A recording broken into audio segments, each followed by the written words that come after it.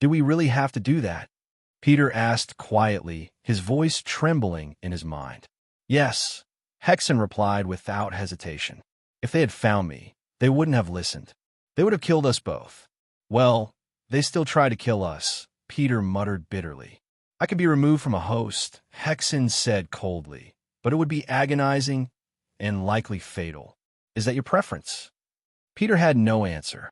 His thoughts fell silent as they slipped into a shadowed alley. Overhead, a doombot scanned the street, hovering like a vulture before moving on. Why didn't it detect us? He asked. Hexen chuckled. We learned from Huntress, your sister. She can make us invisible to surveillance. I borrowed that gift. And you didn't use that with my dad? We didn't know he was recording our temperature. And I'd have had to spread out completely across your body. Would you have been able to explain that? Peter clenched his jaw, but said nothing.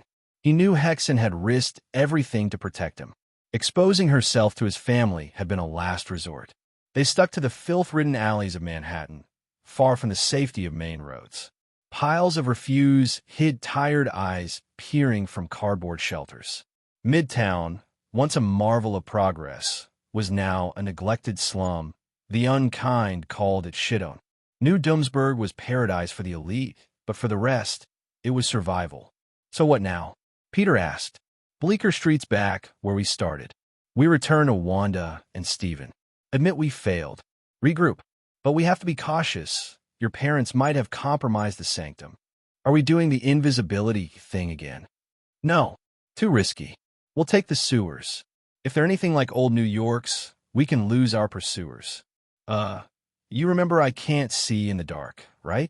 And we're not exactly packing supplies. You can't see, but I can. I monitor everything. Sight, scent, vibrations.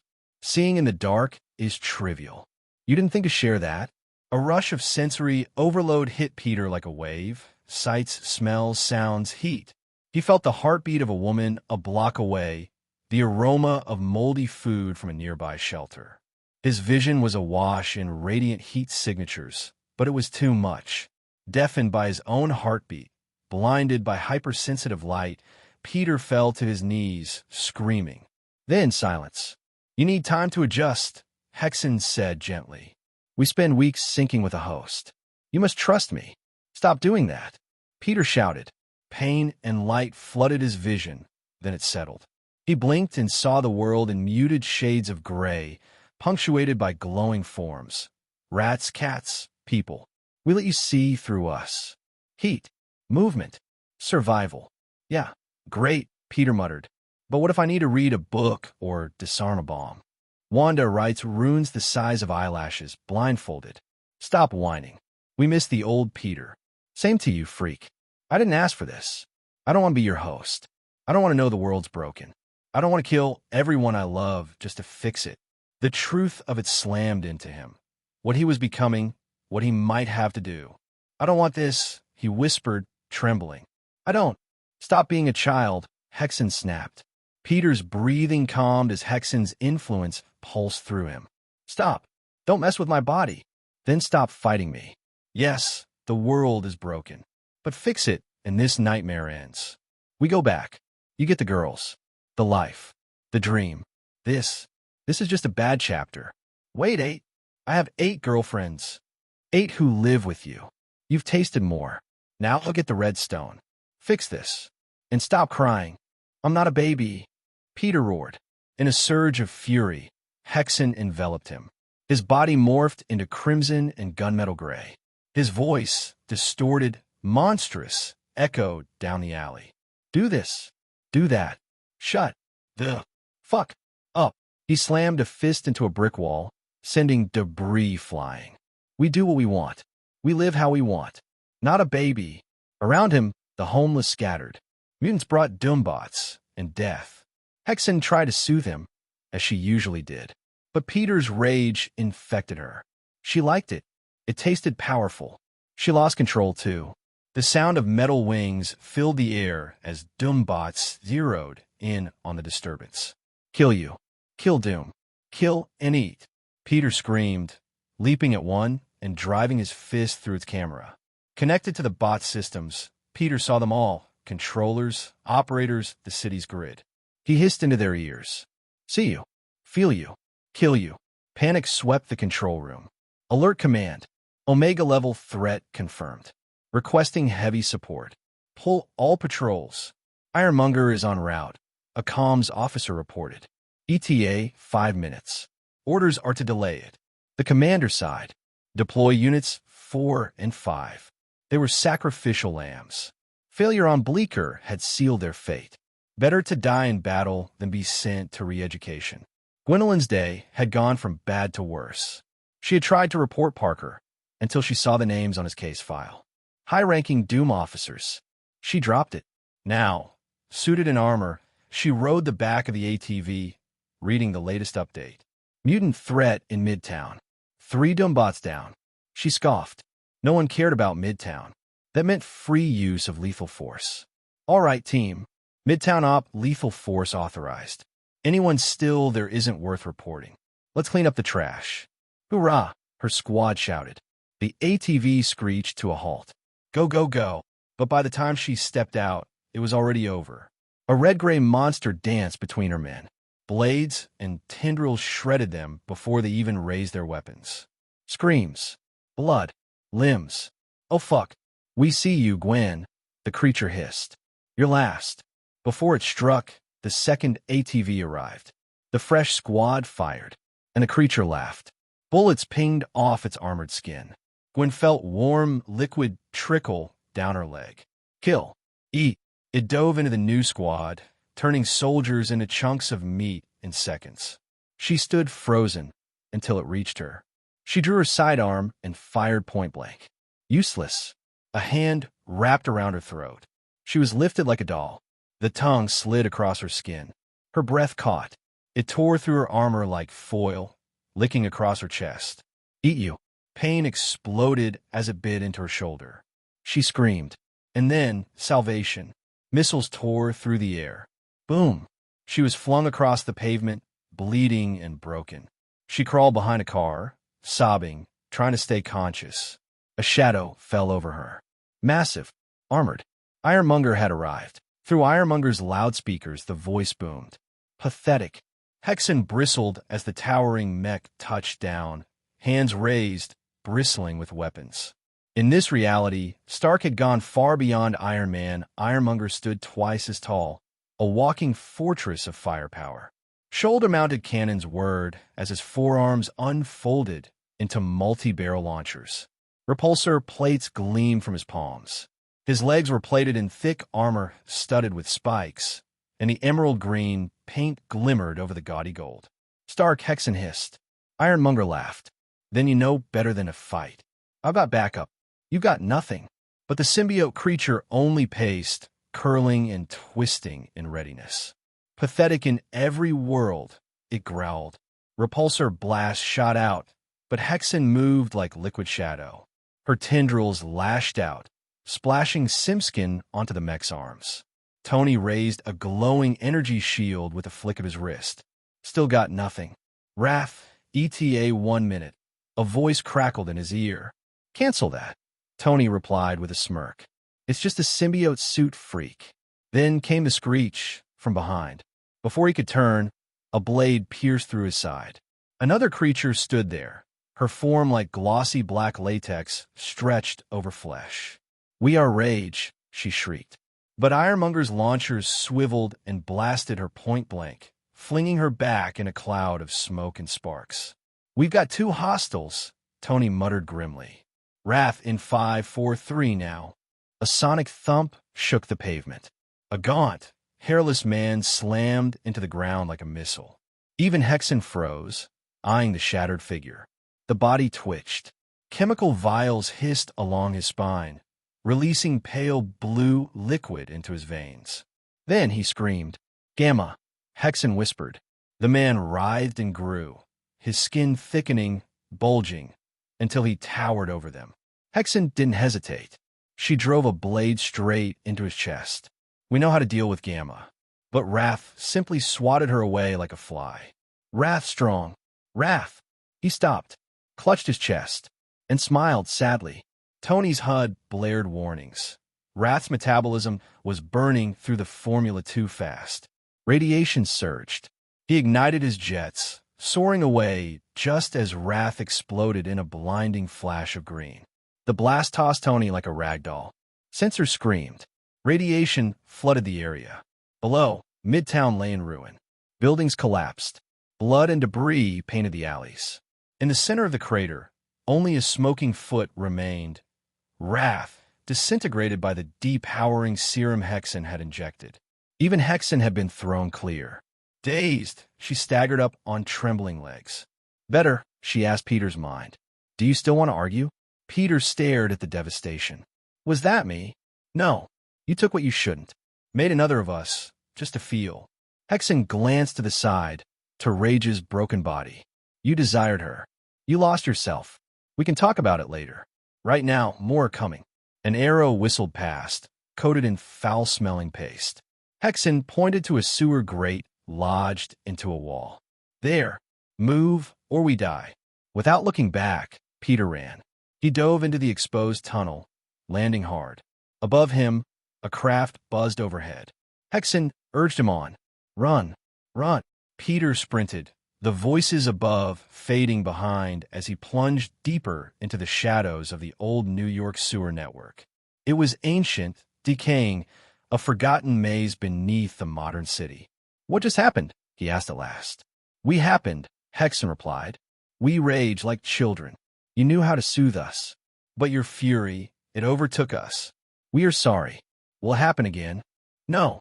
It gets easier. A pause. You're not a baby anymore. Now hush. Light ahead. Even in the gloom, Peter saw a flickering glow. Candlelight? It danced across rusted pipes and mossy concrete. Hexen coiled tighter, masking his heat signature as he crept forward. Rounding a bend, he ducked behind a drainage pipe. Shit, it's the rebellion. In the chamber beyond, figures worked quietly, clearing dirt by hand. Silent. Focused. A woman gestured with her hands, giving orders, sign language. Careful, Hexen warned. They may shoot first. Let me talk. Peter raised his hands and stepped into view. The woman locked eyes with him. She drew a thin blade and pointed to a door embedded in the wall, old, circular, sealed. She pressed the blade to his back. Will that hurt? Peter whispered. No. We're ready. Don't panic. The door slid open with a hiss. He was pushed inside. The airlock sealed behind them. I know your face, the woman said flatly. Peter Parker, son of Doom's golden couple. Spy? Saboteur? I'm on the run. She pressed the blade to his neck. They wouldn't send you unless something was coming. Talk, or die. Okay, don't freak out, Peter muttered. Hexen slid over his arms, revealing clawed, gray fingers. I got powers. My parents attacked me. Stark and Wrath came after me. I barely escaped. The pressure on his neck eased. Ironmonger and Wrath. In New York? Arrow Guy too, Peter added. And wait, New York? Another voice spoke from the shadows. You're in New York. That's its real name. Peter blinked. It was him. The original Captain America. Branded traitor. Mutant? Steve asked. Alien. She speaks to me. Steve smirked. Aliens now? That's new. He glanced over. Nat, you got aliens in the Federation? The woman, Natasha, Peter realized, stepped forward. Half her face was scarred, one side of her head shaved clean. No names, she said. He could be a plant. We should kill him now. Wait, please, Peter pleaded. I can help. I need to help. He told them everything. Mary's abduction, Wrath's death, the red gem, and the truth Hexen had shown him. Natasha listened, arms crossed. We're not chasing a rock, she said. We got our own mission. But Wrath dead is good news. He cost us a lot. You believe me? Peter asked. Natasha nodded. We found a similar stone back in Russia when Red Skull fled the Doombots. The space stone, Peter muttered. But the red one, it changes reality. Hexen says it rewrote everything. If I get it to my friends, we can fix this. Steve looked at Natasha. Your call. She studied Peter. Where? Peter hesitated. They're the only ones who know the full story, he said. Then don't tell us, Natasha said coolly. We end this here. She'll kill you, Hexen warned. She could try. Peter shot back. We know her from before. She trained us, fought with us, loved us.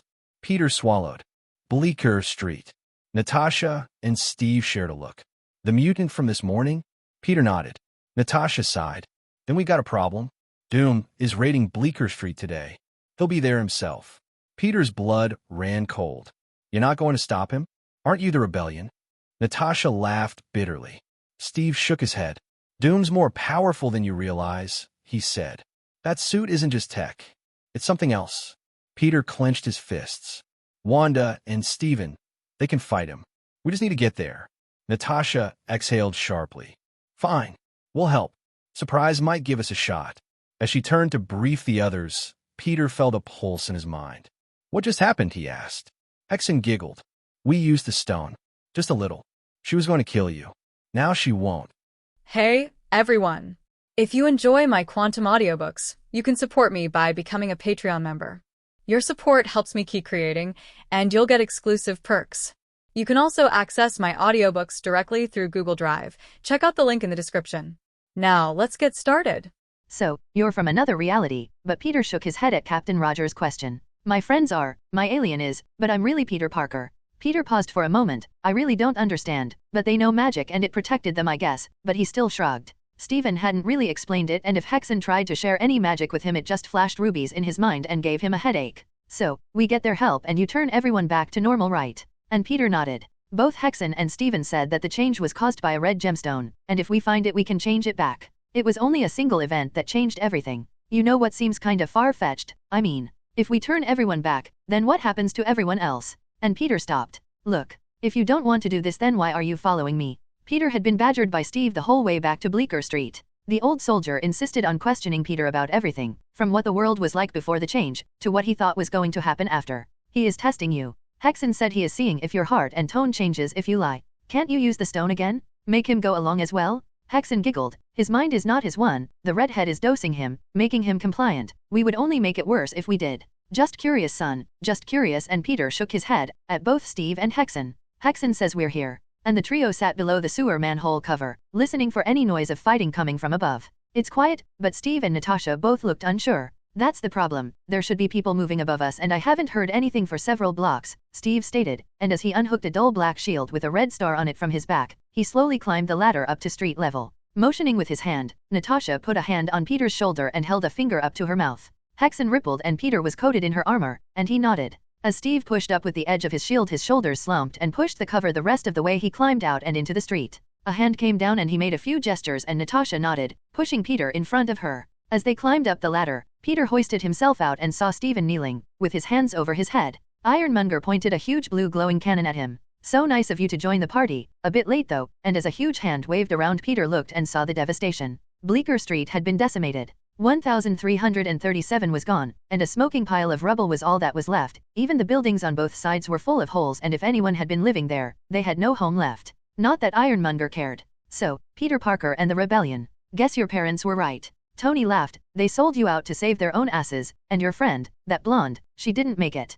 Peter cursed. Stark was already here, and they had taken out Wanda and his backup. No, the sanctum cannot be harmed by non-magical means. They have destroyed the building, but the people inside are still safe. Peter looked over at the ruined building. Safe? There is nothing left of the building. They aren't safe. Doom has them. So what do we do? I know you can fight, but after last time. No, we cannot. We will resist if he kills either the captain or Natasha, but we cannot fight. He has others hidden. We would lose. Hexen shared her senses with him, and as he closed his eyes and tried to block out the pain, he felt two more hiding across the street. While he couldn't tell, Hexen felt their powers, and they glowed to her other scenes. Like the captain, enhanced smell, and feel different. The serum makes them more alive, more everything, and we can see it. The others are like him, and you are not strong enough to take them all. Peter sighed and continued to climb out of the sewer, raising his hands above his head. Well, that was easy. No hidden tricks this time. I mean, Wrath was a pain in my ass, but we still owe you for his death. You killed my friends, screw your debt. Peter spat at him and Tony laughed. Oh, I'll enjoy breaking that attitude, and miss, my thermal imaging shows you down there. Come up or I reduce these two to ash and then burn the sewers to get you.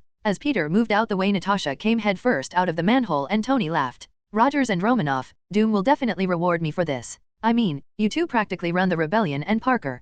Losing Wrath doesn't matter, we got plenty more gamma beasts, but you three, and as Tony moved close to Natasha and lifted her chin with a gauntlet hand, I bet Doom lets me keep you as a pet. Natasha was tempted to just spit in his face, but the heavy faceplate took all the satisfaction away from it. All right, round them up.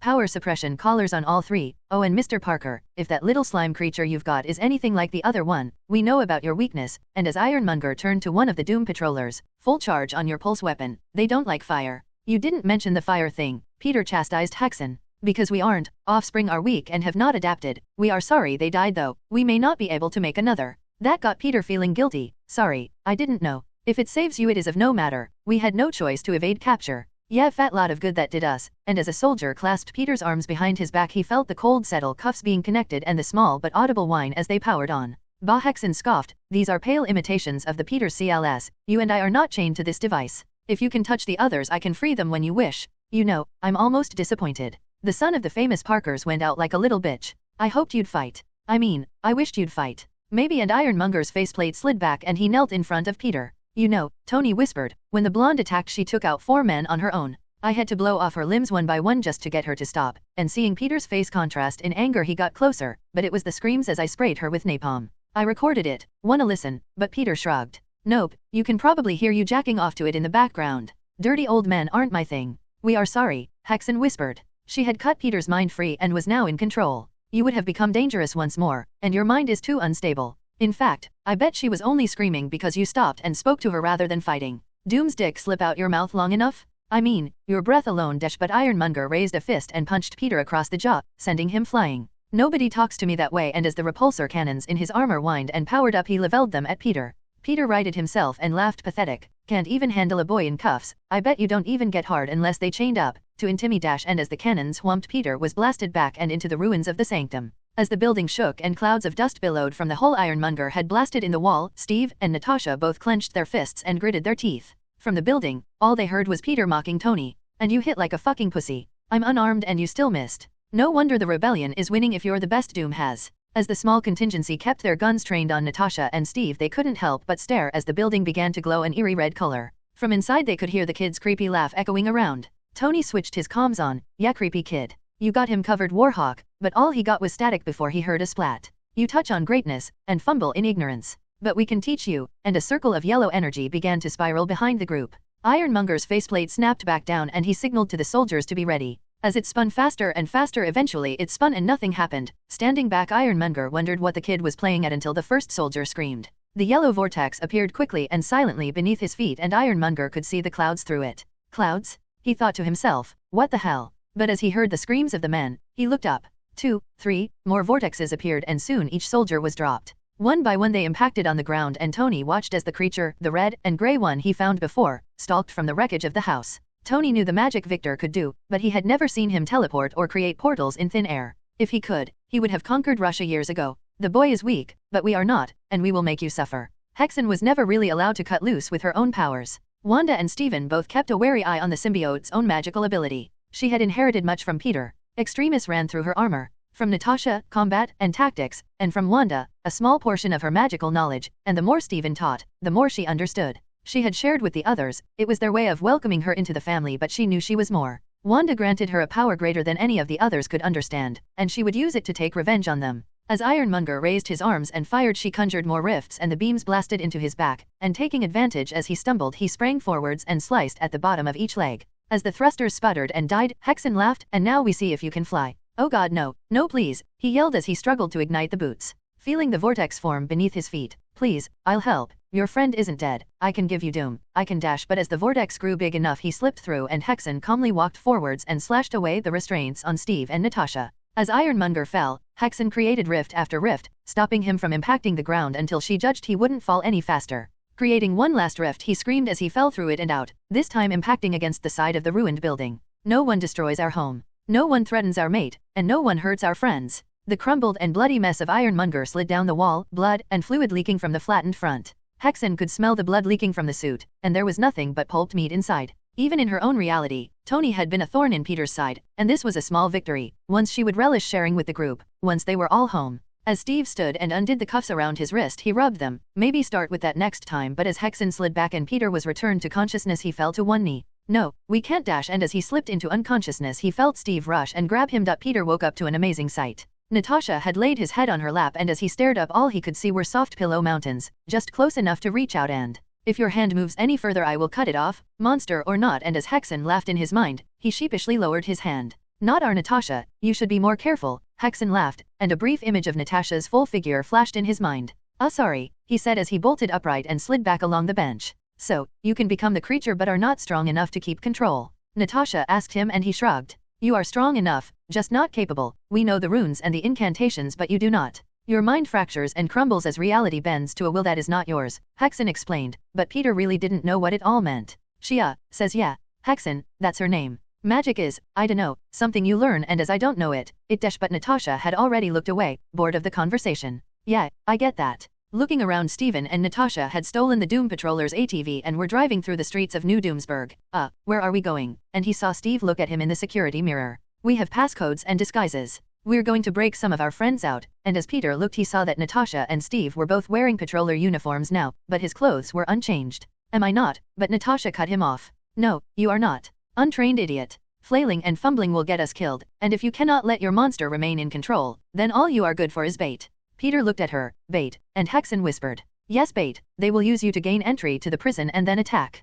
"Prisoner?" he asked, shocked they would take him right into patroller territory. A lot of people knew his parents, and a lot of people would recognize him. The idea of being bait was unappealing, and Natasha nodded and grinned. "Yes, prisoner, we don't need papers to bring you to processing. You are a fugitive, yes? Then all we need is a body, conscious or unconscious, so behave." Natasha gave Peter a look, a mix of derision and pity. Whatever impression she had of the boy, it was not a good one. "She doesn't trust you. Her scars indicate torture of some kind. I wonder if her past dealings in New York led her to your parents." Hexen pondered, but Peter had no reply. His parents barely spoke of their work, and if they had tangled with the rebellion, they wouldn't have said anyway. The Ministry of Information kept failed missions top secret. Only successes were reported, and as he had never seen Natasha face in the news reports, she was definitely one of the patrollers' failures. "Our original mission was to break into an old subway line and travel to the holding facility. It's what used to be Grand Central Station before it was converted into a holding facility. Doom uses it to move people in and out of the city without anyone knowing who or where they are going," Steve explained. "We get in, free our friends, and then move out.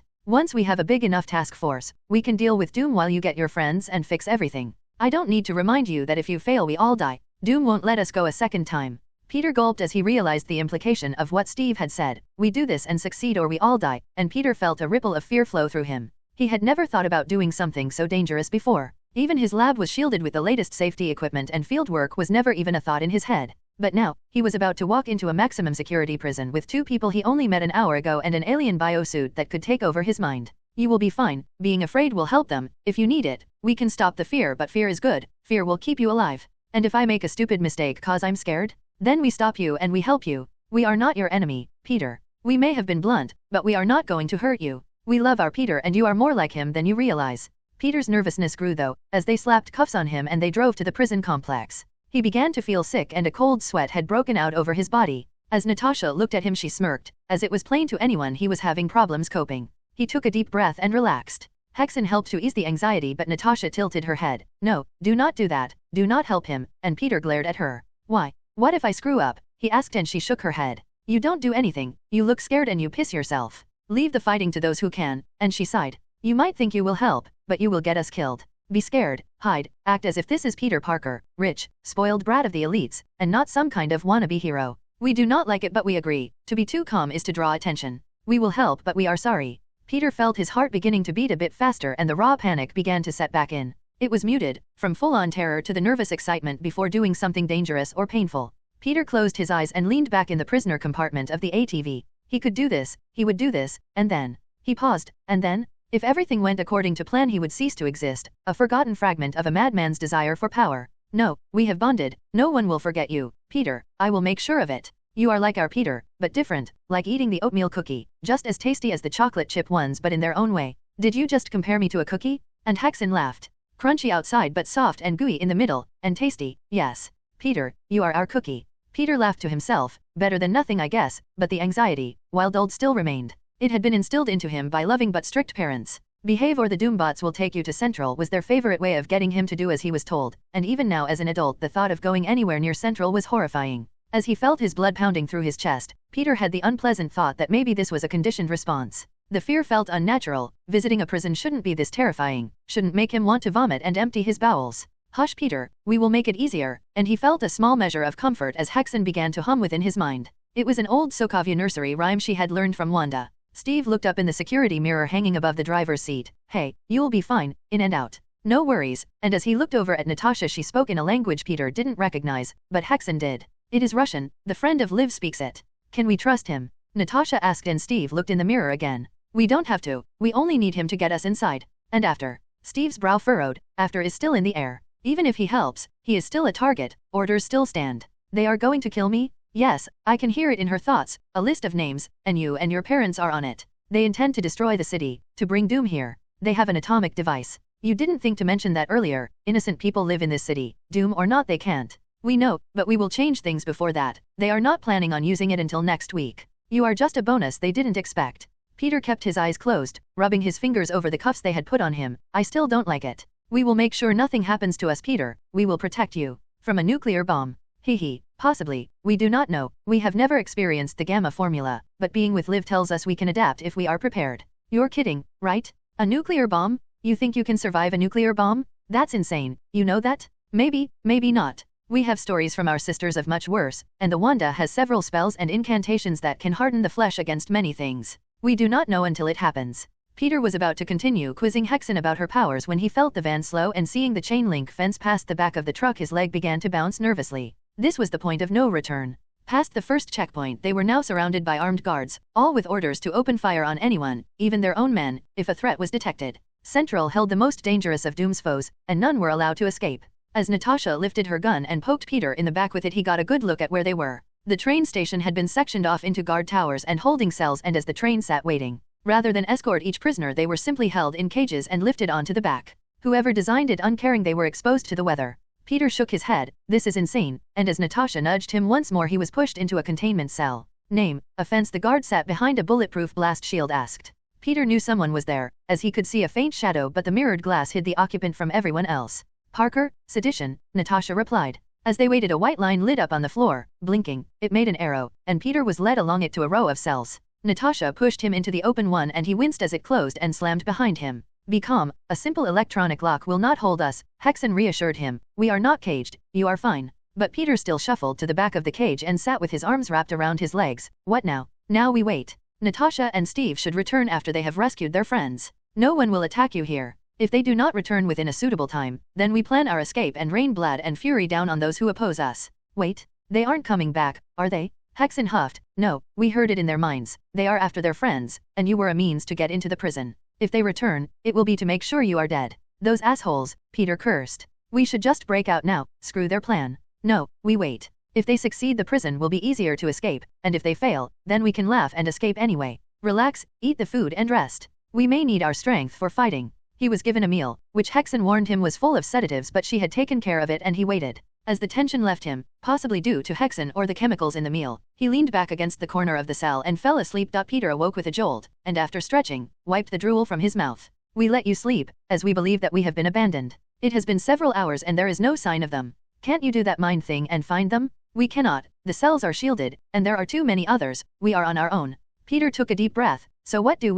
We escape, create mayhem, and if we find them, take our revenge. Revenge isn't a good thing, we still need them to find Wanda and Strange. Hexen snorted, revenge for leaving us, revenge for using us. Wanda and Steven might not even be here. Wanda would not let herself be so easily captured. So what's the plan? The mutant center, if there are augments in this reality, will be very angry at being imprisoned, and very difficult to contain if set free. We free the most powerful and then escape. We remember where the hideout of that pair is, we return there and... No revenge. We find Wanda and Steven and fix things. Hexen humphed, so forceful. Fine, we do it your way. Peter stood and stretched, and as Hexen removed his cuffs they clattered on the cell floor. As Peter looked around hopeful the noise didn't alert a guard he tilted his head, unable to hear anything coming from outside the cell. Noise dampener? No, we hear the woman next door. If Steve and Natasha are busy, guards may have been taken for reinforcements. Peter shrugged. He didn't care. If those assholes left him they could have all his guards. Do we release the people next to us? If you wish, more movement brings more guards but also a bigger crowd to hide in.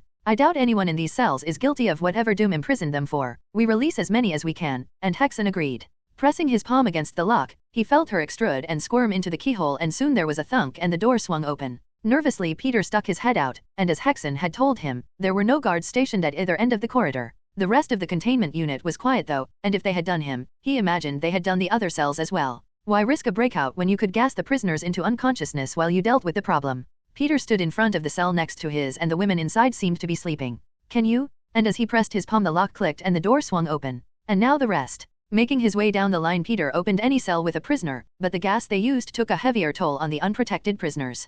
Can you wake them? He asked, and Hexen, yes, moved to that one, and Peter moved to the woman next to his cell. A tendril snaked from his back and brushed over the woman's neck. Peter felt Hexen inject her with something. Wakey, Hexen yelled at her and several more grey pseudo-tendrils stretched out and slapped the poor woman on the face. Hex. Peter scolded her, wake her gently, and Hexen tooted. Wanda is a heavy sleeper and needs a firm hand. She will be fine, see. And Peter noticed the woman sat rubbing her face. We injected her with a countermeasure for the gas. Now, apologize. We wish to be praised. You are amazing, Hex. So, I'm sorry, just, no slapping everyone. Someone might get angry. She will wake unless she suffers a reaction to the stimulant. We should do more. And with Peter in agreement, they began to work their way through the other cells. Hexen restrained herself from shouting telepathically into their minds though, with the counter-agent being enough. As the prisoners eyed him warily, Peter raised his hands. I don't care where you go or what you do, we're looking for my friends and we're staying. The guards might still be outside, I don't know, and as they cautiously checked the corridors and the empty guard booth, the small group made a break for it.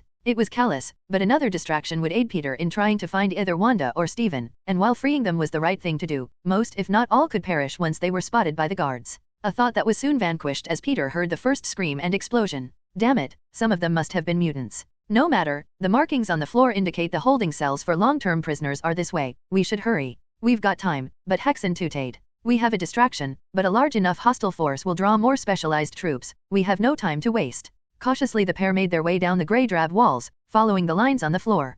Peter noticed that not just long-term storage is marked but interrogation and MCU, mutant containment units, and they follow the red line to the more heavily reinforced area. As they approach a checkpoint, Hexen covers him and shimmering, they vanish. We can sense guards. They did not all attend the breakout. So, what do we do? The camouflage can confuse them for a moment, but their cameras might see us. We have to fight. I don't know if I can. The last time, and the memory of fighting with Ironmonger made its way into his mind. He hadn't meant to kill him, he just wanted everyone to be free from Doom's control, but the way Stark's smug face grinned and mocked him, Peter knew he hated fighting, he hated violence, but he hated bullies even more. Can we make some of that knockout drug? You could. No. It takes time we do not have. I can incapacitate, but we leave ourselves vulnerable to attack. Our Peter learned a long time ago, some enemies do not deserve mercy, and some would see you suffer defeat with them. We attack, we kill, and we move on. Peter shook his head. What kind of life did his other self live to be forced into choices like that? No, we shouldn't. They have families and loved ones, but Hexen growled. And what of our loved ones? What of the woman, or the others?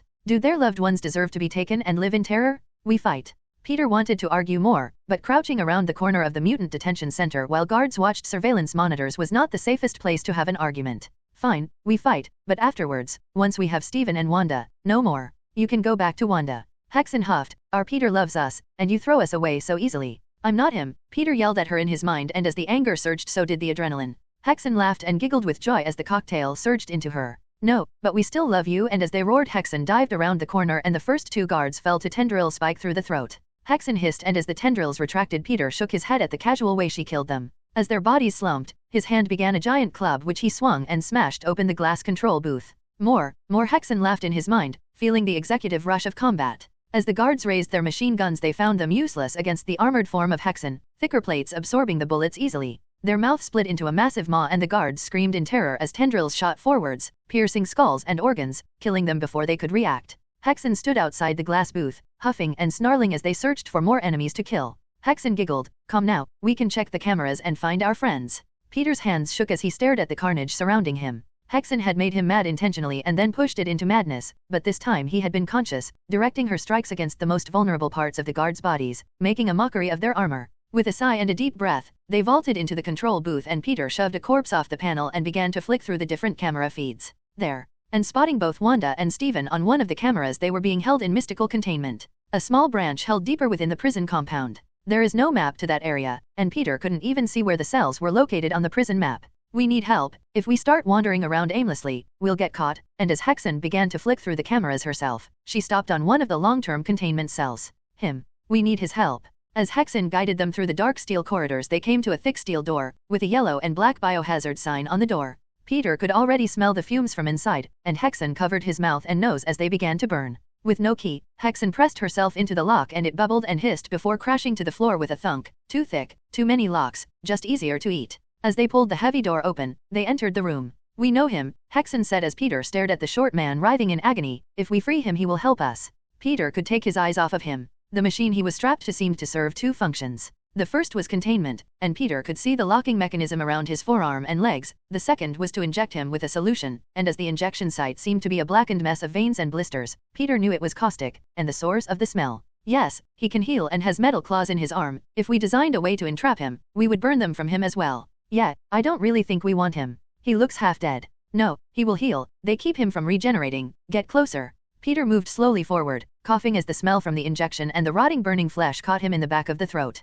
Hexen silently apologized and a small mask slipped over Peter's nose and mouth. "Touch here," and as Peter raised his hand Hexen slipped out and severed the locking mechanism around his feet first, and as the man's eye snapped open he glared as Peter lifted a finger to make sure he knew to keep quiet. As Hexen moved up and ate through the first bolt the man grunted and shook his arm, working the four free and Peter jumped and grabbed the shackle as his arm swung free. "I can do the rest," and as claws slid out of his hand Peter stared in horror as he sliced off his own arm, dropping down. "Don't suppose you got any cigars, Habub," and he sighed as Peter shook his head. As he was too busy watching the man's arm regrow from the ruined stump in mere moments. "Ain't seen too many mutants, huh? Nice trick you got though. So what's the plan? How many and who else?" Logan moved across the room, and seeing the downed guards outside started to strip one. Placing his boots against his own he hurriedly slid on the guard's pants, uncaring about covering his chest but making sure the boots fitted. "Well, I ain't getting captured again. Who else, and how many?" The man's bluntness startled Peter. Steve and Nat," he said without thinking, before realizing he shouldn't have told him. "It's Logan, and those two, huh? The widow and the soldier. Great. So they're after Bucky. But what are you here for?" "They abandoned me after getting in. I need to find my friends." "A woman and an older man, brought in today." Logan laughed. "Well, I ain't got anything better to do. So, admissions are over there. You comin'?" And Peter nodded. "So, what's your deal?" Logan asked Peter, but he shook his head. "I can't tell you. It's complicated, but my friends are here, and I need to save them." And Logan shrugged. "I can smell your different kid, parents, huh?" And Peter frowned. "Too clean to be a prisoner, and too old to have just popped. Parents turn you in after hiding for a few years." And Peter nodded. It was technically true after all. "Can you fight, or is your power something useless?" And Peter shrugged. "Oh come on kid, they ain't gonna use harsh language. If you're gonna get us killed I want to know now. I can fight, I just don't like to, and if that room didn't kill you, what makes you think they can?" But Logan laughed. "'Cause that room wasn't trying to kill me. It was one of Doom's experiments." Peter stopped. "Experiments? This is a prison, that's illegal," and Logan laughed. "Illegal," and as he scratched his stomach, "Doom only cares about Doom, Bob. He makes the rules. If he says it's not illegal then nobody will argue." Peter still didn't understand. Every day Doom's spokesman, John Jameson, ranted about the mutant threat, and its ties to the Russian Federation. So why was Doom experimenting on mutants? Logan must have seen the confusion on his face. "He's liar Bub. He ain't after extermination but stealing our powers. You don't have a team of mutant hunters without some of them being mutants themselves." It was becoming clearer to Peter. Doom didn't just use the war as a means to keep the population under control. The re-education centers, the drugs, and now the mutants.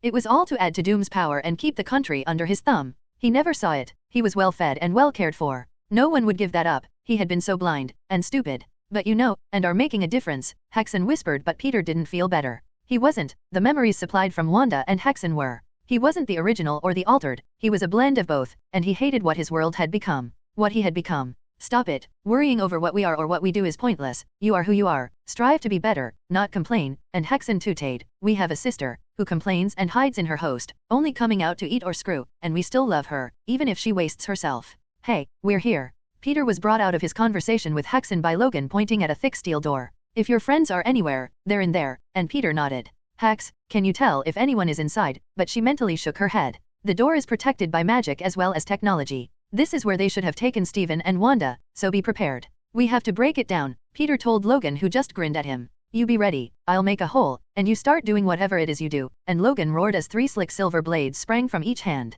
Peter jumped in surprise as he slammed each fist into the door and scored a massive gash into it with each hand. As the lines crossed each other he stood back and nodded at Peter. Hexen slid over him and he slammed a fist into the thick metal and it screeched and jumped forward an inch. "Thick sucker, ain't it?" And Hexen nodded and slammed another fist. With each punch, the plate moved another inch until with a thunderous clang, it slammed on the floor. The guards on the other side had already moved behind the barricades to deal with the intruders. "You go left and I'll go right," Logan ordered, and with a nod, Hexen shot out a line and swung into the room. Different, still good, but yeah, and Logan roared as he followed. The bullets made no difference to Hexen as they bounced harmlessly off his armor, and any that hit Logan had no effect on the man. As he ripped and roared through concrete and steel shutters, no one was spared, and while Hexen had similar thoughts, Peter was more content to web any opponents down and kick their guns away. Once all the guards had been neutralized, Peter turned his head and closed his eyes as Logan tooted, and jammed a three-bladed fist into the throats of each incapacitated guard. Never, ever leave a man alive that'll kill you without a thought, and as he continued his gruesome task, Peter tried his best to ignore the muffled coughs of gurgled blood.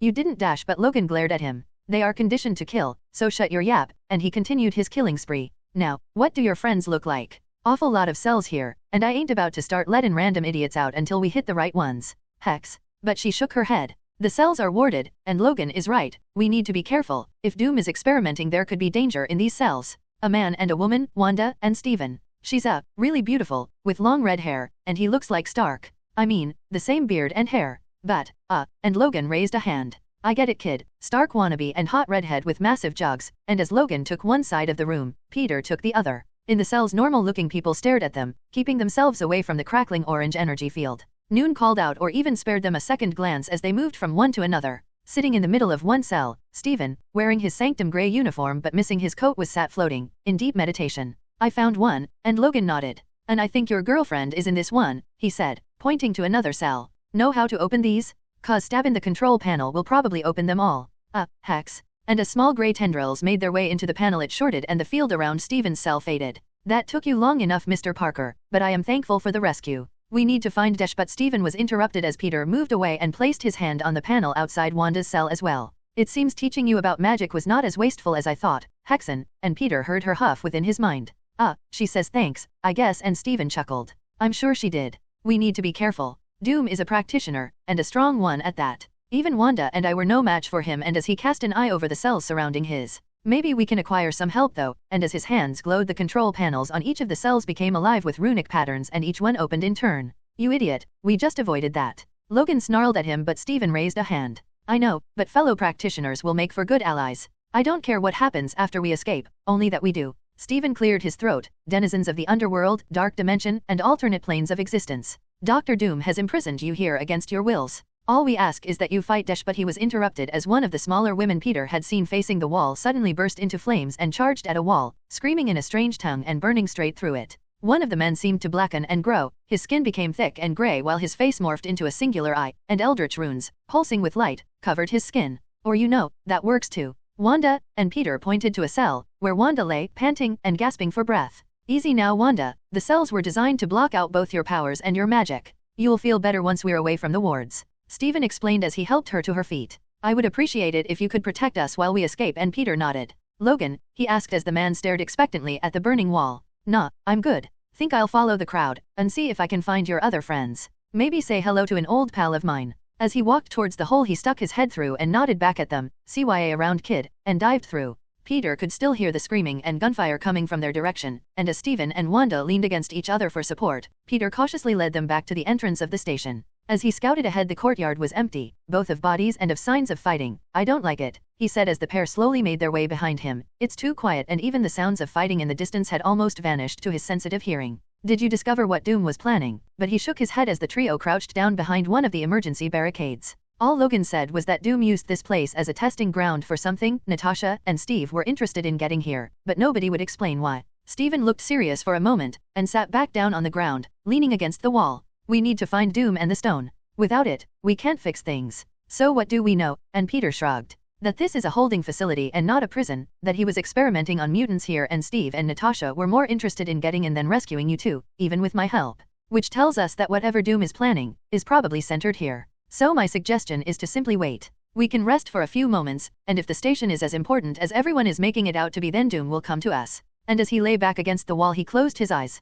Peter, can you stay on watch while Wanda and I rest? The cells were, and he paused, trying to describe them, unpleasant, and he nodded. Sure, Wanda, thanks, and she frowned but sat next to Steven and closed her eyes. The prison had been hell, constantly shifting between moments of ear-piercing noise and silence, constant temperature adjustment and humidity. It was designed to create a distraction and force any magics to be disrupted before they could be cast. Doom had assaulted the physical shell of the sanctum, destroying it, and once its outer shell had been stripped, he began to assault the magical defenses themselves. It was brutal and inelegant, but even against the magics of Doom, they had fallen eventually. Once Wanda and Steven had no choice but to defend, the soldiers had assaulted them with overwhelming firepower, and Doom had taken apart their magical defenses. 2 against 20 was no match, and Doom had gloated when he snatched the amulet from around Steven's neck. As Steven and Wanda rested to regain some strength and some sanity while Peter kept watch at the entrance, he could hear something but was unsure as to what. There was the mechanical squealing of brakes, but the type was unknown to him, the slight hiss of gas escaping but nothing he could recognize as a system.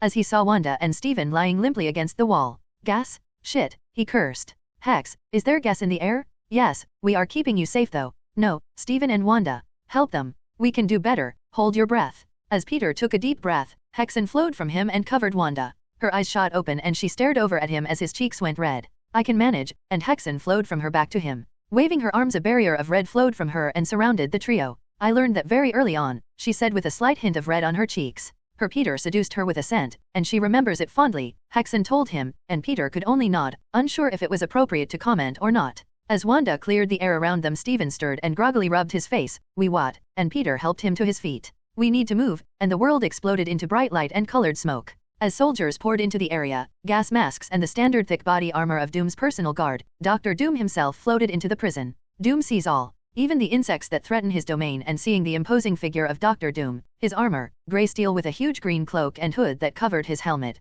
thick and runic, sleeker than Ironmonger's and covered in the same glowing runic script that hexen had, Peter felt fear, and grabbing Wanda's hand, and helping Steven to his feet, the trio retreated back into the cell block. Peter could hear Doom's echoing laughter behind them as his troops spread out to secure the prison. Rats may scurry all they like. Doom is inevitable, and Peter cursed to himself as he heard that smug self-satisfying laughter echoing around the corridors. Steven was sicker than they realized as he limply held on to Peter and Wanda. Can you use magic to cure it? But Steven shook his head. It doesn't work like that, unfortunately, and as he coughed there was a small amount of blood on his lips. The toxin they used will clear, and I will be fine. Eventually. Can we use hexen? Like I did with Desh, but Wanda shook her head. The bonding process would let him share all that I am, all that you are, and it is too personal. Personal enough to let him die? Let him suffer, but Wanda just looked away embarrassed. Steven patted him on the shoulder. I am fine, Peter. I also have some things I would prefer to keep private, and it is just a sore throat. More importantly, we must keep moving. Steven began to shuffle down the corridor, with Peter offering support, and Wanda coming behind them.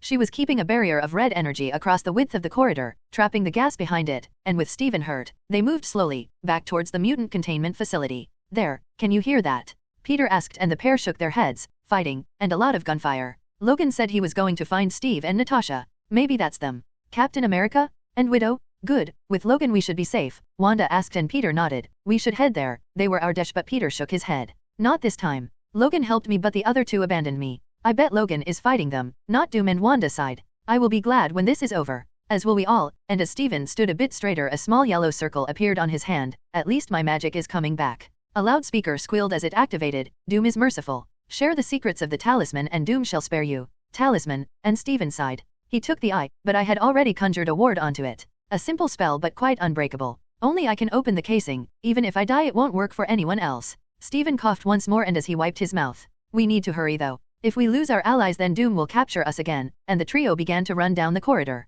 As they rounded the last corner, the doors to the mutant containment facility had been obliterated and only twisted metal hinges remained. Even with the thick plating they were no match for whatever power had been used against them, and Peter felt the hum of an energy blast as it exploded against its target. Go left, Alex, he heard Logan shout, and there was another hum and another explosion. The group looked past the wreckage of the doors and saw several soldiers fighting with Natasha and Steve, while Logan and another blonde square-jawed man fought against soldiers wearing the same uniform as Natasha, a black bodysuit with a red star on the front. The groups were fighting in a huge but empty hall. The floor was simple white linoleum, and with bare gray walls. Peter wondered what this room was actually used for. Seems we have more to deal with, and Steven stepped forwards and swept his arms around, separating both groups. Doom is coming, he shouted, and as the soldiers realized they were behind a barrier they stopped. Yeah, and those idiots want to blow us all to Kingdom Come to get him, Logan shouted back, while Natasha raised her pistol and fired several times at the barrier between her and Steven. That won't work, Miss Romanoff, and yes we know you. So, a bomb, and Steven sighed. Doom needs to be stopped. We have intel that the machine he uses for his power source is in the tunnels under New York. While we can dig for it, its access corridor is in Central Station. And you felt a bomb was the best option? Wanda, that may be what we are looking for. To keep reality stable, Doom might have placed the stone under the streets of New York as he looked at the two groups. We agree, but a bomb won't stop his machine. We need to find it and then switch it off. Steve gave Natasha a look and she shrugged, lowering her pistol. We agree, Logan, you good, and Logan looked at him and shrugged. Traitors and double agents, sure, might as well. Hey, Steven shouted, keep it until after Doom is defeated. We all have a stake in this.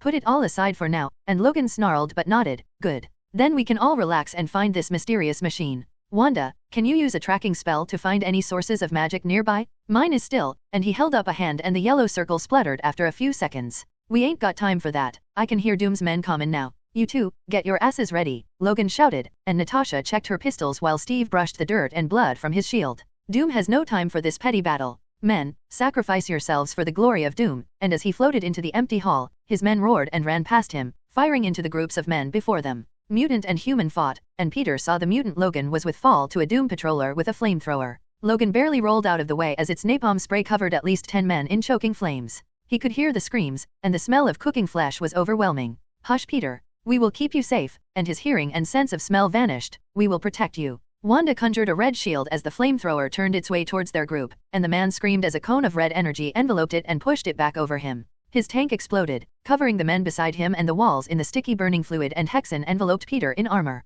Logan roared as Nathan died, and he threw himself towards Doom. Doom simply laughed and a beam of energy stuck Logan squarely in the chest. Insignificant animal, you pose no threat to Doom, but Logan simply roared louder and ignored his smoking and burning flesh. As the beam penetrated through him, and Doom laughed, Logan leapt, only to be caught by Doom with a thick gauntlet hand. You are nothing to Doom, and raising a hand he blasted Logan in the face, burning away his features and then throwing him back towards the others fighting. Surrender, and Doom shall spare you. Reveal to us the secrets of the talisman and Doom shall reward you. But Wanda replied for them. A bolt of red energy streaked towards Doom and a yellow ward flared as it struck him in the chest. Interfering worm. You shall pay for your insolence, and Doom's own armored hand began to conjure a yellow disc. The purple-armored Warhawk had been standing at the back, aiming carefully with his bow, and with each arrow, another enemy soldier would die. As Red Widow watched her comrades die, she snarled and ran at him, sliding forwards and sweeping at his legs. Warhawk lifted his foot to avoid it, and brought it down on her thigh. As she rolled, he pulled an arrow and fired, driving it into the thick back of the leg. Snarling in pain, she snapped the arrow off, and spun, lifting herself up on her hands and kicking down.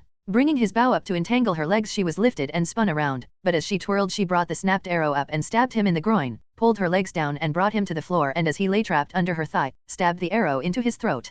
Pulled it out and drove it through his eye socket, pushing it as far as it would go. In the carnage, a scruffy long-haired man, with a red, white, and blue uniform stood before Steve. Taking down his mask, Steve could only stare at him. He knew that face, images of friendly jokes, and late-night drinking flashed in his mind. The Red Room had tried its best to suppress his emotions, to drive out the once proud American, and as he stared it all rushed back. Steven looked over at his one-time friend, Bucky, and the baby-faced man nodded. Fuck you, and a dot of red appeared on his forehead. As he lifted a hand, staring incredulously at the smoking pistol in Steve's hand, he slumped forwards and Steve threw the gun to one side. I never liked you anyway. Re-entering the fray, Steve drew his combat knife and sliced open the back of a soldier trying to strangle Natasha. You good, and coughing and grasping at her neck, she gave him a thumbs up.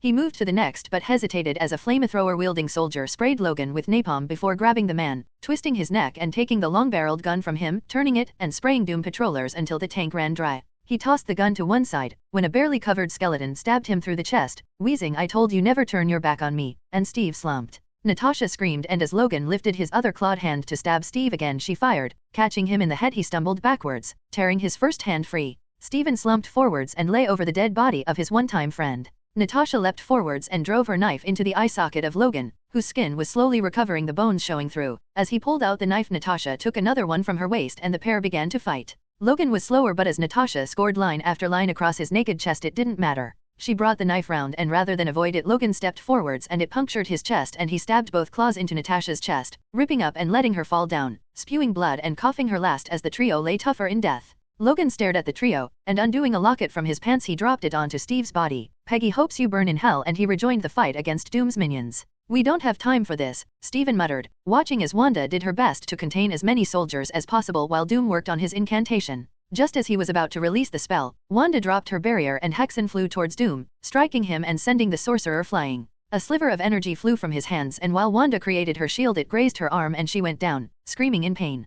Hexen stared as blood pooled around Wanda, and as he turned to stare at the laughing Doom, his maw split and he hissed at the president. Time? And Steven knew what he needed to do. When a Sorcerer Supreme was anointed, the first thing they swore was to never use the power of the eye for personal reasons. But watching the soldiers fighting and Doom sparring against Hexen, he knew he had no choice. Peter, I need my talisman, he shouted, and Hexen raised an arm in agreement. Doom is not afraid of a simple creature such as yourself. We studied the woman and dash, but Hexen had sprung forwards, kicking his legs out from under him, sending tendrils which sparked and scored across his armor. As Doom struggled to get to his feet, a portion of Simskin shed from Peter's arm and flowed over the armor, seeking any space it could slip into. Stephen watched as Doom shuddered and twisted, fighting the symbiote in his armor as it pulled at him. His helmet began to turn, slowly at first, but then with a loud snap the helmet was now backwards, and as Hexen flowed back to Peter he hissed, "No one threatens my Wanda." Hexen tore at the chest plate, and once the talisman, a small golden ball, was found, he tossed it over to Stephen, who tied it around his neck. "No time," he snorted, and as he weaved an arcane symbol the eye opened and Stephen directed its energy to the fighting soldiers. As the green energy touched each of them they turned to dust, and even Logan, who raised a hand to speak, was obliterated, and soon the trio were alone. "We need to find the machine," Stephen said, and Hexen's mask slipped back. "It's not a machine, it's a bunker," and as he held up a hand a yellow circle spun over it, and with a shimmer the once empty room filled with a solid brick wall. Hexen had taken more from Doom than just his life, the first victim of an angry symbiote after more than just revenge. Peter moved, and after applying a code, the door hissed and opened, helping Wanda to her feet, and applying some biogel Hexen told him would help her heal. Wanda smiled at him, and taking his hand, Hexen, Stephen, and Wanda entered, unsure of what they would find. Peter stared up at the machine. In the center was President Doom, suspended between 4 others. One was stretching as if he was rubber. The second, a blonde woman, faded in and out of existence. The third, a blonde man, burned, but as the flames rolled over his he never flinched. And the last, a large muscular man, shifted and became different rocks, black obsidian, rolling into an orange sandstone, changing through every type of rock Peter could imagine. He shrugged as he looked over at Stephen. "He made a machine to stabilize reality, and we need to shut it down," Stephen shouted. "How? Can't we just use the stone?" Peter asked, but Stephen shook his head. "Sorry, but we can't. We need 3 people and we only have 2, Stephen said sadly. "But we have 3, but Wanda stood, and turned to him. "You need to be outside the wards when we change things back, or you will stay this Peter, and I can't, I won't. He is too important, not just to me," and she shook her head. "I'm sorry, I want him back." "Hey, it's fine, but then what?" and Wanda laughed. "You underestimate my power," and the Mind Stone made its way onto her. "Hexen, you will need to remain here, or you will disappear as well. We will miss this Peter, and we are sorry. You are not a ghost, and I love you just as much as I love him." As she flowed back to Wanda, the red energy of her powers held the stone above one hand while she sent out another to grab the red stone as it spun in the machine. Waving her hands, a hole ripped itself in the side of the bunker. "Go Peter. You cannot be here when we change it back," and he found himself being gently lifted by red energy and deposited outside. Stephen crossed his arms and made several gestures, and Peter saw the glimmer of blue as the bunker's magical defenses were powered up. It was sad. He knew in moments he wouldn't remember any of this, but the past few days, no matter how scared he was, Hexen was a constant source of comfort, and he felt the new him would miss out. "Love you, Hex," he whispered to himself, and the world flashed red and became something else. In the chamber, Wanda had the Mind Stone floating above one hand and the Reality Stone floating above the other as Stephen opened the Eye of Agamotto. Wanda screamed and began to flicker as the power coursed through her. Even Hexen writhed on her, morphing into a red leotard, before becoming a thick suit of body armor, red dress, a thick biker jacket and a myriad of other costumes, all flowing into each other. "We cannot contain it," Hexen screamed, and the symbiote flew and attached itself to the blonde woman. "No, it's too much," Wanda yelled, unable to content as the red energy of the Reality Stone crackled and coursed along one arm and the yellow energy of the Mind Stone cracked and flowed along the other. Directing the energy of the Time Stone, Stephen looped her, keeping the energy stable as he brought her back in time a second at a time. "Use it," he shouted at Wanda, her eyes fluttering and rolled back into her head. She brought both hands together and connected to Hexen, herself, Stephen and the memories of the world contained within the Mind Stone, and then let the power of the Reality Stone flow through her as well. Screaming, she aged, became younger, she became a man, a woman, both, every conceivable version of Wanda, through each possibility, screamed as the power within the 2 stones threatened to pull the woman apart, only the Time Stone, reversing the damage and keeping her alive. As the red energy flowed throughout the chamber, the machine holding each person began to creak and slowly stop, letting them slide free from their harnesses. What the hell?" Reed said, as his arm stretched over and took a slipping Sue into his grasp. "Hey, nice reach, Stretch," Johnny said as he ignited and stumbled backwards, flailing his arms trying to extinguish the burning material. AHH. AHH. He slowly waved his arm and pressed it with his hand. "Hey, this doesn't hurt." "Speak for yourself," said a hulking orange stone-faced man. "I'm a frickin' rock monster." Ben rumbled and the chamber echoed as he stood and lay heavy feet on the steel platform. "Victor?" Reed asked as the metallic armored form of Victor descended from the center of the machine. "You fools," Doom yelled. "One more reality and Doom would have been perfect." "Reality? You planned this," and Doom snorted. "Doom plans for all eventualities," and as he strode forwards to grab the red gem from Wanda, Stephen tooted. "Not this one," and as he closed the eye, he waved his hands and a massive black figure swung into the chamber and drop-kicked Doom across the chamber. "Anyone want to explain the magical bunker in Grand Central, or do we just blame aliens again?" Venom asked, but seeing the screaming Wanda he sent out a web line and grabbed the Mind Stone, taking it back into his chest. It's okay, I got you, and pulled her into his embrace. I got you, she slumped and sagged. As she fell unconscious, he lifted her into a princess carry and moved her away from the group, feeling his anger rise as he scanned the memories of those around him. Doc, she isn't doing too well. Venom said, where's Hexen? And as Sue laughed, the red and gray symbiote flowed from her and back onto Wanda. Good to be home, she said, but Wanda is not good. The stone has changed her, made her more. Doc, got another of those mystical boxes lying around? Venom asked, but Steven shook his head. Until we can dash, but he was blasted from his feet as Doom lifted himself back up. All are insects before Doom, and the reality stone belongs to me. As he stretched out a hand, the stone began to slowly float towards him. Wanda's eyes snapped open. Usurper. Breaker of truths. You took my life, my family, my loves, and left us empty. As the red energy from the stone flowed back towards her and a crown of coalesced red energy formed on her head, 2 scarlet red points, and the gem floated and attached itself between them. We are the Scarlet Witch, and reality is mine to control. Pushing out a hand, Doom went flying once more, thudding against the wall, and the steel frame of the chamber seemed to melt slightly and suck him in. Wanda waved her hand once more, and the machine that was still slowly spinning in the center of the room crushed itself and floated up before twisting and disintegrating. We will see you suffer for this. Venom stepped in front of her. No, not like this. Fix things first, then we deal with Doom. And while anger flared in her eyes, she nodded and the room began to return to its original form, a luggage storage area. Steven shook his head, but why is he still here when the real Doom should be outside? Doom laughed. We shall share our beautiful plan with you lesser creatures. This is the real Doom, and always shall be. We took from each reality a new power, a new gift until we were perfect. Only then could Doom rule the world. Doc, care to translate that from crazy? Johnny asked, and Steven slumped on the floor, holding his head in his hands. The reality stone. Doom used it to change the world, but we thought it was only once, but it wasn't. How many times? But Doom just laughed. How many? Steven yelled, and as the steel began to suck him further into the wall, Doom tooted. 665. One more and Doom would have been perfect, as would have been the world. Steven looked at him in horror. Peter, who won World War II? The Allies. Captain America. Peter shrugged. Alive, still an Avenger. Steven thought of anything else that might have changed. Sokovia. What of Sokovia? Peter looked over at Wanda and the others. You mean Latveria, right? Sokovia was dissolved when the Allies took back Novigrad from Red Skull. Doom just laughed. Restoring our kingdom was our first act. And now you must release me. As sovereign ruler of Latveria, I have diplomatic immunity on US soil. Steven ran a hand down his face. So Peter, it's your call. I mean, right now, we could try again, but every change risks undoing reality itself. But Peter shook his head. I won't risk Wanda, and she smiled at him. What of my father, and Pietro? And he shrugged. Still a dick, and still on Genosha, last I heard. At hearing that, Wanda sighed and put a hand on his shoulder. Hey, what about us? Ben grumbled. You ain't gonna fix us, and Wanda stood straight and waved a red-coated hand over towards Ben and the others. As the energy seeped into them, Ben, Reed, Johnny, and Sue all rose off the ground and the energy of the reality stone flowed into them. They convulsed and twisted and the quartet returned to their original forms. Ben smiled and laughed as he looked at his hands, back to normal but still stuck in the walls. Doom began to laugh. Ben winced, and a look of surprise and pain shot across his face. Grabbing his stomach, he fell to one knee and wheezed, and his muscles all tightened and contracted.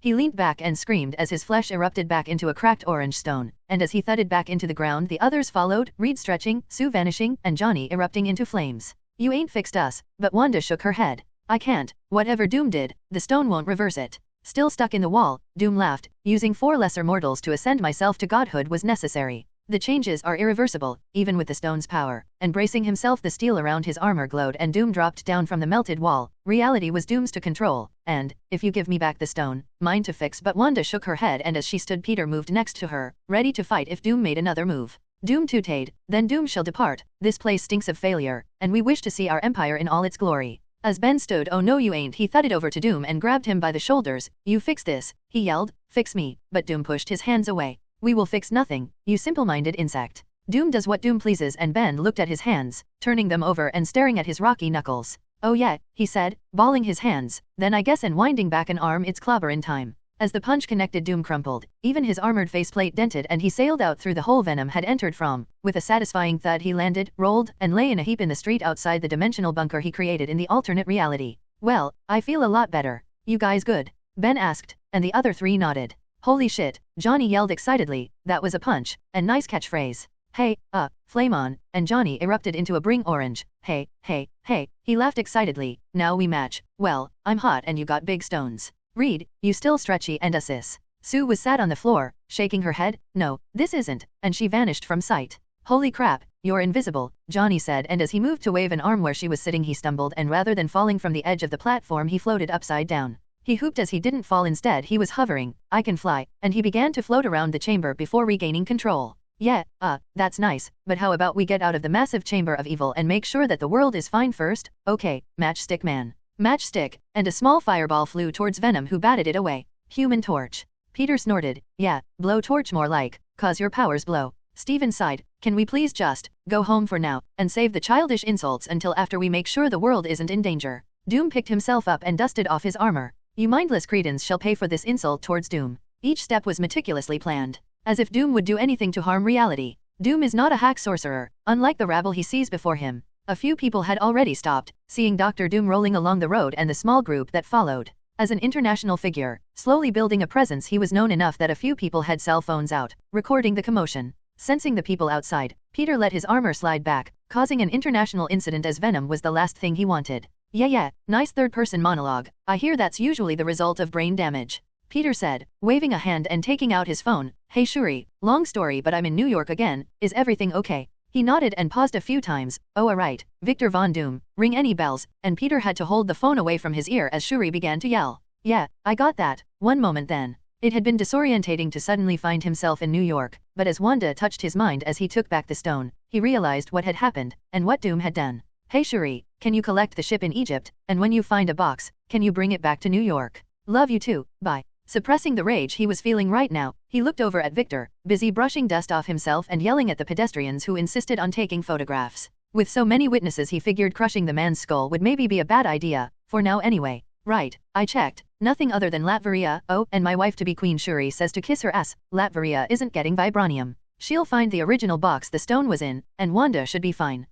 Wanda. And Wanda had floated out of the crumbling building, hidden behind the brickwork. No, he needs to pay. Some crimes are unforgivable, but Peter shook his head. We can't. Latveria is an internationally recognized country. Doom has immunity. Strike him down and he becomes more powerful than ever before, and Wanda tooted. Star Wars, you're going to quote Star Wars to me while that man walks free. Peter shrugged. I thought it kinda fitted, but no choice. He's the ruler of a country. Unless you want to live in the sanctum for the rest of your life, then we have to. Wanda tooted again and folded her arms. I don't like it. And as a motorcade of security and a stretched limo pulled up, several black-suited men, all armed, exited and surrounded Victor. A well-dressed man stepped forwards and held out a pile of papers. To prevent an international incident, you will sign, or we will lodge a formal complaint. And Doom laughed. I am always in awe of the power of lawyers, and Peter smiled and stepped forwards. Oh great, yup, right. As a Wakandan royal consort, I'll sign an affidavit saying Doom here made several suggestive comments towards the Queen of Wakanda, and as is my right I challenged him to combat, beat his ass until he cried for his mommy and then wet his armor.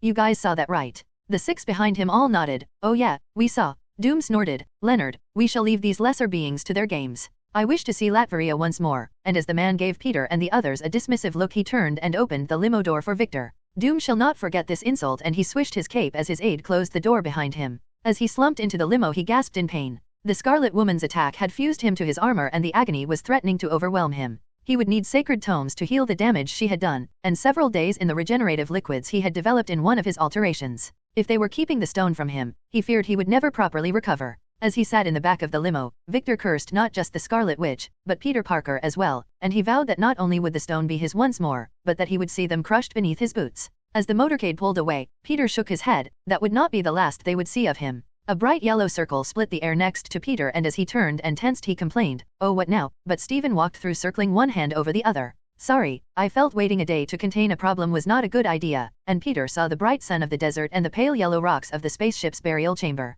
"Is this the box?" Steven asked, and as Peter nodded, Steven handed it to Wanda. "While it will boost your power immensely, I would breathe easier if the stone was kept safe, and out of sight." Wanda was about to argue, but feeling its power mix and strengthen her magic, she knew unlike Peter that swallowing the reality stone would be a very bad idea, and gently lifting it with her power, she placed it in the box and snapped it shut. "Will you keep this safe?" And handing it to Steven, he nodded. "We have a vault for dark artifacts, but this," and as he held the box away from the eye, "this I will make a separate vault for." "And that's great and all, but what about me?" Ben asked. Unlike the rest, his body was massively mutated. His already thick and stocky frame was made worse by the ridges of orange rock that covered his body. He was holding a hand over his face, as passers-by were busy taking snaps of him. "We'll fix it, Ben," Reed said, patting his friend on the shoulder, but Ben shook his head. "Nah, you got the rock," and he pointed at Wanda. "Why ain't you fixin' me?" But Wanda shook her head. "I tried. Whatever Doom did, you are stuck like that. I would tear reality apart if I pushed harder. Reed stepped in front of him. Ben, if it can be done, it can be undone. I'll fix it.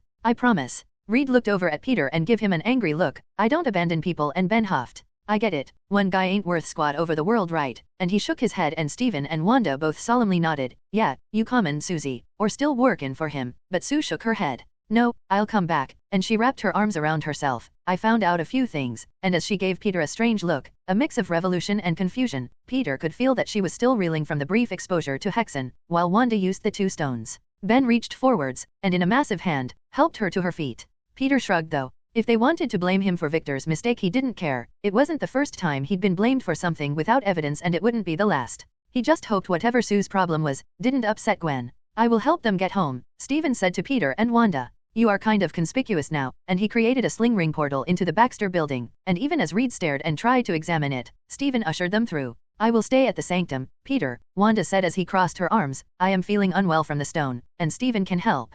Peter noticed that Wanda looked slightly different. Her hair had darkened slightly, losing its red luster and becoming browner. Are you sure? And as he leaned to touch her, she took his hand and pulled herself into his embrace. You are worried I am not me, she thought. Kinda. Your hair. It's not red. I dye it, she laughed. It must have been burned off in the chamber. You never noticed? You do kinda shave everywhere else, so I get a pass on that one. Wanda laughed. I can stop you, no, but Peter shook his head. And I like hair in my teeth as much as anyone, so no, plus, it's kinda sexy seeing it. Yes, and we have made sure that this dimensional instability is nothing to worry about. You can stare at it all you like, as long as staring isn't the only thing you do while down there. Peter frowned. That didn't sound good, but Wanda didn't sound too worried. Ahem. Steven cleared his throat. If I can interrupt, I would also suggest you give me the Mind Stone, for safekeeping. Having an Infinity Stone in the open, and without protection is unwise, and Peter raised an eyebrow. So, kinda like hanging it around your neck and wandering about looking like a Ren Fair reject, kinda unwise. And while Wanda snorted and covered her mouth, Steven just shook his head. I'll take that as a no then, and Peter smiled. I'm going home, and he paused. Oh, if you want to use that portal thing to get home, want us first. I don't want Laura freaking out, and and he made a jabbing motion. She's still kinda twitchy.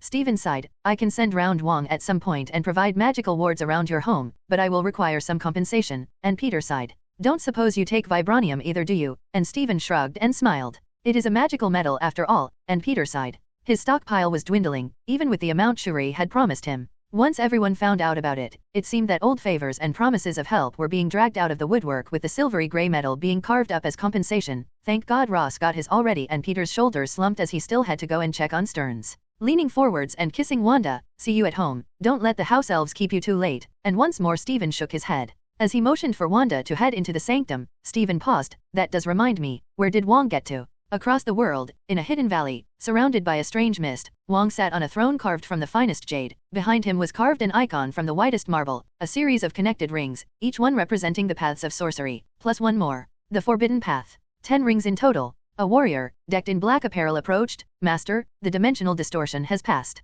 Wong stroked his long beard. Good, and the valley. As you instructed, all warriors were moved behind the wards, and none were affected. Wong nodded, and the warrior bowed as he pressed a fist into the palm of his other hand. America was different after the war, and once the Nazis' allies had fallen, it was much harder on the losers. Several chunks of Japan and Germany had been carved off and held as collateral, especially with Doom's influence. While Wong had still received training in the mystical arts, seeing the Americans and their allies treat his country and his family with disdain had led him to turn to the forbidden arts. Murdering his master and stealing himself away, Wong had studied hard to master as many of the arts as possible. It was during one of these sessions he discovered that reality had been altered. He could see a faint mystical signature that he knew meant the allies had cheated to win the war. Such large-scale magic would be impossible without the Sorcerer Supreme to guide it, and hiding away he began to build an army to fight against such power. America had become a pawn of Doom's empire, and once Captain America was out of the way, anyone with an inkling of a brain could see what was going to happen, and as Doom promised to make them all rich from strip mining captured territories, the American military complex happily agreed.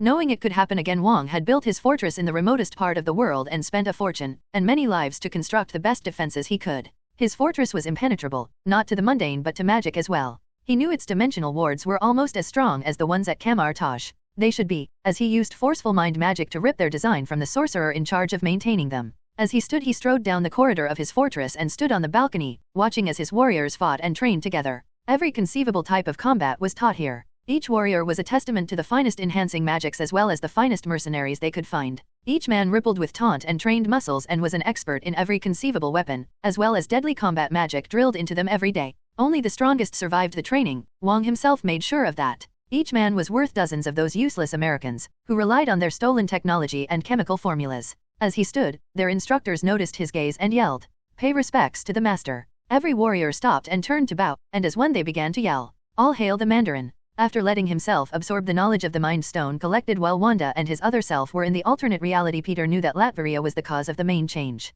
He laughed and shook his head at his other self, but shuddered when the memories of Hexen losing control and slaughtering men by the dozen, and of poor Gwen. It made him they were happy and under control here. He just wished he could do something to honor the memory of the man that risked everything only to be erased. After things had settled, he would talk to Wanda and Hexen. They knew him better and would know. In the 40s, Doom's father had attempted to save Steve and Dr. Erskine, but the rewrite had failed, as had he. But inspired by his efforts, Steve had investigated his homeland and found a surprising amount of Hydra activity there. Once he had taken command of the Howling Commandos, Steve had taken it upon himself to liberate Latveria from Hydra as soon as possible and accidentally struck a fatal blow to not just the Nazis but Hydra as well. A strange metal was discovered in the foothills of Latveria, and Red Skull had been using it to make his tanks and weapons.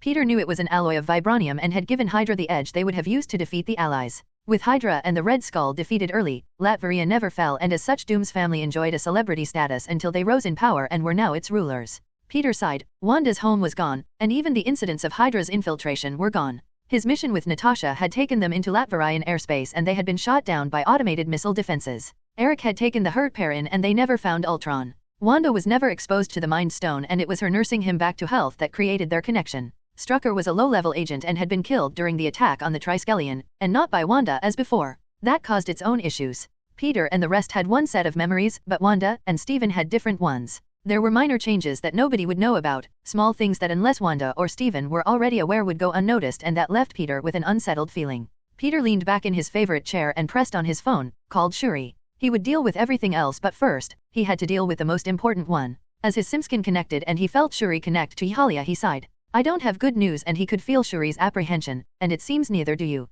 Doom is pushing for Latveria to gain a larger portion of vibranium than we allowed even you. He is citing some ancient pact we made, but only he has a record of it." What happened? Peter shook his head. Doom used another stone and changed things. 99% of the world is the same, but he made himself more powerful. Check to make sure he didn't plant some stupid contract that nobody knows about, and he had Shuri swear. He also has vibranium of his own, but it's not pure. It was probably a fragment of the asteroid in Wakanda that broke free and melted into ore already there. Peter sighed. "I know it's a lot to take on Faith, but please don't give in to his demands. He messed with reality itself to get what he wants. We have no idea what he'd do with pure vibranium," and Peter shuddered at the thought of vibranium-enhanced Doombots flying through the air. "Reality Stone? Are there more Infinity Stones on Earth?" Shuri asked. 3 we know of, and 2 are protected. I can explain, but not over the phone, and not without a seriously large amount of security. You know how dangerous they can be, and we just found out how powerful some of them really are." Peter paused, "and find out which tribe. They might not even exist outside his own schemes." Shuri sighed. "M'Baku. He is backing M'Baku. I have a requisition order from Latveria during World War II. Doom provided aid to an obscure Wakandan tribe and is now pushing for compensation. They existed though, but it was one of the tribes we used as cover. Tell him to suck it then. Remind him that we have the stone and 2 others, and we can and will make his life a living hell if he doesn't stop playing games. He knows about the Reality Stone, but not the others, or he would have pushed to take them too." Shuri tingled with excitement on the other end of the phone. "I like it when you are forceful. Are you coming to visit anytime soon?" But Peter had to disappoint her. "I can't. With Doom and a few new players on the board, we need to stabilize things here. I took your advice. Pepper and a few others work for me now. Parker Inc. is going to be great. So, while it's not much, I'll visit as soon as I can." "Okay." Shuri huffed. "Not even married and I am cast aside. I shall weep into my pillow, and eat so much chocolate that I get fat, and have acne." Peter laughed. "And I would still love you, my heart. I'll be in Africa as soon as I can. I promise." And after seeing Wong and the others, had an idea. "Does Africa have sorcerers?" "We do, but they are secretive. They do not share with strangers, and so no, whatever strange idea you are having is a no. Relations here are strained as it is. They are complaining we did not consult with them before announcing ourselves and are quite upset that we are sharing our vibranium with you.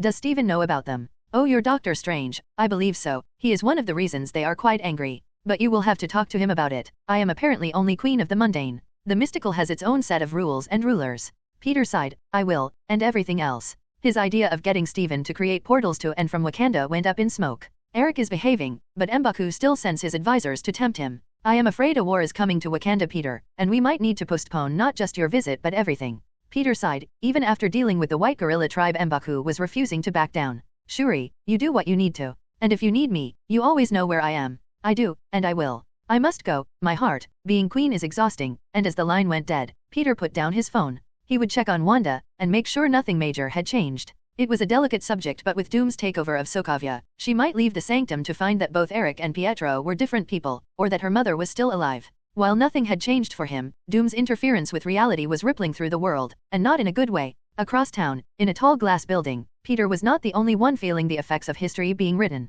Elektra stood in front of Felicia's desk, angrily shouting at her, after clearing everyone out of the room. So, you thought this was a good idea? Elektra had heard from Emma that Peter had proposed and that with his influence in Wakanda, they would all be getting married. Felicia sighed. No, I said from the start it was stupid, and Elektra paused. Then why did you wait so long to tell me? And why did I hear from Emma of all people? She was almost glowing with smugness at knowing something my girlfriend should have told me, and told me as soon as it happened, not a week later. Felicia couldn't answer her. She had gotten wrapped up with the proposal and that Peter could actually marry her. She had forgotten all about Elektra, and she knew that was the issue. They worked together, they trained together, ran the Black Cats together, but in the end, Felicia had forgotten her as soon as Peter came back into the picture. I can tell by the look on your face that even you agree with me, and Elektra devolved into a series of Greek swear words, gesturing wildly at Felicia while shouting. I had enough of this from Matt. You know he was seeing Karen behind my back, and you know you mean everything to me, so why? Felicia leaned back in her chair. Because he means everything to me. Elektra stopped, and stood staring, and I don't, but Felicia shook her head. It's not the same. I love you both, and I care for you both, but with him, he was there for me. He cared when it looked like nobody else did, and she sighed. Even you? Oh, so now this is my fault. Elektra spat accusingly, but Felicia shook her head. No, it's not, it's mine. I know exactly what it's like to want something so badly. It takes everything, every breath, every heartbeat, but we both got our revenge. We just took a different path to get there. Felicia stood and moved around to stand next to Elektra. You know how I feel. Hades lets you know, but you knew that dash. But Elektra glared at her. Don't you dare say it. And Felicia sighed. You knew that I loved someone who was stupid and goofy and would do something this stupid, and it infects you. I want to be stupid and goofy with him, and yes, I said yes, and if he was here and you asked, I would still say yes to him, and to you and Emma and everyone else. I love you all, but life doesn't work like that. Life hates us, and Felicia threw her hands up. Life hates people who are different. And as she moved and took Elektra by the shoulders, but Peter doesn't hate you, and I asked already. Shuri said no, as well. You are a wanted murderer and Wakanda is already pitching a fit over him, but it doesn't change anything. It doesn't change how I feel. Elektra crossed her arms and huffed. You still didn't ask, and I heard you also got angry at him for not asking. So, and she raised an eyebrow. Do I threaten to beat your ass on the mat, or are you going to make it up to me? Leaning forward, Felicia whispered something and Elektra tilted her head and frowned, but nodded, taking out her phone. Hey Pete, Elektra is pretty mad you stole the march on her with this wedding thing. How are you gonna make it up to her? In the warehouse, Peter's phone dinged and reading the message her rubbed his forehead with his fingers, not her as well. What does she want? I really don't feel like playing games. I might be able to upgrade her armor. If Liv is feeling generous, I might get another harness for her. Well shit, I was thinking foursome with Emma, but damn, that works too. Reading the text he groaned. Emma had still been harassing him about a symbiote, especially after they discovered the Stacy formula didn't work on mutants and Stark had claimed ownership of Extremis. Not that it stopped them from using it. The Extremis symbiote cells he could produce were something that Tony had no control over. Not that enhancing an augment was something they wanted to do. There were too many variables as to what could go wrong, and it was shelved as a stupid and possibly deadly idea. Picking up his phone, he sent a text to Shuri, and receiving an affirmative, he replied to Felicia. He needed to get a grip on not just his business life but his private life as well before it spiraled out of control. We can enhance Elektra, we can give Emma a symbiote, but that's it. If Elektra or Emma gets huffy or starts complaining, then they get cut off. Personal lives are now off limits for business favors. Markers are being cached and then voided. No more. Peter waited for a moment, and as Felicia agreed, and then a new text from Emma appeared, he slid his phone onto the table and lay back in his chair, covering his eyes with one arm. Doom grabbing the reality stone changed everything. He knew that they were powerful, but there were now 3 on Earth that they knew about. Loki had the space stone, and with the power stone and the soul stone still unknown, he couldn't take any risks anymore. Pulling out a new drawing tablet, he switched it to document mode and began to type. It was time to finalize his plans for Parker Incorporated. Giggling and slightly drunk, Felicia sent the text to Peter. Meet us at Emma's, and the 3 waited for him to arrive. Emma was excited to finally be getting her symbiote. She watched Elektra and Felicia spar, and seeing the boost they got drove her to want one more. She had made her peace with what happened at Bar Sinister. Anna Marie and Psylocke had both been given the all-clear by Charles and Selene, and after a long and emotional talk with the pair, she realized they were nothing like her, and that Shaw was dead. The past was in the past, and as much as she hated to be reduced to the sex object Shaw thought of her, her scheme had come out on top and he was dust. which was why she and the rest were surprised when it was Liv who arrived. Peter agreed, but I wanted to speak to you all first, was all she said. He refuses to be frivolous, and I have an alternative suggestion. Octave hasn't spawned, and she doesn't mind being the one to give Emma her symbiote. Emma frowned, but isn't he like a super daddy to them all? No offense, but aren't you all powered up from him, and so a bit weaker, and Liv tooted. The symbiotes are strong in their own right, and while his offspring do gain additional powers, they all have their own unique abilities. Octave has a better grasp of her technopathic abilities than Peter does, but they don't translate. You, for example, look like you can't work a light switch without a maid, so I doubt you'd be a very strong one, but telepathy and your creative abilities might be stronger. We don't know, and we aren't about to start spawning hundreds of them to find out. But, aren't we all supposed to be bonding, so that we don't fall out? I mean, I am still sore at you all for ignoring us while you partied and arranged weddings. Why isn't he here to make up for that? Electra asked, and Liv raised an eyebrow. And have you made an effort? Or you, Miss Frost? Peter makes us all very aware of when he wishes to spend time with us, and we are the same. But I don't recall either of you visiting the warehouse for anything other than food, or even using the new bathhouse. Do you expect him to drop his trousers, screw you senseless, and then skulk home like a cheap whore? So he sent you, Emma said with a smirk, but Liv laughed. I have been called worse, and there might even be a few stories about men leaving money on my nightstand, but so what? I know what I am, I love who I am, and Peter loves me. Can you say the same? And Emma sat back down, clasping her hands and shaking her head. We are a family, and Electra.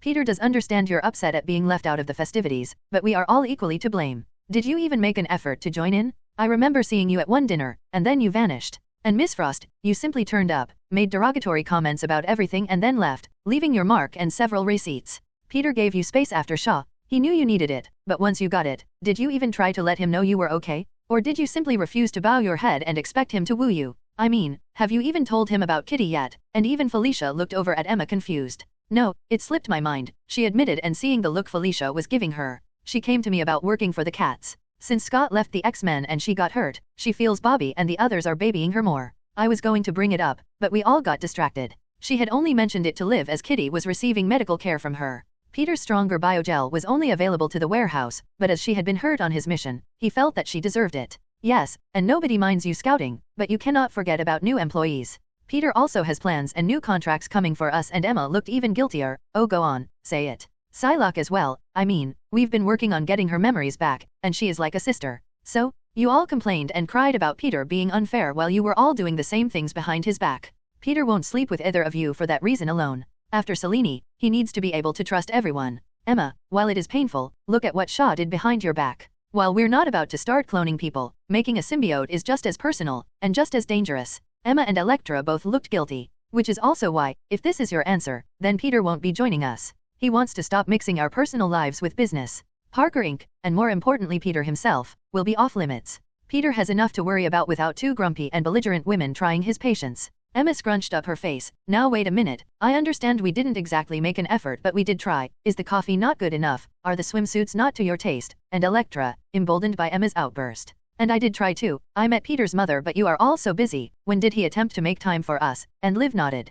Quite right, and Peter knew that and was coming to make amends. Until I stopped him. Emma and Electra both looked at each other confused, while Felicia had slid back. Peter made a resolution to stop playing around, as he calls it. No casual sex, no simply screwing whoever he wanted. He realized that while we are a strange bunch, there is a limit to the casual relationships he can start. He wants this to be serious. Peter has said in the past how both of you are extremely attractive, but he wants family and stability, and as you both know his past, what did you expect? So, what do you want? Emma looked down. I would like that, but I don't know. I'm not used to being in the spotlight for anything other than my looks. What place do I have with you all? And Electra shrugged. I would like a family too, but I'm not an angel. Marriage is not for me. I like my life. I just wanted to share Peter with Felicia. Emma straightened her back. And if I agree, what do I have to give up? Liv laughed. Give up? You realize Peter gave all of us what we asked for. He knows he owes you. Carol is alive because of you. Shaw is dead because of you. It's not what you want to give up, it's what you want. Electra leaned back on the bed. Yes, I think I am happy with my life.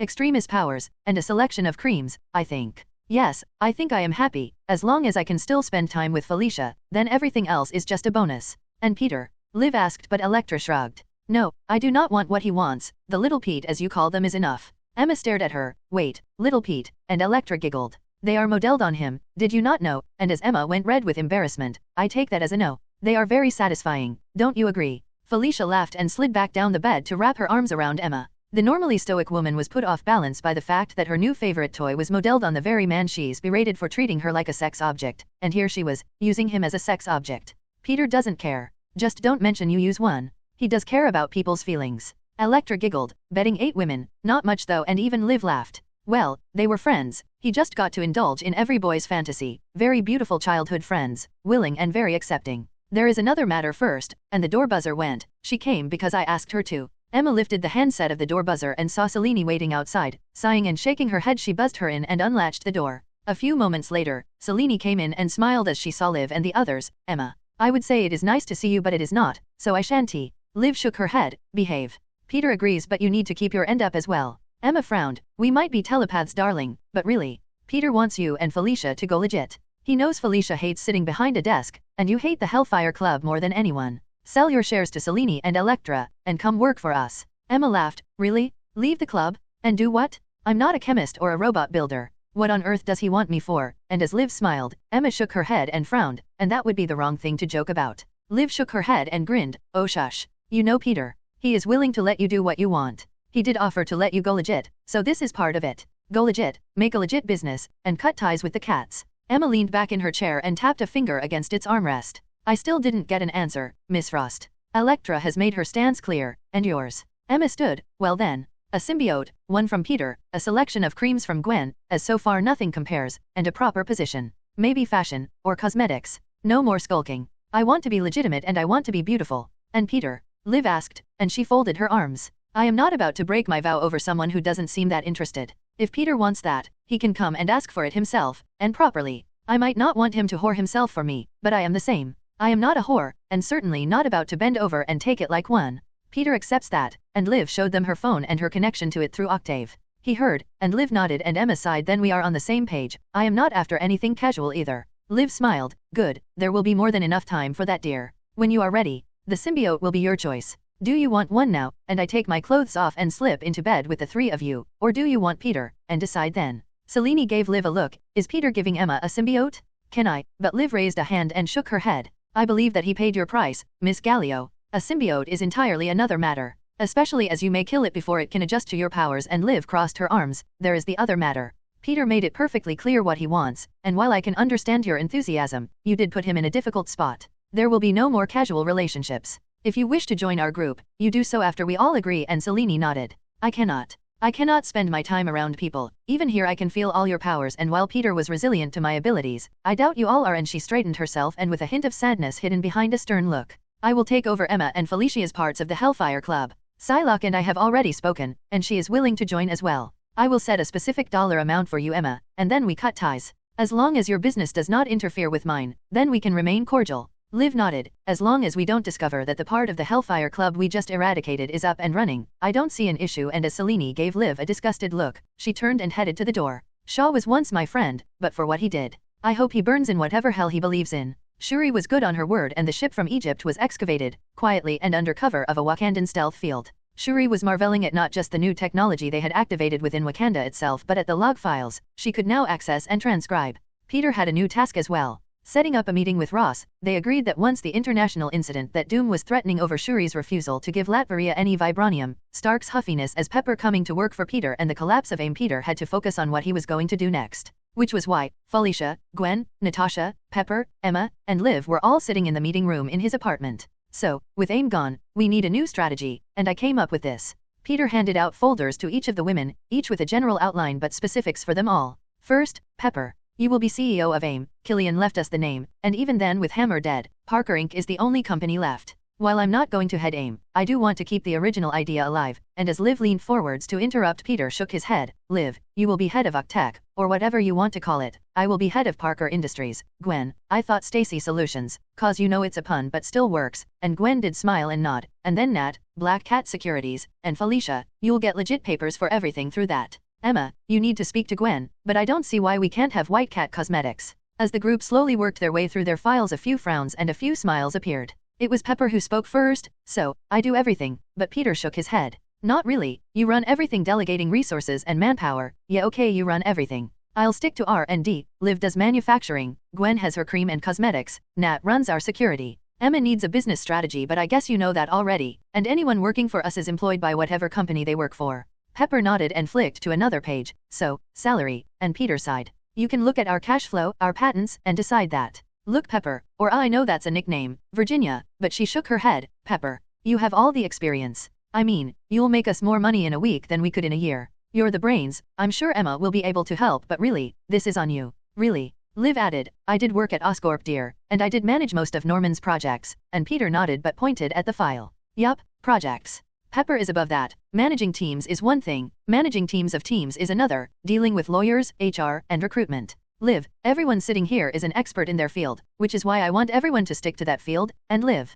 Pepper ran Stark's life as well as his company. As he shrugged, I think she'll do a better job. Liv leaned back with a sour look on her face, and I agree, but it does feel a little off. I mean, I was doing a good job until, and Peter stretched over and took her hand. You were, beaut, and he smiled. What about lab work? And she frowned, and huffed. Fine, so I wasn't getting any lab time, and you are right, and Peter laughed. At least this time, and Liv lifted his hand with hers and kissed it. So, any questions? Gwen was still reading, but Felicia slid her folder onto the meeting table. You want to hire me and everyone who works for me as a consultant for your Black Cat security, and Peter nodded. We don't have to call it that though. I mean, I picked names I thought everyone would like, and Felicia looked over at Nat. I don't mind. Black Cat, Black Widow, still black. No costume change required, Natasha said, and Felicia snorted. So how would that work? I mean, we can't exactly add Venom and Huntress to the books. Peter flicked through the folder and pulled out the forms. We can. Officially, neither Venom nor Huntress have criminal records. So, go back to Black Cat, and I'll get a new name too.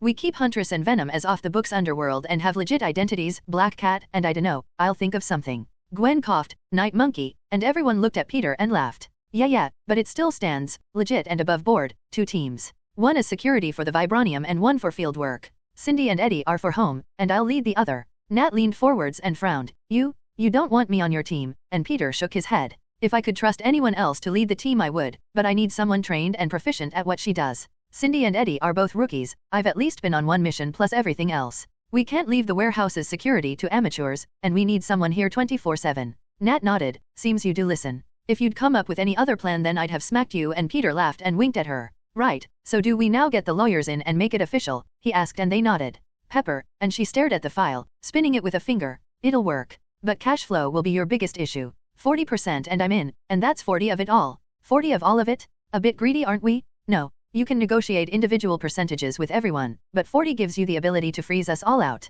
I can read your mind, and I know that's what you're after. I am going to cheat. You can get 10% of Parker Inc., no more, and I know you'll take it. Pepper tooted, 15 for cheating, and Peter grinned and nodded. You have a deal, Miss Potts. You are now the controlling chief executive officer of Advanced Idea Mechanics, and as he looked at the others, oh, and I'm not the only telepath, so might as well just spill it now, and Pepper rolled her eyes. 15% controlling share of all business, final offer, and I want free samples from White Cat Cosmetics, and that is the only thing on the table, Mr. Parker, Pepper said, emphasizing the last part, and while he grinned he nodded. They both knew where the line was and were happy. Bathhouse too, and Pepper, having never been to the warehouse since its renovation, took a quick look, and nodded. I accept. I'll get contracts written up and Mr. Murdoch can oversee the final signage. There will be no repeat of Tony. You will come through me before you even think of putting pen to paper. Pepper leaned back and gave a moment's thought. In fact, no signing anything without me present. Leave business to the business expert, and that goes for all of you, and Peter nodded. Any others? Peter asked the group before they wrapped up and Pepper got to work.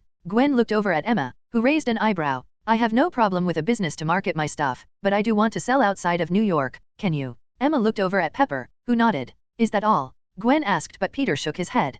Poison, and Gwen slumped. Since the incident, poison had been kept on a rat in Gwen's lab, and Cindy had been forcefully unbonded and was suffering from withdrawals. After a series of tests it seemed that to control her, Hank had used a stimulant combined with a suppressant, and the combination kept Cindy happily stoned and Silk sedated. After being separated, Poison had refused to rebond with Gwen, much to everyone's surprise, and instead hid in the rat Gwen kept as a lab mascot. It was Norwegian black, normally used for testing, but Gwen took a shine to it and now it lived on her desk and kept her company while she worked. Now it ate cookies by the dozen and hissed every time it saw Gwen. Unless Peter came by once a day, Poison was belligerent and unruly, kicking sawdust around her cage and gnawing the wheel they had given her until it collapsed. If Cindy is okay, then we rebond them. She was happy enough as her host, and with Logan taking rage, and he shook his head, then really if they want to bond we let them. Do you think that's a good idea though? Gwen asked and he shrugged. I keep saying, not pets, or toys. We can't just say, oh you don't get to bond because you're a pain in the ass. I mean, she just ate cookies and ignored you. Sounds like fell after a bad day. And while Gwen snorted, Felicia made a small ball of webbing and pinged it at Peter.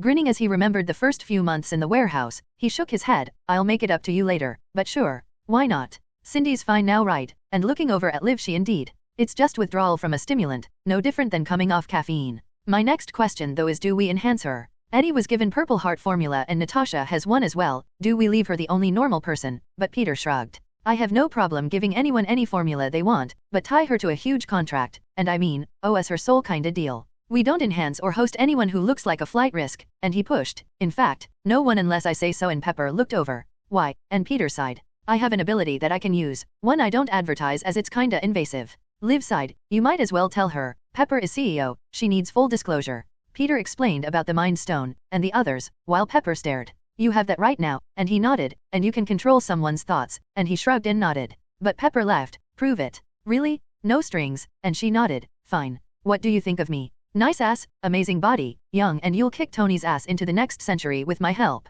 But you don't need a stone to find that out. I mean, Peter used the stone, connecting to its power. Tell me really, he commanded. I would screw you on this table right now if you didn't have 8 others, you bed-hopping asshole, and I have thought of fleecing you for all your money and retiring to the Bahamas away from all this superpowered bullshit. And Pepper was shocked at the words coming out of her mouth but was unable to stop herself. Peter shrugged. Yeah, please don't do that, and Pepper laughed. Fine, so you've got magic rocks. And we leave recruitment up to you. Can you use that on anyone? But Peter shook his head. Natural telepaths will feel me using it, and Victor was immune, but I felt he lied about why. The other me saw him use magic and I think that was what he used to block it. It's not infallible, but anyone coming in looking to steal will be found out, and anyone who's immune but didn't tell us already raises a red flag, so either way. Good.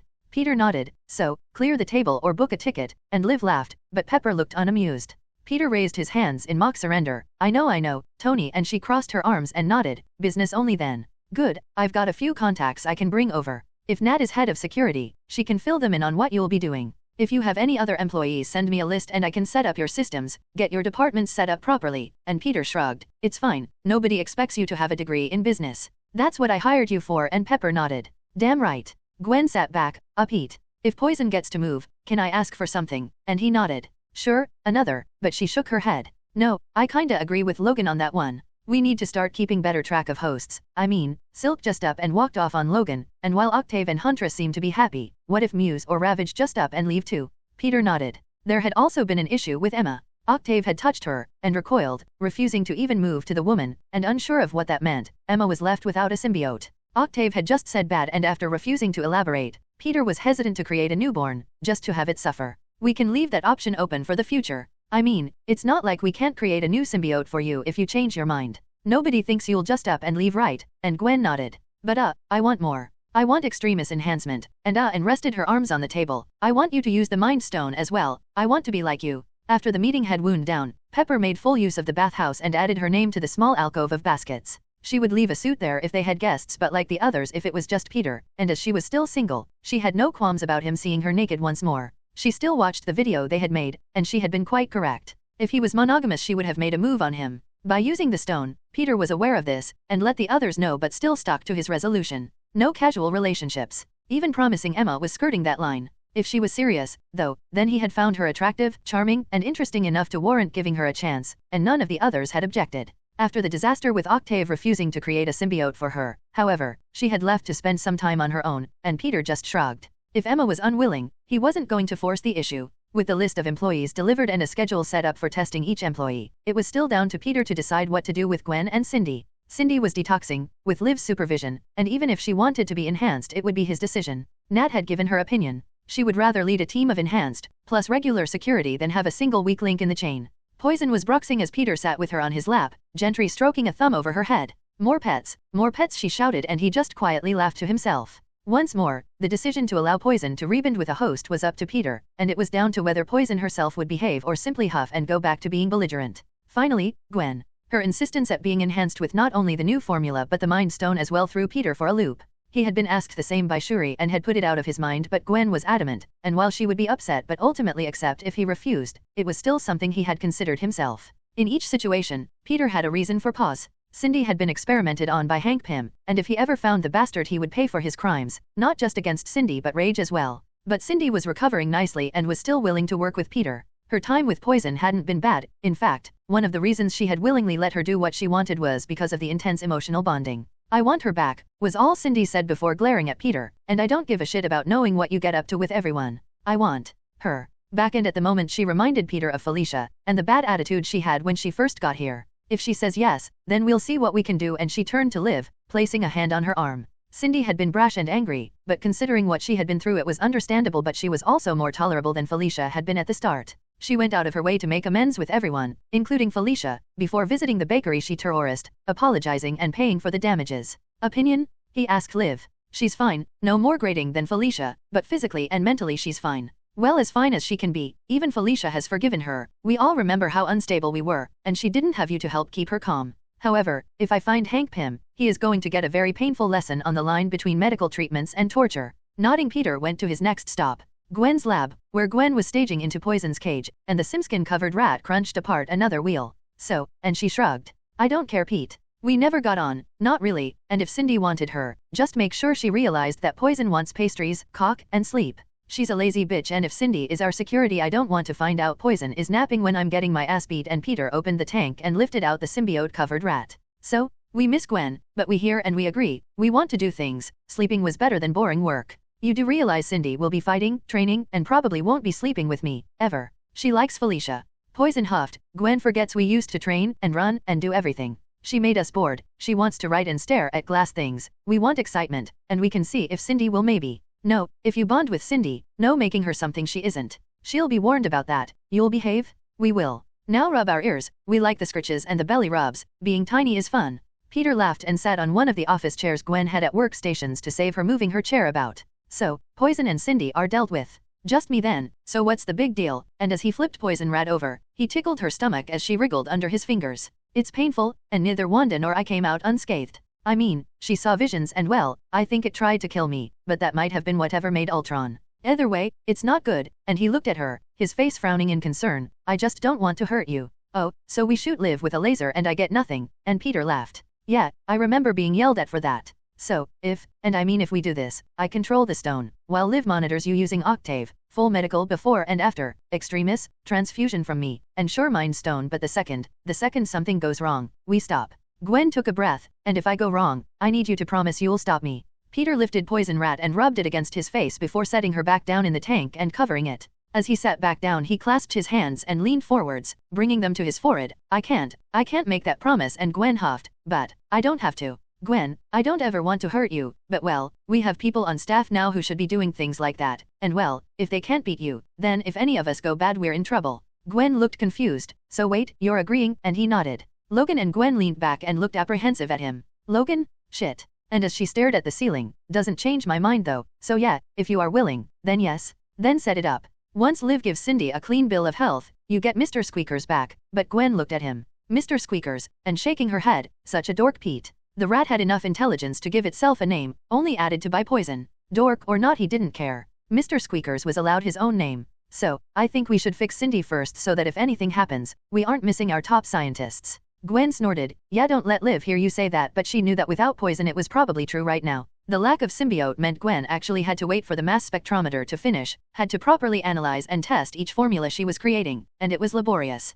She could understand Poison's unwillingness to do this kind of work, even she understood they craved brain chemicals released during vigorous activities, fighting or sex. Thankfully her time with Stark had taught her all the normal lab procedures, and after an independent assessor had reviewed all her work the diploma and the certification were real. She still had doubts though. After sharing Hexen she knew the torment the stone put Wanda through, and the pain she saw on Peter's face. As she stared at the pen in her hand, was she only doing this so she didn't get left behind? Was this only to stay at the top, or was she just being stupid? Bit of both, Peter said as he came over and leaning forwards gave her a hug and a kiss on the cheek. Nothing wrong with wanting to be the best, just make sure you really want it though. Gwen huffed. She had forgotten that without Poison, Peter, and anyone with a symbiote could read her thoughts. Maybe she should get another one. Muse was happy that MJ did fight, so why wouldn't another one? Muse gets high on the rush MJ feels when she's on stage. She fights in her own way, and Gwen crossed her arms and slumped back down in her chair. Didn't think of that, but no, she was resolute. Just the gem and the formula. Hosting when I'm not fighting seems like I'd be just repeating Poison, but as she sat back up her face scrunched but up. Why doesn't Octave complain then? And Peter laughed.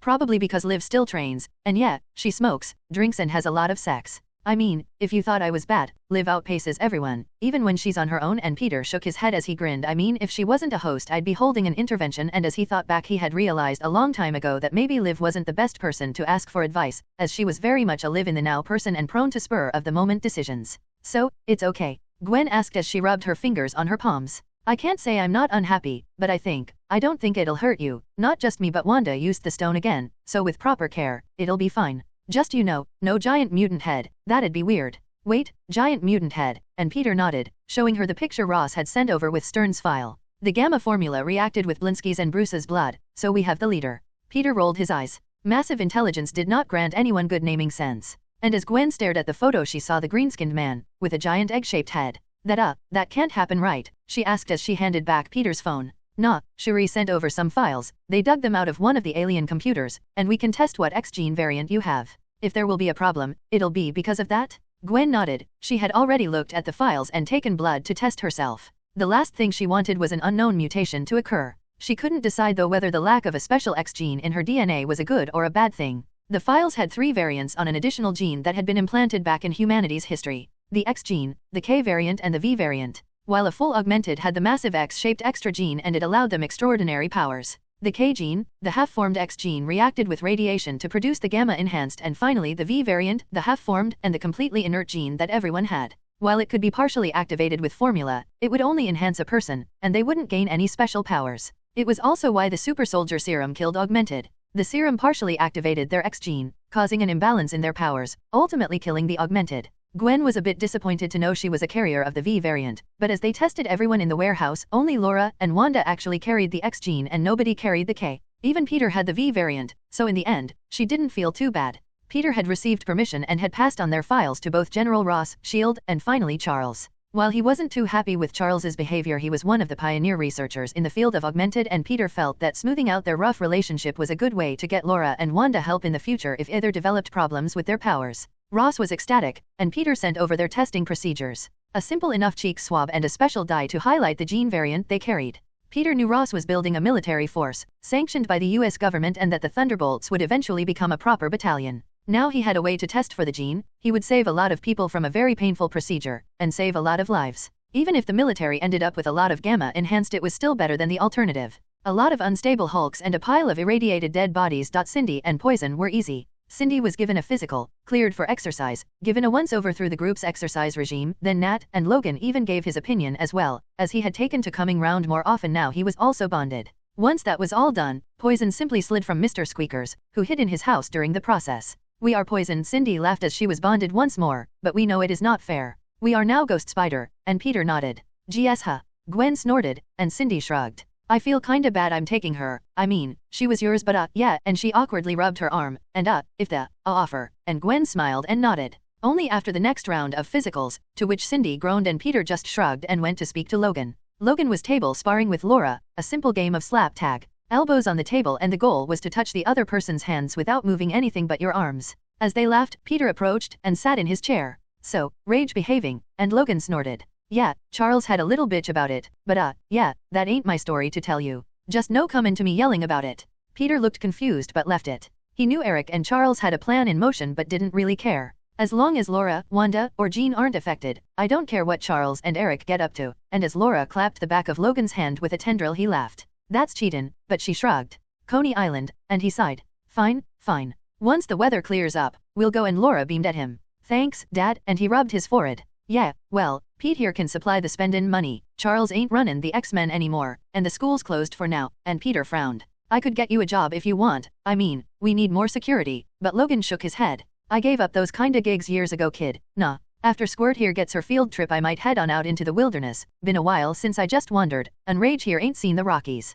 Peter knew better than to argue. Logan was prone to wanderlust, and he had already warned Laura that one day he might just pack a duffel bag and disappear off, and not to worry too much about it. Rage, Cindy is going to host Poison. Are you okay with that? We are. We prefer Logan. He is more like us. We are glad she is happy though. Good, Peter said. And you? And Logan laughed. Oh, I'm great. And you? You are in so much trouble. But Peter gave him a confused look. A couple of teachers hit on me. Seems Rage here takes after her daddy, and she really likes the ladies. And while Peter shook his head, Logan just laughed more at the bemused Peter. He wasn't about to mention that Rage wasn't one of Peter's symbiotes and that he really needed to speak to Flash about that. It's fine though, we learned that nanoskin thing you got going on, no one did anything they didn't want to, and well, sorry. I figured you were just being a teen, and well, a man, and that you'd be rarin' to take advantage of a power like that. Ain't the first time I'd seen it and probably won't be the last, but Peter shrugged. Better than being called a killer, I guess, and standing Logan clapped Peter on the shoulder. Still worse things, bub, and as he climbed to the labs, Gwen was finishing up with Cindy, who had taken poison and morphed a newer set of clothes and costume. It was similar to Gwen's old one, with a black bodysuit, but the hoodie part was now gray with a red border, and the mask was a half mask covering her mouth, leaving her eyes clear. Looking good. Rage tells me you got the bad end of a nosy doctor, thinking I might go have a look for him. Want to come, but Cindy shook her head. Thanks, but no. I never want to see Hank Pym again, as she rubbed an arm with her hand. I might not be able to hold back, but Logan nodded. Ain't saying it'd be a social call, Cindy. Even Rage here is wantin' a small chat with him. Does she share with you? And Logan gave her a surprised look. Nope, and I ain't been a skin. What you did together is none of my business, but I do know you need trainin', and these guys can help. Listen to Natasha, hell listen to Pete. He ain't too bad when you get to know him, but he leaned in close, just make sure he keeps his hands to himself, and Cindy laughed and nodded, her cheeks going slightly red. Poison had already been inappropriately honest about not making Cindy lust after Peter. We understand you only like the softer ones, even if the Peter is magnificent and fills Gwen until we both scream. Cindy had to take a few moments after that, as the mental image of Peter's manhood still lingered in her thoughts. She tried to be angry, but they had already told her that the symbiotes didn't understand, and it was pointless to even try. She had just gently asked Ghost not to show her things like that, and while she was laughing, she had agreed.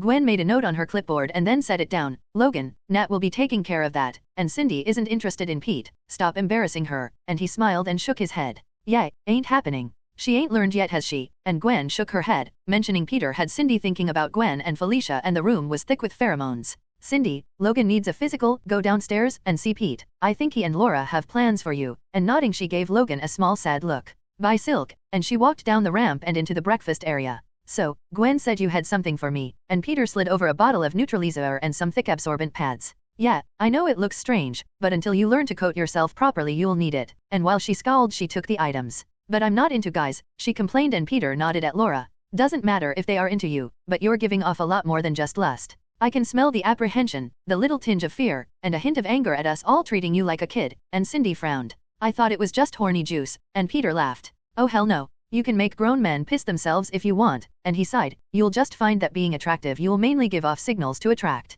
Keep the spray, use the pads, and when Nat starts up classes she'll be teaching you armor techniques to stop pheromone leakage, and how to use them during combat. Making grown men piss themselves while fighting is handy, making grown men drool over you while out shopping isn't. This was easier with Silk, and Peter patted her shoulder while heading to the kitchen. Silk was drugged into a near comatose state, and you still lost control and killed someone. Ghost won't be easier to control, but she will be easier to work with. Some pair bondings just won't work. So far we've only had the 3 that refused to listen, so it's been alright. As he set down a Coke in front of Cindy he handed one to Laura and pulled the tab on his own. But, for now, go home, get some rest, then go apartment hunting. Pepper said she needs a few days to get the contracts finalized before you and Eddie sign them. You're one of us, take some petty cash and go shopping, just put the receipts in the tin once you're done. Cindy gave Peter a look. What? Okay, so it's my polite way of telling you to scram for the afternoon, or would you rather I just threw you out? Raising her chin she drained the whole thing and then looked around.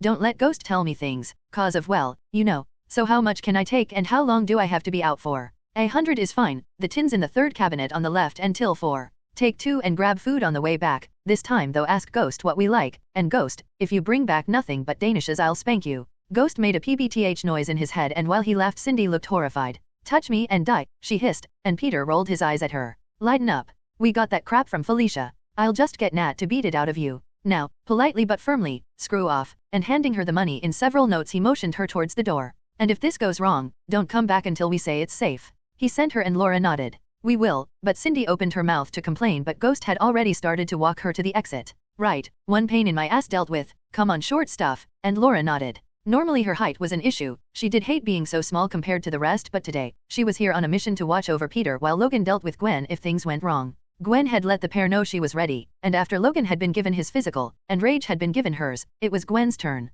They had decided to do this in the warehouse. The Parker Inc. building was slowly starting to get civilian staff and had a fully installed security system. Having to explain why it was shut off, or why they needed to evacuate if something went wrong was a big risk added to the already big risk they were taking. With Nat working at the main building, it had been decided they would ask Logan to do the deed if Gwen went bad, and Laura volunteered to protect Peter if he was incapacitated while using the stone. With the extremis and simsil infusions already prepared, it was a simple case of setting Gwen on a gurney, strapping her down and allowing both fours to start while Peter exposed her and then monitored her through the Mind Stone. Peter took a breath and slowly let it out, as he helped Gwen hop up onto the gurney. She had taken the depowering formula a few days ago, and it was completely out of her system. Liv had given her the all-clear and nothing remained, no enhancement formula or residual bonding chemicals. Gwen was back to as near human as possible, and it was now time to change that.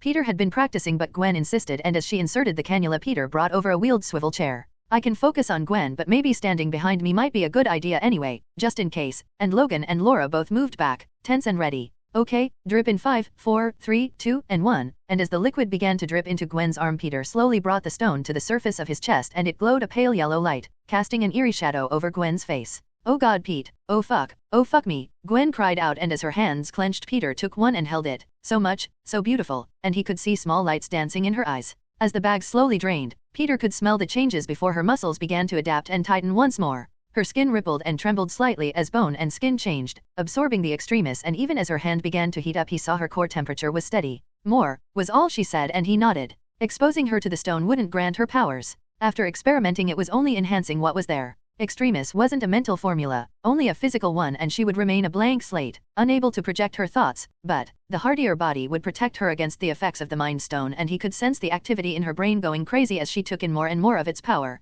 Peter noticed the lights that were flickering in her eyes had slowly faded, and as he looked up, the bag of simsils was nearly empty and the extremis bag was about half done. Reaching over he stopped the drip and allowed the stone to retract back into his chest. I think that's enough, there is only so much a normal person can take, Gwen, let's not push it, okay? And she weakly nodded. Looking over at Logan and Laura he smiled, and they both relaxed. That it? Logan asked and Peter nodded. I know you have doubts, but we do take this seriously, and Logan shrugged. Going for a smoke, short stuff here can watch her, but Laura huffed. Coming too, got a map, and she pulled out a huge map of Coney Island, and Logan groaned. Listen, I got work, I got dash, but she interrupted him. No, you said, you promised. No work, Charles being a douchebag, so trip. Got rides planned, and Logan shook his head and looked over at Peter who shrugged. Gwen needs me, for a checkup, and as Laura grabbed Logan's hand and dragged him away Peter looked over at the sleeping form of Gwen, who really only needed rest and a blanket, but who was Peter to come between daddy-daughter time. Gwen had run through the series of exercises they all did. It not only limbered up her body but stressed various muscles groups. It was designed by Nat and Logan working together to see if there were any problems with a host body that the symbiotes wouldn't recognize, and as Gwen finished her workout she stretched and toweled herself off. I miss the simskin. Changing is a pain, but as Peter whistled as she stripped out of the tracksuit and pulled on leggings, she didn't mind so much. Oh God, shaving. She thought, gah, I hated shaving. No pain or other symptoms? Peter asked her and she shook her head. We'll do a full power check over at the labs, so, quarantine till then, and this. Peter slipped out a wristband. It was a similar design to something Aldrich had designed for monitoring Maya. If her body temp spiked or it looked like her extremis was about to go out of control, an alarm would sound. Liv's expecting you though, so it shouldn't take long, and she nodded. I'm fine though, and he nodded. No really. It was amazing, Pete. It's more than just knowledge, it's inspiration, and she stared at her hands. It's amazing. Any weird powers? But she shook her head. Just the extremist ones, and clenching a fist it glowed slightly before Gwen released it, but even those seem muted. Maybe without a symbiote it's just dash, and she paused. Oh, I have an idea. Pete, when is Liv expecting me? I want to get working again, and she hopped down from the bed. Peter looked up at the clock. She's expecting you. You think the head of Stacy Solutions needs to wait for an appointment? Walk me over, but he shook his head. Sorry, Logan and Laura are on escort duty. Ross finally got a hold of me. I'm due at Camp Lehigh in an hour, and Gwen tooted but nodded. The Thunderbolts had taken over the abandoned military base, renaming Camp Gamma, and while in New York General Ross used it as his command center and the holding cell for Samuel Stearns. Through Fury, Peter had heard that Ross wasn't chosen as head of the newly reformed SHIELD. His time as Alexander Pierce's military liaison had cast some doubts over his involvement with the Hydra takeover bid, and Phil Coulson had been chosen instead. New departments were being formed, teams set up properly, and the superpowered community was being rolled into a new set of laws. Phil driving home just how important and dangerous not just enhanced were, but gamma enhanced and augmented. Peter was being kept in the loop. As the major contributor to the safer option of enhancing soldiers, Coulson kept him up to date. The New York Accords were already being rewritten. Stark's admittance in front of journalists that the lobbyists had influenced the lawmakers was already a national embarrassment, and people were demanding that the laws be changed. With footage of the Hydra attack and Jean and Eric using their powers, more and more augmented were being outed. The Augmented Registration and Containment Act was being introduced, making it illegal to hide any powers you might have. The registry might be government only, but Peter would bet his left ass cheek that certain private contractors would get access to the list. Military rules were changing, civilian rules were changing, all because powered individuals were now being seen as more and more of a threat. If ARCA went through, and Carlson was hinting that it would spell a troubled time for America. Pissing off the augmented community was recklessly dangerous, and he knew that while Eric and Charles might back down, Selene had enough of Shaw's bullshit and would fight back. Genosha might be a part of the US, but hidden, it was still its own little community of powerful and scared people. Peter had experienced firsthand what someone like Kane could do if provoked, and while she hasn't used any of her more offensive powers, he knew that Rogue was a clone of Emma and Selene, and either of them were capable of taking down a city by themselves. Sending a report to Carlson, Peter made sure that Phil understood exactly what was going to happen if the law pushed too far. Americans were adamantly refusing to allow stricter gun control, and this was a lot worse than that. Its people would have to learn to adapt, or it would be disastrous. As he made his way to Camp Gamma, one of the things he would discuss with Ross today was making sure that he was on the same side as Carlson. Having the director of S.H.I.E.L.D. and the director of the Thunderbolts both pushing for lighter controls, and a more delicate approach to the situation might force the hands of the senators pushing for camps and collars. Neither were a great solution, and neither had ever worked in the past. Peter waited at the gate while a heavily armed soldier checked his ID and phoned to make sure General Ross was expecting him. The camp was the usual Army green buildings surrounded by a chain-linked fence. Each soldier was carrying one of the pulse weapons that Hydra had used, but as they were effective and easy to make, even without the Space Stone, most American units had at least one in their armory. Ross just had more, but then again, who would be stupid enough to attack the base of giant rage monsters capable of demolishing buildings with their bare hands? As Peter waited, he watched the new Gamma recruits as they marched by, and saw that not every Gamma enhanced changed color. Bruce's baseline of green seemed to apply only to him, but the recruits ranged from the standard Ross red all the way through purple and into plain normal skin tones. He would have to ask Liv or Gwen if it was a genetic factor, pondering what color he would change to if he was a Gamma Hulk. Probably boring pale, he thought as a soldier brought him out of his musings. Ross pulled up in a jeep driven by someone Peter did know, but as he got into the back, Ross nodded. I got Carlson's message and your report. I agree with some of it, but the senators pushing for this aren't going to listen. Peter shook his head, and as she opened his mouth, Ross shook his head. I already know what you're going to say, Peter. The same thing Carlson said, and the same thing I said. All I heard was a countermeasure is being put into place to ensure peaceful cooperation between factions, and as Peter snorted, Ross nodded, and that was my reaction too. We both know any attempt to herd augmented is going to result in a lot of problems, Peter said as the jeep drove them through the compound, and powers mean violence. As the jeep pulled up to a heavier build facility, two guards snapped to attention. Both men wore a form-fitting bodysuit, armored over the chest and thighs and shoulders, but their hands and feet were bare. As both men were a slight shade of green and, at Peter's estimate, 8 feet tall, he knew that this was Ross's Gamma prison. Violence is the American way, Peter. It just takes one idiot to throw the first stone and the Senate will listen. But the vote isn't for another week. I assume you're here to solve my own problem, and Peter nodded. I want to talk to him first, and I need a blood sample. I'm not about to inject him with the same formula we used to depower someone, and Ross subconsciously ran a hand over his side. I'll be fine. I doubt he's stronger than any other telepath I've faced.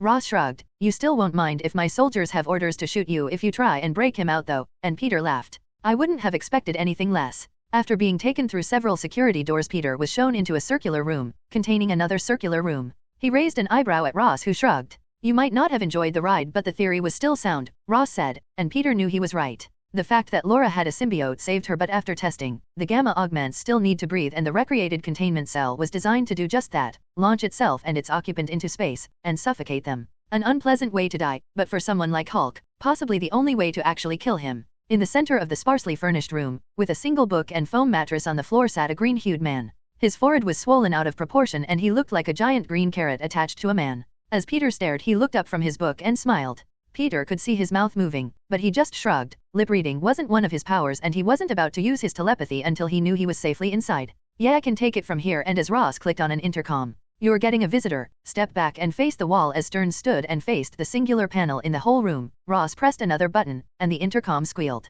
Opening containment. All security on high alert. This is not a drill. Full lockdown is in effect until the counter orders are given. Ross waited and then began to punch a code into the door panel. Once you are inside, I will not let you out unless you give me a specific signal. There will be guards with orders to shoot you if you display any hostile actions, and they are enhanced. Do not treat this lightly, Mr. Parker. Samuel Stearns is a dangerous man, and even you might not be safe.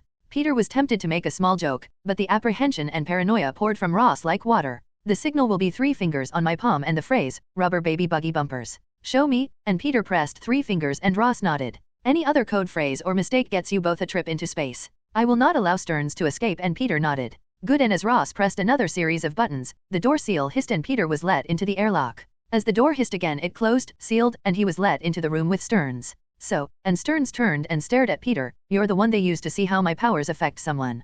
Peter got a much clearer look at the thin man. His face was scruffy with a thin mustache and beard. Ross had made it clear he wasn't allowed anything sharp and his hair and face suffered for it. Not really. I'm the one who decides if you ever get out of here, and Stearns laughed. An uneducated schoolboy? You're kidding, right? Peter nonchalantly shrugged. Let me tell you, Mr. Parker, because I can read lips. Barely out of high school judging from your appearance. New York native and judging by the smoothness of your hands. Uneducated. No college degree, no, and as Stearns stared at him, Peter felt the slight brush of a power against his mind. Oh, that is interesting. You're immune to my powers, and Peter smiled. Yup, and the rest, not so interesting. Oh, am I supposed to be impressed? I can read a wiki page too, Stearns, but guess what? Nobody cares. But here, let me tell you what's going to happen. I'm going to take a blood sample, and you'll let me or you'll regret not letting me. Then I'm going to leave and see if a formula, just like the one you already took, can be used to burn that intellect out of your skull without frying your brain. If it does, then you get to spend the rest of your life in a much nicer cell. If not, you go to a high-security lockup with a nice collar around your neck that stops your powers from working, and if you escape. Peter let his symbarmer slide over him. Standing over Stearns, he let his maw split, and a symblade slid from his forearm. I hunt you and take your head. The rest of the time with Stearns was much nicer, as Peter hit him with a full dose of fear pheromone. After taking the sample, Stearns meekly followed orders and Peter left without too much trouble. Even after sending out his own telepathic probes, Peter used all of his senses, and Stearns wasn't telepathic as such. It was the interference of normal brain function using his own gamma-enhanced brain. He was more like a massive signal blocker, disrupting anyone's thoughts who came near him and rendering them suggestive to his words. His intellect was enhanced though, and Peter had no doubt that Samuel Stearns was a dangerous man to be kept alive. Ross made it clear though after Peter gave his report, that the decision wasn't his and that he was not to be harmed. After refusing a ride, Peter needed some time to clear his head. Stearns made him realize that not everyone with powers would be friendly. He would have to talk to Nat and then both Ross and Coulson as to what contingency plans they could put in place if a superpowered threat emerged. He seriously doubted that either would agree to simply kill them, and proper containment and restraints needed to be developed. After he dropped the blood sample off at Gwen's lab, he headed back to the warehouse, where his next powered appointment was waiting. Maria and Scott were sat at the breakfast table while Peter made coffee. So, what do you want? Scott asked gruffly. He wasn't too happy that Maria had dragged him here, but as she liked to take charge, and had promised him it would be worth it, he had reluctantly agreed. Peter on the other hand just shook his head as he put the pot of coffee in front of them. Hey, trying to mend bridges here, but you can screw off if that's your attitude. He'd had enough of listening to Stearns, trying futilely persuade him to let him go, and then Ross's bullshit about there being no need for any other enhanced now they were training the Gamma Troopers. As he laid out mugs, Scott frowned. Mending bridges? After you made Jean and I break up? After doing exactly what the professor asked you not to? You want to make up for that? And he shook his head as Peter stared at him. What? Jean didn't break up with you because of me. She broke up with you because that wasn't Jean. Jean was neutered by the professor. The real Jean is the one that called you an ass and then left, and the professor knew exactly what she would do, which is why, and he waved a hand, you get the picture. This is for Maria, so quit whining. Scott furrowed his brow. You too, and Maria shrugged. That was before you, and it wasn't really dash, but Peter interrupted her. Important, it's not important. What is though is that Maria tested out not only a new formula but a new symbiote. And I want to thank her for that, by trying to make it up to you. And Scott shook his head.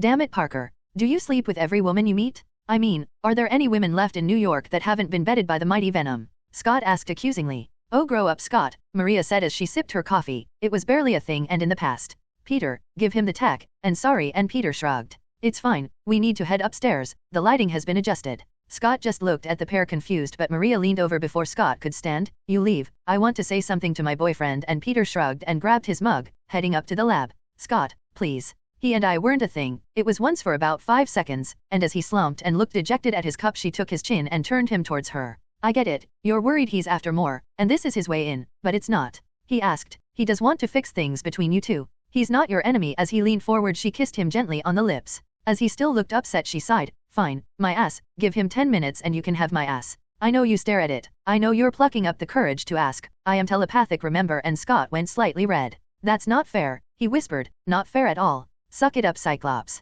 Being a member of Wrath means being fearless. I am fearless, just not with you. And Maria sighed. And unlike Jean, I'm not going anywhere, and this insecurity is adorable for a minute or two, but it gets old. Peter is supplying Wrath with tech, and he suggested an upgrade for you. Scott frowned. An upgrade? And Maria nodded. Even better than the body armor you like so much. Fine, fine, and draining his cup, but I'm holding you to that last thing. And Maris grinned and kissed his cheek. As the pair made their way up to the main lab, Maria noted it had been cleared out since she was last here. Peter closed and locked the door behind them, and motioned to 2 stools. Peter handed a pair of glasses to Maria while his simskin slid over him. We got your readings from the professor, and as he clicked the lights the room was bathed in a painfully bright red light. I already adapted, but it took a while. Scott, slowly lower your glasses. The light in here now matches the frequency of the lenses in your eyewear, but you know, I'd rather you didn't blow a huge hole in my home. Squinting, Scott slowly took off his glasses, and through slitted eyes opened them fully once the red energy he usually emitted fizzed harmlessly into the room. Peter sighed in relief, oh thank God for that, and he moved over to one of the workbenches and put 2 boxes onto a tray table, wheeling it over.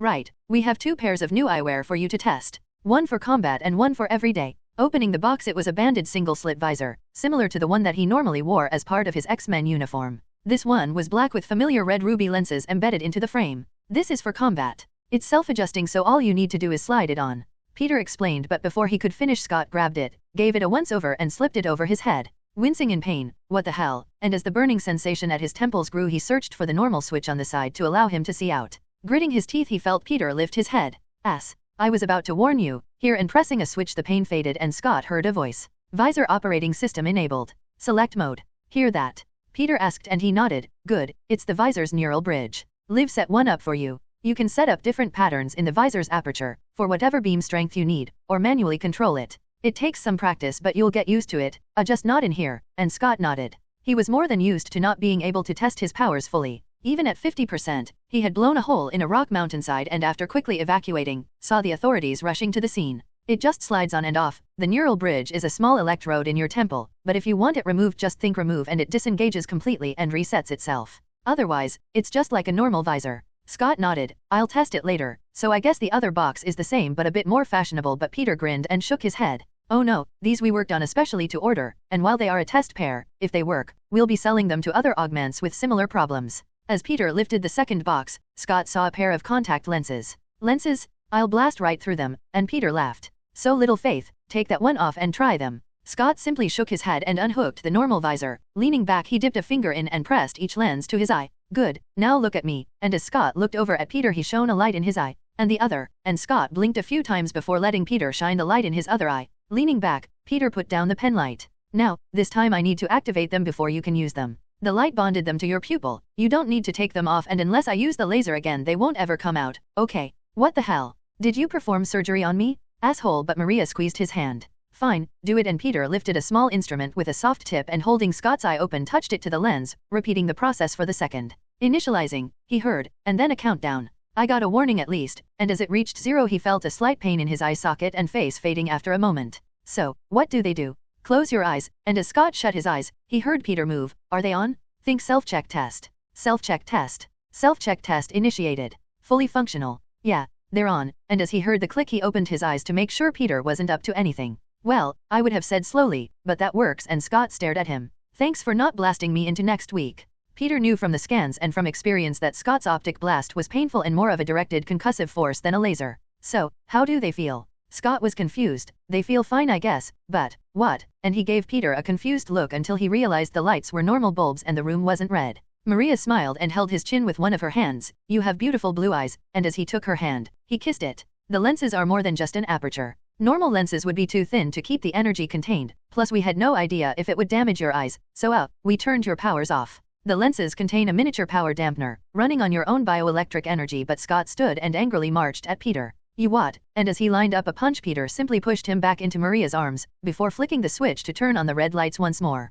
Calm down, simply think resume operation and they switch off. Shit, I thought you'd be happy not to have to wear your glasses, ever. Maria seemed to think so too, and as Scott looked at her she was looking hesitantly at him. Sorry, and she sighed. I talked to Jean, and she told me you always wished you didn't have to wear a visor or glasses. So I asked Peter to make something to let you use your powers but still be free of them, and Scott shook his head and cradled her cheek with a hand. You're amazing, and as he leaned forwards to give her a kiss Peter cleared his throat. Yeah, still here, but Scott ignored him and kissed her anyway. Still a dick, and Peter laughed. Yeah, that too. Test them, if you get headaches or sensitivity to light or noise come back and we can adjust them. Keep the glasses and visor for now. You need time to adjust, and for us to make sure they can handle your powers. Scott stood, and after giving Maria a look he sighed. Thank you Peter, I guess. Losing Jean wasn't easy, I thought but Peter shook his head. My powers affect a lot of people, Scott, it's fine. Jean made her choice, and you got Maria out of it. I learned life's like that, and Peter waved a hand. One door closes, yada yada, and as he moved away and stood at the door, but once you've had your moment, no sex in my lab, please. I do have exceptionally good hearing. Scott snorted, ass, and Peter shrugged. Yup, that's what she said. Liv waited until after Peter had dealt with Maria and Scott before pulling him to one side. There is also a small matter we need to discuss, and then you have another choice to make. As a group we already discussed it, and while we all agree you need to set things right with Jean, we all know about the change in reality, but it doesn't excuse not mentioning things to her and then disappearing off to Africa, and Peter nodded guiltily. He had been hesitant to talk to her. He liked Jean, they shared a lot of interests and he knew the feeling was more than mutual, but he had also been keeping some distance to let her deal with not just her breakup with Scott, but the ever-insistent Charles. He had heard from a few of the visiting augmented he was planning something, but none of them would say what, and Jean was being asked to help. Peter knew she needed time, her powers were still spotty and while there weren't too many complaints, her ability to keep them under control was lacking. As the only teacher she knew was Charles, his price for teaching her was something she hadn't discussed or mentioned. Even without the Mind Stone Peter could tell things at the mansion were tense, even Aurora had taken up residence on Genosha away from Charles. But first, we need to talk about your powers, and then you have to make your position very clear. Peter frowned. My powers? But since Extremis, they haven't changed, and Liv nodded. They haven't but our testing facilities have, and sorry dear but this time it's not a joke. Liv reached over and clicking on the projector called up several slides, each one from previous slides they had taken of Peter's cells. We contacted Shuri and had her share data on the legend of the Devourer. We have samples from our own symbiotes and thanks to Miss Moon, we have samples from an actual Clintar, and as Peter stared at the slides, Liv continued. The symbiotes you spawn do share several traits with normal Clintar but they are more in line with your hybrid DNA, so they aren't really the same species anymore. Normal Clintar, it seems, attached to a host, can absorb and digest memories and other skills by attacking and eating neural tissue. Your symbiotes are the same but only require a DNA source, as you are well aware, and Peter smiled. He was blissfully aware of that. However, we traced that back to your unique DNA and not the Clintar's. And this is where the bad news comes in and Shuri agrees with my hypothesis. Liv clicked a video, and as Peter watched, the black Simsel sample attacked and absorbed a white sample, then a blue one, gray, and then a pink one. As you can see, your cells will attack and absorb any symbiotic material. Those were all samples of our symbiotes, and Peter frowned. We already knew that from Monarch, so, and he shrugged. The last one wasn't a symbiote. It was a bone marrow sample. Kindly donated by me after separating myself from Octave, and Peter scowled. You should have said bone marrow biopsies were a painful procedure, requiring a large bore needle to be driven into the center of a bone to draw out the tissue within. As it couldn't be done under anesthesia, it wasn't something he would have wished on anyone. I know, but we needed to check something, and Liv squatted down in front of Peter and looked him in the eye. Your cells attacked and absorbed the DNA-rich tissue. Without testing we can only theorize that you can also absorb memories and abilities, by consuming the tissue of others, and Peter looked horrified. What? And Liv nodded. If you eat enough genetic material, you would gain the powers of the person. Peter leaned back and took a deep breath. So I am a devourer, and I guess it's not just a lick, and Liv shook her head. Probably 3 to 4 kilos, maybe about half a skeleton, and Peter shook his head. We really can't be sure, and we are not going to test the theory out. But, given the evidence, and some of the more advanced medical equipment Shuri has, that it is not just likely, it's only the scale we may have wrong. Peter shook his head but had to agree. This stays in the family. Nobody ever knows I can do something like that, and Liv agreed. If it got out that Peter's powers could be increased by cannibalism the government would throw him in the freezer without trial. What did Shuri say? And Liv laughed. She didn't. She agreed and all the samples we sent her mysteriously vanished. All the files are gone and she used her authority as queen to purge the Wakandan system of those stupid devourer records. I know, she knows, and you know. Nobody else was involved, as we figured it was sensitive enough. So, I owe you and Shuri a lot of dates then, and Liv laughed, leaned over and kissed his cheek. I do have a few ideas in mind, but, item 2. Jean and as Liv shut everything down there was a quiet knock at the door. No running away. Either break her heart or, well, just don't be too loud, and as Liv ran a hand over his shoulder she let herself out and Jean in. Jean looked angry, vulnerable, and it was obvious that she had been crying. Peter shook his head, and silently cursed himself. Do you want to or should I? He asked her and she rubbed one arm with a hand and looked apprehensive at him. Sorry, things got weird and complicated. You needed time, and I thought I was being considerate and not crowding you, and I guess I was wrong. So, yes, I like you, but there has to be conditions and she frowned.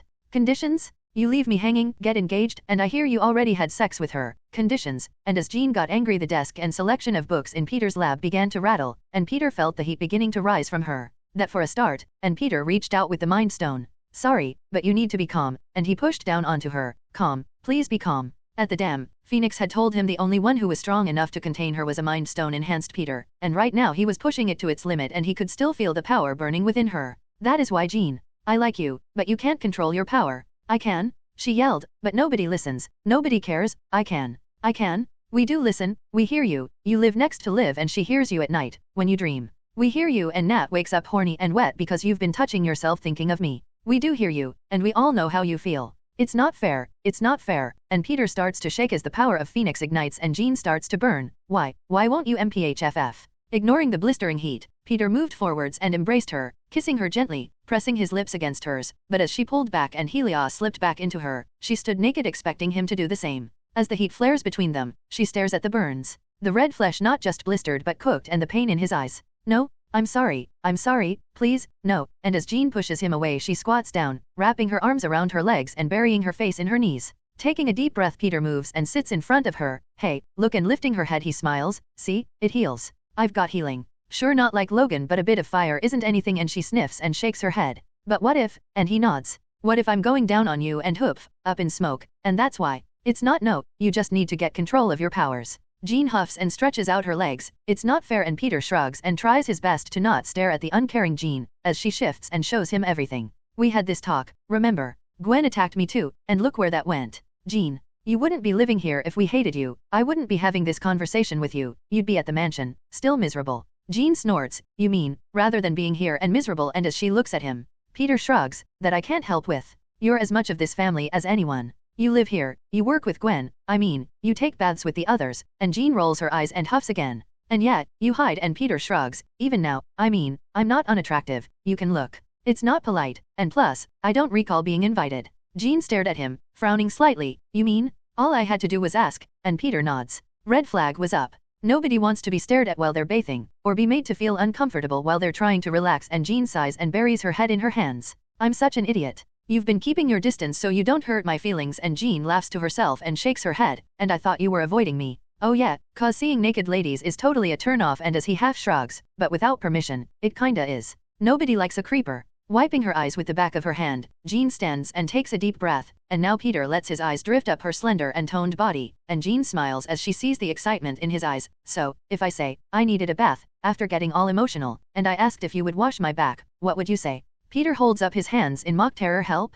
Stranger danger. I need an adult. Raising an eyebrow, Jean just stares at him, unamused, and Peter clears his throat, smiling back at her. I would ask what your favorite soap is, and see if anyone else wanted to join. My point still stands. No crossing the line until I know you aren't going to burn our homes down. Jean pouts and crosses her arms in front of her chest, pushing it up slightly, not even a little. Peter laughs and leans forwards. Do you want to test if my regeneration applies to that? And as Jean leans back and looks down, she blushes slightly, knowing as well that there are 8 others who would be pretty mad, and as she frowns, she realizes what he meant. Even if it did grow back, the rest would be mad at her for hurting him, even accidentally. Maybe just washing my back then. And you know, Gwen is now going to start treating you like a target, and Jean pouts. She handed me her coffee one morning, and stared at me, and Peter frowned, confused. She told me it was cold, and could I heat it up for her, and Peter bursts out laughing. And you were worried about being accepted, but Jean shrugs. I was worried about being rejected. I like you, Peter, but Peter interrupted her by moving forwards and kissing her softly. I like you too, and as his eyes flicked down, Jean grins and shakes her head, Helios spreading over her and into her usual red and white tracksuit. Everyone knows you like those more. Everyone is well aware of Peter Parker's preference. Peter chuckles. Oh, that's just eye candy. What I really like is Dash, and Peter leans close and whispers in Jean's ear, making her go a bright shade of red, and as he leans back to enjoy the brief moment of teasing, her aura flares again and she giggles as a few moments later as they wait for his eyebrows to regrow. Shaking his head, but it seems that is off the menu until someone gets her powers under control. Once Jean had been dealt with, and now that she was smiling and not setting fire to things, Peter had one last item on his agenda. With Eamon Parker Inc. set up, Pepper had sent over a list of their current employees and a new list of prospective hires. As Peter made himself known to everyone, simply by walking around the building, nobody of interest stuck out. There were the occasional weed smokers and assholes in the group, but nothing Peter could actually fire anyone over, not unless their behavior spilled over at work as well. Until he met Liv's latest lab assistant. As the older gentleman, with graying hair and a haggard look, stuck out his hand for Peter to shake, Peter simply raised an eyebrow and shook his head. Sorry, Alistair. You work for Gideon Malik, are an ex-Hydra agent, and I have no issues with what I'm about to do. Alistair Smythe, the scientist S.H.I.E.L.D. had sent over, was as dirty as they come. Peter and the rest had already discussed what he should do if they found any moles, and as Alistair found out, it wasn't pleasant. Liv had been warned, so when the man walked into her lab, wearing nothing but a tie and smile, she knew to scream, and even his incoherent babbling, once he came back to his senses, wasn't enough to save him. His termination papers were signed before the police arrived, and he was arrested for not just exposing himself to Liv but sexual harassment and a whole bunch of racial slurs that he had seemingly shouted while brandishing his erection at her. All handily caught on the lab's newest security cameras. Alistair Sinclair would be spending a long time in prison, even if Gideon was pulling his strings. Peter doubted he would risk associating himself with the man. With that dealt with, all that was left was to check each of the prospective employees, and as each one was interviewed Peter sat in, while Pepper did most of the talking, and marked any that might be problematic at a later date. It was during the interviews that someone Peter found interesting appeared. Tall, blonde, and with sharp features and a pricing stare, Elizabeth Allen reminded Peter a little of Steve. She had the same mannerisms and stare, but what was more interesting was her thoughts on Parker Inc. and AIM. While Pepper conducted her interview, Peter let his abilities envelop her gently. He never pushed too far into someone's mind. Surface thoughts and feelings were enough to get a good read on someone, but it was her restraint at asking if the rumors about Peter and Parker Inc. were true that got his own curiosity up. Most people who were applying knew about Peter and Tony's rivalry, and most asked if Stark would be a problem, but Liz was more interested in finding out if there was a connection between Peter, Iron Man, and Venom. She had an idea but nothing she could prove. As Pepper finished, she always asked Peter if he had any questions, and usually he said no, and shook the person's hand. "So, I can see you're holding back. Ask your question," he said to Liz, who looked flustered for a moment but took a small breath. "Are you?" she asked, and Peter grinned. "You have to be more specific," and she rolled her eyes. "Venom. Are you Venom?" Peter could see the web that led her to that conclusion. Tony picking on an upcoming scientist wasn't new. He had read about Quentin Beck being humiliated at one of Tony's symposiums, never to be heard from again, but Peter was different. Tony purposefully bought Peter's patents, sometimes even forcefully. He went after Olivia Octavius's work, even when others stayed away from the mess at Oscorp, and then suddenly it was all returned without complaint. Pepper now worked for Peter, her name being dragged through the seedier parts of the internet after an alleged affair with Venom, and while neither man was similar in build, there was enough of a match in vocal and motion recognition that his name was plausible. As Peter had thought when talking to Betty, any competent investigator could identify any current superhero, given the right tools, and enough time. What surprised him though wasn't that she had connected him to Venom, was that it wasn't to expose him. She had grown up with aliens and tales of close encounters. She watched the shuttle missions and had tried for the astronaut program, only to be rebuffed after her eyesight betrayed her. She wanted to know if Venom was real, to finally find out if the truth was out there. She had no lofty ideals of exposing him, or of anything more than simply wanting to know. He could use the stone to dive deeper, but part of him felt dirty at what he might find, instead. "And if you found out, what would you do?" He asked a simple enough question, but it was reinforced with the power of the stone. No matter what, the next thing she spoke would be the truth. "Are you fucking kidding? Finding out aliens are real? Shit, I might just dance in your office." And as she spoke, bluntly but truthfully, her face dyed itself red and she covered it with her hands. Sorry, I don't." But Peter was laughing as he looked over at Pepper. "Yeah, hire her. Full disclosure, she's the one." Liz was buzzing with excitement. She had her theories, but actually working in the PR department of AIM would let her do some investigating, and hopefully prove them right. Which was why, when Pepper went over her terms of employment and handed her a thick wad of paper with Non-Disclosure Act in bold at the top, her enthusiasm fell. It fell even further as it covered more than just employment at AIM. Even after she quit, she was bound by it, and it wasn't just a simple fine. Citing several of the New York Accords, she would be held indefinitely for revealing any information about enhanced activities going on at any of AIM's subsidiaries, and each offense would be counted separately. Even if she proved herself right, telling anyone could land her a life sentence. The salary was competitive, and the workload was much lighter than she expected. While she would be handling press releases for each company, it was a simple 9-to-5 job. Nobody expected her to work alone, and while she would get full disclosure, she could hire temps and secretaries to do any paperwork. As she tapped the pen on the contract and the NDA, she tooted to herself, "Damn it," and signed both, handing them back to a smiling Pepper. "We need to get you a badge, and you have access to most of the labs. Just be aware that not everywhere is safe, and some you will still need an appointment to enter. You're AIM's press secretary, so you really only answer to me, but please don't piss off the company heads too much." And Pepper leaned forwards, "And if you're really nice to Gwen, she gives out free samples," and she handed her a company tablet. "Your login details are on the back. Passwords are changed every day, so you won't get proper access until tomorrow. Everything is on there. And welcome aboard." Liz waited until she was outside before she fist pumped, and then until she was home before she logged into the tablet. It was all dry, boring material. Active and upcoming research projects that needed to be sorted into press releases. She would have to start reading up on some of the more technical aspects of her job, but for now, there were two she knew needed more attention. First was the rebranding of Gwen Stacy's feminine range. Femi Fire had proven a stupid name, and Pepper left a note saying it was being changed to Fennis, and a whole ad campaign needed to be centered around it. Liv sighed and lifted her phone, began to arrange a list of producers and directors to get the ball rolling. Remembering, she added Mary Jane Watson's name to the list. She had heard the rumors about her and Peter, and getting her on board for the ad campaign would help. Next was a scheduled meeting with not just each company head, but a few other names she didn't recognize. Eugene Thompson stuck out, as the Avengers had hired him as a replacement for the agents lost during the attack, but the rest, Elektra Natchios, James Howlett, Cindy Moon, and Maria Hill, were all unknown. Only Elektra, the head of the Natchios fortune, came back in her Google search. Sipping her celebratory glass of wine, she shrugged and laid the tablet back down. That was for tomorrow. Tonight she would celebrate, and as she sighed, knowing nobody from the Daily Bugle would be as thrilled to see her leave as she was, she just sat alone drinking her wine. Even Betty, and she paused, lifting her tablet once more. Eddie Brock. She had seen his name in the list of people he was meeting tomorrow. Shit, she thought, Betty's ex, and while she hadn't been forthcoming with details, Liz knew Betty had been devastated when he left. Shaking her head, she put the tablet back down. She would hold off calling her until she got the scoop from Eddie. That was a powder keg she wasn't going to touch until she knew the truth. That was tomorrow's problem though, and as she picked up the phone she did wish someone was here to celebrate with her. Oh well, at least I get to eat this myself. Hello, Panucci's? One large with everything, for delivery, and as she hummed to herself, the indigestion from eating a large pizza herself could be tomorrow's problem as well, and she wondered if the lab made a super secret antacid she could get free samples of. As she arrived at work the next day the office complex seemed busier than usual. New faces were being given tours and some of the staff she had seen waiting yesterday now seemed to be sharing the first day excitement she was feeling.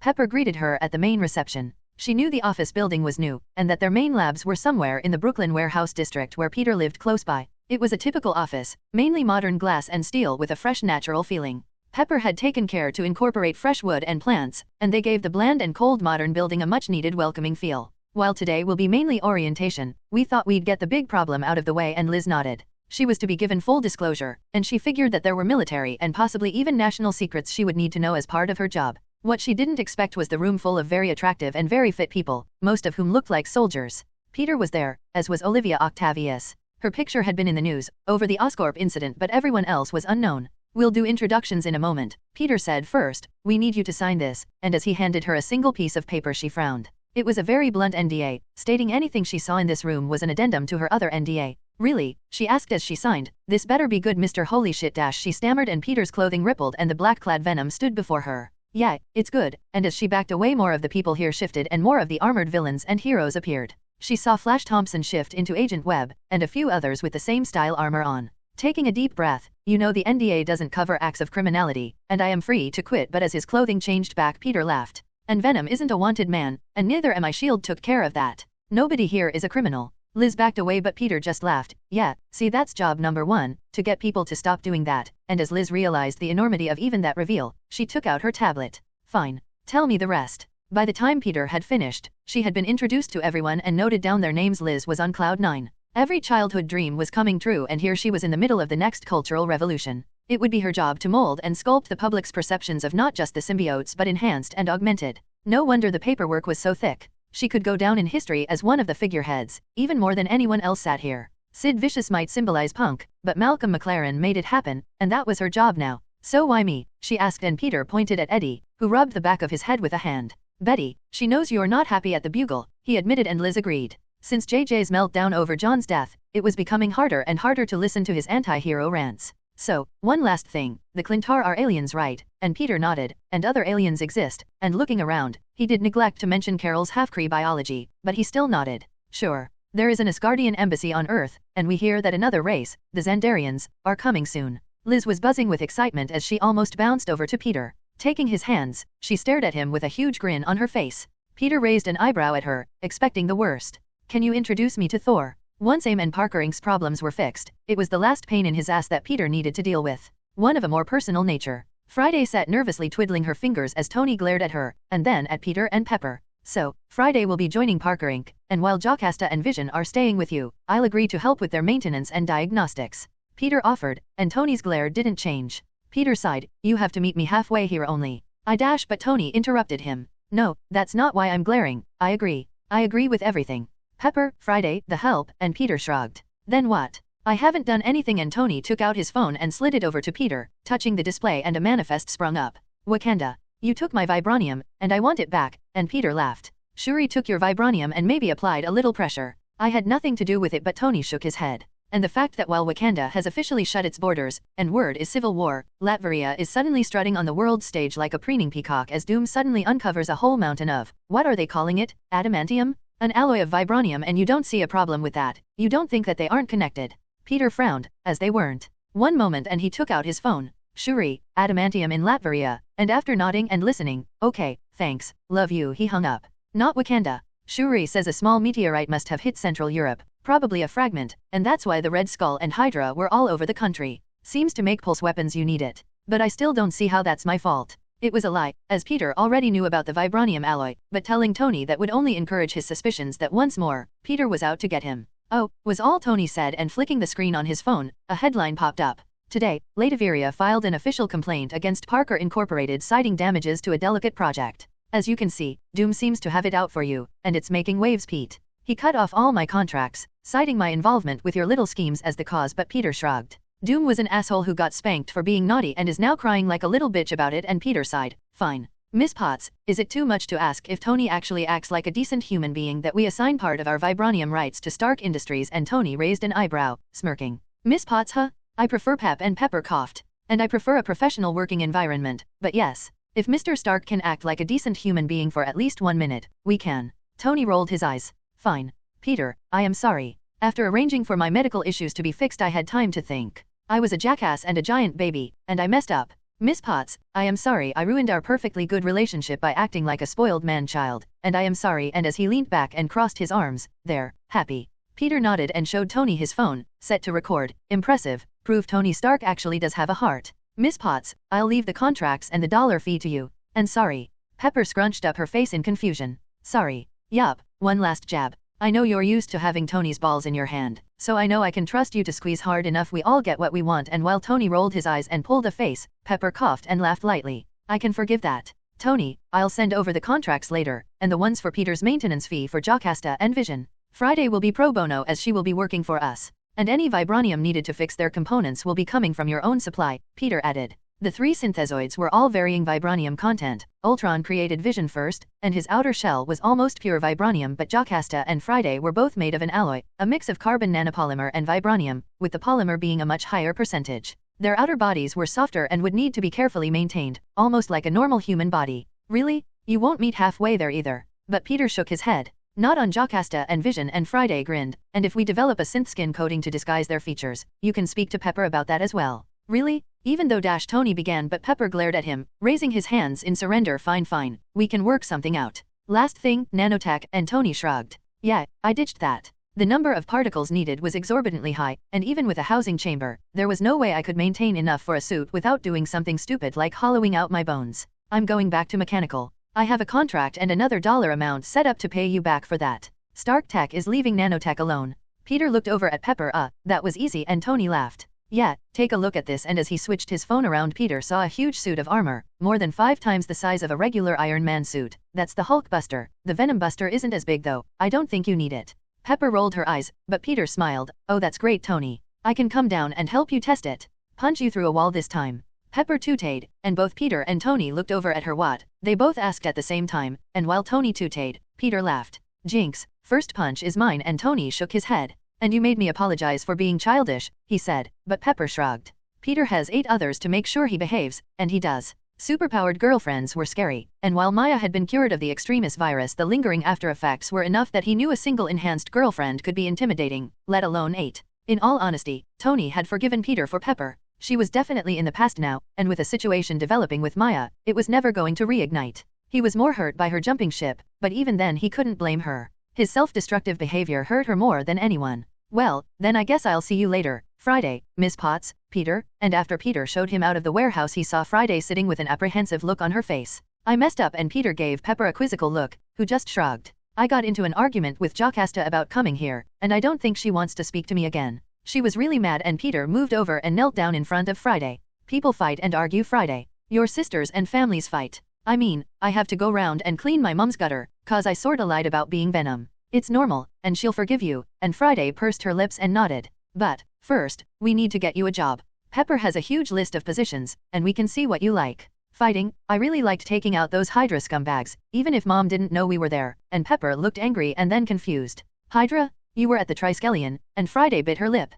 Tony had us looking out for you. We stopped a unit of guys from sneaking up on you.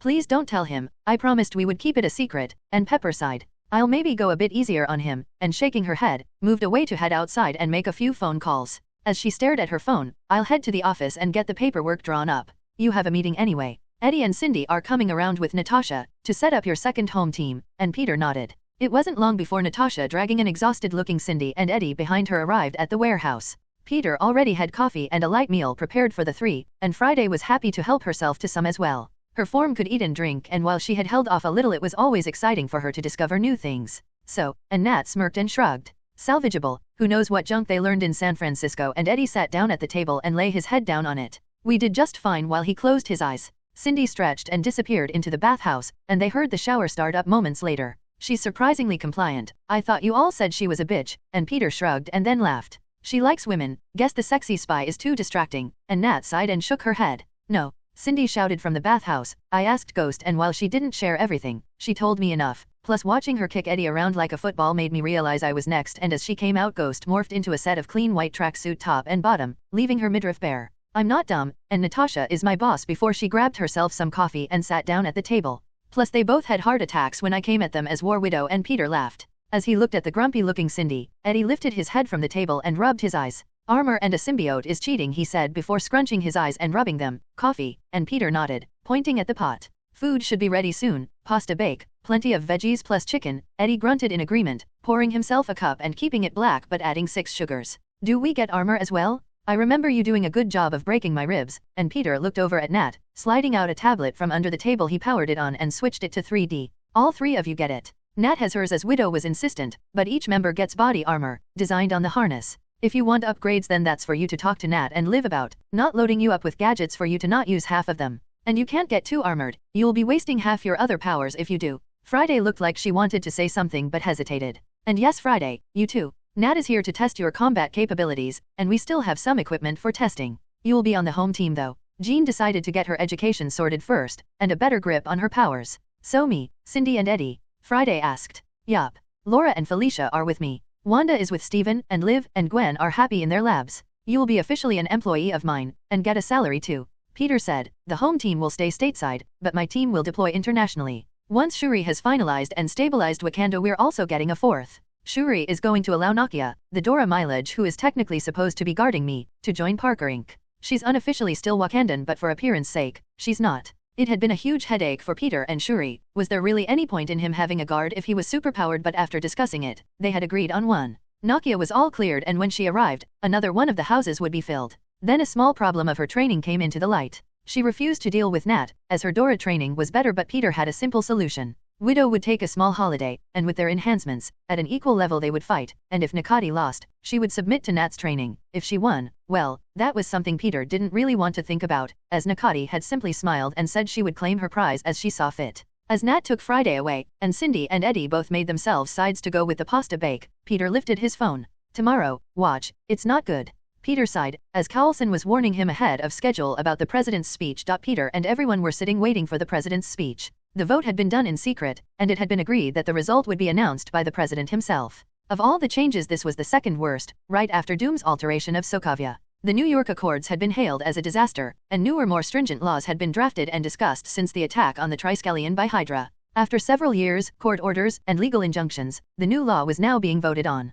President Ellis stood at the podium, and Peter could see the worry and regret written all over his face. The vote had gone badly, and he feared the worst. My fellow Americans, I stand before you today with a solemn task. To announce the results of a vote. A vote that decides the fate of what we think could be up to 1 million Americans. No matter the result, no matter the effect, I will make sure that those citizens are still American. The president paused and took a sip of water, and Peter saw his hands shaking. The Augmented Registration and Control Act is designed to allow those who have powers to freely seek justice in the law, if they suffer discrimination, but also to allow those who suffer from any misdeeds done by those with powers to seek compensation within the law. We are all painfully aware of what powered individuals can do, and how they will affect our lives in the years to come. President Ellis sighed. Across party lines, the vote was passed 65 to 35. And as of today, all augmented Americans must report to a processing center for registration. President Ellis leaned both hands on the podium and looked down. Peter didn't need powers to know the man was torn over this. The US government had just legalized discrimination against those with powers. A program to ensure that those unable to present themselves for testing, or those too afraid to present themselves, has been passed by the Senate.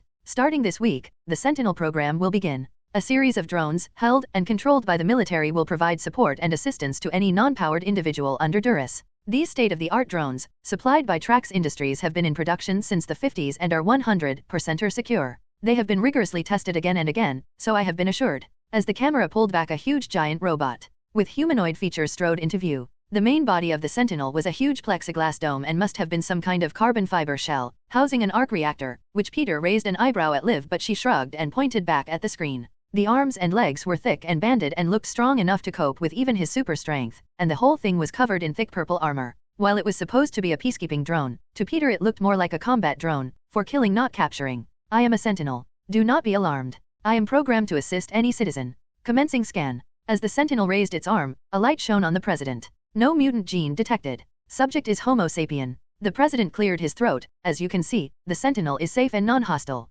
Only an augmented using their powers will be given a warning, and activate the defensive protocols. A nervous-looking woman was ushered onto the stage, and prompted by an aide. The sentinel raised its arm, scanning. Mutant gene detected. Citizen, please display your registration card for identification. The woman froze. I don't have one, and in a panic tried to leave the stage. As two guards reached for their guns, she froze one more. Unregistered mutant detected. Citizen, please report to the nearest registration office. As the sentinel raised its arm, a wire shot out of its hand and wrapped around the woman's chest. As she struggled to remove it, mutant neutralized. The local law enforcement office has been contacted and supplied with your description. Please citizen, have a nice day. And the sentinel stood back next to the podium, safe and contained, with no harm done to either the person or the surroundings. The sentinels will provide protection to all our citizens. As the cameras clicked and the reporters began to ask their questions, President Ellis raised a hand. That was the prepared speech I was handed before coming here. But that's not what I want to say. As my last act as president, I refuse to allow my legacy to be this rotten pile of bullshit, that America has sunk so low to allow such blatant discrimination. And the camera cut off, replaced by a presidential logo and a please stand by sign. Peter shook his head and looked over at Wanda and Laura. I am not registering with that office, Peter. I have already submitted my powers to S.H.I.E.L.D. Why should I have to? Wanda started and Laura agreed. Like Shaw, was all Laura said, and for once Peter agreed. His phone buzzed and after checking it, he read the report Carlson had sent him, and his worst fears were realized. Augmented had been split into power categories, from Alpha being the least dangerous all the way up to Omega, with world-altering powers. He knew Charles, Eric, and Wanda all fitted into the Omega category, and if Jean pushed herself and used the Phoenix, so would she. Omega-level mutants were to be contained, confined, and controlled. No private citizen would be allowed to walk free with a power that was the equivalent of a nuclear bomb. It was either work for the government or have a permanent power suppressor fitted. As Peter read through the file further, Carlson had included the specs for the dampener, and Peter recognized a bastardized version of his CLS, Stark's Iron Halo, and the control collar used by Hydra, all signed off by a Senator Gideon Malik, a one-time member of the WSC, and a very good friend of Alexander Pierce. Peter swore, they knew Malik was Hydra and this was another bullshit attempt to start one of their takeover schemes, but as the WSC and the Senate had cleared him, he had no proof.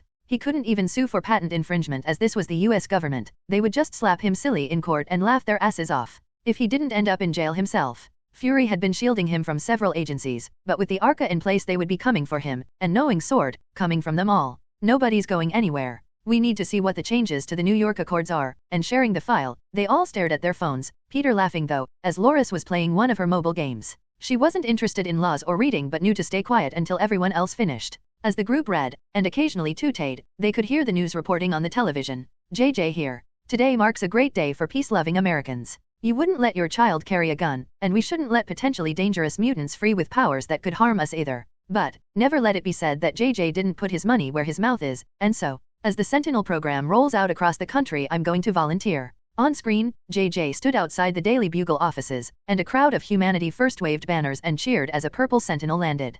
Peter noted the thruster design and wondered if Stark had finally agreed to share his Iron Legion technology. And now, ladies and dash, but Jonah was interrupted. Scan completed. Unregistered mutant detected, and as the Sentinel raised its arm, a silver lasso shot out and wrapped itself around JJ. The crowd went quiet as the man blustered. Now see here, I was tested. I'm not a mutant, you stupid tin can. Scan me again, he yelled. As the Sentinel raised its arm, the pale light covered JJ. Mutant gene variant detected. Chance of offspring with mutation is 57%. Possibility of mutant offspring above tolerance levels. Capture and detainment advised. Offspring? Offspring? You defective vending machine. I'm not a mutant, not a mutant. And as the crowd began to jeer and yell at the machine, it turned. Unregistered mutations detected in congregation. Sentinel outnumbered. Calling additional support, and as the crowd continued to jeer and shout at the machine, several more landed. Unregistered mutations detected, crowd control unsuitable. Beginning low-level apprehension. Non-mutants. Please evacuate the area, and as they raised their arms and began to fire a stunning blast, the crowd screamed and began to flee. Peter put down his phone. Guys, it doesn't matter, we need to help. And as the group's Symbarmer slid over them, they heard the heavy footfalls outside the building. Peter Parker. Unregistered mutants detected at this location. Please be advised that the New York Accords have been suspended and that all mutants must register under the Arca. Please do not resist. Peter swore. He hadn't expected them to be so quick. You two, suit up and hide. Let me deal with this, and Laura and Wanda both nodded, and as Hexen and Talon covered them they shimmered and vanished. As Peter opened the warehouse door and saw the 3 sentinels standing there, he knew this was going to end badly. This is private property. Scan me and then leave. The ARCA does not allow you to harass private citizens. Augments that may or may not be here will report at an appropriate time. Peter had learned enough dealing with bureaucrats at Sword, and he was learning to bullshit with the best of them. Unacceptable. Augments at the location designated Laura Kinney and Wanda Maximov have been reported as hostile by Sword authorities. Their presence is required, intoned a sentinel, and Peter swore. There is no part of the ARCA that allows that. Plus, they aren't here, and as Peter reached for his phone a sentinel raised its arm and the light scanned him. Non-human DNA detected. Please surrender to us. We will ensure that no harm comes to you. Yet, illegal detainment is also not allowed, so how about? No. The Sentinel program is designed to update and designate a new protocol if the original is deemed to be insufficient. Alien DNA was detected. Alien DNA is a mutant form of DNA, therefore alien DNA must be contained. Our protocols all for the containment of all non-human DNA. You will surrender. Overstepping the mark there, bot brain. You are not a law enforcement drone, only a shepherd, and then it struck him, he was arguing with a drone. Someone had to be piloting it.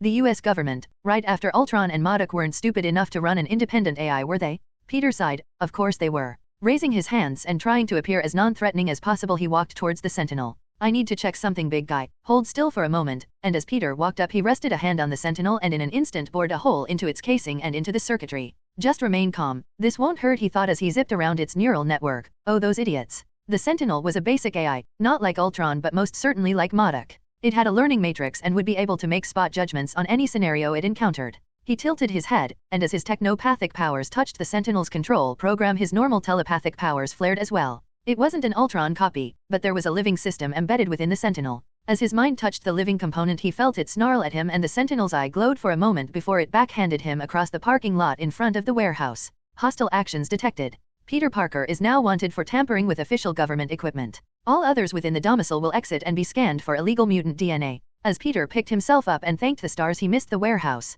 he stood, dusted himself off, and shook his head. No, see, I was playing nice, but your systems are suspiciously like the ones Hydra uses, and so is your AI. How about you stand down and I call someone much higher up to deal with this? Refusal of orders. Peter Parker is now a wanted fugitive. Containment protocol engaged. Peter Parker is a registered enhanced human with unknown alien DNA. Individual is compromised. Individual has no rights under the terms of the ARCA. Lethal force authorized. As the hand blasters of the Sentinel whined to power up, all 3 pointed their hands at Peter. He tooted. Yeah, that's not a good idea, and as his symbarmer slid over him, the Sentinels looked up and saw 5 symbiote-covered women staring down at them. In fact, it's probably the worst idea ever. It had been 3 months since he had awakened in a strange place with no memory of who he was. It was a nursing home, and after a lot of paperwork he had been reunited with his wife, but strangely not his wife. Once he had rested, the small amount of power Tobin could muster had jolted Frida awake as well, but things were still difficult. They both needed rest, both needed to recover what had been taken, and both agreed that they both needed a holiday. It does seem to be very exciting at this time of year, doesn't it? Said the old man as he sat across from his wife in a small cafe in Central Park. I mean, giant robots of all things, but his wife looked unamused. And I suppose we're just going to sit here and watch, she asked, crossing her arms, and he smiled as he sipped his coffee. I was going to order breakfast. Pancakes maybe, but she scowled and leaned forwards, lifting the menu from his hands. This has gone on long enough, Tobin. We can help these people, and you should stop shirking your responsibilities, but he just smiled again and motioned for the waitress. Yes, can we have 2 breakfast platters, 1 with extra bacon and 2 jugs of syrup, and his wife tooted. 2 platters, no extra bacon and 1 jug. You need to watch your weight, and as the waitress hid a smile behind the menus she collected, she left them to continue their argument. You know I'm always hungry after a sleep, dear, but Frida shook her head. And all that meat and sugar is bad for you. Be thankful I let you keep the order. Oatmeal should have been prepared. You are becoming soft, and as she looked down at his stomach line, in more ways than one. Tobin waved a hand at her, and you, my dear, are becoming a nag. We haven't had a holiday in 1,000 years, even after the children were raised. Relax and enjoy, and he smiled as he smelled and then sipped his coffee. Yes, and look how that turned out. Half the galaxy is in ruins and you're eating enough for 3. I mean, you did order one of those breakfasts for me. Yes, and Tobin coughed. Of course, Frida my love, he hadn't, and they were both for him, but she was in a particularly prickly mood this morning. Knowing he was lying, she reached over and smiled as she took his hand, squeezing it tighter than usual. Good, and then we can go home. But he shook his head. They need to learn, and they cannot if we are there to mother them. I am their mother, and the galaxy suffers for their lessons. Tobin, but he just patted the back of her hand with his. The galaxy would suffer even if we were there, dear. It always suffers. Tyrants rise and fall, warlords pillage and plunder, as it was in my father's time, and as it is now. Frida tooted, and as a giant purple robot landed next to them she waved her hand, and as its eye glowed slightly for a moment its jets fired and it lifted off leaving them in peace. Thank you, dear. I fear I would make too much of a scene, but unamused Frida glared at him as the waitress brought their breakfasts, placing one down in front of Frida, much to the disappointment of Tobin. His mood brightened as the blonde and very attractive waitress slyly winked at him, and seeing his plate, he noticed the extra slices of bacon hiding stealthily under one of his pancakes. With a huge grin, he was about to cover the pancakes in maple syrup when tooting Frida took his plate and swapped it with hers. You are several thousand years too early for that ever work, Tobin, and as he sighed, he used most of the syrup in consolation.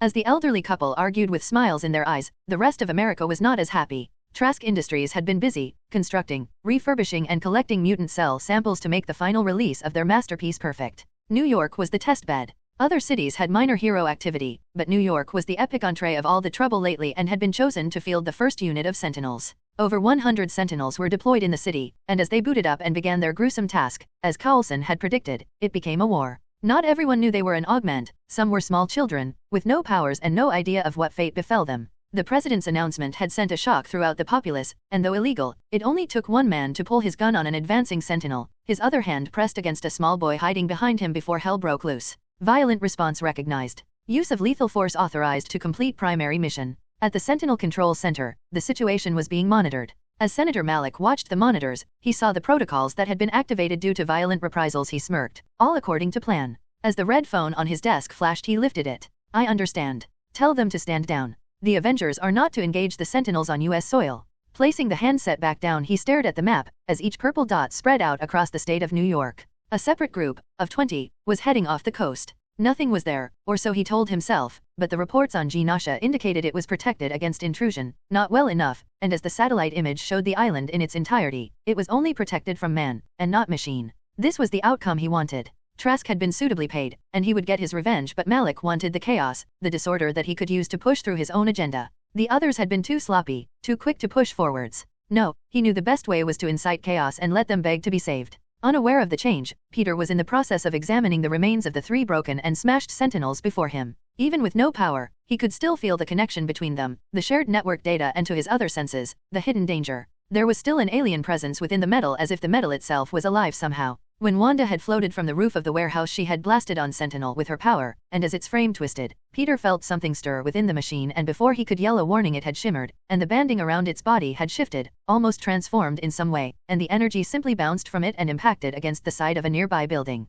As the newly designed armor slid over him, hiding his features, he leapt and sliced at the machine, Talon leaping down as well, and as the pair tag teamed, Talon occasionally using his much larger frame as a springboard, soon all the Sentinels had been reduced to a pile of parts. With all 7 plus Peter, the Sentinels hadn't stood a chance. The only member missing was Jean, who was still helping the professor with his secret project. I like the new look, Gwen said, as she poked a piece of armor. Peter's new armor was slick. The crash helmet design and thin shoulder pads lay flat over his taut muscles, and the bumpy armored thick shoulder pads and chest armor were replaced with a sleeker, smoother chest piece. It came down in a V across his torso, and the usual white spider on it was now dyed a deep golden color, and the lines continued down his arms and legs. From his back thinner but stronger adamantium-clad tentacles flooded back and lay flat against his back. Yeah, still no name though, so V, for now, is good. As he looked at the pile of scrap he shook his head. We need to get out into the streets, and he placed a hand over the chest of one sentinel, shaking his head. The gene scanner is too imprecise. It detects the X gene, but that's it, and Gwen shook her head. No wonder it went crazy. Every human had either the X, K, or V variant, and with an adaptive AI, the sentinels would simply mark everyone as an augment. Felicia. Get Elektra on the phone and warn her, I need to head to the mansion. Wanda, Laura. You need to stay here, but Wanda crossed her arms and scowled at him. Why? She asked angrily. If Eric and Pietro were in danger then she needed to do something. V sighed, because they are learning, and as he lifted a piece of the strange banded metal armor, use your power on this, just a little. Wanda tooted and waved her hands, lifting the piece floated free, the metal rippled once more and fell from the red energy field. V shook his head, they can adapt. I'm fine because I just punch stuff, but Scott, Jean, you, and a lot of others will find the Sentinels too much. I need you to stay here with Laura, I need you to protect her. Wanda huffed, I have my magic you know, and V nodded. Right, and if they can adapt to that, then, and he paused as a horrible realization crossed his mind, in fact, call Steven, fill him in as well. I don't want super robots stomping New York flat because we accidentally power them up. Wanda still huffed, but Laura nodded and smacked Wanda on her butt while she nodded at the warehouse. Come Red, I'll keep you safe. And startled at the not too unpleasant stinging on her rear, Wanda stared at the smaller woman who winked at her. Talon had been making things clearer, Ororo had been helping too, and as she led Wanda back into the warehouse, in more ways than one, and her hand gently but firmly pushed Wanda through the doorway, giving her a small squeeze on the way in. Looking over the group, anyone without combat experience is to stay here and keep low. Sorry Friday, you too. I don't want a nutcase with a gun thinking you're some sentinel wannabe, but call Tony. If the Iron Legion can help, we might need it, and she nodded and headed back inside as well. He turned to Gwen, Liv, and Felicia. We need to get this metal analyzed. We already know you're safe, at least for now, but the metal is strange. It's weird, I don't know, but we need to find out how they adapt, and Gwen grabbed the bundle of plating and circuits V had webbed into a bag. She was glad she had been enhanced again, as the package was cumbersome and heavy. But take Huntress with you. Safe now doesn't mean safe in the future. I don't want anyone to get hurt, okay? As he stepped forwards he gently cupped a hand on her cheek. Love you all, and she kissed the back of his hand. Love you too, she said as she and Felicia shared the bag between them and headed to the Parker Inc. building a few blocks away. Carol, Nat. You need to get out onto the street and stop these things.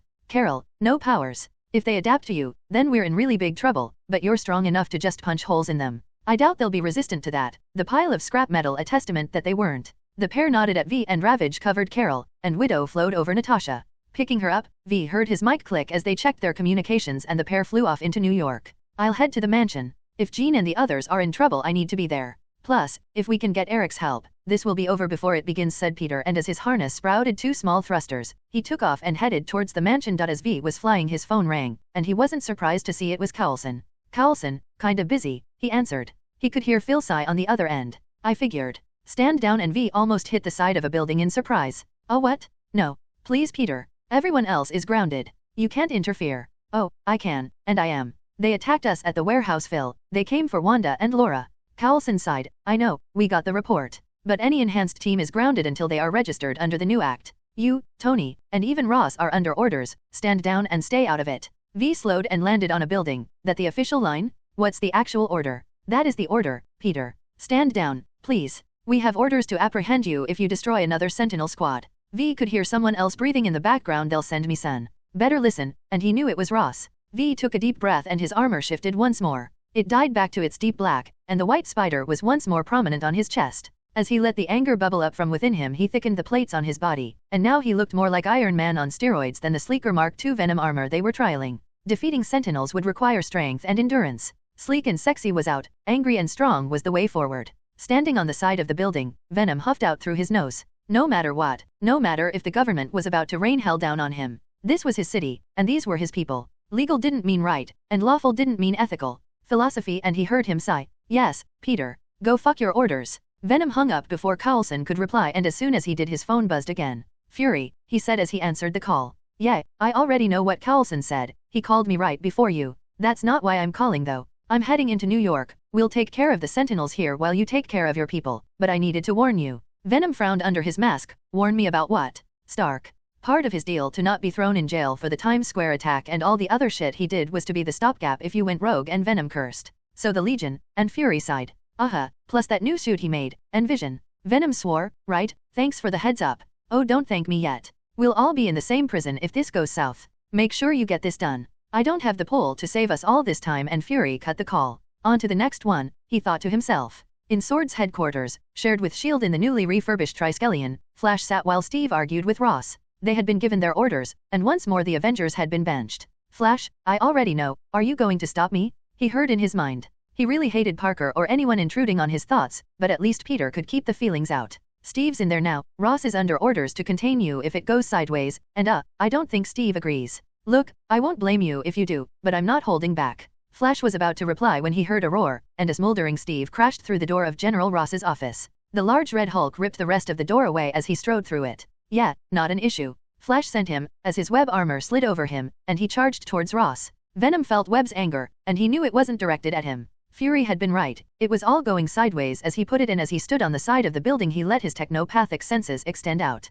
He could feel the Legion at the edge of his senses, keeping their distance, and he guessed that right now, as he hadn't done anything, they would hold back. Emma, it's bad. Sentinels are attacking augments over the city. Stay safe and be careful. I think Felicia is heading your way, she'll help. He tried to contact Charles at the mansion, but the usual psychic interference he felt when discreetly probing there was gone. He frowned slightly as there was no reply. There was nothing at all. As he felt for Jean or Helios, it was the same psychic blank, as if the mansion had completely vanished from the earth. There were no mines in the area, and drawing a blank if it was one of Charles's abilities or something else had happened, Venom had no choice but to ignore it. While they were the target of the Sentinels, Eric had to be able to deal with a giant metal robot. In fact, Peter wondered if making them out of metal was a flaw or just plain stupidity. Venom decided to check anyway. The flight would be short with the new pack and it was better to make sure nothing serious had happened. He already knew if he wanted to contact Selene he would have to use the Mind Stone, and that meant stopping. Her defenses should be enough to keep her safe, and he figured if anyone was stupid enough to send a sentinel into the heart of an augmented city, then they got what they deserved.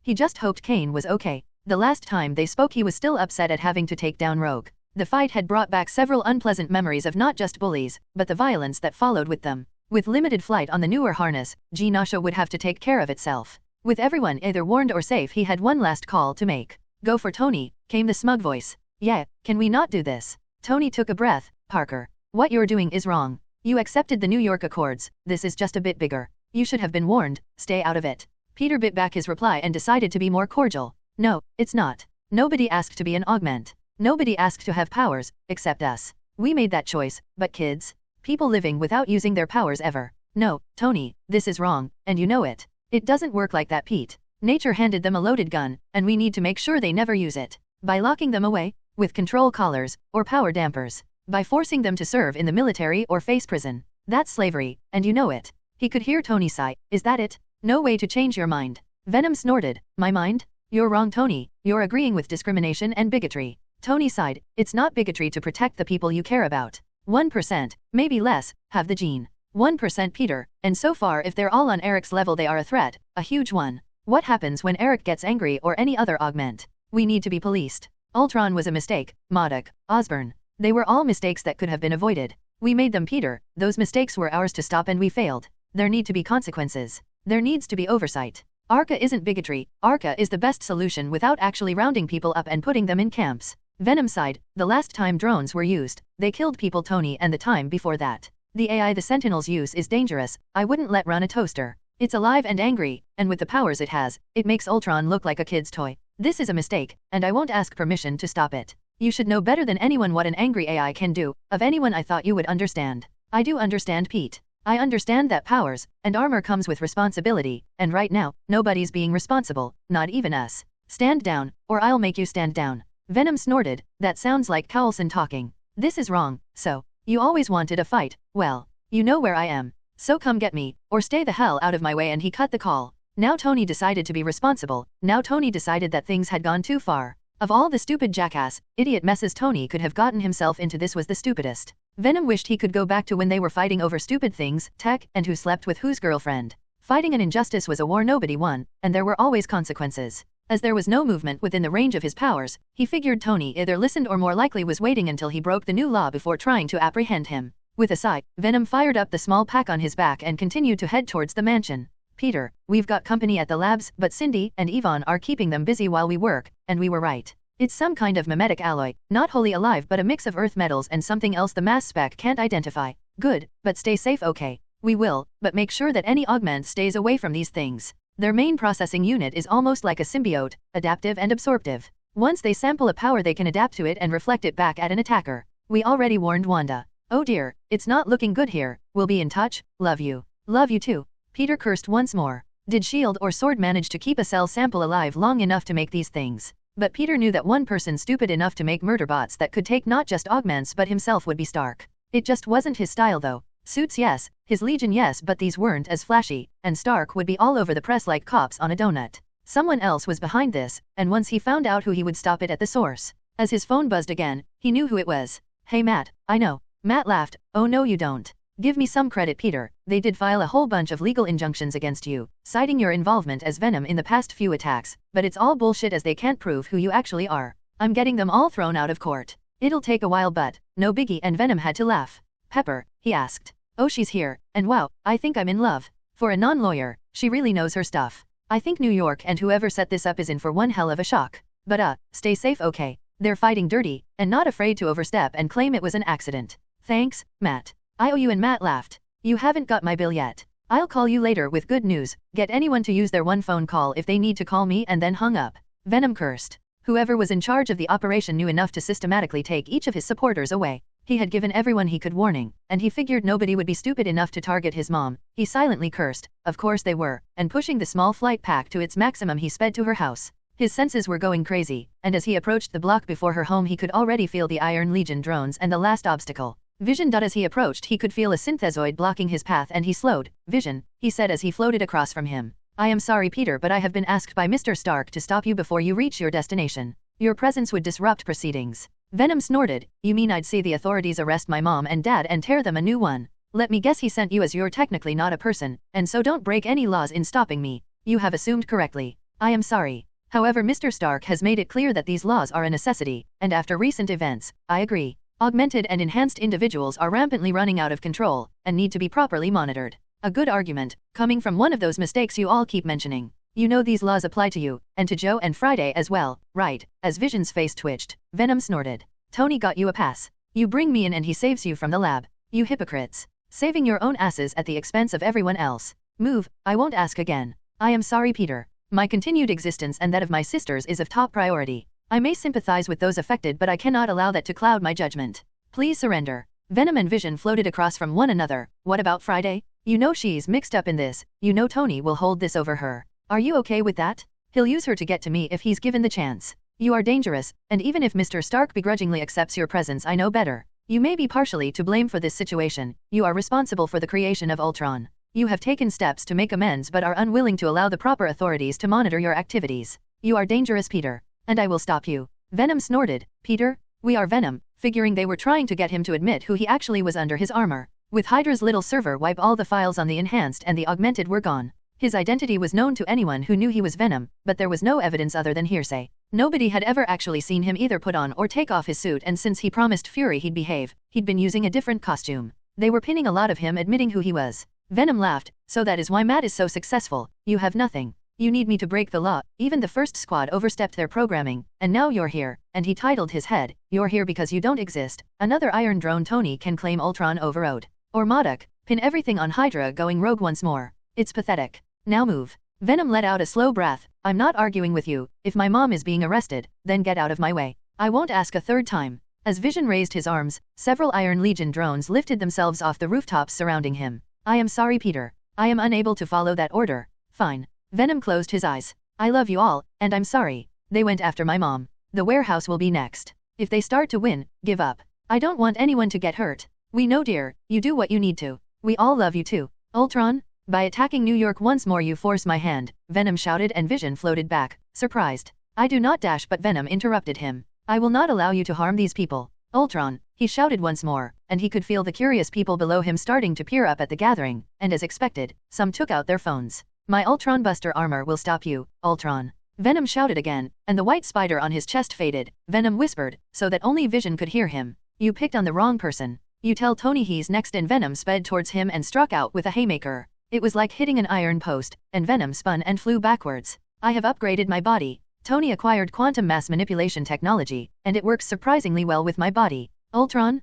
Working with Cross Industries and Hank Pym, you villain, he shouted. The fight would be harder, but there was one thing Vision forgot. Flying forwards, Vision swung at Venom, who ducked under the blow and slid around him, grabbing him and pinning his arms up in a full Nelson. I'm sorry Vision, but you went after my mom. As Venom's powers connected, Vision found himself unable to move, and he could see the faint yellow glow at the edges of his sight. Yes, I am Ultron, and I come to destroy you, he shouted, and he felt Venom's influence creep across his circuits. No please, not that, not him, Vision begged, knowing that Ultron's legacy would be his undoing. A synthezoid was suspicious enough, but one proclaiming to be Ultron would never be allowed to live. You pushed me. You forced this, and the stone glowed once more. I am Ultron, creation of Tony Stark, and we will make New York ours. Vision yelled, and he felt Venom's control over him fade. Get out of my way Vision, I don't want to hurt you. Friday would never forgive me. Venom pushed Vision away, and as he flailed in the air he righted himself and spun around with an angry look on his face. Friday. Vision yelled, what have you done? I can never leave the tower, you've ruined everything, he shouted and with surprising speed, flew at Venom. Venom brought up an arm to block the punch Vision threw, but his arm phased right through him and then connected against the thick rounded helmet of his new disguise. Each time Venom brought up a limb to block, Vision phased through it and thudded an unusually heavy fist against him. It was painful, and Venom could feel not just bruised from the punches forming but a strange tingling where Vision was phasing through him. We are criminals now. We worked so hard to be free of him, Vision yelled as he punched Venom, again and again. Think Pete, think, molecular density, he's phasing through my cells. He grinned, and as Vision brought around another punch, a tentacle shot down the length of Venom's arm, and Vision stared at the sparking damage on his arm as the lighter molecular limb was sheared, trying to pass through the thick energy-dense vibranium in Peter's harness. Yeah, I thought so. Your body can't phase through anything vibranium, they stabilize each other, so, let's try that again. The forearm slipped down his own, creating a setup similar to whiplash. 2 arm-length tendrils snaked out from the vibranium arms that now sat outside Venom's own. No second chances, and Venom struck out at Vision. The tendril whipped against his body and Vision was blown backwards. His powers were no use now and Venom was relentless. Even without the ability to phase, Vision still could alter his density to a ludicrous degree.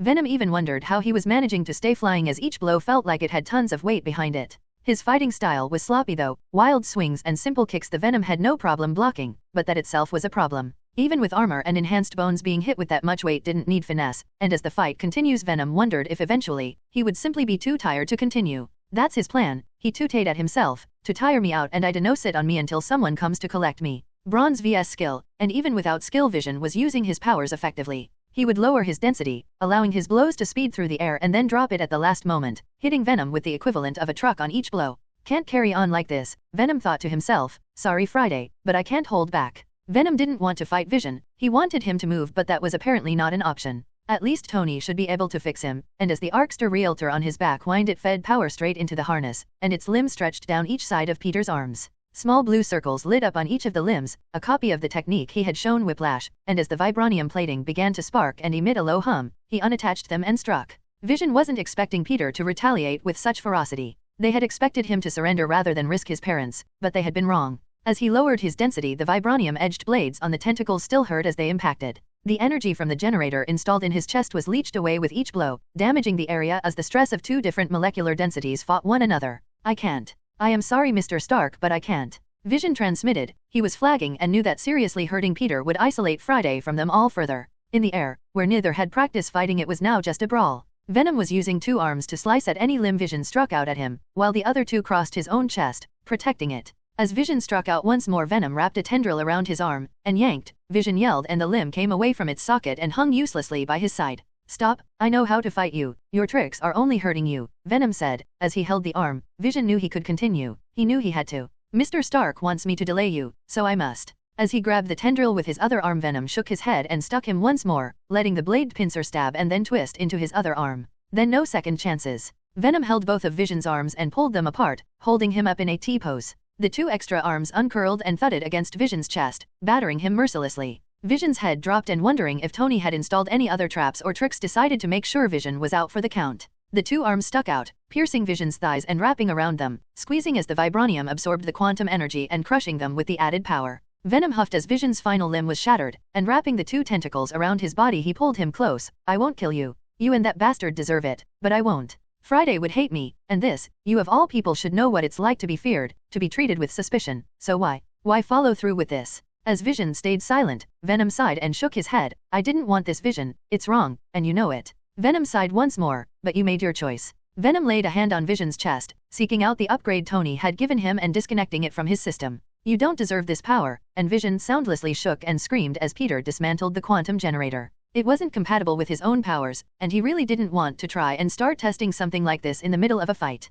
He crushed the connectors and left the power supply alone, undoing the cover Tony had installed in Vision's chest over where it and his arc reactor sat. Holding it in his hand, he covered it in thick, quick hardening webbing and let it drop to the rooftop. He would collect it later and let Liv play with it. Lowering them to the top of one of the high-rises, Venom lay Vision down. Call Tony and he can come for you, but you're not welcome at the warehouse, neither of you are. Yeah, that's not a big loss now, is it? Venom heard from behind him. Go fuck your orders, and then the line went dead. Phil put down the phone, as the call had gone exactly as he'd expected. Across the desk from his General Ross sat, looking just as angry as Peter had sounded, and the lead members of the Avengers, Captain America and his protege Agent Webb, were sitting outside, angrily holding slips of paper, which Calusan knew were their orders. Sam and Scott had read them and shrugged. Sam was used to S.H.I.E.L.D.'s operating procedure, and Scott was on probation for his involvement in Hank Pym's very illegal and very dangerous quantum field technology. They had both accepted the orders, much to Steve's annoyance, and headed out. They were to contain and confiscate any illegal technology at the Parker Inc. building. That had left Steve and Flash, and right now Steve was not in a good mood.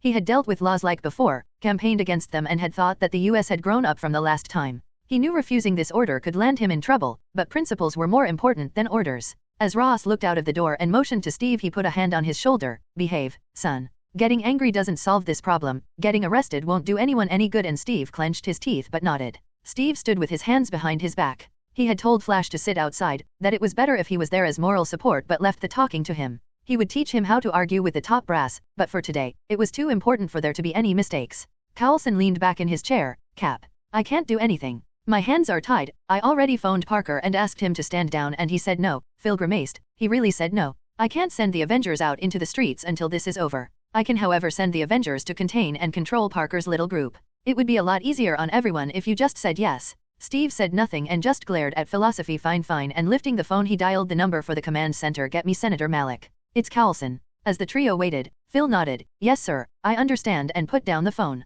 The Avengers are grounded. No arguments. Until the Sentinel program completes its mission, you are to stand down. We'll let the orders slide. You get that much for your service, Captain. Steve tensed and let his hands fall by his side. This is wrong. The Avengers were created to protect people, and I accepted that. I also accepted that the government wouldn't be using untested robots to round up its citizens. I put a stop to Doom doing it, and I will put a stop to my own government, and Steve turned to leave. Leave the shield, was all Carlson said. Steve stopped and turned. I'm sorry. Carlson leaned back, picking up a pen and writing something down. You heard. You're grounded, Captain. You and Flash disobeyed a direct order. Leave the shield. What you do in your free time, even if it is visiting Russia, is none of my business. But I won't have you sully that name by using it to disobey an order. Steve raised an eyebrow. No. The only stain I'm seeing right now is the one the government is making. So no. This shield was a gift, and it's not government property. Ross stepped forwards. Sorry son, not this time. As the officer in charge of the enhanced unit, you fall under my command. Leave the shield, Captain Rogers.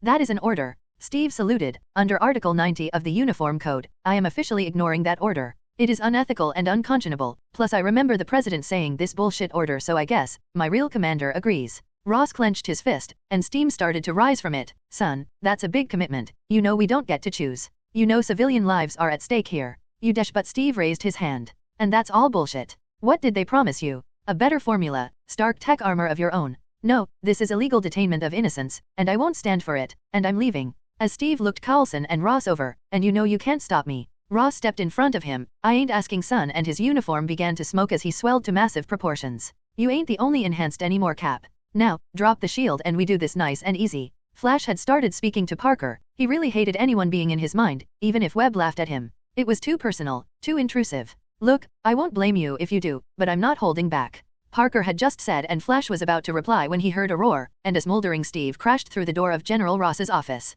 As he shook himself, and stood, dusting off his armor, he watched as Red Hulk ripped the rest of the door away as he strode through it. Flash watched as Steve readied his shield, dropping behind it, and readying for Red Hulk's attack. His body armor was scuffed, and as he bruised off the burned fabric, Flash could see the thick armor plated underneath, blackened by the heat from Red Hulk. Webb coated him and he cursed. He was unarmed, but he could still help. Yeah, not an issue. Flash sent him, as his web armor slid over him, and he charged towards Red Hulk. Steve shook his head. This is my fight, Flash. Stay back unless I need you, and Webb nodded. Oh, he'll stay out if he knows what's good for him. Striking a superior officer, that's a court-martial, Cap. Now, will you come quietly, and we put this down to emotions running high, or do we do this the fun way? Red asked, and he cracked his knuckles. Fun way it is, and with an underhanded throw, Cap's shield ricocheted off a wall and struck Red on the side of the head. Cheap shots won't work against me. Cap Army's training got a lot better since you were at boot. As the shield ricocheted towards Red, he stuck out a meaty arm, blocked it and flicked it over his arm, burying it into a side wall. Not good enough, and as Steve crouched to receive his attack, Red brought his hands together, clapping and sending a shockwave through the corridor, stunning Steve and forcing Flash to cover his face with an arm. The screams of the office workers could be heard throughout the building. As Red Hulk then stuck Steve with a haymaker, and he flew down the corridor, tumbling along it before, rolling and righting himself, slapping out the smoldering top cloth where the heat from Red had set him alight. Agent Webb had watched as the two combat veterans duked it out, and while Steve was strong and fast, and his shield gave him a huge advantage, it wasn't good enough against a Hulk. Ross was not as strong as Hulk was, but a lot faster and more in control, and Webb knew that he would lose. It didn't matter though, Steve gave as good as he got, and even the thick red knuckles of Red Hulk were bruised and bleeding as Steve used his superior speed to block each blow with his shield. As Red Hulk smoked and smoldered, the sprinkler system triggered, dousing the trio in water. Flash, sorry, but run, and Webb looked confused as he saw the haze of steam rising from Red Hulk. You ain't going nowhere, soldier boy. You're under my command, and I say stand down, but Webb had ignored him. With a thick fist wrapped around the webbing, it smoked and burned as Red realized his heat. I said stand down, and Webb knew Steve was beaten. As the shield swung out once more, Red grabbed it in a bigger hand, His form was still swelling, and he lifted Steve off the ground and gut-punched him several times before Steve dropped to the floor, coughing up blood. "You stay there," Red Hulk stated, and he slammed the shield into a wall, burying it up to its edge. He snorted as Steve tried to stand. "Yeah, see. Parker's little girlfriend might have stabbed me, but she got it all wrong," and as he wrapped a hand around Steve's throat he lifted him from the floor and Steve screamed as his skin began to burn. "That formula, it was enough to let me gamma up again, and I'm through playing. Nobody can beat me, not you, not that tin can, not Parker, and not even Hulk. Red Hulk is the strongest one there is," and tossing Steve up he grabbed him by the feet and smashed him into the ground repeatedly. Flash watched on in horror as Red decimated Steve, and he knew he was next. Red might be stronger than Hulk, but the look in his eye told Webb he was crazier as well. One of Steve's lessons had always been, if you can't win, or it looks like you'll lose, there is no shame in retreating to regroup and retaliate, and right now Webb needed to do that. Coming to meet General Ross they had taken his pulse pistols, and even his armored form was without its modified web shooters. In a match of strength, Weed was outmatched, in a battle of wits and strategy he was beaten by years of experience, so he did what Parker had taught him. He cheated. Yelling with the full force of Webb behind him, the psychic shockwave he sent out got Ross reeling, and Webb slid under his legs, and towards the nearest window. 2 balls of sticky webbing, a simply acidic formula even Flash could memorize, thudded against the bomb and bulletproof glass, and as they smoked and hissed he crossed his arms over his face, thickened the simskin to create a shield like caps and smashed through it, sending out a web line and swinging out into the skyline. If Ross followed protocol, he would take Steve to enhanced holding at the new Gamma camp before they were shipped to the raft. Webb knew it was somewhere in the Pacific, but nobody but the brass knew where. Steve would be fine. Ross and Carlson wouldn't hurt him, they would take him into custody. As long as he could get free again he would be fine, treated well, and most of all, safe from the repercussions of what came next. He needed backup and he needed to get to them before they left. Heading to the warehouse, he hoped that Peter or at least one of the others could help him. He couldn't do this alone. Red Hulk shrank back down and put the newer power dampening cuffs on Steve. They were supposed to work on enhanced, but as they had stolen the design and he doubted very much Parker would have helped test them properly, he didn't care if they worked on Steve or not. "Carlson, you okay in there?" he yelled, and the director of S.H.I.E.L.D. stepped over what was left of the door. "You know you should have just let him go. He isn't one of yours." Carlson looked around at the devastation, and as he smoothed down his tie, Ross snorted and shrugged. "He pissed me off. Doesn't matter. Webb's gone, and he'll probably head for Parker. Make sure there aren't any more incidents. There are enough problems without adding in a bunch of hot-headed Gamma troopers as well." He reached into his pocket, he threw Ross's phone. "I mean it. The Thunderbolts are containment, not engagement. The Sentinels are bad enough." And sneering Ross stilled, calling each of his commanders in turn. "My Gamma troopers follow orders, you don't need to worry." Carlson raised an eyebrow and looked at the wreckage in the hallway, the dents from the fight and the melted glass where a supposed bomb-proof window used to be. "Sure, no reason at all to worry," he said as he headed back into his office. Carlson poured himself a drink. "Make sure you take care of Parker though, unless you think Stark will actually win." Ross snorted. "You know, if I was a betting man, it seems like you planned this. You knew Cap would never give up his shield, and you knew Webb would defend him." "I don't like games, Carlson, and I don't like them being played with my men's lives. Parker might be a Boy Scout now, but we know he doesn't pull his punches when something he cares about is on the line." Carlson sat back down in his chair, and as he picked up the glass, he swirled it around. "Why do you think we sent Stark?" M'Baku strode into the royal chamber. He had not been summoned, but he didn't care. He was supposed to be sitting on that throne, not some slip of a girl, not some stupid child who was squandering her power on a pathetic American boy. He had watched the replay of Fisk's defeat, and he knew he could beat that insignificant man. He was nothing, and M'Baku knew he had cheated somehow. "I wish to approach the Queen," M'Baku barked at the guards, who shook their heads. "Queen Shuri has not summoned you. There will be no audience today." M'Baku clenched his fists. "As head of the White Gorilla tribe, I demand to see the Queen." One of the Dora Mileage touched an earpiece. "She will see you," and he grunted, and pushed past the 2 guards. Sitting on her throne, Shuri stared at him. "Well," ignoring the customary salute, "your boy is in trouble. The Americans have declared war on their mutant kind," he said smugly as he grinned at her. "And Peter can take care of himself. He is more than a match for anything they can design," but he snorted and sneered. "They will take him and throw him in prison. If you wish to avoid a scandal you should cut ties and choose a new consort. One not as weak, or," and M'Baku laughed, pale. "Your lack of decorum is sickening. So, if you get on your hands and kiss the ground at my feet, I will forgive you.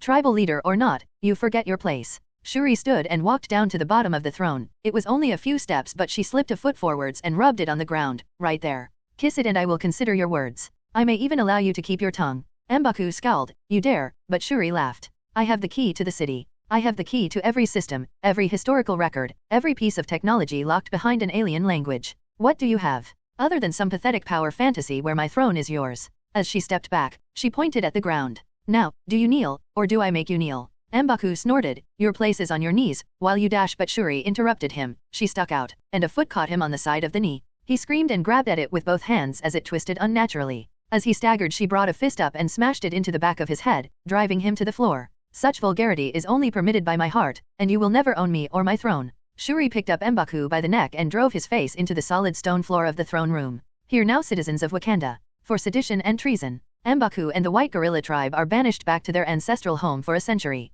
Until they prove themselves worthy, they are forbidden entry to the city, forbidden their allocation of vibranium, and forbidden any aid from outsiders. Failure to follow their exile will result in the destruction of their tribe. Shuri lifted the broken and blood M'Baku up, pulling him close. I am being generous, otherwise I would kill you where you stand. You disgust me, and she dropped him, leaving him twisting in pain. Moving, she touched a panel on the throne and her 2 Dora Milaje guards entered, saluted, and then waited. Take him and throw him back to his tribe. Gather their elders and show them the security footage. If any disagree, tell them they may challenge me to reverse the decision, but I doubt any will. The pair banged their spears on the floor before grabbing M'Baku and dragging him from the chamber. Shuri sat back down and sighed. She had already heard the report of the president's announcement, the deployment of their robot sentinels, and was worried about Peter. She had been unable to contact him, and while she knew he was busy, it was still unlike him to keep her out of the loop. They had been speaking almost every day, and even Gwen and the others were joining in with the conversations. The last topic had been the purple heart flower, and with Gwen breaking down its formula and upgrading both the Stacy formula and Peter's extremist symbiote formula, Shuri had already cleaned herself and upgraded.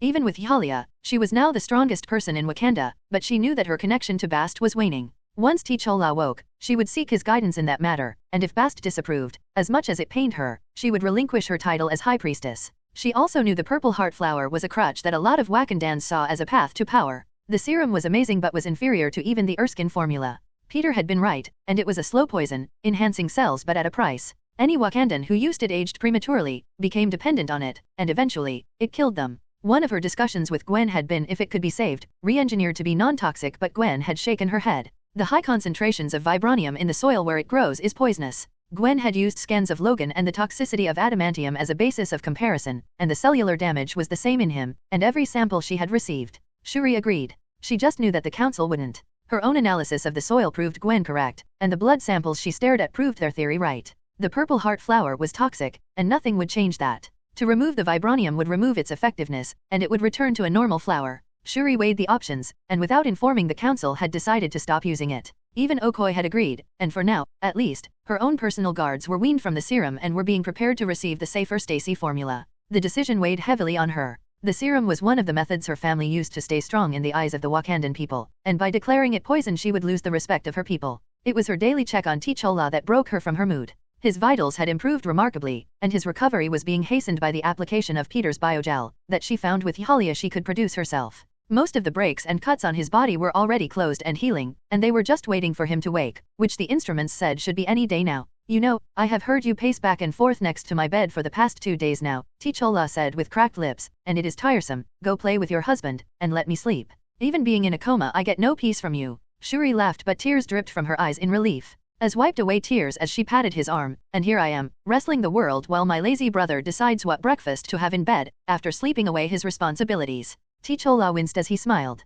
I am still sore, do not make me laugh too much. Shuri nodded. I will ask the Dora to remove all the mirrors then, and as he winced and laughed more she knelt by his bed and placed her head on his arm. I am glad you are back, brother, and she touched her earpiece. Let my mother know T'Challa is awake. As they waited for Romanda to arrive, Shuri sat by T'Challa's bed, resting her head on the armrest. It is much harder than I imagined, she said with a sigh. How did you cope? T'Challa lifted a hand and gently stroked the top of her head. With a lack of sleep and a counsel to aid me, you are lucky though. I have a particular problem needing more attention than most. Shuri huffed. I was not that bad. T'Challa chuckled slightly. Of course. How much of your interference over Peter was planned, and how much was a coincidence? Shuri sighed. M'Baku was becoming intolerable. T'Challa shook his head, and as king, I would have dealt with him. While I am many things, Shuri, I am still your brother. You do not need to marry anyone you do not like. Peter might solve your problems, but he will bring so many more. Shuri sat up straight and tilted T'Challa's head towards her. I love him, not as a way out of my problems, not as a way to drive off unwanted suitors. I love him. He is my heart, and he always shall be. I might have intended to use him, but she shook her head and smiled softly as she snorted. But now, I would give all this up if he asked, or give it to him, as long as he is by my side. It does not matter. A nice speech, daughter, but many are worried it is not you talking. Romanda said as she stepped into T'Challa's room. It is good to see you, son. T'Challa nodded and lay back down in the bed. Did she tell you she is host to one of those creatures now? He shook his head and winced as he lifted his arms to lay his fingers across his forehead. No, but it does not matter. There is no law that says she cannot be, he retorted. Not yet. I saw the footage, and they are coming to file a complaint. Assaulting him was unwise, daughter. Romanda chastised her. I am supposed to allow him to speak to me, that Shuri said, angry but trying to stay calm in front of her mother, but Romanda raised her hand. No, you did well by only breaking his nose, but they are using it as an excuse. Violent outbursts are unbecoming Queen Shuri, and many are wondering if it is in fact Queen Shuri or Queen Venom. We do not know enough about the symbiotes to fully trust them, but she was shocked as Shuri laughed. Is that all? She said while Romanda and Tichola both gave her a confused look. Nakai? Come to Tichola's room, she spoke into the earpiece. You are right, we do not, and I will not allow Yhalia to be used as some kind of experiment, but it is simple. Nakia entered, she saluted the royal family and stood with her spear in hand. You called my queen. I need you to host my symbiote. It will give you a better understanding of the man you will serve, and may even make the choice easier. Nakia frowned but nodded. Shuri held out her hand and motioned for Nakia to do the same. The pale brown symbiote flowed from one woman to the other, and dropping her spear, Nakia crouched and shuddered as Yhalia bonded to her. She will be unable to talk for a moment. The process is intense and can be quite overwhelming. Her training should be enough to combat the impulses. Should? Romanda asked, and Shuri shrugged. I beat the hell out of Eric for hurting my brother. That calmed her down. Tichola raised an eyebrow and gave Shuri a shocked look while Romanda laughed, covering her mouth with her hand. You then took Peter in the hallway. That calmed her more, and we are not amused you used us this way. Nakai said sternly as she stood and stretched. We did not wish to know Peter that well, but we see why you like him so much. Nakia tilted her head as she listened. Yhalia is happy to be bonded to a warrior though, and she might just stay. Shuri laughed, traitorous swine. But we still mean what we said before. I love him, and he is my heart. Nothing will change my mind, and M'Baku got what he deserved. Romanda rubbed a hand over her forehead. That was not necessary. If we are to accept the gods of another world, and the aliens that follow them, we cannot demand proof of their intentions. And Nakia is right, being queen is giving you a big head, Shuri. You should have asked. Tichola laughed. Shuri has always had a big head, an alien creature only made it bigger. Shuri snorted, crossed her arms and huffed. Nakia touched her shoulder, sending Yhalia back to her, and he continued, but we trust your judgment. Let the white gorilla tribe beat its chest. We shall not back down. Gwen, Felicia, and Liv hurried to the lab, and they kept a radio on to keep apprised of the situation. Liv had been practicing, and while she could connect to Peter, she didn't want to distract him if he was fighting. The radio was easier, as he could just listen without needing to concentrate. It had come over the radio. New York was under unofficial martial law. The Sentinels had been granted authority to scan and tag unregistered augments, but the situation was worse than just that. Breaking their programming, there had been reports of violence against anyone who resisted. It started small, containment lines and stunning blasts were used, but when anyone fought back, the Sentinels responded with force. As they approached, they could see that the Parker building was free of Sentinels, and cautiously making their way inside, Liv nodded at the receptionist and motioned for her phone. Sorry, Joanna. Go home, we're going to close until this blows over. Lifting the phone as the woman grabbed her things and hurried out, Liv called each department in turn, ordering everyone out of the building. If the Sentinels attacked here, she wanted people safe, and more importantly, she wanted to be able to use her powers without revealing exactly what she was. Ivan came from her lab, wiping his hands on a washcloth. Lab is all set up. You want me to stay? But Liv shook her head and patted Ivan on the shoulder. No, I want everyone home. This could get messy, Ivan, and nobody needs to get hurt because of us. Cindy landed outside, dressed in Ghost Spider, and as the costume became a set of slacks and a t-shirt. Too late, the big robot things aren't coming because I saw a military van heading this way. Liv rubbed her forehead. Right. Gwen, get into the lab and start analyzing that metal. Felicia, if you want to check on Electra and Emma, go ahead. If it's only one van, then I doubt they're sending more than a token force to contain us. Cindy, well, it's time to earn that paycheck. As security for Parker Inc. unless they have a legal warrant, then they stay outside. Ivan took off his shirt, and Liv saw the harness Peter had gifted him at the expo. Its arms uncoiled and connected to the two bracers he was wearing, and they whined and lit up blue as they powered on. Ivan nodded at her. You give me a home and hope. I even stopped thinking about kicking Stark off a building. If they come, I will make sure you have time, okay? Liv smiled. We should go drinking after this, Ivan. Ivan laughed. After last time, I know better, but maybe just one or two. Liv just smirked. Ivan had no idea the symbiotes made them immune to most alcohol and had been soundly drunk under the table by Liv. Cindy took a deep breath and let it out, nodding and clenching her fists. Right. I can do this. As she headed out, Huntress covered Felicia and the pair vanished. Watching the door stay open for more than a normal amount. Stay safe, dear, Liv said to the air. You should worry about them. Liv heard her reply and she snorted, indeed, and turning, went into her lab to help Gwen with the analysis. The other half of the Avengers, Falcon and Ant-Man, were already under orders and had headed out without Steve and Flash. Scott cursed Tony. Since he had been taken to S.H.I.E.L.D., his suit had been handed over to Stark and taken apart. Sure, the new one was a million times better. The shrinking tech felt smoother, and Tony even thought he could reverse the process and make him Giant Man, which sounded a lot cooler than Ant-Man. He just felt it was betraying Hank, who'd given him his second chance, but it was this or prison, and Scott hated prison. As they pulled up to the building, in two vans, the first held S.H.I.E.L.'s official agents, themselves, and the second was full of federal agents, there to make sure that everyone stayed calm and followed orders. Taking a deep breath, Sam looked over at the two enhanced arguing with the federal agents they had brought, while Olivia Octavius looked over the paperwork. Sorry, Mr. Wilson. Your warrant is for Parker Industries, yes, and Sam shrugged. He wasn't a lawyer and was only here in case it turned ugly. Parker Industries isn't in this building. Peter's private research company is an offshore holding. Parker Inc. is a mailbox. The building holds everyone else. So, I'm afraid I can't let you in, Olivia said with a smile, and Sam knew this was going to go south any minute now. We still have access to the Parker building, that's the address on the warrant, and Olivia gave him a very predatory smile.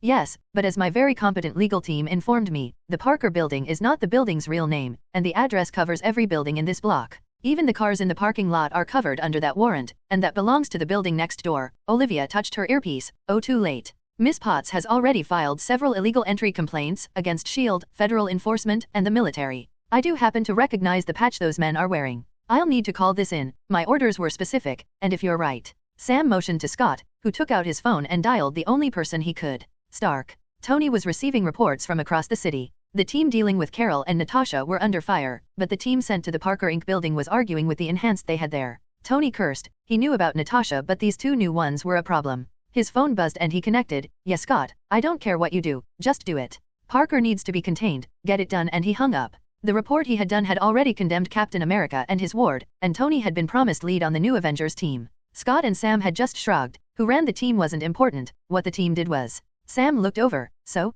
what did he say? Scott just smiled and shrugged.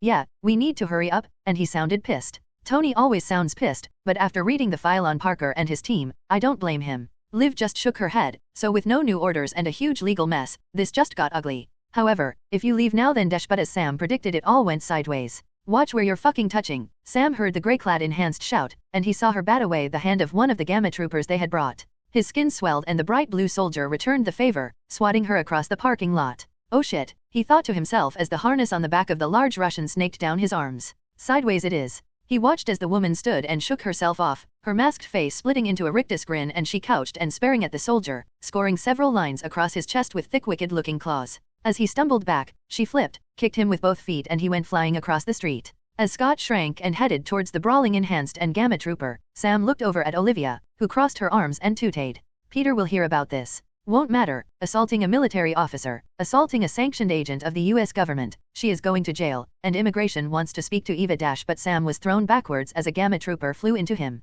Picking himself up, he watched as the woman was flipped by an invisible, or in this case very small assailant, and struggled to move as he grew and pinned her arms behind her back. I got her, Scott shouted. Oh shit, no I don't, as several tendrils erupted from her back. As he shrunk once more, Sam watched a tiny dust cloud puff form on the side of the building as a tendril impacted against something. Will you tell her to stand down, or do we do this the even harder way? He asked a smirking Liv. Last time the military attempted to arrest me on private property, I almost killed Ross. Stop this? You will only walk away from this, Agent Wilson, as I am being benevolent. There was an audible whine as her harness erupted from her back. Illegal search warrants, illegal involvement of the US military. You know you are in the wrong here, and my lawyer is having a field day by proving it. That might be true, but right now, I don't see anyone else kicking an Avenger up and down the parking lot. Cindy was pacing back and forth until she would dart out a tendril and another small cloud of dust would puff up. Sam just rubbed his forehead. Your employee still assaulted an officer, and Yvonne is still under investigation over his visa. Look, I'll call off Scott if you promise not to hurt him or anyone else.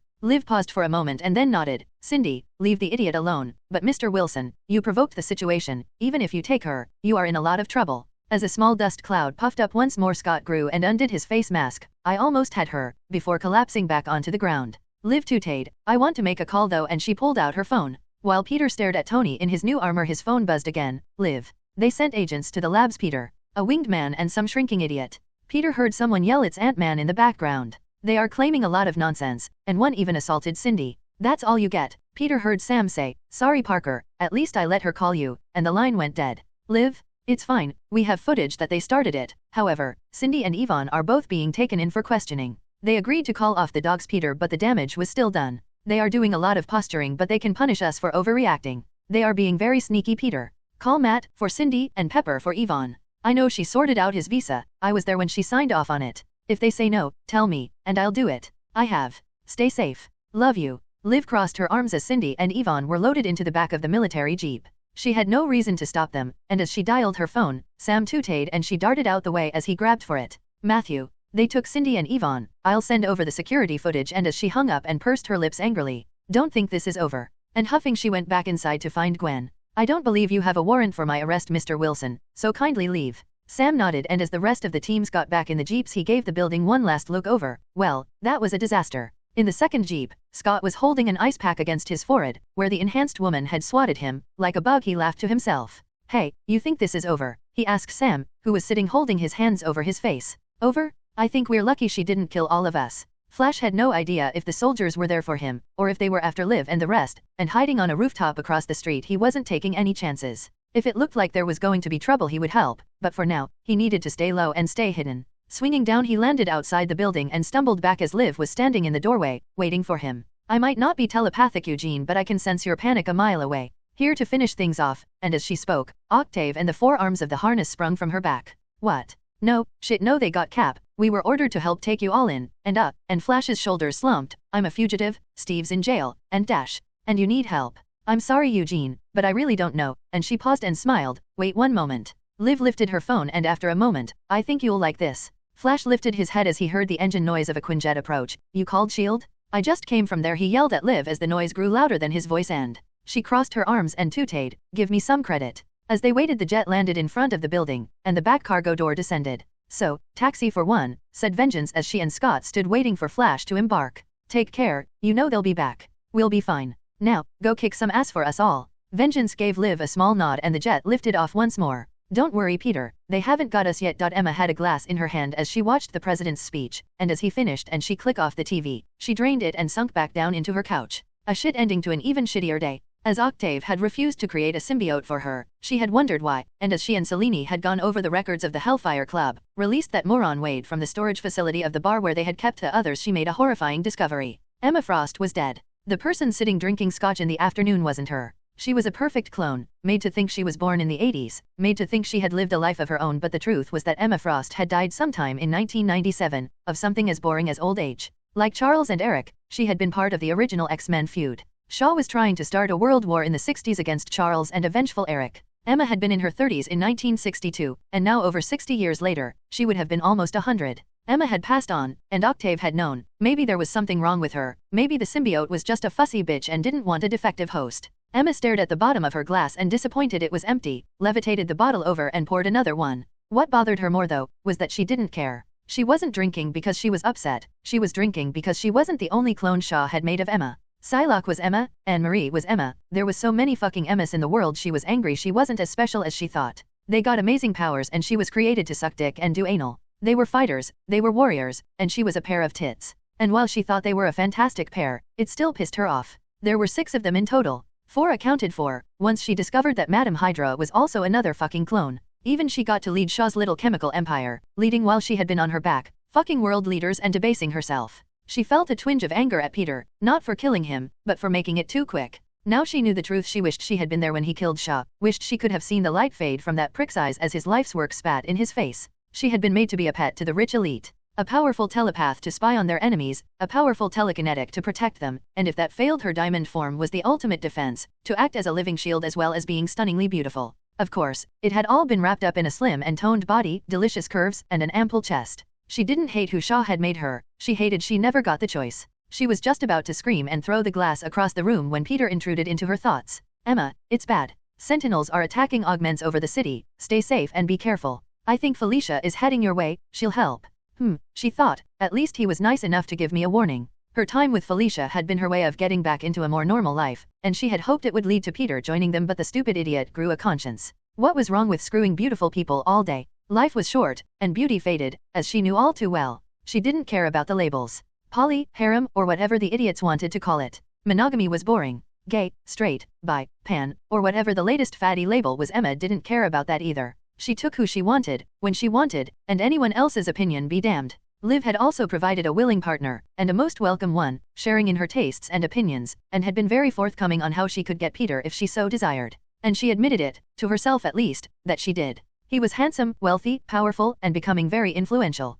He stayed out of his partner's lives unless they asked him in, and like Shaw, he was going to be around for a very, very long time. Getting in on the ground floor with AIM was a start, and now she wanted more. She wanted someone who valued her opinion. Someone who looked at the package, nodded in appreciation, but was more interested in what was inside, and he was. He had set her up with Pepper, who had arranged for her to consult some of the best cosmetics retailers on the market. Peter had assigned her a budget and allowed her to run her own company, and the one time she had gone to him for advice he had laughed and admitted he knew nothing about how to run a business and sent her back to Pepper. She knew why so many flocked to him, and why so many were willing to share. He wasn't perfect, in fact, everyone had their complaints, but he would do very nicely, in all departments. But now it was all being threatened by the same people she had been made to serve. Now those stupid government shitheads had actually done what Shaw warned them all about. They couldn't control augments so they would contain them. She would never allow that to happen. She had just broken free from one misogynistic asshole and she wasn't about to let more ruin her life. She stood and stripped from her pale cream silk pajamas, ignored underwear as it wasn't cold and she did like to show a bit of skin.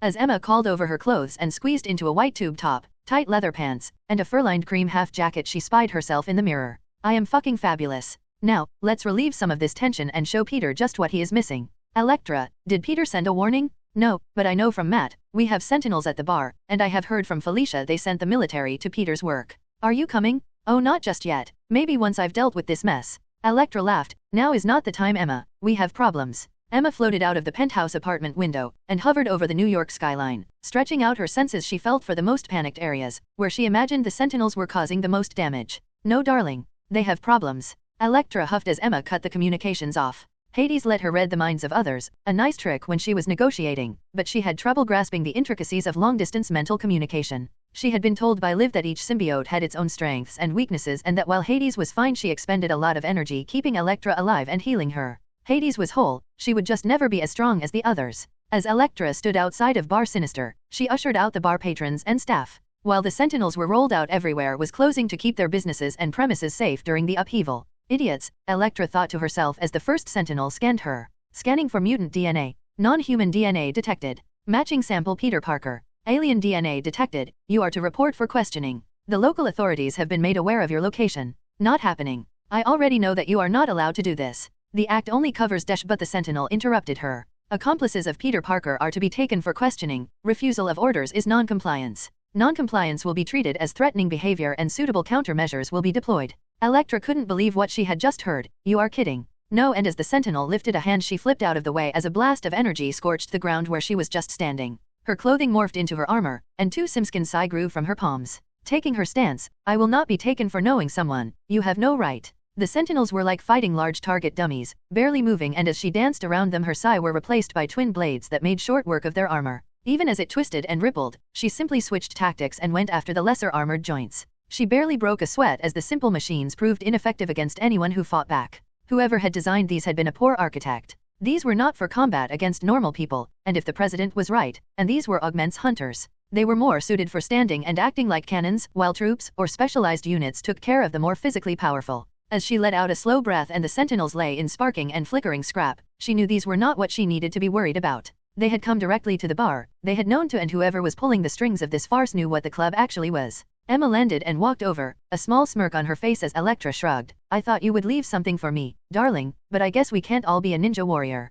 Electra laughed. We need to watch out. Matt called me to say that soldiers are also involved. Emma frowned and raised a finger to her temple. Oh yes, and from the interference, they are gamma-enhanced as Peter calls them. A lot tougher. Electra frowned. What is a gamma-enhanced? This was news to her, as she never bothered to listen to Liv when she talked about work after their now weekly tea and indulgence evenings. Emma sighed. Hulks, they are Hulks, darling. You need to pay attention more. Electra coughed. Hulks? We cannot fight Hulks. He trashed Harlem. He smashed up that helicarrier himself. Are you kidding me? And more than one. Electra was verging on hysterical at the thought of having to fight more than one of those things. She had never met Hulk, but the film footage she had seen put him at monstrous levels, and even she was not stupid enough to attempt something like that. She felt a wave of warmth pass over her. You need to calm down. They won't be like Hulk, even they aren't that stupid. Just think, I don't know, giant? Maybe troll or yeti-sized. Emma, that isn't helping. They are still monsters. Emma snorted. They are men, and men can be hurt and defeated. Nobody is perfect. Electra raised an eyebrow. Oh sorry, were you done? I was expecting, and she copied Emma's voice, accept me darling. I'm fabulous. Emma laughed. Well, at least someone else admits it, and Electra shook her head, but we won't have any soldiers here. I sent them all away, and Electra shrugged. Oh come on. Why fight when you don't have to? And I didn't kill them, they are just taking a small nap. Formula or not, a human mind is still a human mind. Sometimes I worry about you, Emma. You seem so frail and yet so dangerous. Elektra admitted. All the most wonderful things in life are, darling. As Hades rippled back into Elektra's normal tracksuit and top, Emma tilted her head to one side. I think I spoke too soon. I missed one. The black and white shield-colored armor glided down to street level and landed with a thunk. War Machine stood. The newer Arkster-powered repulsors whined and powered up with coils of blue light, and were both raised at Elektra. For the destruction of government property. Elektra Nachios. You are under arrest. Miss, for your safety, please stand to one side. Comment. Zero comment. As Peter stopped, changed direction and headed into Brooklyn, Fury was directing his Quinjet through the narrow skyline of New York. Attention New Yorkers, he announced through the jet's speaker system, the Sentinels are harmless if not provoked. Please remain calm, and a team will be sent to deal with them. Stay indoors and stay safe. Maria snorted from the controls, you know telling people to stay calm never works. Fury scowled but pointed. There, we need to be out there. Well, you and Scott do. I'll take the jet. Maria stood, undid her headset, and patted Fury on the shoulder. Have fun. As she moved to the back of the jet, Vengeance covered her, and she nodded as Scott, who was clipping on his new visor. Parker says they adapt to augment powers. You still want to do this? Scott nodded. With the new visor I can vary the intensity, they can adapt, but probably not that fast, and not to the explosive effect. I'll keep the energy effect to a minimum. Her mask pulled back and Maria kissed him on the side of the face, for luck. Scott laughed and finished putting on his uniform. Ah yeah, I need it. Used it all up getting you. As her own mask pulled back over her she snorted and laughed, that attitude'll get you everywhere, and as the cargo door opened she blew him another kiss and fell backwards out of it. Shaking his head Cyclops test-fired the thrusters on the Wrath-themed armor Peter had so kindly donated and moved to follow her out. Wrath had become AIM's unofficial task force. Fury had no objections to keeping Parker up to date on the goings-on in the world of espionage, and Parker had no problems outfitting them with the latest toys and gadgets he and everyone else made. It was a good business deal that kept everyone paid and in well-maintained equipment. Fury could take jobs that Parker would either turn down or need deniability for, and the team got maintenance. They had been all over the world, taking out mainly scumbags, and dismantling drug and slave trades, but a lot of crooks kept large amounts of cash so while it was good work, it wasn't exactly the life the professor had wanted for him. Scott didn't care though, even he knew the X-Men would eventually have to take on missions that were not so much saving the world but saving themselves. He kept in contact with Jean and the others, but his life led them to be distant, more concerned about his moral standing than his welfare, and his last conversation with the professor had devolved into an argument. Shaw was a grade 1 scumbag, and Scott had no problems with taking him out, and he wasn't the only one in the world. Fury had been right, morality only took you so far, and when the chips were down, sometimes you had to get your hands dirty. Of course, Charles had argued that using their powers for violence would only result in more violence.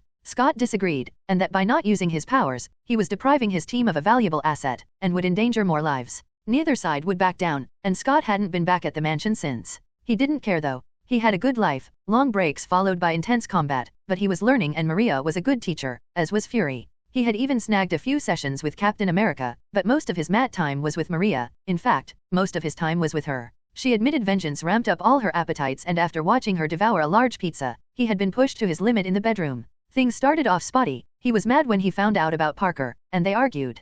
Jean was still a sore point, and her supposed betrayal had stung once more. While Scott had been upset at first, one severe talk later he saw that Maria had no feelings for him other than as a potential boss and that being mad over nothing was stupid. She had gone to him to make Scott's life better, and after she made good on her promise he realized that she loved him, and he really loved her. She made him appreciate the small things. The contacts let him see the world as it was, and while a headache started if he wore them for too long he still got 6 or 7 hours a day with them on. It even made sex better as he no longer had a huge visor threatening to slip off while his tongue was busy, and Maria had no complaints either. So heading into New York to clean up the mess the Sentinels were making didn't even register on Scott's radar. Augments were in danger, Peter's friends were in danger, of course, he was going to help. Their feud was in the past, Jean was in the past, and as he prepared to jump from the jet, he was looking forwards at Maria, his future. Vengeance was already dancing between several large sentinels and Scott remembered his training. Against a larger opponent, such as a tank or in this case, a humanoid drone, limit their movement, their vision, or request backup and retreat.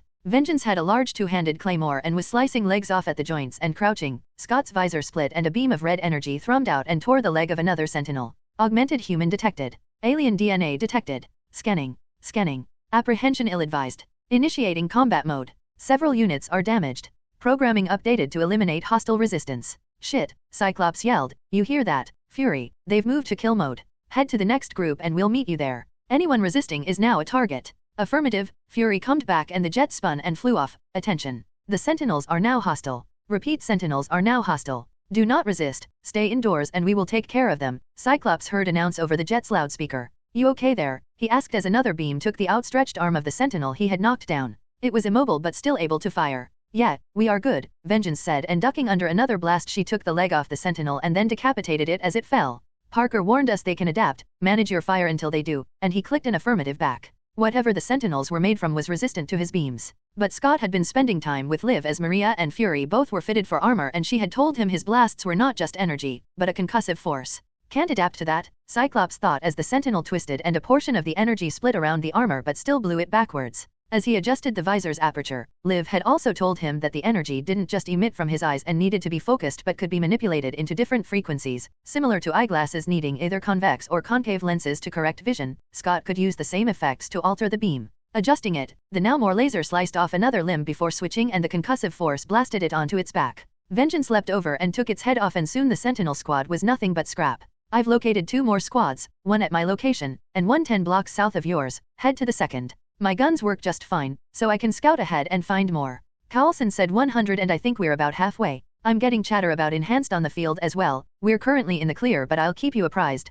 Fury out. Vengeance and Cyclops heard the jet zoom off and they both nodded to Earth Other and their small packs lit up. The armor had a heads-up display and the pair saw the red dots on their maps. As they flew, Vengeance moved closer and took Scott's hand. Headache? But he shook his head. I keep the visor active while I'm in armor. I only use the contacts while I'm with you. I don't want to risk something failing and them being stuck on or affecting my powers accidentally. Good, but let me know if you do. Peter hadn't been able to narrow down the cause, and with Scott hesitant to visit the mansion they could only guess that his powers were damaging his eyes while the dampener was on. He really wanted Hank to check him over, but his vision was fine. There were no lesions or other signs of brain damage and both Liv and Kurt had put it down to eye strain. His eyes, after years of always producing a concussive blast, were now resting and he was feeling it. It would simply be time, and as he wore the lenses the headaches would fade. They found the group of sentinels wandering Central Park, scanning every person that they encountered. As the park was full of families and joggers, there had been no trouble and as the pair landed one of the 3 sentinels in the group turned to scan him. Mutant DNA detected. Please remain calm, citizen. Report to mutant registration immediately. Your cooperation is dash. But Vengeance had already attacked. Don't just stand there. Enemy robots are still the enemy even if they don't attack you. People know, robots yes. The head of the first sentinel slid free as she landed in an arc and the second and third pointed glowing hands at her. Hostile detected. Initiating defensive protocols. The local authorities have been contacted. Please cease all hostile activities. A beam of red blasted its arm, which twisted and the beam slid and reflected off. Mentally commanding the visor the beam narrowed, and the red intensified, drilling a hole through the new armor configuration. They're dumb, the armor can only adapt to 1 power at a time, so if I change beam it fails, Cyclops commented and fired off a combo attack. Parker's visor let him manage preset apertures, and against machines like these, he was using a narrow focus laser to burn a hole, and then a much larger concussive blast to tear their insides to pieces. Good, less bragging, more blasting. Cyclops laughed and 2 more thin beams erupted from his visor, catching the sentinel at the wrist and elbow. The machine looked at its arm which slowly crumbled and fell off. Bragging? You're just jealous cause I'm winning. Omega-class mutant detected. Backup requested. Military-grade armaments required. Vengeance finished the machine off, and as it toppled over, winning? I count me as 3 ahead, so who's winning? Cyclops laughed. I was joking, but nice to see you were counting. Vengeance shook her head and touched her calm Fury. We've got incoming. They requested backup. I know, you're getting Blinsky. They're leaving me alone. Probably don't want to start a dogfight in the air, but you were led to Central Park so they could have plenty of room to fight. Be careful, I'll finish the sentinels off, and meet you back at base. Fury out. Vengeance cursed and she looked over at Cyclops who shrugged. He hadn't met Blinsky, but Maria had, and he knew he was a Hulk. It was common knowledge that Bruce Banner had used the Stacy formula to reduce his gamma powers, and was living out west on a ranch with Betty Ross, tired of the fighting and smashing. Do we run? He asked but she shook her head. You might need to use a bit more power. Bonsky's no pushover, and as A-bomb, he'll be a tough customer. As she stared at the crowds, taking photos, and generally gawking at the fights, she sighed. Everyone.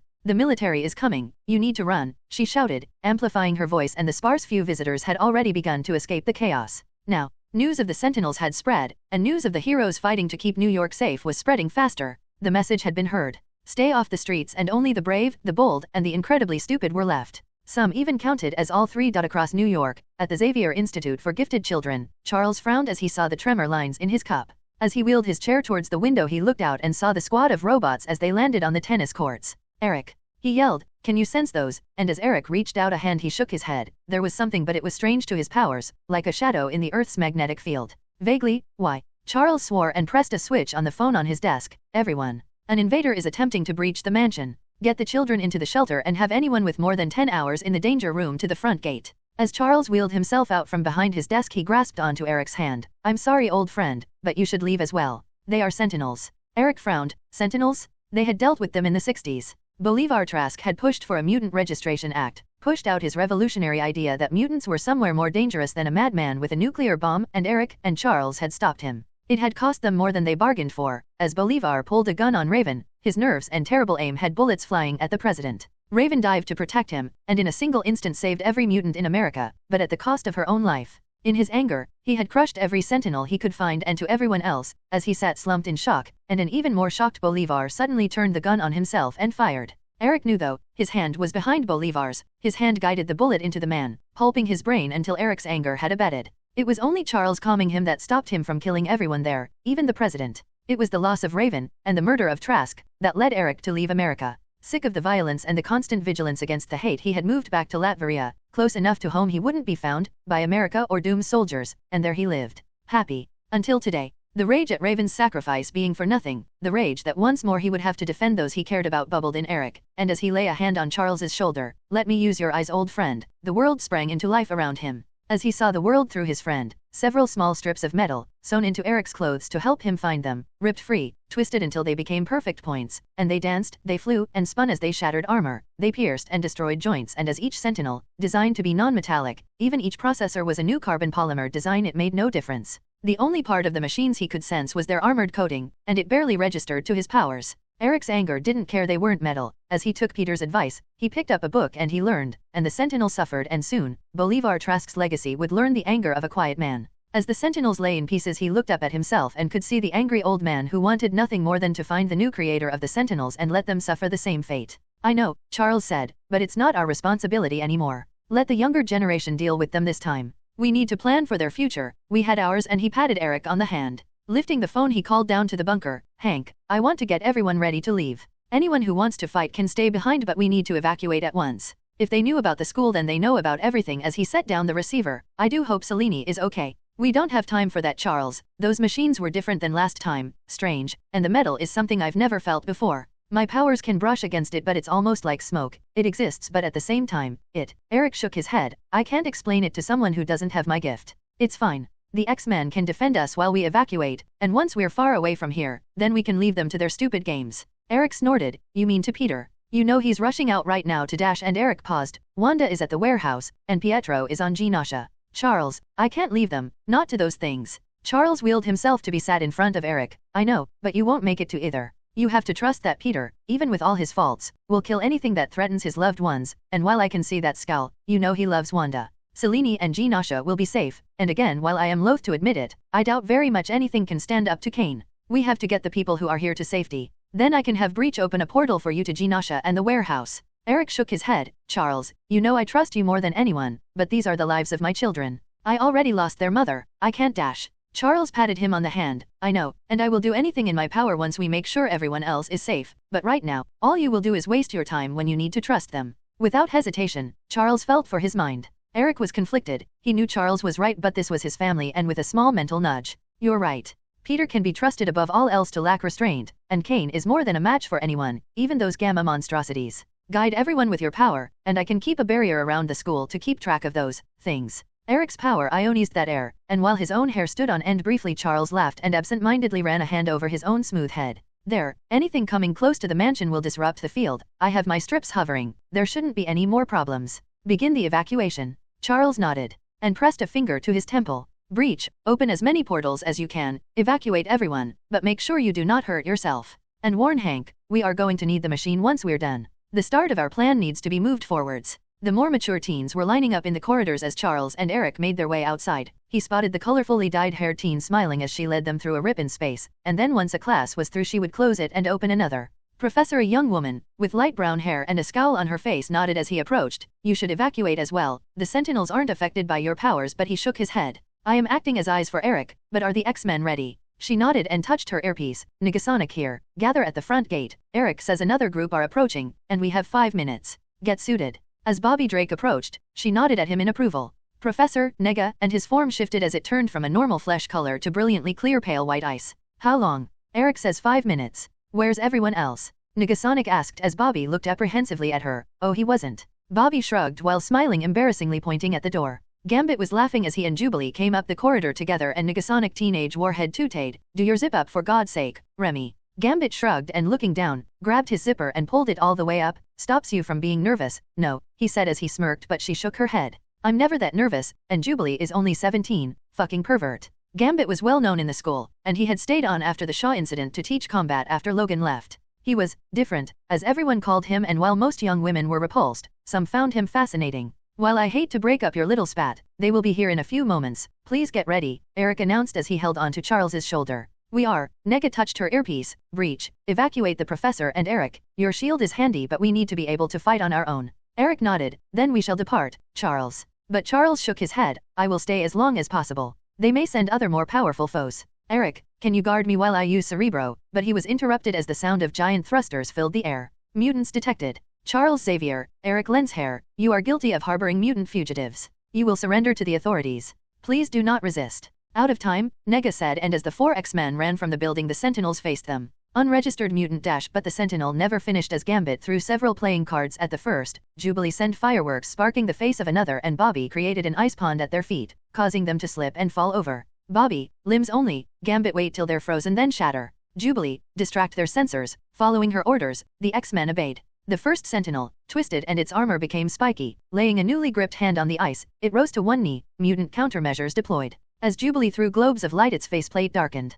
Proceeding with non-lethal countermeasures. Gambit threw cards at the Sentinel as it raised its arm, blowing it backwards. Non-lethal ineffective. Use of lethal force authorized. The Sentinel Gambit had targeted twisted once more, ripping, and its armored plates seemed thicker. As it stumped down, shattering the ice, the cards exploded harmlessly against it. It raised a hand and a beam of bright yellow light blasted out, and the porch of the mansion exploded into chips of wood and concrete, throwing the X-Men and scattering them. Gambit rolled and undid his bow staff, sending more cards, to no effect. Nega clenched her fist and concentrated, letting the energy gather at her chest, and the Sentinel was hit by an intense beam of energy, blowing a large chunk of its chest away and sending one arm flying. The other Sentinels twisted, and their armor reconfigured, now covered in spike but with a metallic sheen, a highly polished like mirror. Negasonic charged up another blast, and while it blew the Sentinel off its feet, it smoked slightly and the mirrored surface was unharmed.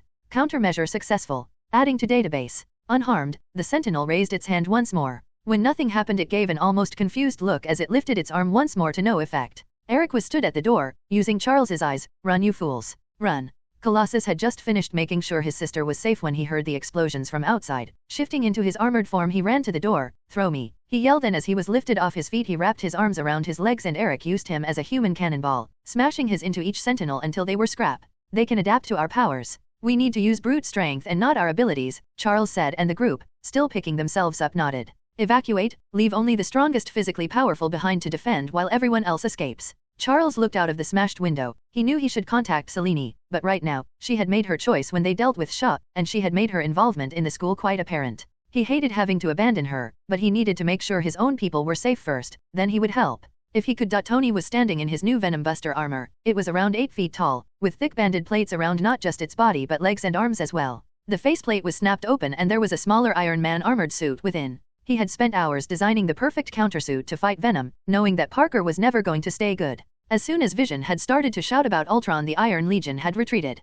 It was dark, and with hidden jammers and countermeasures, nobody would get a clear image of Vision. Tony would make sure everything was scrubbed, and once Peter had been taken care of, it would be chalked down to another win for Team Iron Man. But as he watched remotely as Peter was mercilessly crippled Vision, he wondered if they had crossed a line. He had a file on Peter, created when their feud was at its peak, ways to not just cripple Peter's financial situation but destroy him psychologically. It was cruel and unfair, but after his surrogate father Obadiah had turned on him, he kept files like that on everyone. Only people he thought he could trust were exempt, and the psychological profile on Peter was telling. His mom was fine. Peter was right, and they had nothing on her. His stepdad was a different matter. His use of the Oscorp formula had been discovered and he was currently under arrest. With May there, the plan was to delay Peter long enough to drive him to the police station, where, as an easily recognizable Venom, he would be forced to stand down or face unmasking. The presence of the police should have been enough to make him pause and stand down. He had never shown anything but respect towards authority figures. Even at school, when the bullies made his life hell, he stayed low and kept his head down.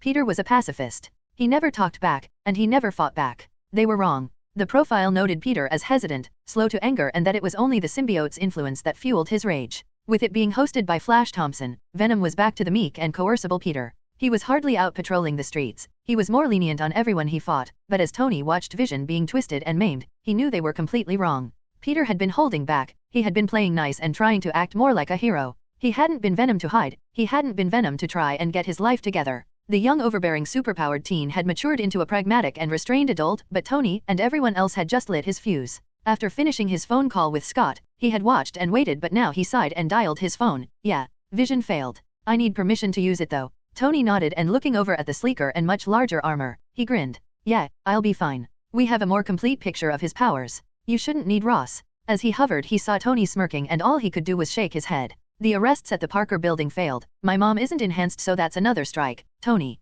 want to keep going? Venom floated across from Tony. Well played. You got them all. So now I'm mad. This isn't a game, and I'm not stopping. You made a mistake, Tony. Venom took a deep breath, allowing his muscles to thicken. The armor plate shifted and covered more of his body, matching the Venom Buster in size and bulk. And now you pay. Iron Man snorted. Yeah, I don't think so. We have you on multiple felonies, we have your team on more. This ends here, Peter. As the Legion carefully lifted Vision, Tony shook his head. I thought better of you, Peter. This is barbaric, but Venom laughed. And holding hostages isn't? Hypocrite. All the charges you have were manufactured by you. Assault. Vision is a synthetic being, so fake. Arresting my mom, she's not enhanced, so fake. Defending the warehouse? Fake. All fake. You've got nothing, and after I'm done with you, Tony Stark will be nothing. I'm not here to stop you, Vision did his job, I'm only here to let you know where they are. Oh, and maybe snap a pic while I drop my armor? No proof of who I am, not unless you count all those cameras you have whizzing around us. Venom's senses could count them all, and there were 15 in total.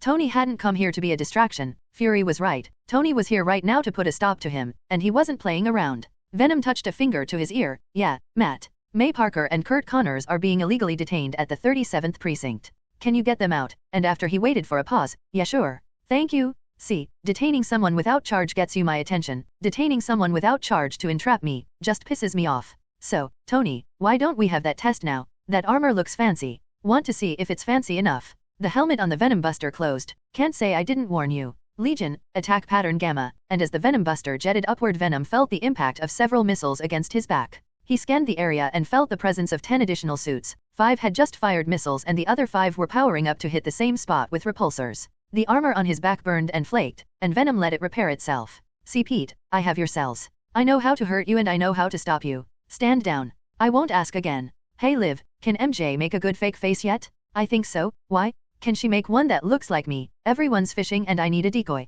He could feel Liv's laughter through their link. I'll see what we can do. As the Legion rose and repeated their attack, Venom thickened the armor on his back but spun and let them hit a more reflective part of the armor, scattering the beams. As he jetted after Tony, he spun and fired off webbing, hitting each drone in the chest, where the webbing hissed and bubbled as it ate through the armored plating of the drones. Venom Buster was standing on the top of a high-rise, watching the battle, and he tooted as he lost connection to more and more of his Legion. Whatever caustic webbing Peter was using was strong enough to eat through the normal Iron Man armored suit, but he had a surprise for him. Sloppy kid, he thought as Venom rose and punched. Venom Buster caught his fist with a whine of servos. Yeah, a lot stronger than before, and he swung Venom down and caught him with a foot, kicking him off the roof. A lot faster too. The tendrils at his arms disconnected and Venom caught himself with the extra 4 arms. Well, yeah, but not strong enough, and he launched himself back towards Tony. Stepping to one side, he grabbed Venom by the waist and was rewarded by the harness limb slamming down, halting Venom's path. Venom hooked an arm around Tony's and shoulder, threw him onto the roof, bringing up a cloud of dust. As Venom knelt on Tony's back, he brought the arm around and he could hear the servos in the thicker armor complain as they were bent in a way they didn't like.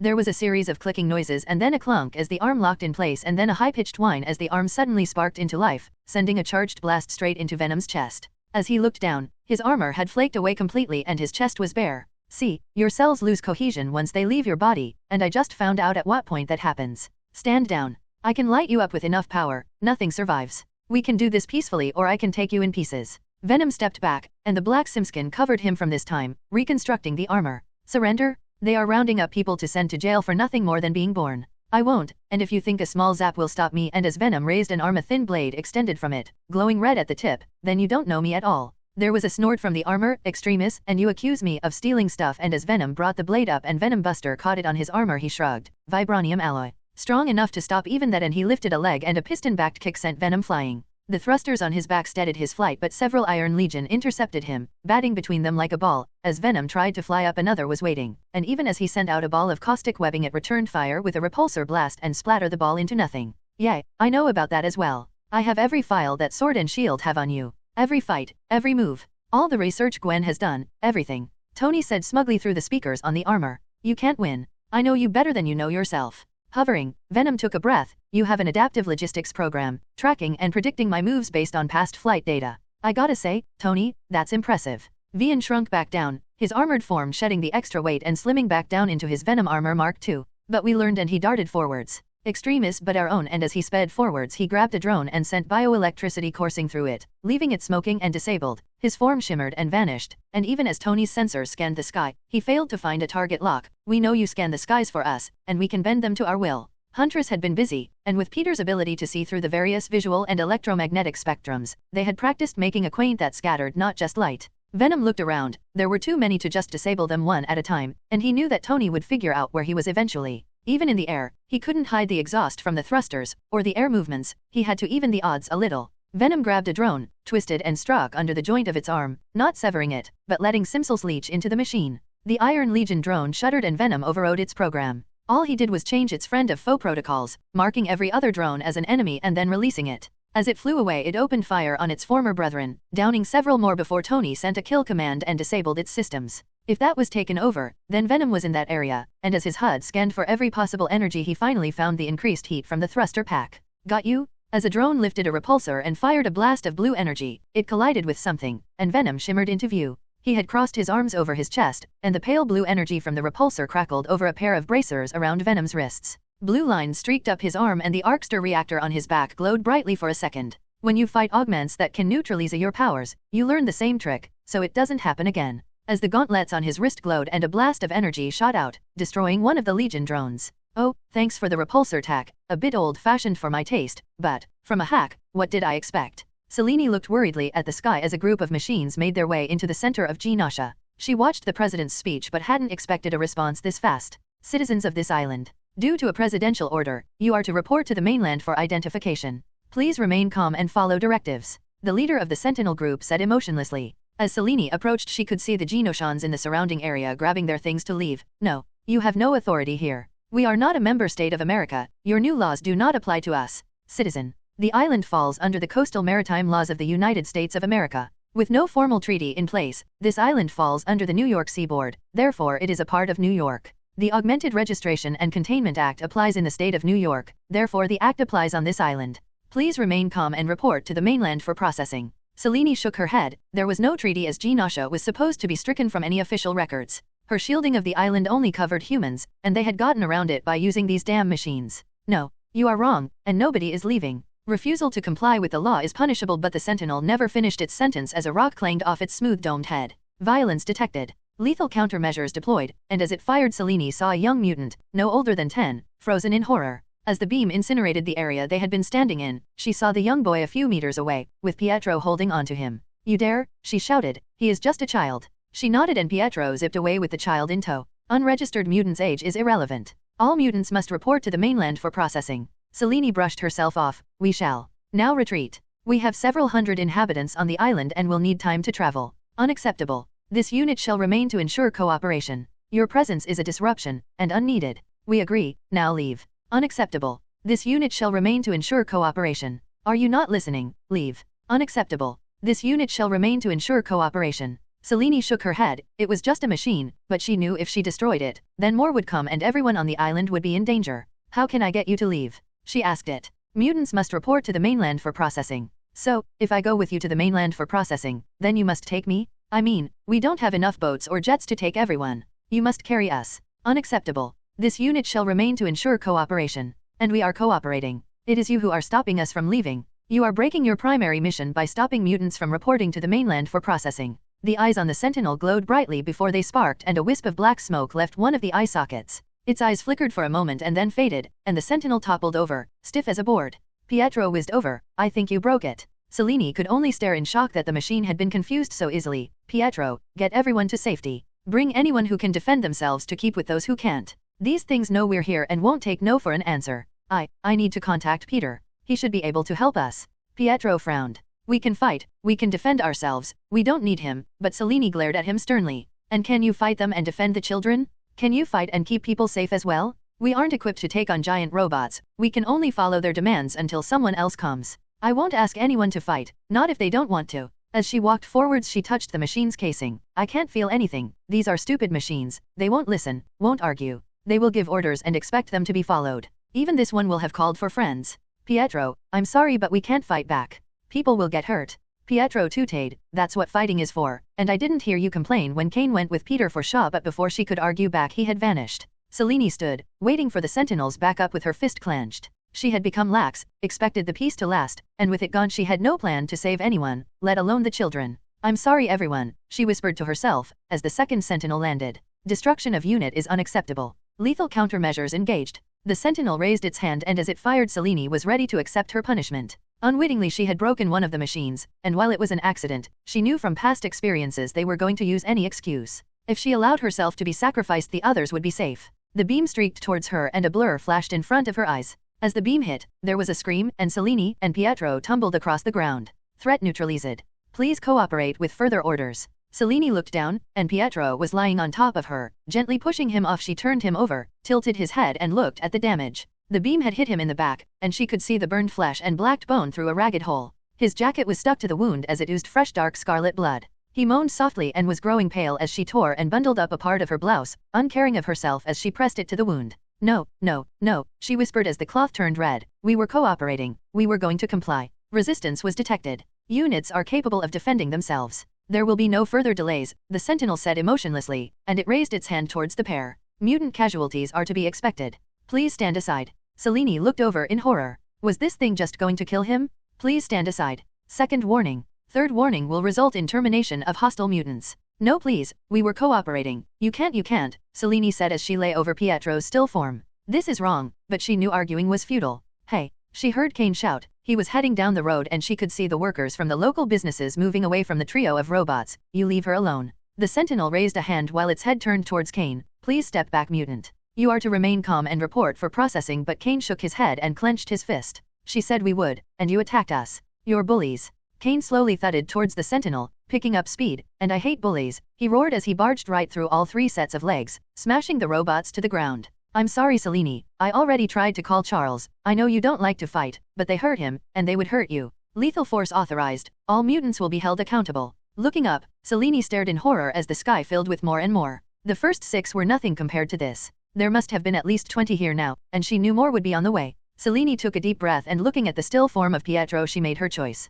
Kane, I am so sorry, but please do your best. She waved a hand and Pietro lifted up and he motioned towards the group heading down the road. Take him, carefully. He is hurt but not critical. Kane and I shall make sure you can get to safety. Head to the farms. The grain silos should be able to hide you until we can get help. A woman and Angel lifted Pietro, and tears formed in her eyes as she saw the damage. Please, be safe Selene, she said before they lifted him and started to walk away. All mutants are to report for processing. Please remain where you are until a suitable transport can arrive. No, Selene said forcefully. This is our home. You will return to the mainland or you will face destruction. Selene shouted and the sentinel turned to face her. Non-compliance and destruction of sentinel units. Lethal force is authorized. The sentinel raised its hand to fire but paused. Incoming aircraft detected. The transport is here. All mutants must comply. But as the helicopter flew towards the group, it tilted its rotors and crashed into the largest group, exploding and scattering the rest. A burning and bloody silver skeleton pushed a large piece of debris from the front of the helicopter and as its flesh regenerated the flesh was covered by a black and orange uniform, with 3 long blades sticking from each hand. So, I was gonna see if Kane wanted to visit, but things went south pretty quick so I thought I'd come crash the party instead, and Selene put a hand over her face. She could sense the bubbling power under his skin, just like Peter. She didn't know whether to be annoyed he had given one to someone like Wolverine or happy. If Wolverine could persuade him to give him one, then so could she. I see your symbiote shares Peter's sense of humor, Mr. Logan. That is not a good thing. As Rage pulled out a broken cigar, pulled the broken end off and lit it from the smoldering limb of a sentinel he laughed and took a draw. You think that's bad? I ran out of that spray after about a week. That boy is a troublemaker and so are his kids. Selene frowned for a moment until she realized the faint smell of cooked meat was being replaced by the delightful smell that Peter gave off when she had bedded him, and as Logan winked at her, she realized that he was producing it too. So Kane, yeah, we got a lot more of these things coming. Selene, you ain't gonna do much standing there drooling. Leave this to us, okay? As Selene blinked a few times she released exactly what she had been thinking, and how apparent it was. Go check on Eric's boy. That ain't a good thing, and that man's got a trigger finger when it comes to his kin. It'll be bad enough they hurt him. If he dies you can expect a whole other problem to happen.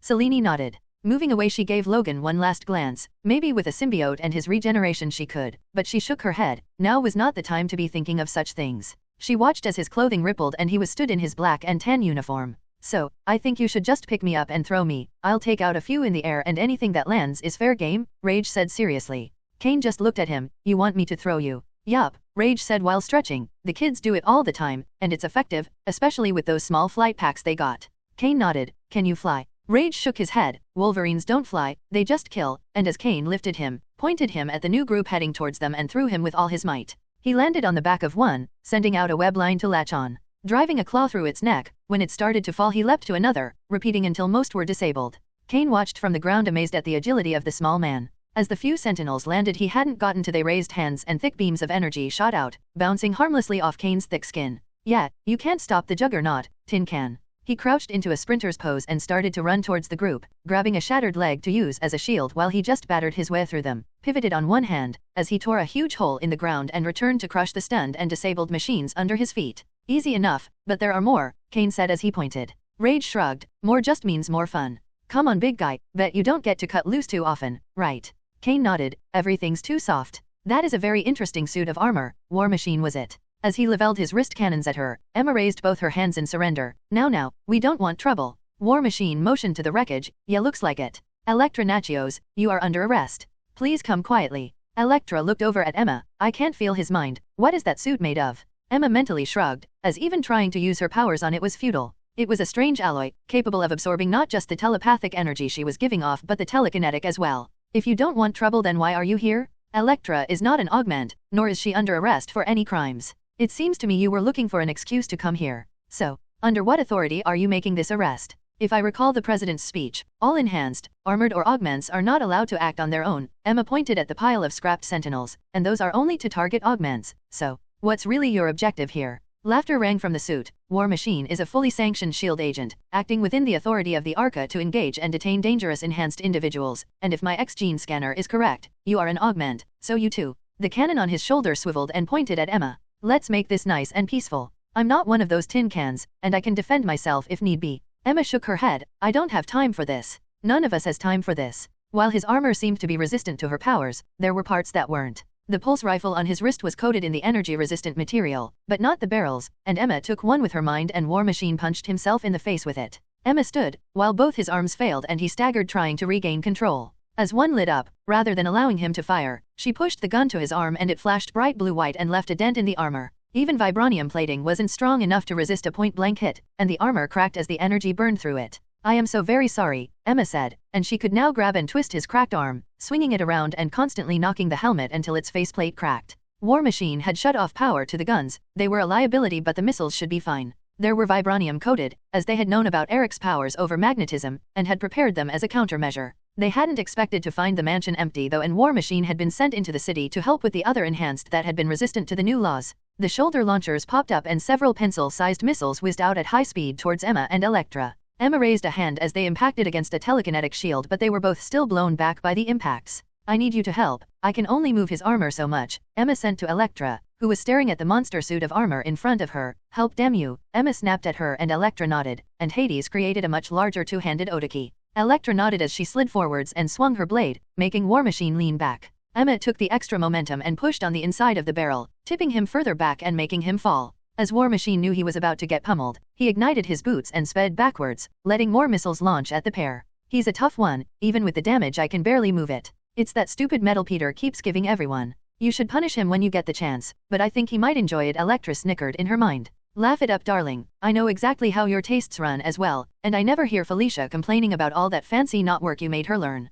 War Machine shook his head to readjust his HUD. Dr. Octavius had done a great job, but the techs at S.H.I.E.L.D. had been unhappy about leaving it alone and had been screwing around inside. Everything still worked fine, but it always felt off after they had finished. The two shoulder-mounted missile pods registered as empty so he retracted them and activated the suit melee combat system. He fired off two bolas, and they spun towards the woman in white, wrapping around her legs and chest, pinning her arms. I will use lethal force if you make me, but this doesn't have to go this way, he said as the armor lifted off and zoomed away. They had very few files on augments, other than the magnetic abilities of Eric. If her powers had a range, then he needed to gain altitude, and it got him away from Elektra as well. Peter's powers might be impressive, but he had nothing that could reach this high. Well, there he goes. Can I borrow your little friend? Emma asked. Hades? You want to take Hades? Elektra asked, surprised. I can fly, you can't. So unless you want me to go up there defenseless against whatever else he has, then yes. And now's not the time to be prudish. I already know what dirty little thoughts you have while Felicia is here. Elektra huffed. She is not staying, but she agrees.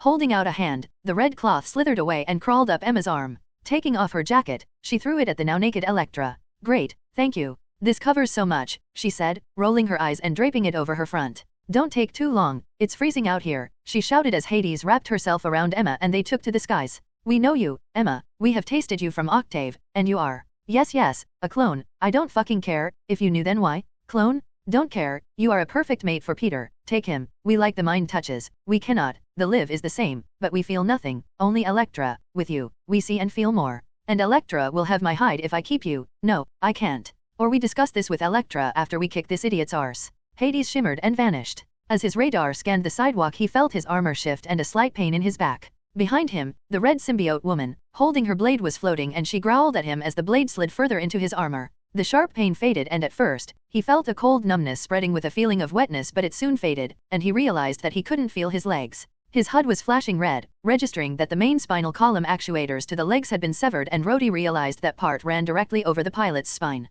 The creature hissed and left the blade sticking from his back, spinning him around, and he saw she was just floating there. She grabbed his arm as he raised it to fire, anything to get her away from him, but she laughed and the cannon twisted and shattered, pulling the armored gauntlet away with it. He tried to raise the other one, but with the pain in one arm and the weakness from the blood loss he was seeing registered on his suit's sensors, he knew this was over. He had been beaten. The cannon was ripped off, and with emergency power activating, he knew the flight systems would be next. She floated across from him. We never wanted this, but she grabbed his head and smashed hers against it. His faceplate dented and the HUD went dark. Light streamed in and James Rhodes saw the face of his attacker. You made us do this. He thought she was about to kill him, but instead, she gripped him close and, feeling around the back, wrapped a claw around the arc reactor. We wished to be left alone, and as it crumpled, the boosters on his feet cut out and he began to fall. He was only a few hundred feet up, but with his injuries and the damage to the armor, it wouldn't matter. At that height he was dead, and he closed his eyes as he fell. With the wind whistling, he could only see the sidewalk, and then Elektra, floating towards him, the thin jacket flying free as she grabbed him under the arms and landed with a huge thud as she collapsed under the weight of the armor. I know I have powers, Emma, but he is still very heavy. And Hades, you are not allowed. That was uncalled for. Hades floated down and she held out a hand and slid back over to Elektra. Incapacitate him, not cripple or kill him. Elektra chastised the pair, and as James lay, unable to move in his armor, can you call 911? I am really hurt here, he asked, and the women tooted. Really? You are asking for us to call emergency services? Emma asked, but Elektra batted her on the arm. He would not need them if you had behaved. Emma shrugged, thankful Hades hadn't eaten her clothes, slightly upset that her jacket was flying its way down the street, but she could always bill Peter for another one later. He wouldn't need them if he hadn't attacked me. What did you think I was going to do? Kiss him and take him shopping? I did not expect you to fly and make a giant sword. We are not killers, Emma. Well, we are not killers anymore. This is enough to lock you away. Elektra chastised her. Emma shrugged once more. Oh, I don't think he knew who I was until you said my name, darling. So maybe next time. But she paused as Elektra glared at her. Fine, she said as she raised her hands in surrender. As she moved over to Rhodey, she put a hand on his chest. Sorry, darling. I might have accidentally severed your spine. Don't move. Everything else is fine though. Some bruises. Nothing major, she said as Rhodey glared at her. Rolling her eyes, she pressed a finger to his forehead and psychically shocked him unconscious. Elektra rubbed a hand over her forehead. Severing his spine is a big deal, Emma. I will wait until an ambulance arrives. Or his man. Suit yourself. I knocked him out. For now, stopped the bleeding and used a piece of armor to bind his wound. You can bitch all you like, but he attacked us. Those weren't Nerf darts, darling. They were missiles. Elektra sighed. I know, but I try really hard not to just murder away all my problems. It is a bad habit to get into. Do you mind? I am still hurt here. Elektra and Emma looked over. Rhodey was laying in the armor, glancing over at the pair. I thought you said you knocked him out. Elektra asked. Emma shrugged. I did. The armor has an emergency response unit, independent power supply. It zapped me awake after you knocked me out, but that's really not important, Rhodey explained. I'm kinda hurt here, and we can discuss who's to blame later, maybe after you get me to a hospital. Emma tooted. I am not taking you anywhere. You send giant robots after us, attack us, and now you expect us to be nice? You're lucky I didn't aim higher, and she smirked at him, or lower. Elektra batted her on the arm. What did I just say about being polite? Emma rolled her eyes. I don't care. I am off to find Peter. You can clean this mess up. I don't work for you. With a smile and a small wave, Emma lifted herself off the ground and headed to the warehouse. Across town, Natasha gave Carol a wink and a smile before Widow covered her and they separated. It had been a good day, promoted by Liv's little revelation to the group. Was she really bi now? She had been trained by the Red Room, and before Peter, a man and a woman held no emotional difference when they were a target. But after Peter, with Widow and everyone else, she did find that what started out as just Peter, soon became Peter plus partner and then moved on to just partner. She hadn't even noticed until Liv told them all bluntly. But was she really? The best way to find out was to just try, and she picked Carol. Natasha had spent the night giving as good as she got, and as the pair lay, satisfied and very sweaty, she knew that yup, she was most certainly bi, at least when it came to the women in the warehouse. Carol had been the only one who actually never slept with anyone else. Even threesomes were out, preferring to keep Peter to herself. So it made sense. If anyone was suddenly different, it would be her, but they hadn't cared. Gwen of course had picked up on this, and as the pair laughed and giggled their way to the breakfast table, Gwen was waiting, with everyone else ignoring her while they ate their breakfasts. A banner with "Congratulations, it's a bi" on it was erected and Gwen happily stuck rainbow stickers on them both. The "oi" part of the lettering written over with thick black marker to change it. Natasha had just laughed, a brief moment of levity for the normally stoic woman, but Carol knew if Gwen wasn't put in her place, the teasing would continue. I guess I am, but sorry Gwen. I prefer someone a bit more butch, and with a lot more padding. Gwen looked confused as Carol leaned over and kissed Felicia on the cheek. She slid her hands down and gave her much larger chest a squeeze. Maybe once you grow up. Gwen's pout was adorable, and Felicia's laugh had them all in fits. It was a good day, right until that stupid fucking asshole ruined it. They could be lazing in the pool having fun, they could be doing anything else, but no, she had to be out here, smashing more stupid robots. She hadn't even noticed her training had kicked in and a broken sentinel was laying at her feet. Shit, she thought, that might have been bad, but Widow scoffed. As if you need to pay attention, we are more than capable of taking these apart. Widow lifted the massive head of the sentinel and stared into its slowly fading eyes. I'm in a really bad mood. You ruined my day off, so I hope you have a lot more of these things. As she threw the head of the sentinel away, she heard the vans approach and saw the military logo on the side. So not shield or sword, huh? Kept the big guys just for me. Widow knew there was no point in running. The block would be cordoned off, with helicopters tracking her position. She could get away, but it was better to clear the board first, and she waited patiently as the soldiers disembarked. As the Gamma troopers pointed their pulse rifles at her, Widow's phone rang, connecting and answering it. I'm a bit busy now sis, can I call you back? She heard Yelena sigh on the other end. Hey sis, we got some nice men here, big, strong, and very angry. You know, when you said come to America I thought, hey, shopping, boys, catching up, not hiding in a safe house, bored until the army kicks the door in. Widow cursed. Sorry sis, I got you mixed up in all this. Oh no, don't be sorry, I mean, it's only been 5 years, I'm sure prison will be nice. Dad already broke a few bones, his of course. He is really bad at this, since you know, he got fat and old. Widow had to resist laughing. Look, I'm sorry, I need to call you back. Oh no, don't worry, love you, kisses, auf Wiedersehen, and Yelena hung up. Widow took a breath. To anyone else, it was her overly attached sister, but her final message was one of their codes. Don't worry about us, and don't hold back. Nat? Not now Pete, kinda busy. Just to want you, they hit all of us. Carol's fighting an enhanced like her, the Avengers are either under arrest or crawling around the labs, and I've got Tony and Vision here. Be careful, who knows what they'll pull. Right, stay safe Pete. Love you. After the phone call from Yelena, Widow was stood surrounded by Gamma troopers, and she was now in an even worse mood. I feel insulted, she said. I mean, they sent an enhanced after Ravage, Avengers to our labs, and Vision and Iron Man after Venom, and who do I get? Some jerk-off crew cut Ross wannabe. So, got a name or just asshole number 1? The soldier snorted. Major Glenn Talbot. And I am the Thunderbolt second in command. You need to come with us, Miss Romanoff. We have your family, and we will go easy on them if you cooperate. Widow snorted. You think that holding my family will work? You really have bad intel. Got me to Pete. They sent out Ross's goon squad. It should be one hell of a fight though. Might not be back for bedtime. Maybe visit me in jail? Peter laughed through their link. I might be right next to you if Tony gets his way. Love you. The upgrade Widow had asked for clicked and extended from her back, covering her in a thick set of adamantium chest plates, thick greaves, and bracers. She had tried the harness, but her fighting style didn't match having more than one set of arms, so she abandoned it. What she did like was the stolen and upgraded repulsor tack, that began to glow and whine as faint blue around her wrist. Hello, my name is War Widow. You took my family. Prepare to die. She ad-libbed and with a mad laugh, launched herself at the troopers. As expected, the troopers swelled and became mini-Hulks. Even Ross wasn't stupid enough to completely infuse a subject with as much gamma formula as they could accept, and the soldiers, while multicolored, looked more like Captain America than Hulk. Only Talbot was different. Most of the men were either red, green, or in a few cases blue. Talbot was gray, and a lot bigger. Nice name, he said as he pulled off his tattered uniform. Warhammer, only officers got a full dose of serum, the enlisted only got enough to juice them up. So, Widow, you know you can't beat me, you know what I'm capable of and you know you'll lose. Come peacefully, and I won't peel you out that tin can and parade you around in your underwear. Talbot said, and like Ross, his crew cut and mustache had grown with him, making Widow want to laugh, but right now, I think I'll take my chances. Liv did a pretty good job of taking down Ross and Blosky, and I'm better. Warhammer snorted, yeah we know, and it won't work again. Warhammer pulled off his shirt and underneath was a thick silvery metal form-fitting top. See, we now know about vibranium, and the alloys, so we pulled all the crap out of storage and actually used it. Feels good too. So, want to surrender now?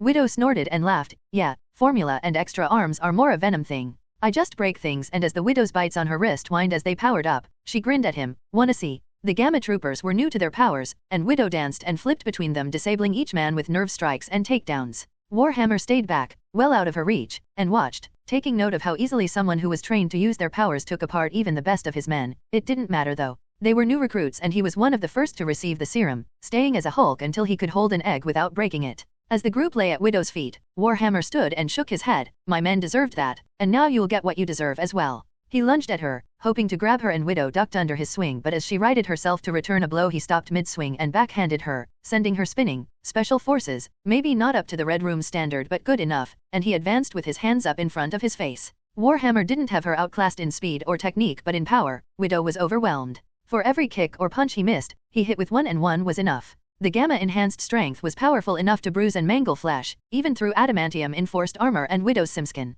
Not that Widow was slacking off. For each hit he got, she got 2 or 3 more. Each kick that connected dyed his top shirt red with his blood, his skin bruised purple and burned just as easily as any other man. Even his healing was having trouble keeping up, as Widow had been working with Logan on how to deal with someone who could regenerate. Armor was great against the slashing attacks that Liv and Peter preferred, but against her strikes, unless it was thick plating, it wasn't helping. Black Widow was trained to kill men, not monsters, so they devised that even healing took stamina. Small but painful injuries to weak and sensitive spots, groin, eyes, liver, spine, joints all weakened even the hardiest constitution, and as Warhammer was finding out, eyes took a while to recover, and testicles were sensitive as they regrew, and Widow was relentlessly smashing both. Her Widow's bite had been improved by Liv and modified to draw power from the Arcstar reactor in her armor, and it sent blast after blast of bioelectric current into Warhammer. It didn't matter how often she hit him, only that each time she did he took a little longer to recover. Her ribs were broken, and Widow was keeping them knitted together, but he hit them hard and it was turning into a war of attrition. Would he give in to the torture she was inflicting, as angering a Hulk to make them stronger seemed to apply only to the original, or would she succumb to her own injuries as Widow failed to keep up with the truck-like blows he was managing to score on her?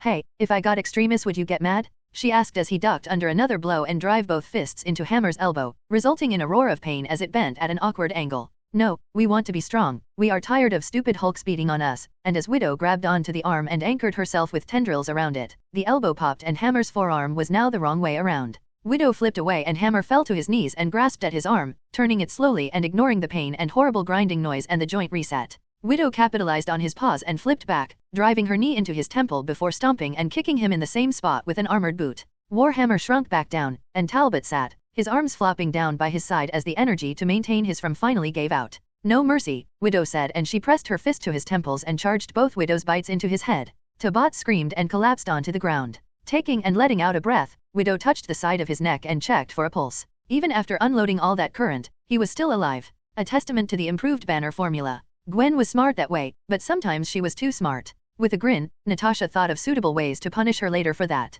Carol might have been first, but Natasha was going to make sure she was not last. Javed Nadish's bad mood was shared by Carol, but for a much different reason. She hadn't spent as much time with the group, staying in space and then being hurt had limited things, and as she was happy enough to be on the sidelines she hadn't really thought about what it meant to be part of a large group. She did know she was like Felicia, and that a straight arrow pilot really hit a very sexually curious young woman. Don't ask, don't tell was still a thing, and sharing a shower with Maria had definitely put her in the don't tell category. Peter had been her one male attraction, and she had fallen hard for him. As she watched him train and generally fail miserably, he stumped right into her heart and firmly lodged himself there. Carol wasn't normally sappy, but after being in the closet for so long, and then having her life ripped away from her by whatever the Supreme Intelligence had done, to actually feel anything was a blessing. Peter had made her feel alive, wanted, loved, and she had poured all of her heart back at him. It was seeing everyone else that opened it a crack more. She started dreaming of Monica, started to take more lingering glances at everyone else in the warehouse, stopped by a small twinge of fear that Peter would abandon her. So when Natasha had quietly knocked on her door, explained her feelings, Carol had jumped at the chance.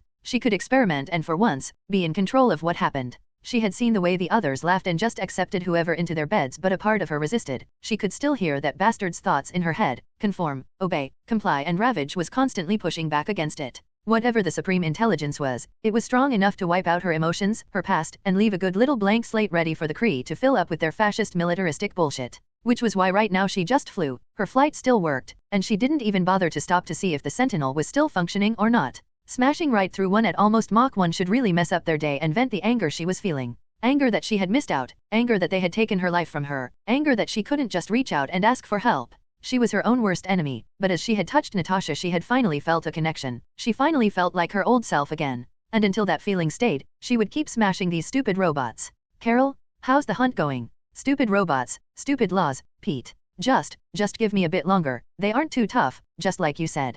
Carol was having fun. The Sentinels were proving no match for her reduced powers, but once upon a time she could draw on her photon powers indefinitely. Now after her fight with Rogue she would eventually get tired, but for now, flying was freeing, and smashing stupid machines was liberating. As she twisted and tore the head of the last one, a military jeep pulled up and seeing the patch knew it was Ross's Gamma troopers. Captain Danvers, you are to stand down. Under direct order from S.H.I.E.L.D., and from the United States military. This is not negotiable. Failure to comply will result in a court-martial and the soldier holding the loud Hyliar, and as a sign of good faith, we know you are a wanted fugitive on Asgard and we can negotiate the terms of your surrender on your behalf. As a citizen of Earth, you will be given special rights and treatment. That just pissed her off. When she had returned to Earth, and explained she was stripped of her military and S.H.I.E.L.D. rank, there was no mention of an incident on Asgard, but to be safe all her old contacts just dumped her. They washed their hands clean of her, and now she was actually helping people suddenly. She was military again. Yeah, how about you go fuck yourself, and the man's face fell. Captain Danvers. I repeat but a hand from inside the jeep stretched out and he looked down.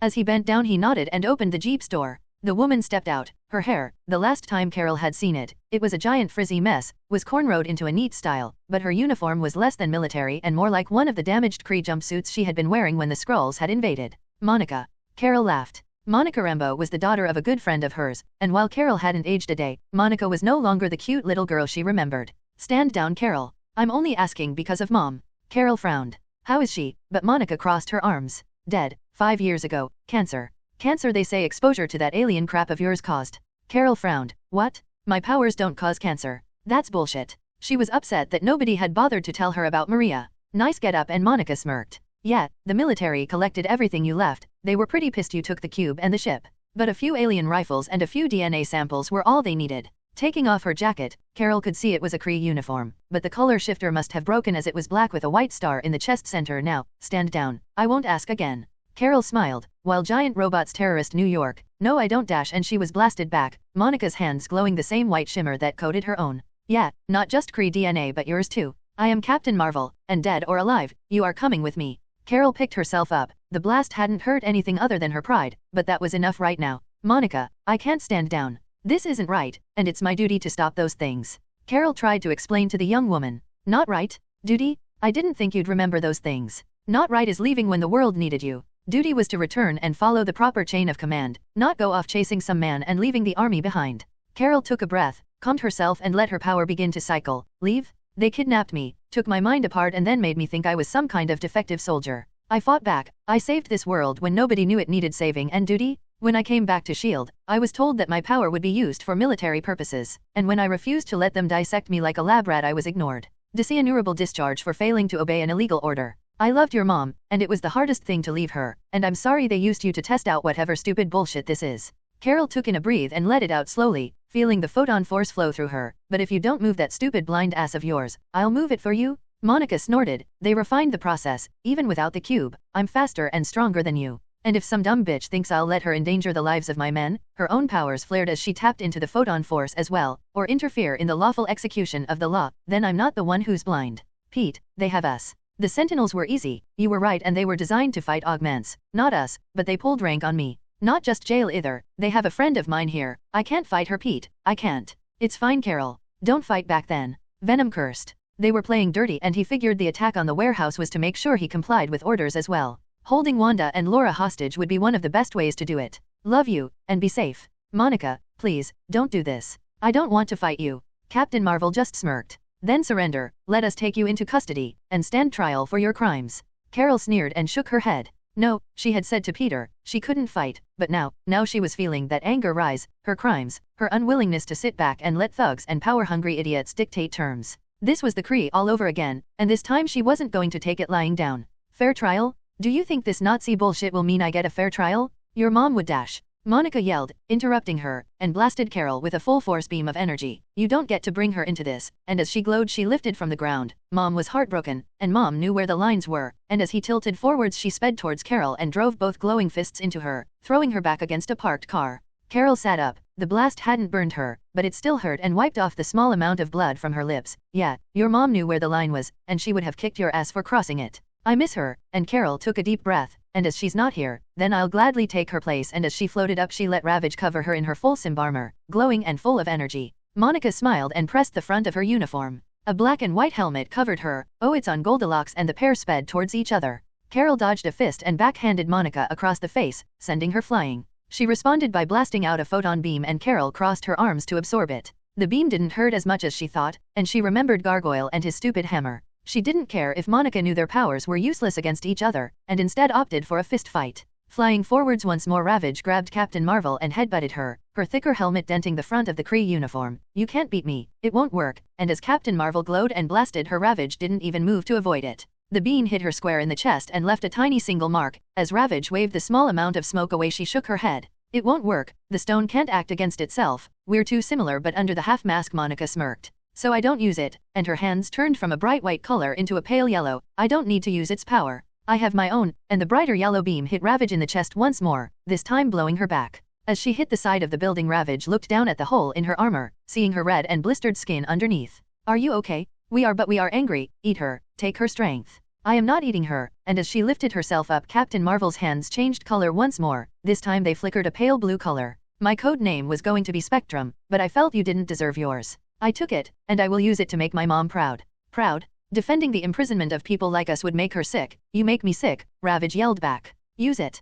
And on her back, the armor unfurled. She had been hesitant, feeling it was a betrayal of her powers and Ravage. She didn't need armor. She had traveled at light speed through the universe, danced in energy clouds, watched a black hole spin, and marveled in awe at a supernova. Armor meant she was less, meant she was weak. HMPF, Peter uses armor, and he is not weak. Tasty things come in shells, and now, so do you. As they circled each other, the faint glowing light coming from around Venom's wrist, he felt the shockwave of a massive psychic attack. Webb had been backed into a corner, and was finally using his powers properly. Sending out a discreet message, he directed Flash to the warehouse, where hopefully he could get the help he needed. As Venom tilted his head and sent his message, Iron Man attacked. 2 drones fired off missiles while Iron Man blasted at him with his disruptor. Venom felt the burns as the beam hit his armor. Part of him flaked off, and even the energy curtain in Wakanda hadn't been as painful as this. Gritting his teeth, Venom dodged another blow, backflipping away as the beam flashed towards him, taking away the armor covering his leg. Venom cursed. That damn disruptor was small, and could only target a limb. Tony would have to get lucky and hit his head for it to be anything more of an annoyance. What was irking Venom most was its effectiveness. A larger version would probably disintegrate him with one shot, and he shuddered to think what it would do to a normal symbiote and its unlucky host. Thankfully he had realized the gap in his powers, and Liv had prepared him. He concentrated and thicker armored greaves slid down from the back. The Mark III was in testing but now seemed like a good time as any. And as a repulsor black hit and bounced off the vibranium alloy plating, Venom grinned. As a drone fired, he let it hit the charging plates on his back and the bright repulsor rings on his wrist lit up and he fired at Venom Buster. To slow, and the suit jetted to one side and he turned to fire, stripping the simskin armor from Venom's hand and reducing the skin to ash. The cold air bit into his fingers as a biting pain, and Venom snarled. The Mark III armor was still gloveless. Liv was working on a solution to his natural stickiness and web powers, but hadn't cracked it just yet. Taking a breath, Venom knew he had to do something. His stamina was immense, and after all his upgrades and the arc reactor he could fight for hours, but replacing parts was tiring and painful. Enough, he yelled, and the pack on his back lit up. A short burst took him to one drone, where a bladed arm split its aroused shell through the center, removing the arc reactor. His senses were working overtime, cutting off his vision and relying on the electronic signatures of each armor. Short controlled bursts, randomly in various directions. Tracking software was only as good as the sensors controlling it, and as he worked his way around each suit, he wondered how he was being tracked. With the only armor either doing it best to avoid him and Tony taking pot shots with the cellular disruptor, Venom figured it must be a satellite. Liv, can you track and find out if a Stark satellite is overhead? He's got me pinned and I need to blind him. I can, but it will take time. If it's a specam, then your camouflage should be enough to fool it. Heat for your flight pack, photons for the arc reactor. Venom laughed. I have an idea. How high is it? It would be in a high orbit, sorry dear, but you'd never reach it before you suffocated. He had thought of taking a suit up high and detonating it, hopefully taking the satellite out with it, but it was probably at 12,000 feet, with the other GPS satellites and was way too high. Right, plan B then. Venom shot straight up, dragging 4 suits of armor behind him as their orders to contain and capture took them just as high. In the lower atmosphere, Venom recoated his armor black, and cut all power to every system, letting ice coat him. Track me now, shithead. As he fell, he used his old tricks. A web shot out and snagged the bottom of a suit, and using it as leverage, Venom whipped around it, trying it with a web, and as he landed on its back, he pressed his hand to its head and sliced open its central processing unit, slaving the armor to himself. Laying flat on it, he surfed towards another suit, and a thin razor-sharp tendril shot out and took out both jet boots, sending the unit plummeting to the ground. Venom felt slightly guilty about that, but if Tony was going to argue about being in trouble for using the Legion in a civilian area, then he shouldn't be using his damn Legion in a civilian area. Tony was swearing. He could see the Legion drones flying around, trying to track and locate Parker, but he had fooled his tracking somehow. There was no heat or radiation coming from anywhere in the sky, and as he checked each drone he cursed. To him, he could see every one of them on his tracker, their friend or foe system, and a transponder keeping them on his HUD, but one unit wasn't registering to the satellite above. It was dark to its camera, and he figured Peter must have hijacked it. He watched as it would fly close to another drone. That drone would register as disabled, and then it would jet off. Smartass, Tony thought to himself, but he had also learned. He knew Peter was a technopath and instilled several redundant systems into each drone, and this one was in case of hostile takeover. Completely separate from the main core, a small explosive charge was mounted in a stable and completely seal ring around the armor's arc reactor, and sending a kill signal it exploded, sending a black shadow flying. Tony had a choice to make. Peter was right, nothing good ever came of locking people up. Sure, they needed oversight, but this went past that and right into fascism. They didn't want Peter for his flagrant use of his powers, they wanted him for his secrets. Even Tony felt that when they tried to seize the Iron Man technology. Do as we tell you or else, they had said, and that irked Tony. So when Ross and his Gamma goons turned up at the tower, waving subpoenas and warrants, his newest lawyer just muttered and fumbled before they barged their way in and held Jocasta and Vision at gunpoint. He was left with no choice but to agree to this little drama. This was the one time he wrote a script and stuck to it. While his security was airtight, having the government breathing down your neck meant not taking any chances, and with the stakes, he couldn't risk anything on even a 99% chance he wouldn't get caught. He just had to hope that Peter would put aside their little feud and listen. Peter was brilliant, if misguided. The personal stuff could be forgiven, but he had to act fast. Reroute power to the sub-sonar systems and load program 1. Repeat, and goddammit Pete, don't a smart dumb guy. As Venom's senses kept a track of the Legion and Venom Buster, he could feel the pulses, coming from Tony's active scan, but in a strange rhythm. Is that binary? He thought. Oh, screw him. Not safe. Hostages. Help. Help. Help. Oh, goddammit, Venom thought. No wonder Stark wasn't trying very hard. There were a few times the disruptor blasts could have been a little higher and could have taken his head out, and he had no way to stop a tracking satellite completely. Venom decided to risk it, and he felt for the stone. Please don't have a stupid vibranium helmet. As his attempts scattered from Tony's armor, he figured if it wasn't vibranium, he had one of those dim helmets Shaw used. Stupid dumbass motherfucking tin can asshole. Peter sent out a flurry of expletives, all aimed at Tony, but he knew he wasn't getting past the armor. Right, then we do this the hard way. Tony was tracking the dark shadow as it sent out webbing and latched onto a nearby building. It was scattering almost everything, but even in the dark shadows, it was still a presence.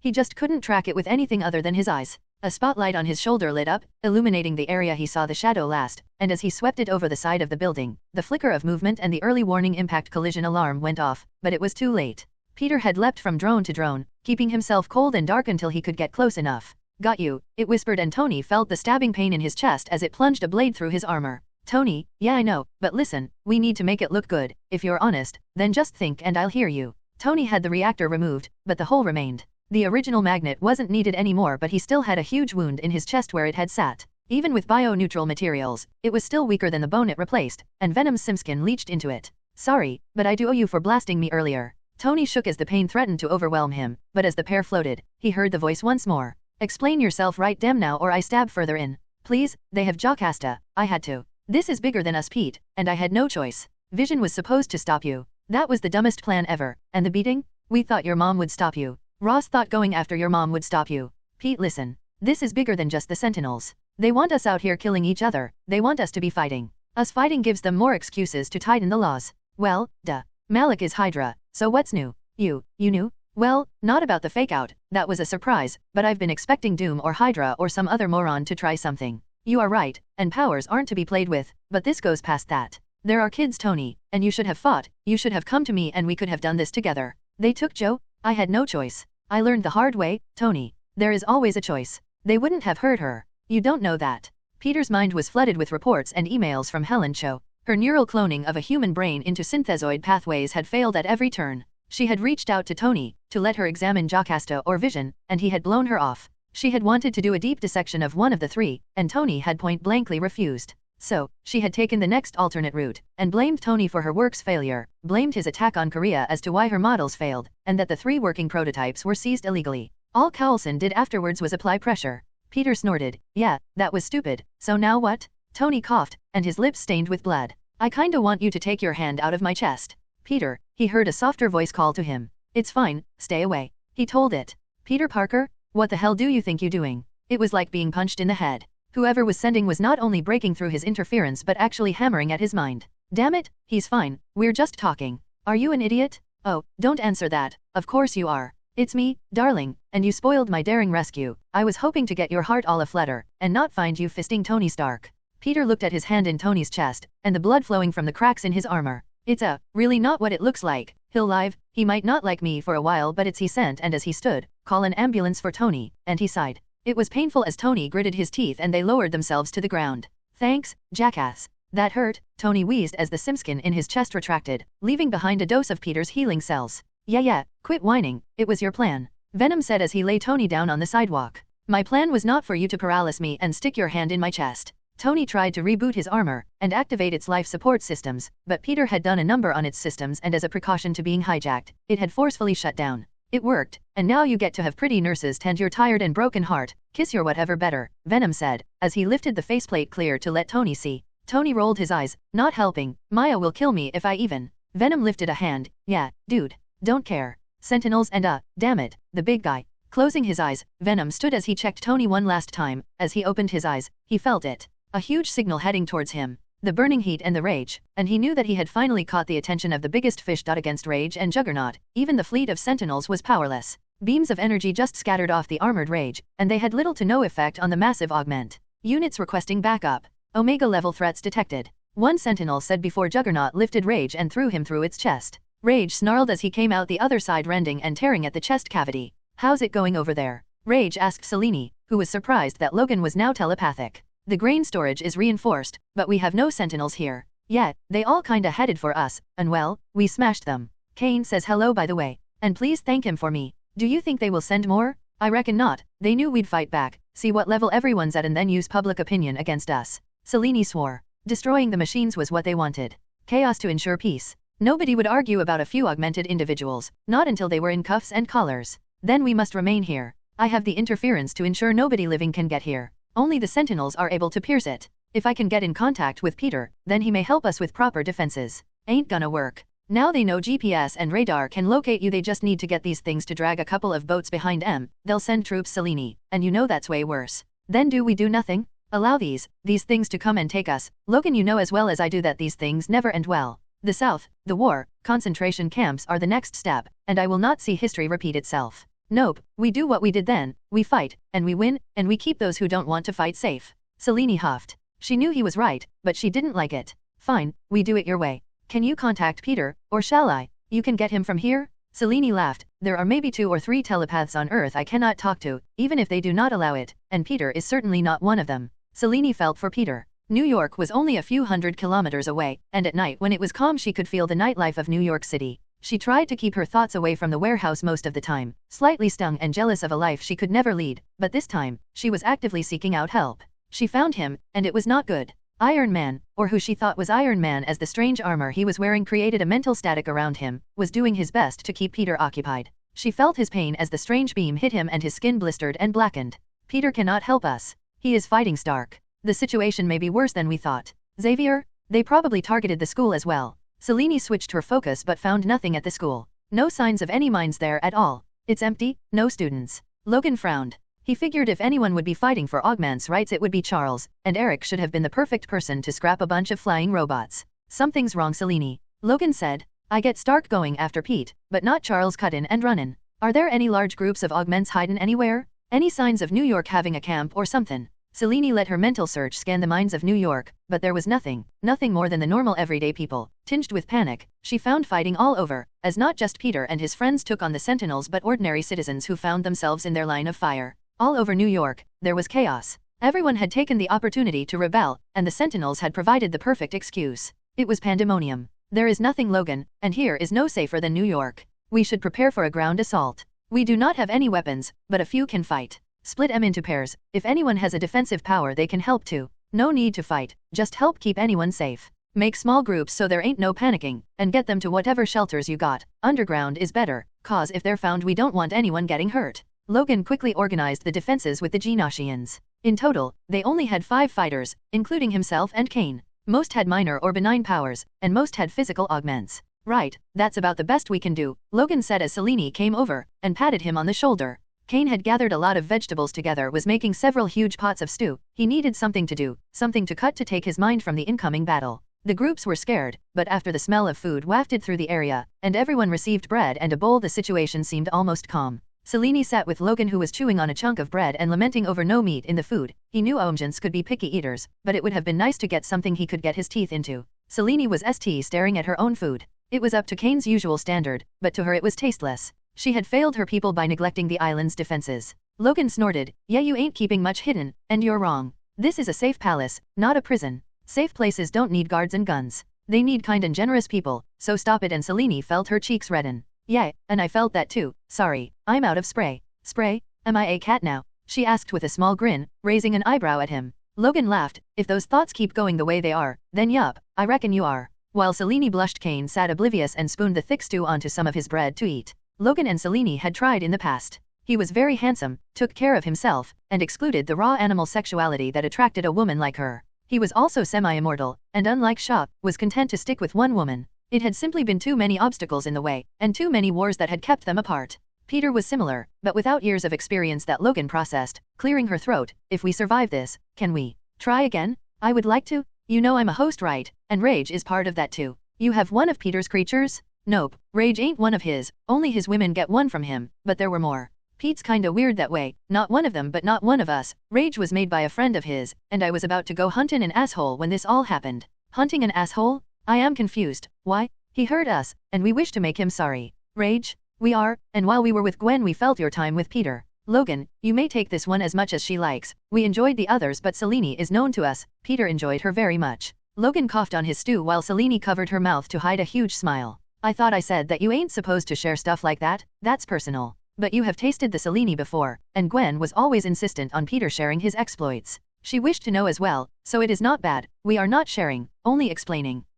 Logan thought, "You're still sharing too much, and I don't need a list of Pete's conquests explained to me. You only get to talk about anyone I've been with, and not Gwen or the rest." "Okay." Rage huffed, "We enjoy the variety, but you spray too many. You should be more like Peter and enjoy yourself, and let us enjoy ourselves."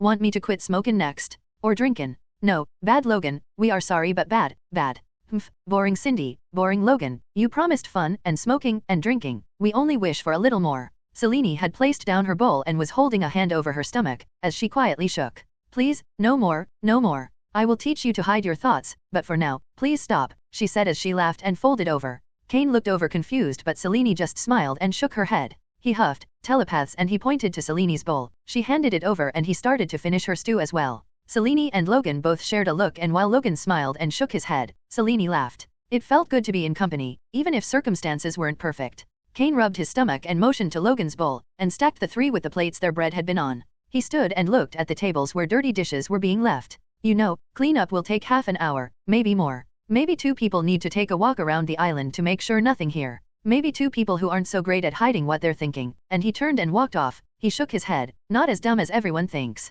Selene looked over at Logan, who shrugged. "It's an idea, but, being honest, let's wait till after the giant robots stop invading. I like to take it nice and slow. So dating and maybe drinks." Logan laughed and took out a cigar, lit it and took a draw. "I was thinking foreplay, but sure." Logan had been warned by Liv about the increase in appetites. His cigar budget was slowly increasing, as was his drinking. He'd had a stupidly embarrassing conversation with that Flash kid, who stumbled through trying to explain about the higher urges, but Logan just laughed, clapped him on the shoulder and went to talk to an adult. Liv was perfectly capable and more than competent to discuss what issue Logan may have, and after the trio had talked, even Flash looked a lot happier, even if he was bright red. He had no illusions about the symbiotes anymore, and after spending a few months with Rage, still hadn't changed his opinion. She was dangerous, powerful, and was affecting his biology and mind. His memory was becoming clearer, but so were his appetites, including a few he had worked hard to bury. One thing he forgave Peter for was his sex drive, as other than fighting the symbiotes loved any kind of stimulation. While cigars were his limit, he had wondered that if chocolate got them off, what something like cocaine would do.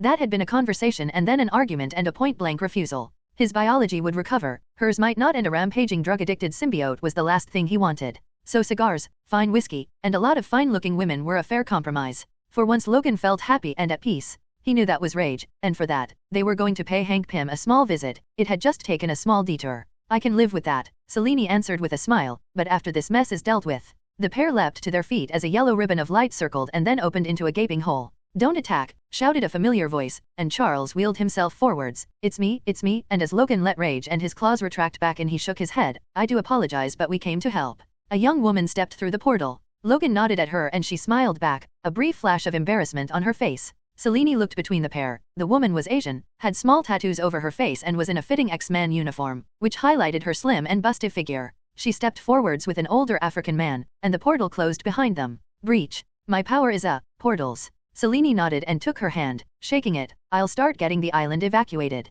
If you don't mind, that is. Selene shook her head. No, everyone is here, as we just ate. But do you have space? It must have been a joke as the young women snorted and looked guiltily over at Charles. It's fine, Breach, I'll explain. Charles said. Forge, there are sentinel remains here, can you examine them? He nodded. If someone can show me where they are. Kane can show you, in case there is trouble. Thank you. Help is appreciated, and as Selene pointed out Kane to the man, he walked, and the pair left to where the battle took place. We have a sanctum, a safe palace where augments can live freely, and it's not on US soil, so we don't have to deal with this, and he waved a hand. Mess. Selene crossed her arms, but anywhere on Earth will be subject to an attack, anywhere we live they will use it as an excuse to hunt us. Charles smiled. Trust me, our new home is out of this world. Ravage screamed as her armor slid over her. The form-fitting newer armor was being tested today. Carol knew that labs and firing ranges never gave the whole truth, that only in combat could you establish if something really worked or not. Captain Marvel snorted. Nice duds. But they won't save you, and her arms glowed for a second before firing off another beam of blue energy.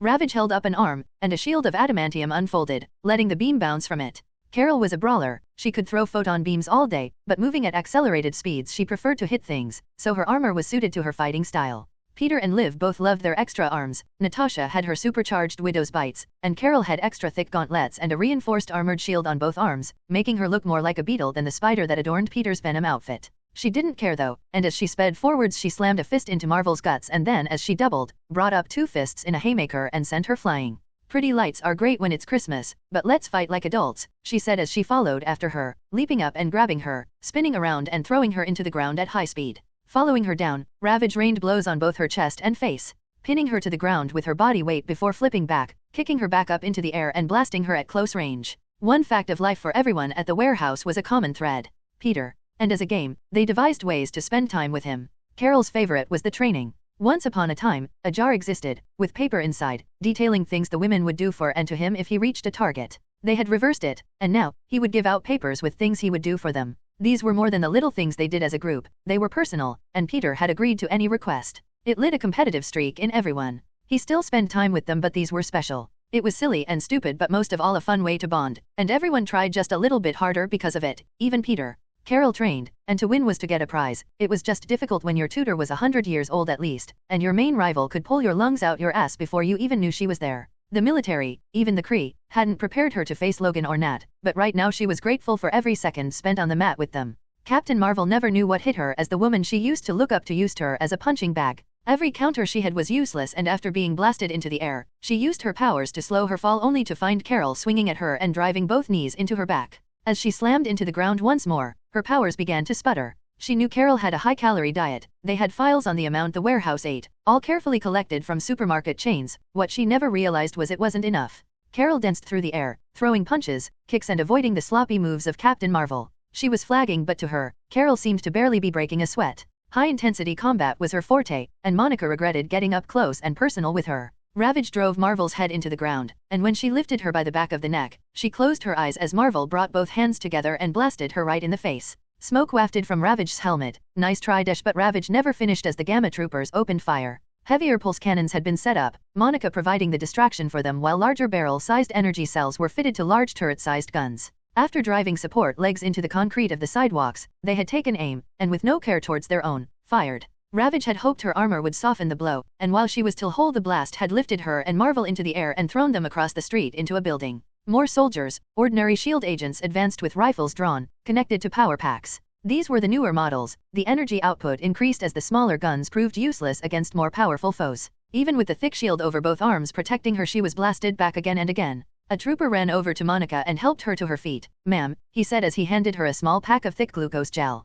"She appears to be unharmed, and the rifles are having little to no effect." "Orders. Forward fire," Captain Marvel said, and the troopers all turned and clicked their rifles to a new setting. They fired at her. Ravage watched her pulse with each blast, powering her up further. "Energy absorption," she tooted in her head. "Damn cheats." Captain Marvel sneered and bring both hands together fired a huge blast at Ravage, sending her flying and burning through the reinforced armor on her front. As Ravage shook broken ceiling tiles from herself, she lifted an arm as bolts of blue light streaked through shelves and hangers, burning and setting the store alight. Ravage wasn't in pain, but she was hurt. Heat and plasma burned anything, and the symbiote wasn't immune. "Yeah, now we're mad," she said as she stood, brushing the last of the beams from herself. Captain Marvel watched as Ravage stood after being blasted by a force strong enough to blow a hole in the side of the building. During testing, it had melted a tank, and she brushed it off like it was nothing. "Men, Protocol Firefly and her Gamma troopers nodded and stepped back, moving away. "I'm sorry, but you forced me to do this." Floating up, Captain Marvel began to glow once more, pulsing with a brighter and brighter light.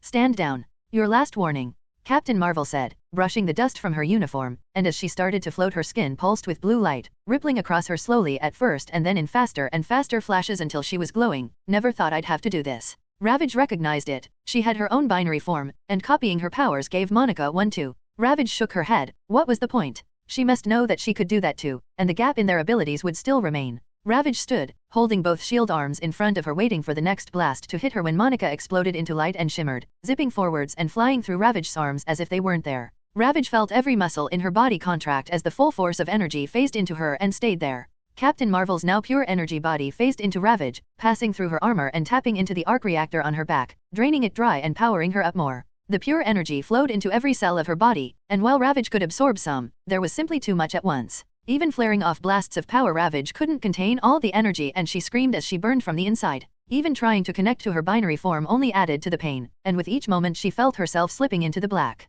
It was not without effect though, and even as Ravage burned, Monica screamed in pain as well. The strange alien biology Carol possesses was absorbing her, and she felt herself growing weaker and weaker the longer she stayed in this form. Exhausted, Monica fell backwards, her body returning to normal, but Ravage slumped onto the ground, a horrible smell of cooked meat and burned hair coming from her. She was breathing, a slow steady rhythm, but so far she hadn't moved. Monica blinked, letting the sweat and tears run from her eyes. "Containment, quick, before she recovers," she shouted as the troopers, who escaped the blast, came back in and after prodding Carol's still form. Several stood guard as the unlucky volunteer cuffed her with energy-dampening restraints on both her wrists, ankles, and then added in a power restraint collar for good measure. The reports Carol Danvers had been weakened by some unknown force were grossly exaggerated, and as a medic looked over Monica he shook her head. "You won, but your bioenergy levels are so low you're a normal person, Cap. You'll need a long rest to recover." And as he helped her to her feet she looked over at Carol being taken away on a stretcher. "It's fine. We got her, and we can get the rest too." This was a shit show as her old commander used to call it. They had gotten one. She already heard that Talbot failed, Ross only got Rogers, and the other Avengers had been driven off by a lawyer of all things. The new Avengers were off to a rocky start, and they hadn't even been teamed up. Looking at the wrecked clothes shop, she knew this would be blamed on her as well. Sewn fist mission this was, she thought. And holding her ribs and trying to ignore that all over ache she got when transformed herself into pure energy, she used the shoulder of the medic as a temporary crutch to get back to the unit's ATV. She nodded as the medic helped her into the ATV, gave her a shot of serum and then checked her vision. Her energy form was dangerous to use, and she was stuck as a floating see-through ghost for a week when she first tried it, giving off massive amounts of X-rays. It was only through years of treating for the Avengers Initiative that she finally got a good grip on her powers, but whatever Carol had become had drained her dry. "Hey, remember to take blood and tissue samples while she's out," she told the medic, who nodded and collected a tray from the back of the ATV. She knew her own transformation was based on blood and other genetic material found, but they were damaged and incomplete. With new fresh samples, they could refine the process, and maybe even fix her. Leaving back and closing her eyes, a soldier nudged her gently and she was handed two things, a ration bar and a radio. "Go for Rambo. Blinsky Air, you get the Firefly." "Affirmative. Carol Danvers has been neutralized. Do you need help?" "Not, just wanted to know if I'd be first or not, got my name in the pool see," and Monica tooted. "Blinsky, I know being a Hulk makes you stupid, but only supposed to be when you're transformed. Don't bother me while I'm out on a mission." "Fine, fine," and she could hear him curing as the radio squealed. "I will request backup if Hill and her companions prove difficult." Blinsky out. Maria shook her head and closed her eyes again, unwrapping the energy bar and ignoring the strange chemical-laced chocolate fudge-flavored energy bar. Emil had made it perfectly clear he was attracted to her, and while the man was attractive, the beast was not. She laughed to herself, imagining if when they grew did everything, as very few Gamma troopers were female and those that were had to endure the jokes that followed. Of course, Betty was fine. Nobody wanted to see Bruce get angry, even if the reports he had managed to depower himself were true. Hulk was unpredictable, and while he had complained about the new law, so far he had stayed off the battlefield. Parker's little enhanced group was proving difficult enough, and once more it seemed that a well-trained, well-armed small force could do exactly what the Senate was afraid of. Powered individuals capable of doing what they pleased when they pleased.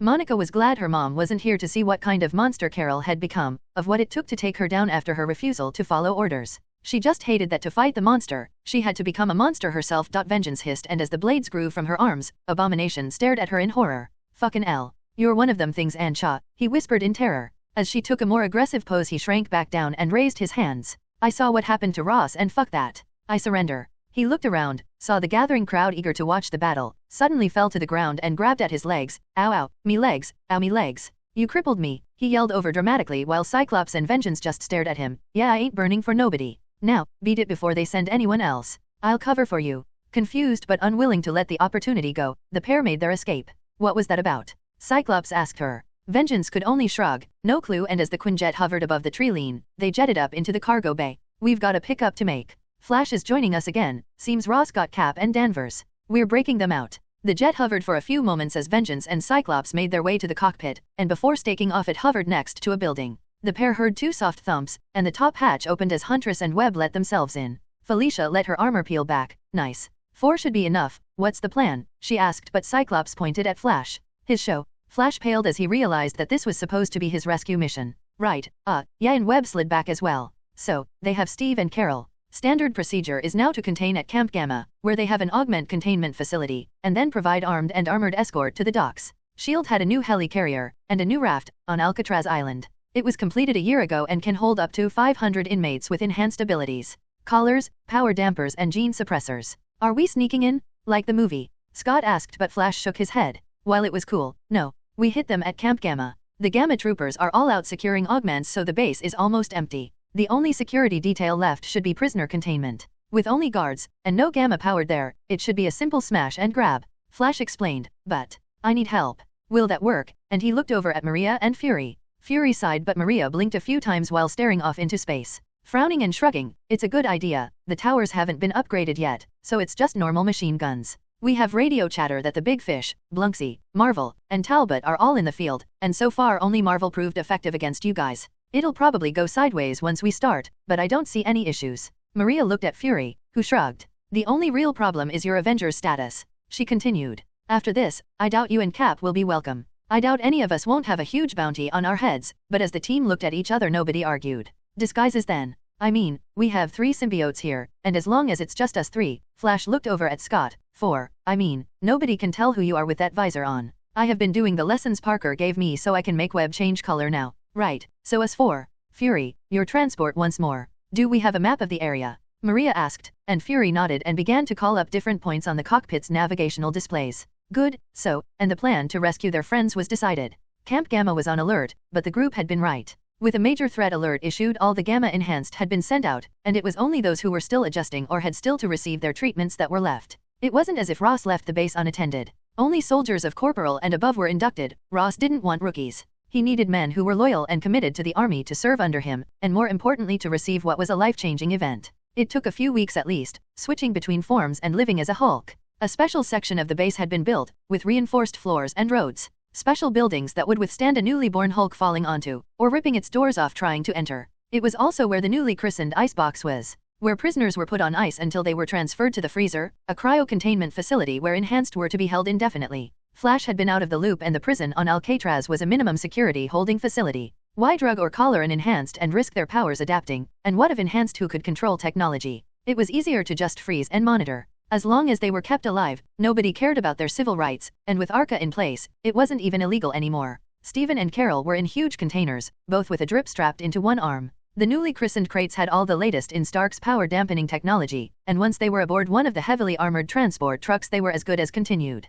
Only the freezer had the cryosleep serums counter, and without it, they would never wake up. It had been developed to contain Hulk, but against a normal enhanced, it was just as good. Monica watched as they loaded the crates into the truck. Carol's alien had retreated once she was out for the count, and they had no way of getting to it. She didn't care though, as the serum should take care of it just as easily. She was on watch, she was the only one that had returned from her mission. Talbot had been reported as down, Blunksy, the idiot, hadn't even put up a fight as he met a gamma killer, and Stark was missing in action, somewhere up in the atmosphere. Ross had personally gone after him, to make sure he'd either taken out Parker or to finish the job. She felt the slight tingle in the hairs on the back of her neck. Her sensitivity to disruptions in the electromagnetic field around her gave her a second sense, and she knew that something or someone was coming. Clicking her mic, early warning, no visuals. The soldiers knew she had powers, and were to listen, even if it turned out to be a false alarm, but as there was a chatter of gunfire, and one of the guard towers suddenly went dark, it was obvious they were under attack. She spotted the first enemy, and it was one of those slick bodysuits that Carol had been wearing, or at least it looked like it. Damn it, she clicked her walkie-talkie. It's Parker, get the pulse rifles. It was standard procedure that the soldiers around Camp Gamma only used normal ordnance. The heavy pulse rifles were only used in the containment area, and as the black shadow flickered and she heard the screams of soldiers, she knew that would have to change. Damn it, she cursed, moving forwards, and as she lit up her hand a red beam streaked from an unknown location and impacted against her. She was blown backwards and flew through the air, tumbling along the ground as she landed heavily. Stay down, I won't warn you again. She heard a man's voice and she moaned. That was a warning? Fuck. She focused the photon force through her body, but it spluttered and faded. She tried to summon any form of energy. Maybe she could match the one that was just fired at her, but as her hands cycled through every particle she could think of, the beam stuck out once more and impacted her, blowing a huge hole in the ground around her, leaving her lying struggling to breathe in the crater. I was not joking. We will take our friends and leave. If nobody resists, we won't harm anyone. Stay down and stay out of it, she heard him say again, and with no choice, she nodded. Damn, you're sexy when you take charge. Cyclops heard the invisible Vengeance whisper in his ear, and her hot breath tickled and was threatening to distract him. But later you can use that voice on me. He shuddered as the husky voice gave the promise of bedroom pleasure. No time, lover boy. 6 o'clock. And while he couldn't see anyone, a beam wide enough to hit a person streaked out. Falcon landed, narrowly avoiding the beam. We heard, you know we can't just stand down. The Avengers never give up, and there was echoing laughter from all around him. The Avengers mean something. You are thugs, following orders, and licking boots. You aren't Avengers, you are criminals, but Falcon's headset couldn't pinpoint the voice. Stand down and we'll take Cap and Carol and leave. Stand against us, and we'll make sure the Avengers never see the light of day again. What guarantee do I have you won't do that anyway? Falcon asked, and the voice became a show which became a man he recognized. Because Sam, that badge means something to me, and it means everything to Cap, Webb said, throwing his ID down at Falcon's feet. We are more than just a name, we are supposed to be an example. And you failed. You and Scott, and Monica. Didn't you learn from Ava? Sam frowned but nodded. Ava had been slated to join the Avengers, but her hatred of Hank Pym had led her to attack Scott as soon as she saw him. She was off the team before her badge was printed. You know this is all illegal, right? We work for the government, we're the good guys. Webb shook his head and stepped in front of him. No, we work for the people. We protect the citizens of the world. If we can't save them, then we avenge them. Not just the US, not just the rich or the privileged, but everyone. One, humans, enhanced, symbiotes, and augments. Like Cap says, liberty and justice for all. Falcon sighed. Cap's from a different time, Flash. It doesn't work like that anymore. Webb snorted. And you think that makes it right? That makes it our job? To enforce the laws. You're not military anymore, Sam. You're supposed to be an Avenger. If you want to enforce the law, become a cop, not a superhero. Webb took a deep breath, and that's long enough. Falcon frowned and realized that he couldn't hear the sounds of any fighting going on around him. He laughed. You distracted me, and got your people back. Webb just smiled and nodded. And Scott? He's fine. As soon as he saw them, he stopped and surrendered. Ant-Man isn't big on taking out a whole team. Falcon laughed. Nice work, but you might want to save the jokes for your trial. You know taking them will get you arrested. Webb shrugged. You have to catch us first, Sam, and as the jet flew in and hovered behind Webb, he lifted a hand and shot a web at it. Don't chase us, it won't end well, even with the pulse guns, you won't win.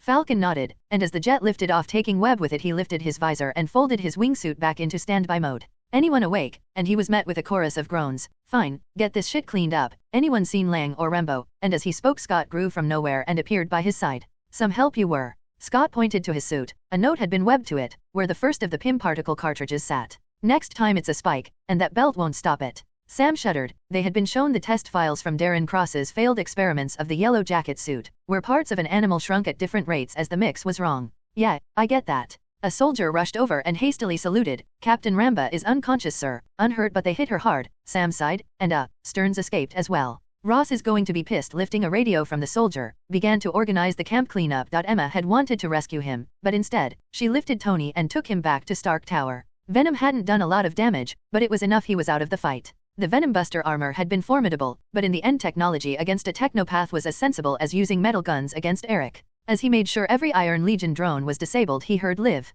Peter, we're relaying messages from every other group with a symbiote member. Vengeance and Wrath are helping Carol and Natasha. Once they have their families, they'll drop them here and then head back into New York. Eugene has said that Ross and his Thunderbolts contained Steve. He is in a holding facility, but Eugene is working to free him. It seemed more like, I don't know, a show to stop Steve from really getting in trouble. Eugene thinks they will be free within the hour. Felicia is helping him, and yes I know, but she is. Wanda and Laura are at the sanctum with Steven, and they are safe, even if Steven says you owe him again. With that magic, we cannot contact them, but Wanda will check in again in an hour. I cannot get in contact with Helios, Jean is just not in my range, and neither is Shuri. We really need to test exactly how far we can communicate. Maybe a cross-country road trip would be nice. And I'm sorry Peter, but we haven't been able to contact Selene either. I know she's telepathic, but I just don't know how to reach her. Elektra has taken care of the Black Cats, Emma is safe, and she is coming to help you. It's fine Liv, stay safe, tell everyone I love them. As Venom stood over the remains of Tony's Legion, he felt the presence at the edge of his senses.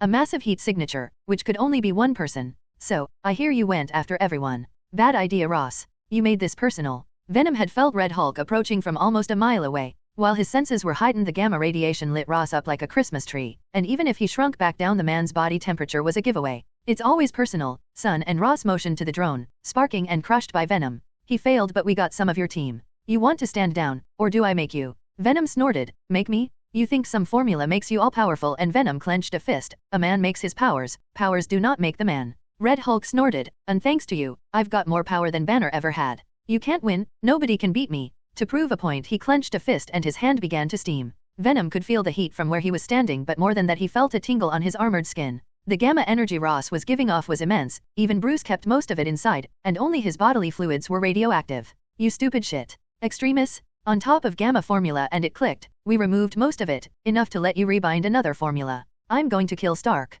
He was tempted to tell Emma to ditch Tony in the bay and end this mess, but Red Hulk laughed. You think we asked? You think Stark is behind this? Coulson and S.H.I.E.L.D., me and S.H.I.E.L.D. The good old US of A, making sure we stay one step ahead of those damn Russians. Venom shook his head. Yup, too much formula. Gwen knew from experimentation that mixing formulas was a really stupid thing to do. They all interacted with the X gene, and not in a good way. Extremis got around that by binding to the gene itself and acting as a bridge, but too much, and you got powerful, but as Ross was proving, you also got side effects. Ross was a calculating man. He ruthlessly and meticulously hunted Banner, but Red Hulk was dumber than rock. The formula crippled brain development in terms of muscle growth. One side had the leader, all the power went to his brain but weakened his body. Blinsky, Banner, and Ross, it all went to the body and not the brain, and in front of Venom was the result. Ross, you aren't winning this. We have stopped you. I asked Tony to stand down so this doesn't get worse. I'll give you the same chance. I won't stop, not with these stakes, but you need to. This doesn't end well, not for me, not for you. Red Hulk laughed. I'm a military man, son. It always ends well for me. Pierce may have saved my ass thinking I'd owe him, and Coulson too, but nobody tarnishes brass, and the red, white, and blue never runs. Venom shook his head. He wasn't a psychologist, but he could bet Bruce had some underlying anger issues, so Hulk was always angry, and Ross was a patriot. Follow orders, salute, do what you're told, and so Red was a super patriot, which meant he was dangerous. He wouldn't stop until ordered. Fine, we do this the hard way then, and as his armored tentacles sprang from his back, Red grinned. You didn't have a choice, son. He roared and tensed as the already thick muscles on the man bulged once more. Great, Peter thought, it's like a Saturday morning cartoon with this guy, not walking into your trap though. If I attack you first, that assaulting an officer, and we learned from Liv that gets you jail time. So bring it, you giant baboon's ass. Venom stood and waited while Ross stood flexing and letting his muscles bulge. His uniform had burned away, leaving him standing in tight stretch pants and a tank top. He did admit that the newer Red Hulk felt more dangerous, and the energy he was leaking was giving Venom second thoughts. Seeing Bruce and Blinsky taking out a helicarrier was impressive, even through the lens of a news camera, and he really didn't want to have to fight one. You finished. I have a hair appointment at 2, and you're making me late, he said glibly. I need to get my nails done too, and he held up a hand, and the claws on it lengthened and glowed. Red Hulk stood and sneered. Always a joke, always the stupid remark, never taking anything seriously. No wonder your life is a joke. No wonder we hunt you now. You treat your power like a toy. We show you it not a toy. We show you Red strongest one there is. Oh shit, Venom thought, there goes his mind. Venom could feel the mental pressure rising from Red. To the Mind Stone, it was like watching a sink empty. The steady flow of energy jumped and then ebbed slowly, but as the Hulk grew, the energy faded. Wonder if that's why Hulk is dumb. The gamma disrupts any connection to the Mind Stone through his X gene, but he would have to think more on that as Red roared and charged at him, swinging a huge soccer ball-sized fist towards his head. Formula made him strong, but thankfully not fast, and Venom leaned back to avoid the blow. Red, however, was relentless in his assault. Swing after swing followed, and for every two that missed, one would connect. Venom was sturdy enough to take the blows, but after fighting Vision, and then Tony, he was flagging.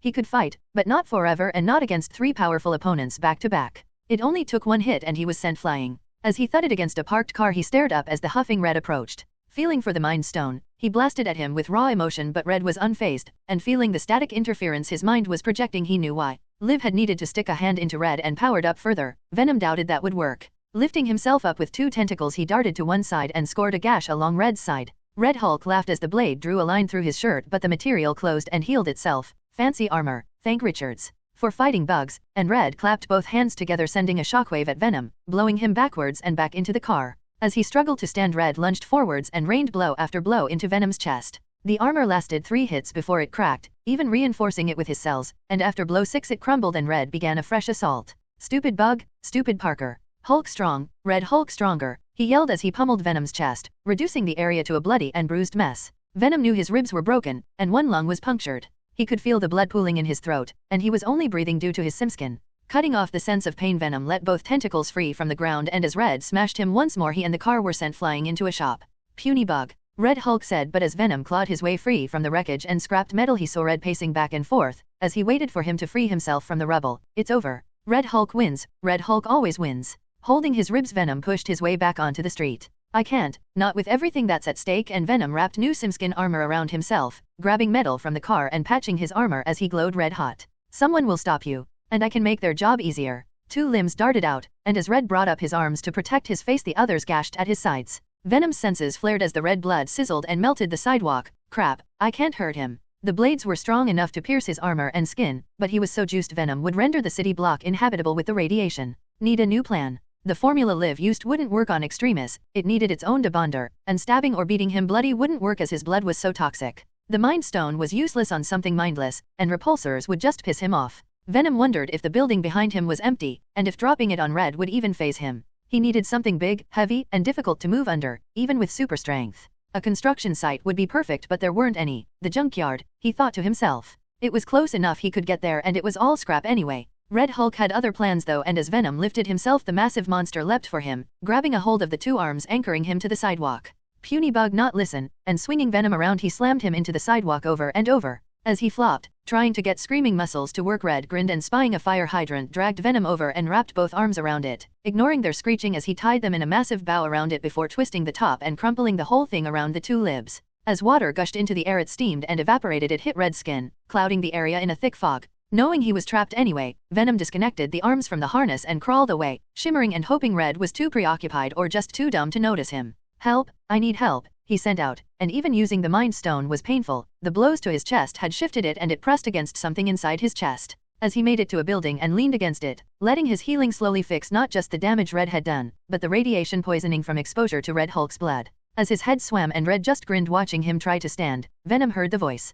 I am on my way, darling. Do try to stay in one piece. I might have plans for you later. Red Hulk laughed as he held up Venom. Becoming invisible was great, if you weren't in a cloud of steam that moved when you did. Smash puny bug, and as he would up a punch to finish Parker off, he found himself lifted from the ground. Seems I'm just in time, darling, Emma said with a small smile as she floated down. Landing, he looked at the devastation the pair had caused, and tooted, I hope you're going to make him pay for hits. I do hate a mess, and now, Red, please put my friend down, before I hurt you. Red Hulk laughed and drew his arm back. No care. Smash bug. Smash you too if get in Red Hulk's way, but as he pushed he felt his arm meet resistance. Emma floated over. I wasn't asking, and with a wave of her hand, Red Hulk felt his fingers pry themselves from Parker's armored form. You are so terribly hurt, and as she gently laid Peter down on the pavement, she pushed Red Hulk away with her other hand, and you now owe me again. The first time was for Shaw, this time I will get what I want. As she gently cradled Peter's head in her lap, he blinked a few times and stared up at her. Now I know I'm dead. I can see the pearly gates behind 2 white monotonous pillowy clouds. Emma laughed. If you're conscious enough to make stupid jokes, then you're conscious enough to walk on your own. But she lifted another hand and stopped the charge of Red Hulk as he bellowed with rage.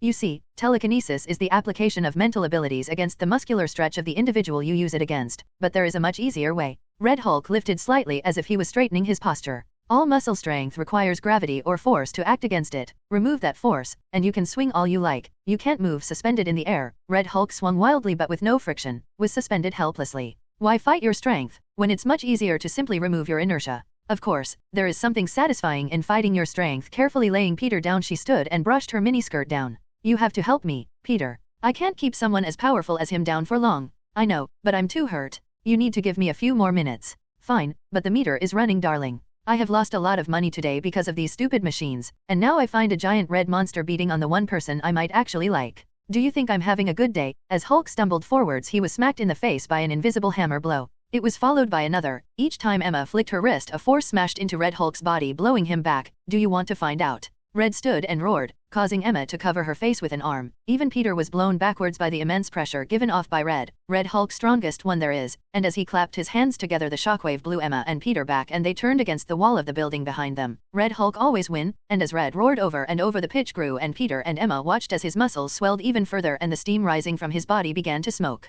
Sorry, Emma, Peter said as the dust and debris flew around them. This was my fight. Emma hid her face with her jacket, just snorted. This was never just your fight, darling, and as she stood, this was everyone's. The debris began to clear as Emma extended a shield around them, pushing back against the shockwaves produced by Red Hulk, powering up more. But we will be having a very interesting conversation after this. You are starting to owe me too much. Peter laughed and held his ribs. Consider this down payment. Emma gasped as Peter touched her ankle and a voice rang out in her head. We are precious, and we taste you, Emma. As Emma felt the symbiote cover her, replacing the clothes, she laughed. Octave hadn't rejected her. She had wanted Peter to add her to their little group, live enjoying having someone just as open-minded as she was. Precious shared everything. Oh, you little shit, she thought. Give it, and she motioned to Peter, crouching down, and I won't ask again. The stone. Give it, and she motioned with her hand. That wasn't part of the deal, but as Red Hulk huffed and stretched, now massively pumped up and dwarfing the buildings around him, Peter knew this was a fight they weren't going to win. Coughing up the stone, Emma took it and let it absorb into her forehead. I finally have something hard of yours inside me, she said and winked with a very cheeky grin.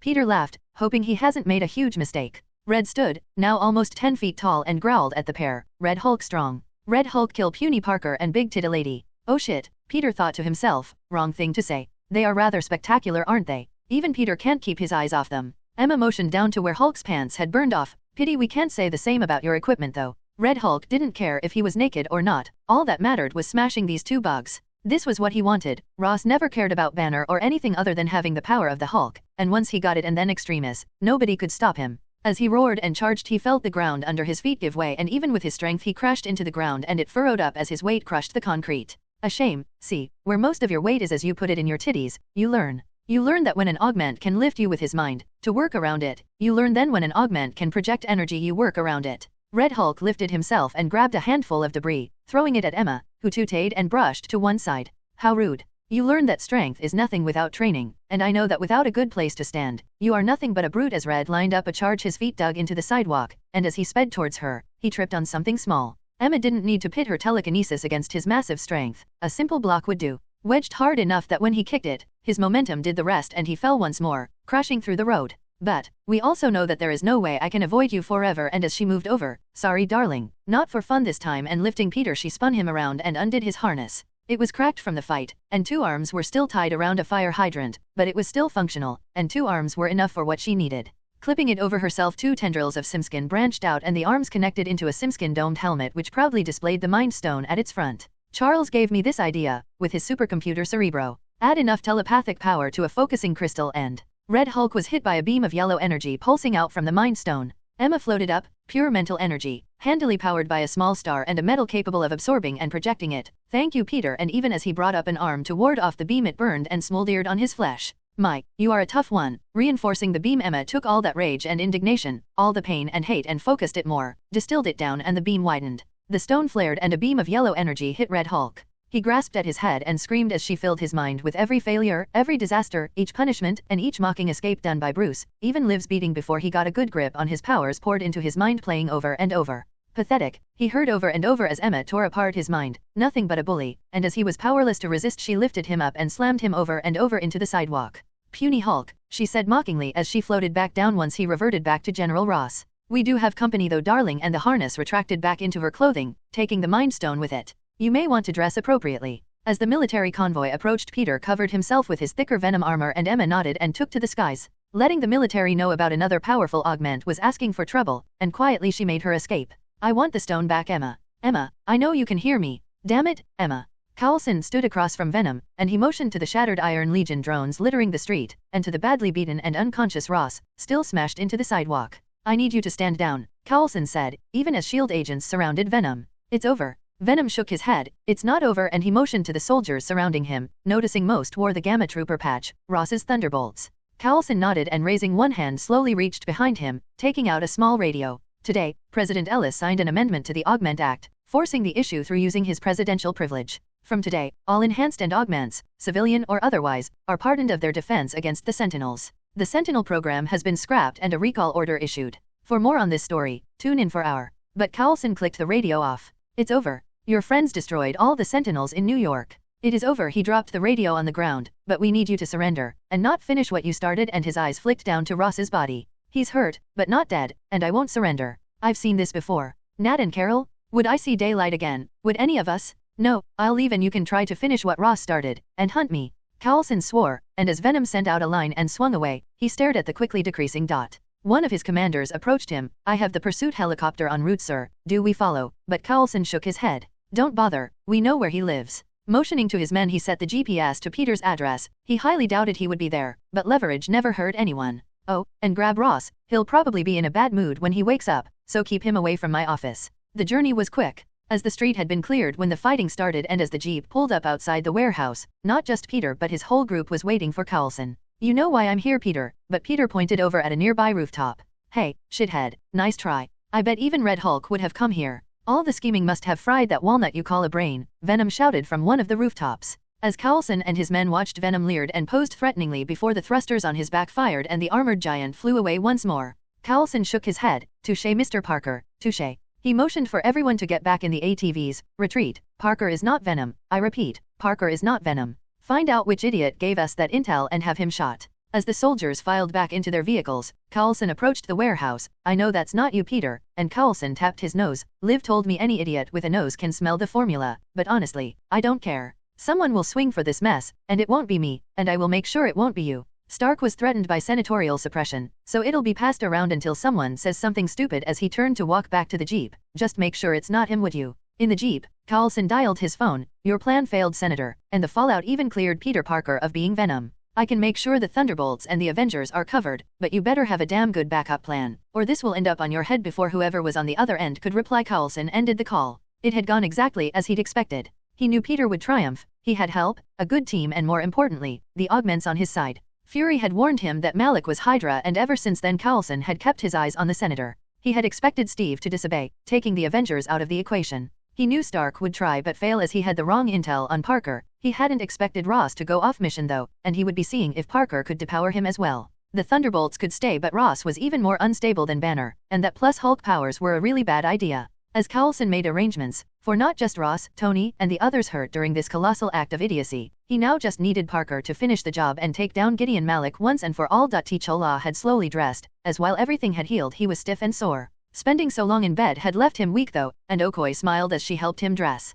The trial of Shuri is today. The White Gorilla Tribe is pushing for her to face charges, and you as well. T'Challa sighed as he slid into his robe. I had heard that Eric being imprisoned after being crowned was unjust, and he shook his head. I love her, but she made a mess. Okoye raised an eyebrow. She did not. She is doing better than you give her credit for. Everyone else made the mess. She is just cleaning it up less diplomatically than you would have. T'Challa stopped as she started to button his collar up, his hand still in a medical cast. I did not say that. Shuri is a hammer to my scalpel. She has always been like that. I was raised to be king. She was raised to be Shuri. Okoye raised an eyebrow at him as she fastened the last button and smoothed down his lapels, which is why she is perfect. She can make as much mess as she can, and let me, the politician, clear it for her. Peter is perfect. M'Baku angers himself at a skinny white boy who defies him at every turn. He sees a poor stupid boy, and I see the monster under his skin. Shuri knows just how much trouble M'Baku is in, and so do I. Okoye paused with her hands on his shoulders. You are not returning to the throne. T'Challa shook his head. Shuri is not a piece in this game of chess.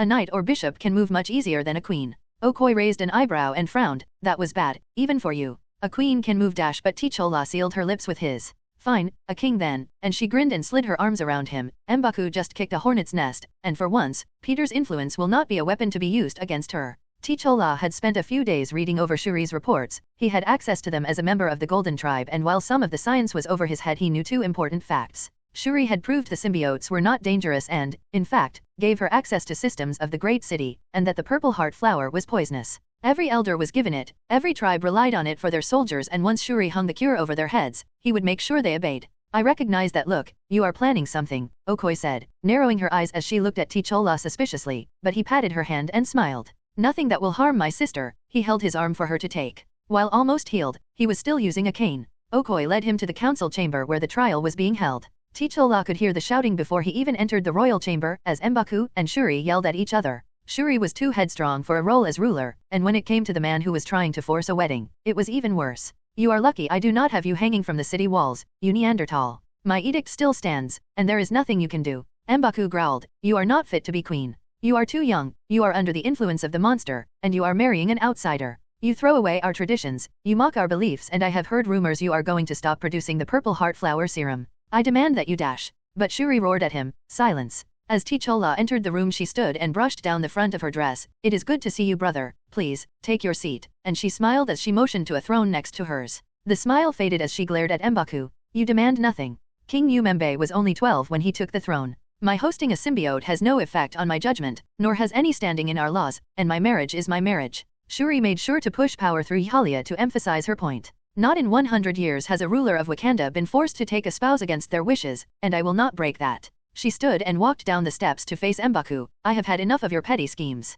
You cite tradition, then fine. As I am being challenged, I accept. I will unbond myself, I will depower myself, as shall you, and I will fight you, to the death. Shocked, Tichola stepped forwards. Sister, do not be hasty. M'Baku laughed. Yes, do not be hasty. I am a seasoned warrior, and you are a small girl. Even without an advantage, it would not be fair. Shuri snorted. Coward. I have had enough of this. Face me or my judgment stands. This discussion is over. M'Baku sneered. Then I accept. As long as your brother does not challenge me after. I know you stripped Eric of his titles and made him your lapdog, but your brother wears the mantle of Panther as well, and he can challenge me too. Shuri sneered at him, and you are still a coward. Hiding behind your words. I accept, as long as you do not hide behind Fisk this time. You will face me, and me alone. Bring the heart-shaped herb. I will remove my purple heart power right now, so he cannot accuse me of cheating anymore. M'Baku shrugged, uncaring. I will accept you remaining empowered, but if you insist. They waited until the tray with the second Wakandan potion was brought. The purple heart flower was the female of the species, and the heart-shaped herb was the male.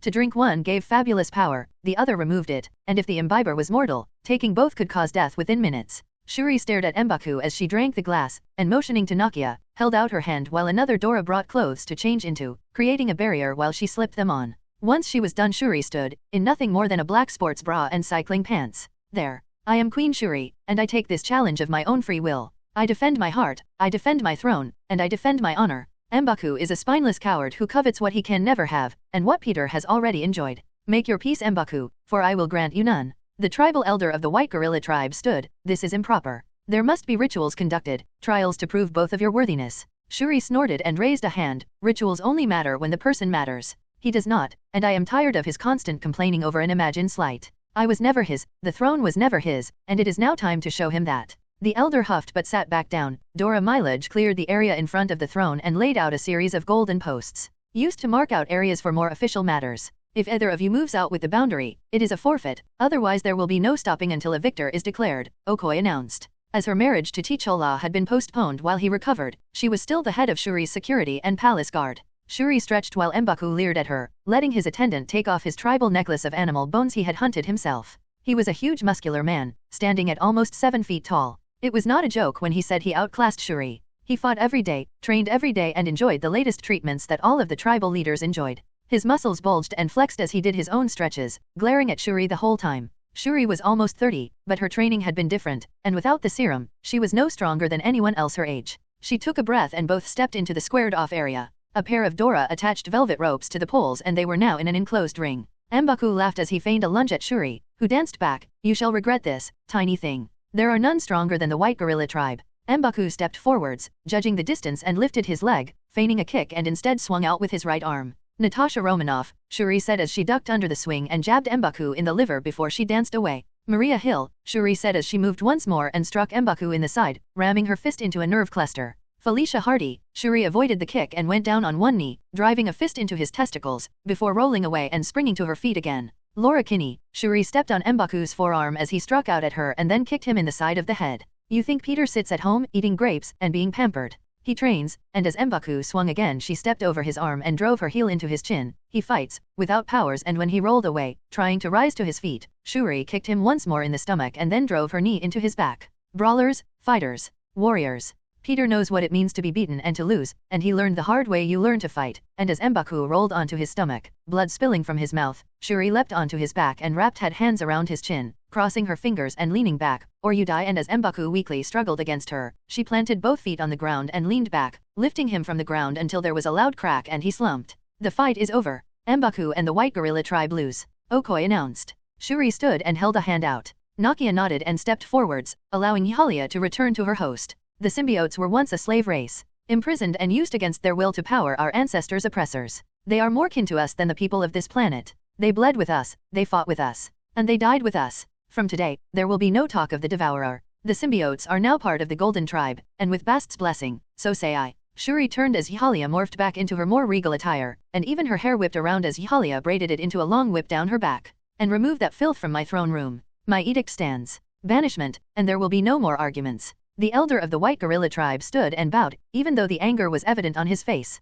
An attendant came over and whispered something to him. He still lives, and although he heard, Shuri ignored them. Even if M'Baku lived, he was beaten, and even if the man was an arrogant ass, he valued his honor and the traditions of Wakanda. He would never raise another challenge to her claim as queen, and if he knew what was good for him, he would skulk away to live his days reflecting on his mistakes. Shuri stifled a small laugh, as knowing M'Baku, that would be the last thing he would do. Motioning to T'Challa, she hugged him, and whispered, the white gorilla tribe must be suppressed. Make sure Doom does not get a hold over them and make sure Stark stays away as well. We do not need a nest of vipers growing under our feet. T'Challa nodded and moved over to Eric, who was standing, watching the fight while eating slices of fruit and meat from a platter. You'll have to have him killed at some point, you know. Eric said as he ate a slice of chicken. He won't back down, even this, it's not enough. It'll just piss him off. To be beaten by her. Talking from experience, and Eric shrugged. She's more dangerous than you ever were. I won't make that mistake again. T'Challa looked over at Eric, as he lifted another slice of meat. Shuri had assured him that Eric's loyalty was confirmed, but that sounded very much like a threat. The group watched as the jeeps all left before heading back inside, where Peter was waiting for them. Moving forwards, he hugged his duplicate, thanks MJ, and her skin rippled and she returned to her usual self. That hurt Pete. It's not easy to shrink down several cup sizes without warning. He hugged her close and kissed her on the side of the neck and hugged her close. I know, but he just stood and held her. I'll make it up to you. Liv moved forwards. Sorry Peter, but this isn't over, and he sighed against MJ and frowning, stepped back. Fine, fine, lay on the worst news. And as he looked around at the collection of worried faces, I'll make something to eat. The group slipped and headed to the dining area. Oh, and remind me to thank Flash later. The little show outside required several fakes, and while Peter hid, Flash and MJ provided the necessary decoys. Once he was away from Ross, and the beatings, his body began its normal healing, and he was sore and stiff, but with food would be perfectly fine within the hour. The food was simple, a pot of hot chocolate, made by melting real chocolate in cream and milk, followed by fried eggs with bacon. It was quick and easy and everyone would eat it. Loading up the pan with eggs, he slid the sheet of bacon into the oven and closed his eyes, taking a deep breath. It had been close. Ross was too strong, and even Tony could have taken him out easily if he hadn't been holding back.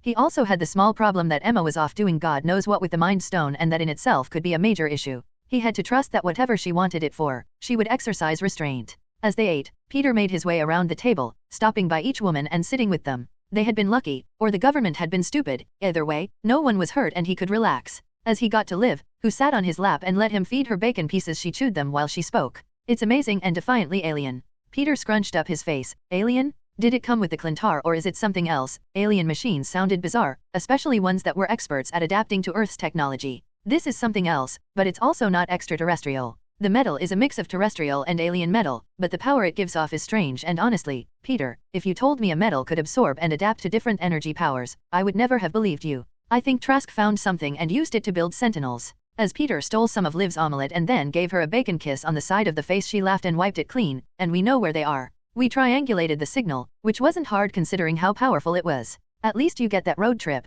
So where? Cheyenne Mountain, Liv told him. Peter looked surprised. Like the show? Liv laughed. Yes, but it's not like that. It's a military base all right, but this one is also the Sentinel Command Center. Think Fury will let us borrow his plane. Liv glared at him, considering we paid for the fuel he used, and have been outfitting him with weapons and armor, free of charge. It's not his plane, he just thinks it is. Natasha. Natasha put down her fork and shrugged. It won't be hard to steal even if he says no. I mean, Maria and Scott spend most of their downtime together, so Nick is alone, even if he decides to be obstinate. Peter kissed Liv once more and moved over to Natasha, who scooted over and leaned against him. But let's ask first, okay? We have few allies as it is without antagonizing them. Oh, and my dad wants to meet you, and my mom. My sister wants to meet Flash, and I might have bonded her with Widow to stop the Red Room poisoning from killing her, so if she gives you a strange look, just ignore it. Peter laughed and lifted a piece of bacon. Let me guess, spy training. Tell a subject a whole bunch of bad things right after a stressful situation so they're too tired and exhausted to care about it, right? Natasha leaned over, took a bit of the bacon Peter was holding and shrugged. Nope, you're simpler than that. Tell you lots of bad stuff then I dunno, right, you senseless. You're too simple for complicated psychology. Natasha leaned over and squashed herself against him. Boobs, Natasha joked as she rubbed herself against him. See. Peter finished the bacon and shrugged. He was about to argue, but as each person around him was nodding, he just sighed. Fine, I guess they also want to see about work, and Natasha nodded. You did promise to fix them, and my mom is also a biochemist. I'm sure she'll love Gwen. Peter laughed. No Gwen, and as Gwen looked over confused, no seducing Nat's mom. Nat laughed and batted him on the shoulder. Oh, like you didn't think of it, and the same goes for my sister. No, you can have as many as you want, but siblings and I kill you. Peter laughed. I have MJ and Friday, and MJ winked, but Friday looked up from her breakfast and stared at him. Fine, fine. Peter is a pervert, protocols accepted, and while Friday laughed, she was still picking at her food. How are you holding up? Friday sighed and put her fork down on her plate. Peter moved from Nat and Friday stood and curled up on his lap. Normally, Peter had been resistant to Friday's attempts at seduction, but today he would let her. Today was rough on everyone.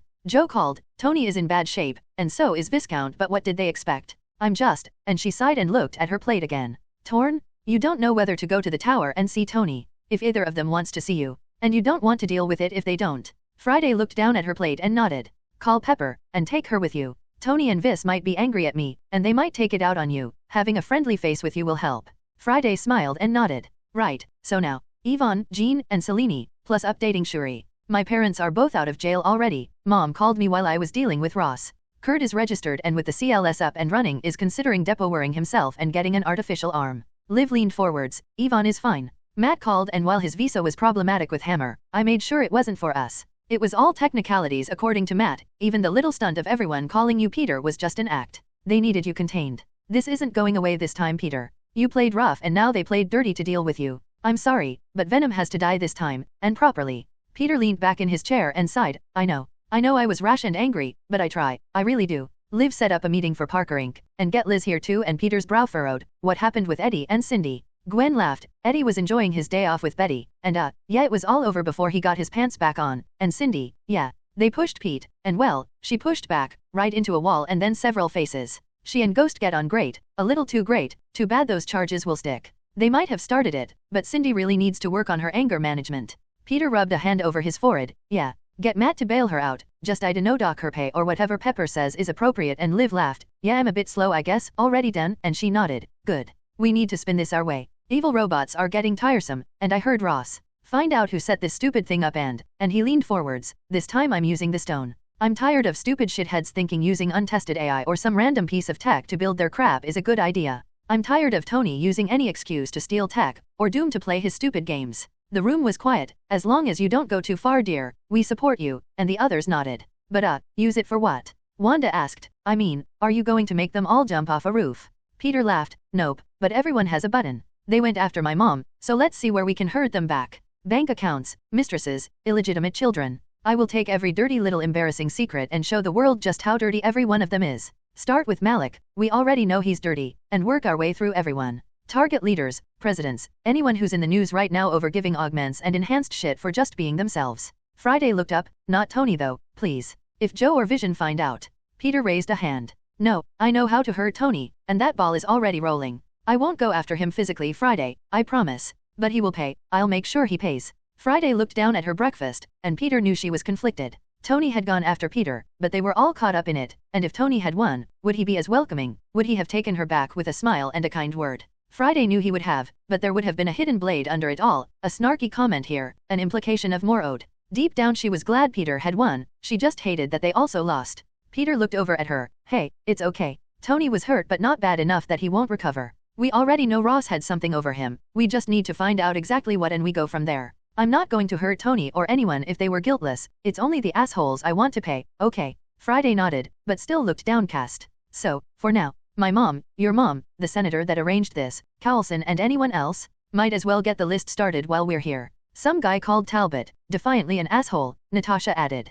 Carol looked hesitant. Pete, I don't want you going after Monica, and he shrugged. This isn't a hit list, Carol, it's a shit list. We need to know who is going to cause problems, and so Captain Marvel is on it. We won't go looking, but we now know that the government recreated whatever gave you your powers. So, just the two, and everyone nodded. Then I vote. Party first. Get your family here, Nat, get mine, get anyone who wants a say in what happens next. A big meal always makes that better, and plus, might as well celebrate the win, even if it was a bit suspect, but nobody cared. A party seemed like a good idea and phones were brought out and plans were made, and we also need to deal with the Mind Stone. Too many people now know about it, and it's going to make us a target. Peter sat back. It's not just Emma now. If Charles or Selene get wind of it, we'll have every telepath knocking on our door to grab it, and some will ask, others won't. We need to start preparing for bigger picture events. The Sentinels caught us with our pants down, and it could have ended with us in jail or worse. The group looked solemnly at each other. Peter was right. It was only the combined efforts of Matt and Pepper that saved them from prison, and the fact that Hydra's screw-up meant there was no evidence of anything illegal. Almost every person sitting at the table was guilty of major crimes, from theft all the way to murder, and they were lucky nobody had been caught. They all knew that the thing with luck was that it never held. Wanda, can I ask a huge favor, and I will do anything, and I mean anything, Peter asked as he pulled Wanda to one side, making sure nobody could hear him. As he took her hand she nodded, and with a small twinkle in her eye, agreed to his plan. Peter was approached by what would be described in certain circles as a bear. A huge bearded man, with thick arms and a just as thick stomach, said, "So, I hear you are sleeping with my daughter," he asked in a thick Russian accent, and Peter knew who this was. "As often as I can," he answered glibly. Natasha had told him she cared about her father, but he was overbearing and overstepped all the time. If he did, Peter could be as embarrassing as he wanted, as long as he didn't get into great detail. "Ha." Alexei replied, "And you think you are man enough?" And he took a pose and flexed his arm. "I am Red Guardian, a specimen of Russian perfection. Red Room super soldier formula flows through my veins, like your Captain America, and you are small, like a boy, and puny, like a child," and he jabbed Peter in the shoulder with a finger. "You are not good enough." Peter raised an eyebrow, as a motherly older woman rolled her eyes, "Try not to hurt him too much," and walked past him, and a shorter blonde woman looked him up and down. "Try not to kill him," and she walked past as well. "See, even my family can tell," and Peter stifled a laugh. "I think they were talking to me," he admitted, and Alexei scoffed. "Bah, I am in perfect condition. I even took a shield hit from Captain America and here I am. You may not like it," and he bent one knee and flexed once again. "But this is peak Russian performance. Yeah, well, I fought Red Hulk, oh, and I can do this." Peter stepped forwards and grabbing Alexei by the waist lifted him up and over his head before putting him down. He leaned forwards to the stunned Alexis and whispered, "Nat loves it when I do that to her," before patting him on the shoulder and moving from the doorway. May was talking to Melina and Yelena but tutade, "Peter, he is a veteran, and you should know better," and Peter dipped his head and nodded. "Sorry, Mom." May burst out laughing and leaned over and whispered to Melina, "See, I told you," and Melina nodded. "It just means you raised him right," and she nodded at Natasha who rolled her eyes. "So, widow." Yelena nodded, "Yeah, that was a blast. Can I get one? Some freaky squid thing would be great on missions, and long weekends," she added with a wink. Peter had no response to that, but Yelena just laughed and shook her head. "I thought Natasha would have been much worse. This one time, she made the boys in the neighborhood all cry when one of them snapped her training bra. Oh man, it was so funny to watch an 8-year-old MPH. Natasha had leapt from sitting and covered Yelena's mouth with her hand. "You will stop talking. You will behave, and you will not tell Peter anything about my childhood. If you comply, nod once. If you wish to find out how much I've improved since being bonded, then please continue. After dinner exercise is always fun," and Yelena nodded once. "Good," and Natasha smiled at Peter. "Yeah, it was pretty funny. She developed early, I mean, like this," and she held her hands in front of her to emphasize how big Natasha was at a young age. Melina had come over and gently cuffed her on the back of the head. "Stop embarrassing your sister. Peter, it is a pleasure to meet you, and your family. It is a bit larger than I expected, but it is still good." Peter cast an eye around the warehouse. Everyone was here. Electra had been taking care of things with Matt and Pepper, but Emma had arrived. Kurt and his mom were sitting talking to Gwen and Liv, while Alexei discussed something involving fighting if his gestures were to be followed with Felicia and Carol. MJ and Wanda were cuddled up together, as once MJ decided she did actually like women, the pair had bonded in true warehouse fashion. At the end of the table, a confused and bemused Eddie sat drinking a beer, while Cindy was prowling the kitchen. In true wallflower sense, she was either too nervous to join in or was too afraid of angering the group. In the end, it was Friday that approached her, and the pair seemed to be making small talk at least. In all, it was good. All that was missing was Laura, who he knew was taking a bath, one of several she liked to take during the day, and Logan, who he definitely knew was hunting Hank Pym. He had made it clear that was his goal, and not for a small chat either. Laura had taken his absence in her stride, and while she came back stinking of paint and covered in splotches of red enamel, she was happy when they spent time together at Coney Island. "You don't mind?" Peter asked Melina, who shrugged and took a swig from her beer. "I grew up with communism. Mistresses, lovers, wives, it was all the same. If you had rank, nobody cared, or at least, nobody said anything. The pig that ran the Red Room when I was there tried to create a pheromone that made women obey him. Having a lot of company is some men's dream, I don't judge." At the mention of a pheromone, Natasha smirked and Peter just gave a small shrug. There was more to things than just that, but Peter wasn't about to explain. "So, I've got Matt working on visas, but and..." Melina sighed. "Alexei is wanted by the US government?" "Yes." Peter nodded. "How long?" 5 to 10. "I can maybe get him a reduced sentence if he agrees to a few conditions. The charges are old, and really should be out of date, but fleeing arrest and child endangerment stick for a lot longer. Nat and Yelena were kids, and Matt argued that you were innocent. You still need a visa, but with your qualifications, it won't be too difficult to get one." Melina scrunched up her face, confused. "Yelena too?" Peter nodded and took a drink from his own bottle. "Private security. Nat's our head and can hire and fire who she likes. Sure, she's tied to us for a while, but no criminal record, no problems. Just Alexei. I will persuade him. If you can promise he will be safe in prison. He thinks he has a lot of enemies. But what about me? I know what Yelena wants to do, and I have heard from Natasha that you have work for me, but am I to be taken?" Peter frowned. "Taken," and Melina pointed to the group around her. "Betted, to become one of your women, to pay for all this kindness." It was Peter's turn to choke on his cider. "What? No? We have a lab. Gwen works with biotech, or if you prefer mechanical live, we even have someone you might know, Yvonne Vanko." He glanced over at Nat, who was hiding her laughter with a hand. He knew she had put her mother up to this, and he would make sure he got her back later. "Yvonne works for you? Damn rat. No wonder the Red Room couldn't find him. He is a very bad man, Peter. You should be careful." Melina warned him. Peter laughed. "Yvonne helped with our reactors. I think we're going to split him off into his own company soon and add clean energy to AIM's list of achievements. So Gwen? I mean, she makes around 90% of our money right now, and an extra set of hands would be good, right? I don't see why not, Pete. I mean, as long as it's not those damn helmets or anything super illegal, then sure." Gwen sat up, and listing things on her fingers she began a list: pharmatech, cosmetics, and foodstuffs. "We're making a lot of different things." Natasha tried to explain, but science was never her strong suit. "She takes after her father," and Natasha pulled a face at Melina. "Definitely like her father." Peter laughed. "It can wait until after dinner, but it does lead me to my next question," and he motioned to Yelena to come over. "I know about the Red Room formula, and while Gwen is the best one to talk to, do you want it removed?" Yelena looked over at Alexei, who was losing at arm wrestling with Felicia, while Laura, now out of the bath, egged her on, and she sighed. "Dad, yes, his nerves are shot and he drinks, but we can see him shake. For me, I would want a new formula. I need it in my line of work." At that thought Peter nodded and took out a card, handing it to Yelena. "I have friends," Peter said, making quotes, "who are very interested in meeting you." She looked at the card and frowned. "Wrath? Are they new?" And she pouted. "Never heard of them." Not new." When S.H.I.E.L.D. went down, Fury got a new job and Yelena stared wide-eyed at the card. "Nick Fury," to which Peter nodded. "Wrath is his team now." Melina rolled her eyes. "Go ahead," and she shook her head. Fury was one of the ones hunting her father. She grew up with anti-hero worship, I suppose. Nick Fury was the greatest spy ever. With that long black coat and the eye patch. Man, he's so cool. Yelena said wistfully. Peter could hear Natasha choking on her beer in the background. "Yeah, cool," he said, trying to sound as sincere as possible. Yelena flicked him with the card. "You are just jealous. I am calling right now." Peter motioned to the door. "Security stops you from dialing out." Yelena tooted and headed out, furiously entering a new contact while walking. Peter and Melina both shared a smile and made their way back to the table. Peter had already started the meal, and it was finishing up in the oven. There were massive German wieners broiling, pasta with various sauces, steaks that were still in the oven after being cooked to perfection, and a huge selection of sides, mainly potatoes of every sort, jacket, roast, and mashed. And as Peter and his mom began to set out plates for everyone, they had a quiet talk. "Kurt is upset, Peter, and no, not with you. He thought that once Oscorp was over with all this would be behind us," May said, sadly, and Peter had to agree. "I'm really sorry, Mom. I never thought they would go after you too. You don't work for anyone, you're just my mom." In fact, the driving force behind all of Peter's retaliation was his mom. Plans being made were centered around the fact that his identity was known by so many people, and while he couldn't get them all, he would make sure everyone, forced or not, was made to pay. "I know, but please. I also know you had trouble with your powers in the past and made some decisions you might regret." May rested a hand on his arm. "But please, don't go too far on my behalf. I am okay, a little shaken but okay. I only want you to be safe and..." Peter stopped to put down some plates and pulled May into a hug. "Love you, Mom." Alexei looked at the pair and clapped. "See, Natasha. That is the love of a child for his mother.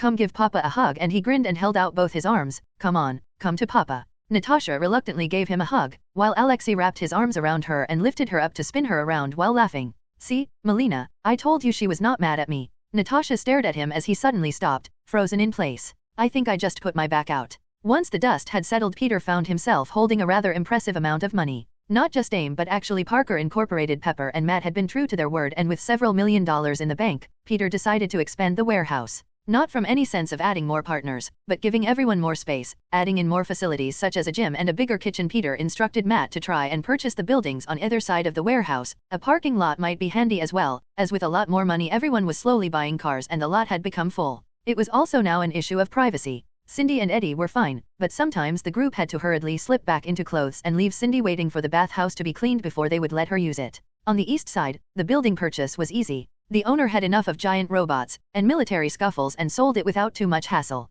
Matt did warn Peter he had paid a slightly higher price, but Peter didn't mind, and the plans to connect each building and add in a secret underground facility were being sketched as Matt filled out the paperwork. On the west side, Matt came across a peculiar problem. The building had already been sold, for similar reasons, but to Tony Stark. Fearing the worst, Matt let Peter know, and after he had calmed down, Peter called Tony. The warehouse, right? Was all Tony said. Give me 5 and I'll be there, and hung up. Peter waited outside, letting the others who were free explore the new building, and Tony landed in a new Iron Man armor. It was still the same gaudy red, but this suit was slimmer and a shiny silver and red color. Can we go inside? I'd prefer not to scuff my armor. Peter laughed and lifted an arm, motioning for Tony to head in first. As he approached the breakfast table, the front of the suit split and flooded back, shrinking down until it slid into a suit that Tony was wearing underneath. Like it, I got the idea from that harness, and no, I didn't, it's my own design. Peter shrugged, and as Tony sat at the table, Peter took to the other side. No coffee. Peter took a breath. Just say your piece, apologize to Friday, and get the hell out of my home. Friday is the only reason you're still walking, and but Tony raised a hand. I'm sorry, and Peter stopped and stared at him. You heard me. I am actually sorry. For everything. Peter was shocked. He had never expected Tony to actually apologize, or not to him anyway.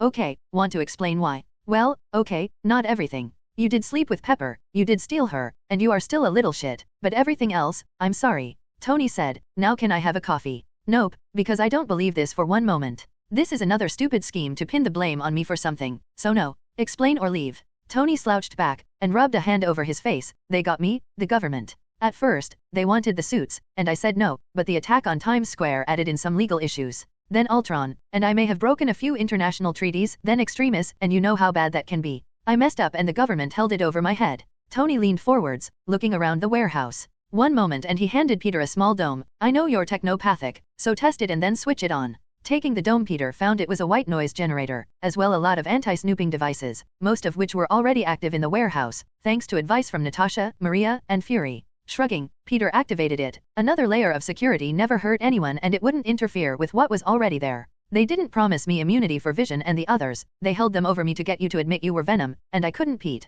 I couldn't let that happen. I can lose everything, but not them. So, I'm sorry. Peter sighed and rubbed a hand over his chin. So does he get coffee? A sad-looking Friday stuck her head out and nodded. He apologized. So yes, he can have coffee. Peter smiled and lifted the pot, pouring out 2 mugs. So, what happens now? I am starting fresh. Stark Solutions. They got extremists and the Mark 25, I think, so expect not just the Gamma Troopers but an extremist branch, and I think they're calling us industrials. Those of us who use drones or tech to fight. Peter put down the pot. No doofus, with us. With you and Friday. Tony raised an eyebrow. Vision needs a steady supply of vibranium to fix the mess you made, and I would like you to help with that. Jocasta is not happy, but once she sees her sister, will calm down. I would like to talk to Pepper and get some of her lawsuits dismissed, as a personal favor. And I would like the quantum generator back. Peter drained his cup. You're asking a lot. And so far all I'm hearing is what you want from me, not what I'll be getting in return. Tony's knuckles widened as he gripped his cup. Return? I saved your ass. I made sure nobody knows who you are. I put my ass on the line so nobody knew what I was doing. And you want to settle? You owe me, and you know it. Peter snorted. Oh really? I'll take care of that. The Senate isn't up my ass about my identity anymore, but I hear you and Gwen will be dragged over the coals about your serums. You did nothing I wasn't already doing, so yeah, you owe me. And Liv has the generator, so, yeah. Good luck getting that back from her. Fine. What do you want? Tony hissed through gritted teeth. I'll fix Vision, but then the vibranium contract goes back to T'Challa. If you want more, you can talk to Wakanda about it. Your symbiote disruptor. I want the specs. You thought you were smart. A gun that disrupts my cells. Well, guess what, dumb shit. It disintegrates all symbiotic tissue, and I have 9 extremely angry hosts all wanting to turn you inside out over it. And after making sure that Pepper is happy, you will apologize. Tony frowned. I never touched her.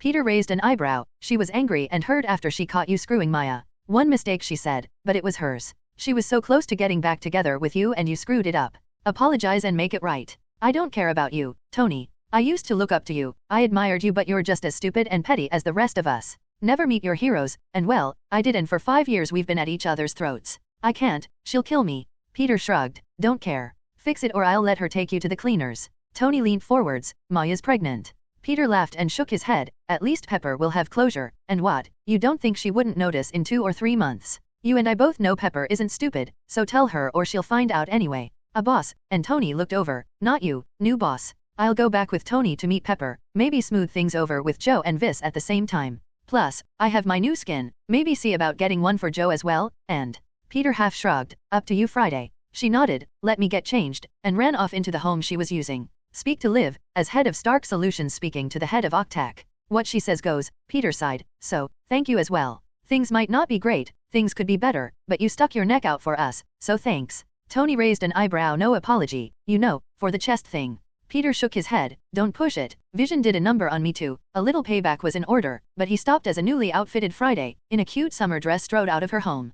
Peter smiled at her and Tony was about to call his armor when Friday looked down at the dress, at what she thought Tony was about to suggest, and she tooted, call a cab or your limo. I am not showing New York my panties, pervert. Tony laughed and pulled out his phone. Yeah, happy, come get me, at DB's. As Peter shook his head, Tony held out an arm. Shall we? Friday took it and the pair left together. Sighing a breath of relief, Peter hoped that was the last time he would have to deal with Tony's stupid attitude. As he rinsed out their cups in the sink, he knew deep down that it would never be that easy. A month passed, and the chilly autumn air was fresh outside of the new workspace Peter had been building. The second warehouse was to be a gym and training facility, connected to the homes by a large tunnel. Walls were erected, and with proper planning, Peter not only had a pool dugout, which allowed them to mask an underground bunker, but a properly lined and secured training area, with a suitable reinforced floor. Under the ring was the entrance to the bunker, which doubled as a panic room for those unwilling to fight, and a storage room for the more dangerous of the tech they were building. The group also decided to move the visitor homes to the other warehouse, and use the space to connect the tunnel. While everything was easy enough to dismantle, Peter did feel a small twinge of pain as he cut a hole in the side of the warehouse for the tunnel, but once it was all patched and painted it looked neat. The tunnel itself was a simple open-plan corridor, with tinted windows, and without letting anyone know the whole structure was reinforced with webbing and adamantium. Shuri made sure that both warehouses were blast-proof as well as snoop-proof. Feeling generous, Peter extended an invite to anyone currently using the spare homes, letting Cindy, Yvonne, and Eddie all rent the newer homes in the second warehouse, on the understanding of what it was to be for. Yelena and Melina both took homes, while Alexei was led away in cuffs by S.H.I.E.L.D. Coulson had already made good on his promise, and as long as Alexei was depot word, he could spend the rest of his sentence under house arrest, once he had a house to live in. Keeping the rent low, as it was mainly amenities and utilities, and the spare homes were simply dismantled and moved, the trio agreed, each getting a key to the corridor but on the understanding that a red marker on the door meant not to enter. The warehouse was back to being a family-only zone, and with Peter moving his workspace and the meeting room to the other building, he extended the space in the penthouse apartment, allowing the newer residents, disrupted by the building work, to choose a different home. He had also tried to contact Charles, to see if a danger room that Logan had mentioned could be arranged, but the mansion was empty.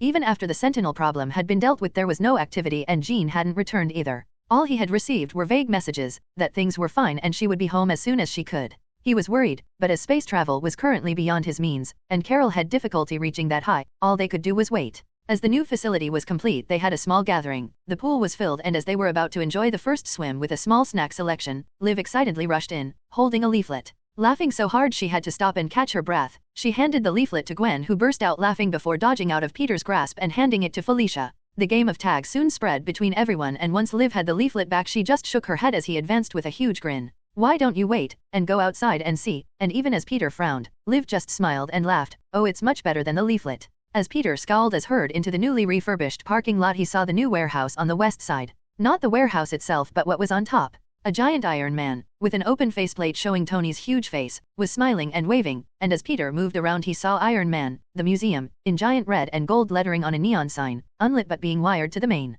That asshole, Peter muttered to himself as Liv almost doubled over in laughter. The sign creaked at first, but the giant armored hand started to wave. Seeing the small crowd gathering, Peter heard someone shout, "You like it?" And Tony was there. Peter noticed the slim-fitting yellow hazard armor he was wearing, and each of the contractors seemed to have similar but not as advanced suits on. As he saw Peter looking over, he broke out into a smug grin. I thought, with the government seizing my asset, I needed a new source of revenue. Industrial suits, easy to make, and really handy for construction, thought I'd test them building this. It's got a cafe, a gift shop, and a lot of exhibits. Oh, you should see the one where a giant screen replays me punching Venom through a wall, it's spectacular. While Liv and the rest stared in quiet amusement at Peter's face, Tony smiled and went back to directing the building work. Don't you dare, Liv scolded him. He is allowed, but Peter still huffed. The next day, as Tony quietly laughed to himself, he directed the workmen to clean the display. Someone had managed to get past his state-of-the-art security, drawn thick black glasses on his likeness, colored in a strange Victorian-style villain mustache and blacked in several of the bright white teeth in the smile. While he couldn't prove it, he knew exactly who it was. Oh, it's on, Parker, it's on. Peter called Pepper and let her know about Tony. What surprised him though was that Pepper had already been working on a package to deal with Tony's attempt on his life and the technology he had developed for the government. The result was that the contracts with Stark Enterprises were being shredded. Tony had signed the new contracts with a smile, even after he read that a certain lawyer had put in non-compete clauses, and part of that was developing technologies to directly impact Peter as well as Parker Inc. and AIM. What surprised Peter though was that it was Pepper's idea. He was going to ask exactly what was wrong, but the glare and the waves of anger rolling from her gave him a big enough clue. Tony had told her about Maya. After seeing the first list Peter had emailed her after he started using nanotech, she did digging of her own, and with her own list being much more extensive, she had finally lost all patience with Tony. Some of the things he had been doing were borderline illegal, but it was the emotional toll he was extracting. Several up-and-coming scientists, not just Killian, had been ruined, and with Tony's influence, he didn't even have to blacklist them. Simply mocking them had put a target on their backs. Tony was irresponsible but influential, and more often than not, a simple "that stupid" from Tony killed an idea in its tracks, and nobody touched it. There were more names on the list than just Reed Richards and Quentin Beck, and it was a long list. Pepper had spent her career watching Tony destroy others, thoughtlessly and without a care. There were broken scientists all over the world, and when he had targeted Peter, she finally had enough. She had taken one look at Peter and realized his potential. He was young, handsome, intelligent, a bit irresponsible, but most of all reminded her of Tony. The biggest difference was he cared. Even when she slept with him and used him to get back at Tony, he just nodded and accepted it. It wasn't naive stupidity, it was an actual effort to make amends and move forwards. She had realized at that moment that while Tony tried his best, he cared about himself more than anyone else, and with that realization, Pepper knew she needed to move on. Taking their personal relationship out of the equation, she had seen a future with Tony and Peter making the world a better place. Mentor and protege, and they both fucked it up completely. Two stupid male egos who started a feud over a woman. It was true that it was her, but she had hoped they would get over it.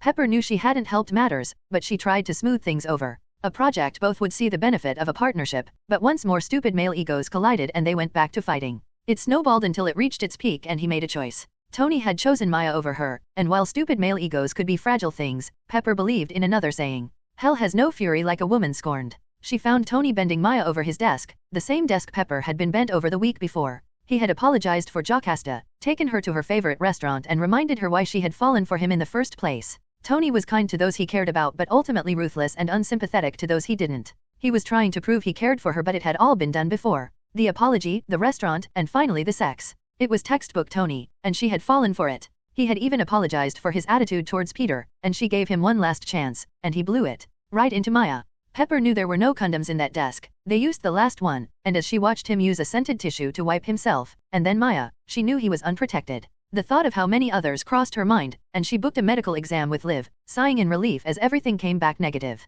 She was not happy though, after a conversation with Tony, that Maya's had not. She held her tongue, and the urge to slap him, he was no longer her concern and it would be strictly business from then on. She had even considered joining Peter's little group, one of 9, but the idea struck a nerve. She had enough of Tony, and while Peter cared, she wanted to be selfish. She didn't want to be one of 9. She wanted someone who loved her and her alone.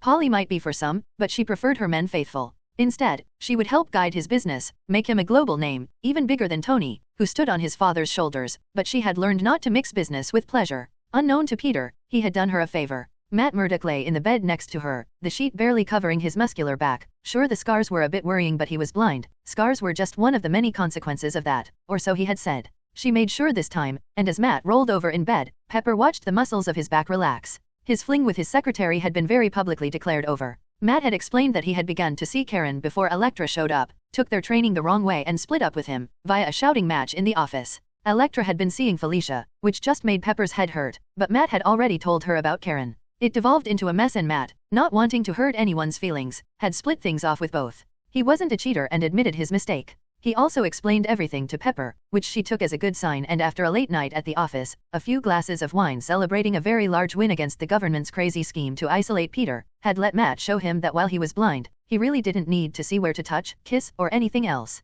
As he lay sleeping in her apartment, she smiled and closed her own eyes as well. While Matt was Peter's lawyer, he wasn't on retainer to AIM. Pepper had already begun to assemble a full-time legal team. This would work, she would make it work. Life was finally back on track, with no superpowered bullshit to spoil it this time. Not that Matt hadn't done his best, and every lawsuit and injunction sent against Parker Inc. and AIM had been dismissed, as well as a few select countersuits. The dollar signs were slowly ticking up, as Matt and Pepper both sued and settled, making sure AIM and Peter came out of this smelling like roses, and while their own fees were hefty, and would eventually come out of Peter's profits, she made sure everyone would be left happy. It had all come down to the use of illegally obtained alien technology, and in the end, came down to the government's illegal attempts to seize that technology for themselves. With Peter patenting several symbiote cell treatments, and the Stacy formula, the US government, championed by Senator Gideon Malik, had argued that private firms had no right to military-grade technology unless it was sanctioned by the government. So they used the Sentinel attacks to highlight that fact. As well as the illegal seizure of technology, the illegal detainment of Yvonne and Cindy, the trespassing on private property, the illegal warrants for Peter, and the illegal warrants for AIM and Parker Inc., Pepper and Matt tied everything into one giant headache. There were 3 documents sent back. 1. An NDA that nothing happened. 2. An affidavit stating that Pepper and her legal team would stop aggressively pursuing the situation, and the third was a check, with a lot of zeros that Pepper told Peter to accept with no argument. When the government rolled over, it did so for its own benefit, and it was wise to not poke the sleeping giant. Stark was being used as an example. His Iron Legion was under government review and was operating with senatorial blessing, but Oscorp, Hammer and now Parker Inc. and AIM weren't. They had followed the letter of the law, but with new augment and enhanced rules, the laws were changing. It wasn't difficult to guess the government wanted the Stacy formula and its own branch of symbiote soldiers. The CLS had been taken, much to Peter's annoyance, and while he had been wrong, Pepper even sent countersuits to stop the control and power dampening collars from being made using his stolen technology. Working for Tony and having to fight off similar suits was as easy as breathing for her, and in the following weeks, each case was dropped, with no apology. Tony, however, had taken the loss better than anyone expected. He had been called before the board of Stark Industries, hung his head and apologized, and in a surprise move, resigned.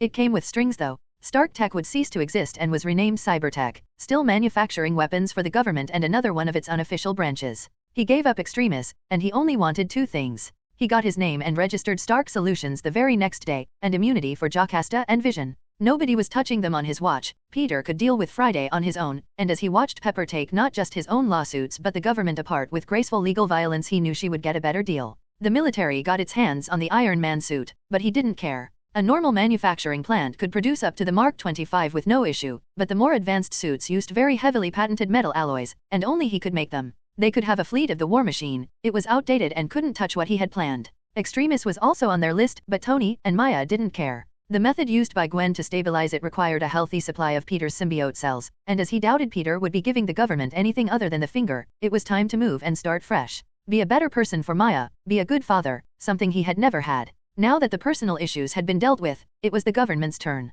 Paperwork was filed, and suits settled both in and out of court. Peter was then left with a singular problem. Pepper had arranged a meeting. Gideon Malik wanted to see him, to arrange for a senatorial hearing. That would be an issue, and Peter reached out to find Emma. He needed the stone, as he really didn't want to touch Malik to read his mind. Emma was happy to return it. I will explain later, was all she said. It is amazing, but it is also too much, before she shook her head and walked away. Peter could understand. To him, it enhanced his telepathic abilities, and he wasn't a natural. To someone like Emma, or Charles, the stone would allow her to do anything. Taking over and ruling a country would be easy. The stone was dangerous, and it needed to be taken off the board. Right after he dealt with a few problems, Peter walked into the senator's office with a huge smile on his face, and as he stared at the portly older gentleman, he immediately unleashed his full powers onto him. Nice to see you, Senator. So, tell me about Cheyenne Mountain. In less than half an hour, Peter knew it was just the command center, and whatever was being used to control the Sentinels was located somewhere else. Malik had knowledge of the program but not the specifics. For that, Peter would have to find Trask, and that was proving difficult.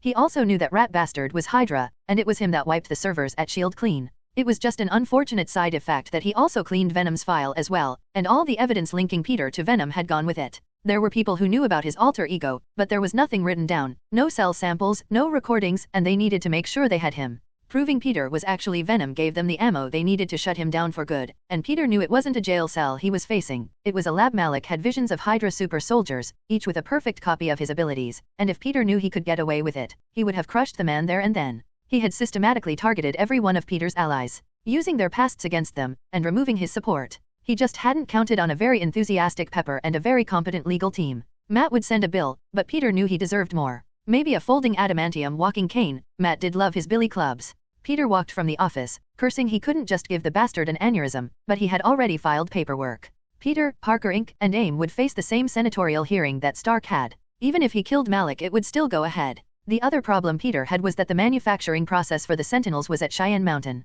Trask Industries had produced a super Sentinel, capable of assembling each component itself, and the master mold was at the base, allowing them to deploy as many Sentinels as they had materials for. Liv's road trip was definitely on the books, as the machine needed to be taken care of. It had been quiet, and according to Carlson and what he gleaned from Malik, they had shut it down, but Peter knew from experience that rogue AI didn't just let itself be shut down, and he needed to go and make sure. As with all great nations after a tragedy, the first thing America did was look for someone to blame. Trask had been blamed, but he was dead and everything had been wiped from his systems. The military had been blamed, but as Ross had predicted, they were given a pass. It had come down to Peter. His team had swung around New York, against the orders of the president, against the orders of the military, and while they had stayed out of the way, definitely against the orders of the local police. The cleanup of the city took a few days, whereas the cleanup of the new law was going to take a lot longer. Months rolled past as Gwen took the stand, followed by Tony, Ross, and soon enough, it was Peter's turn. Which was why at 9 a.m. on a dreary autumn Monday, Peter was sitting in a very smart blue suit, facing a congressional panel, to determine if under the new ARCA that his team had acted improperly.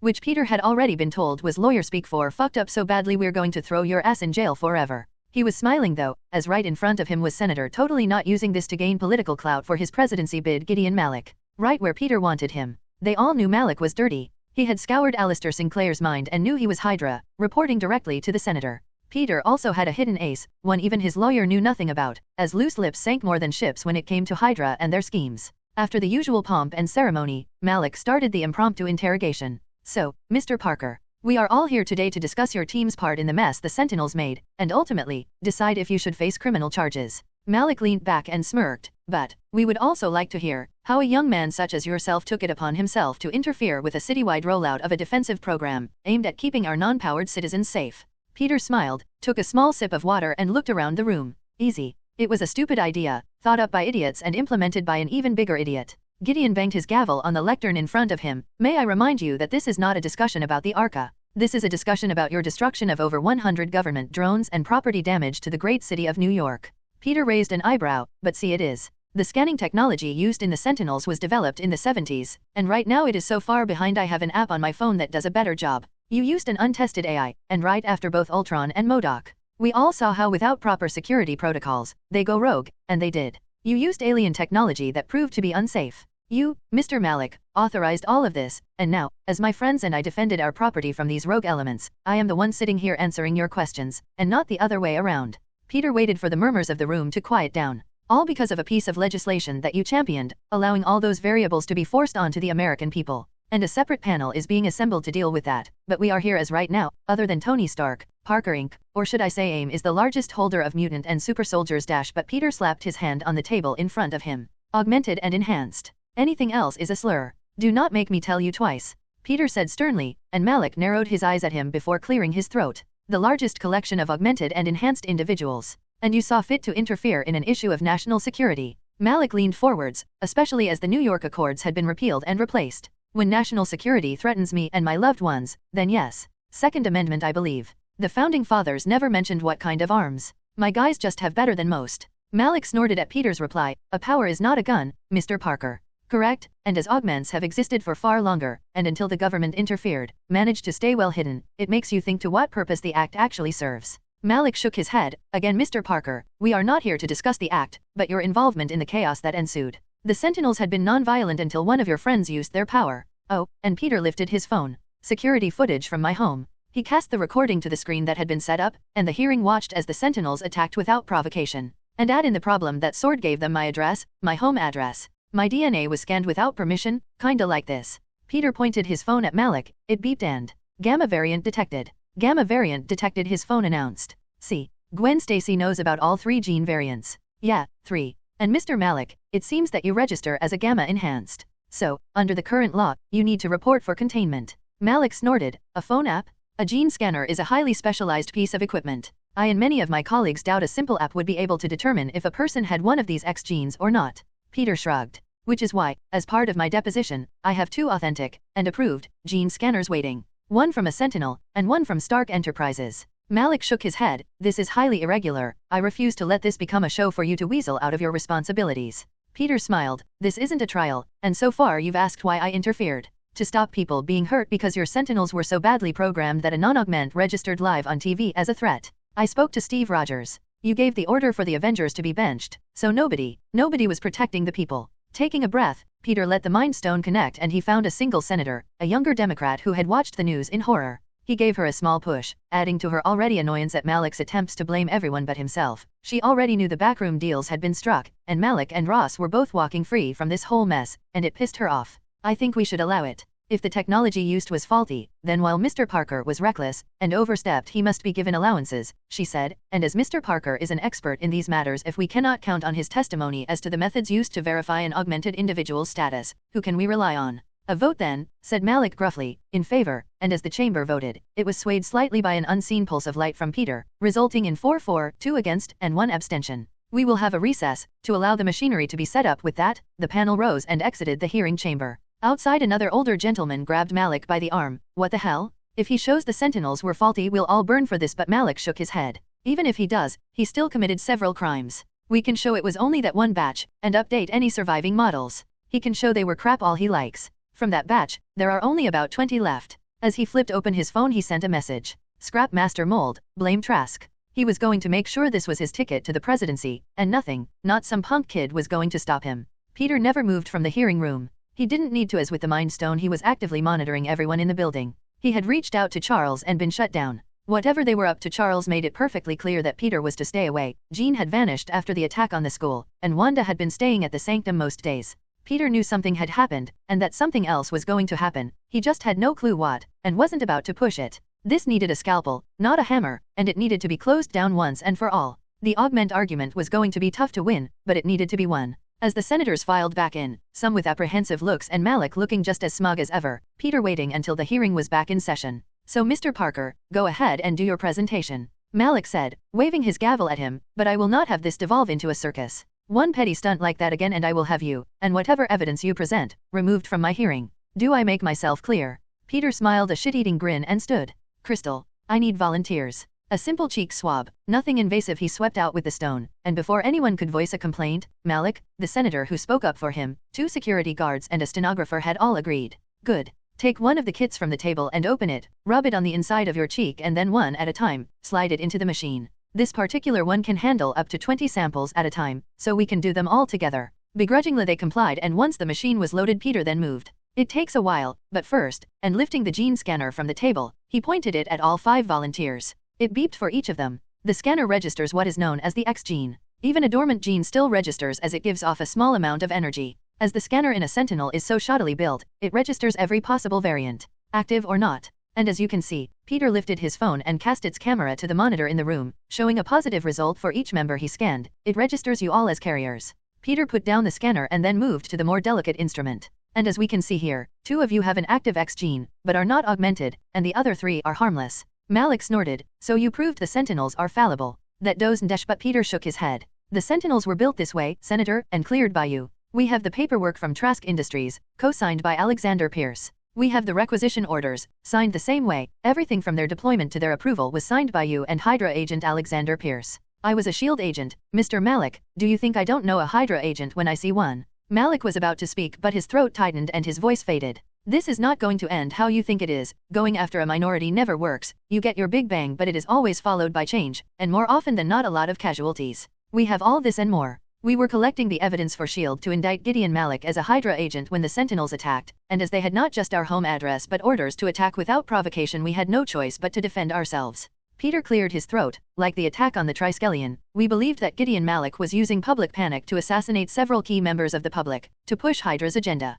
We have communications with Trask Industries, ignoring the updated gene research that came from Wakanda. We had evidence that illegal experimentation was being done, as the Sentinels used cells from a killed augment, and we were preparing all of this to present to the authorities when we were blocked and attacked. The only teams capable of defending the population were grounded. I had no choice, and if that makes me a criminal, then I accept. I will never let Hydra or fascism take root in my home. When they discussed what Peter was going to say, he felt it was a bit preachy, but they agreed. If Hydra was going to stir up hate to drive its agenda home, then they needed to stir up the opposite. Pure patriotism seemed like Captain America's shtick more than Peter's, but, with the Mind Stone sending out pulses of trust, Peter knew it wouldn't matter. Gideon Malik was done for, and with the untraceable release of files, phone calls, and technical schematics all detailing just how rotten the whole Sentinel program was, even grainy film footage of an augment being gunned down to save the president during the first failed Sentinel deployment, it was a done deal. He was about to finish his speech when the doors to the chamber opened, and a well-dressed and young-looking handsome man walked in. Adjusting the cuffs on his suit, he brushed the longish brown hair from his face.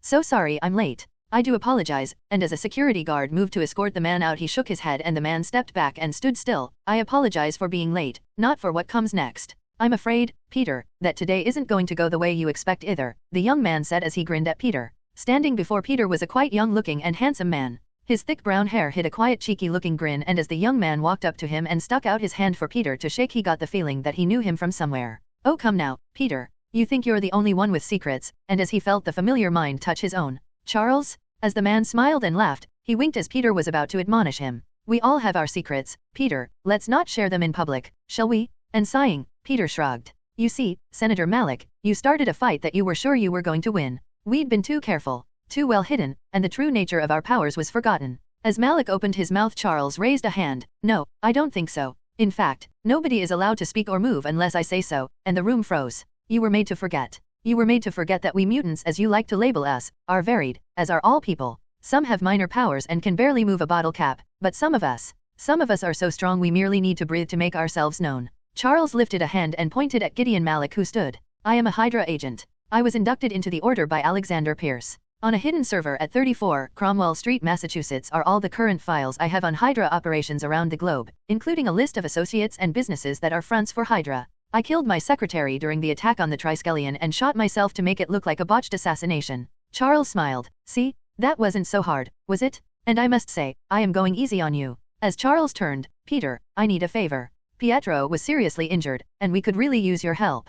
Sure, I dash." But Charles shook his head. "No, I don't need help with Eric, your limb system. I would like to have a system made for Pietro. Eric is," and Charles sighed, "Eric is not taking it very well. But let's deal with this mess, shall we?" Charles sat on the edge of the desk. "You see, this young man was once told something. With great power comes great responsibility. A very wise and astute saying, but, when those with power abuse that responsibility, it is the duty of those with an equal or greater power to teach them their mistake. You hurt my friend's son, you killed several good people with your machines, and we augments are going to show you just how much power we really have." Charles clicked the remote for the screen Peter had set up to show the results of the gene scan, and it connected remotely to another camera. "Say hello to our new community. Genosha was hidden, and yet you found us. My school is hidden, and yet you found us. We went bigger. There is nowhere on Earth safe from you power-hungry dictators, so we picked somewhere else." Charles smiled. "Did you know the moon once shared an electromagnetic field with the Earth? Fascinating stuff. You see, I was once given a piece of advice. Well, my friend was. Read a book, and he and I both did.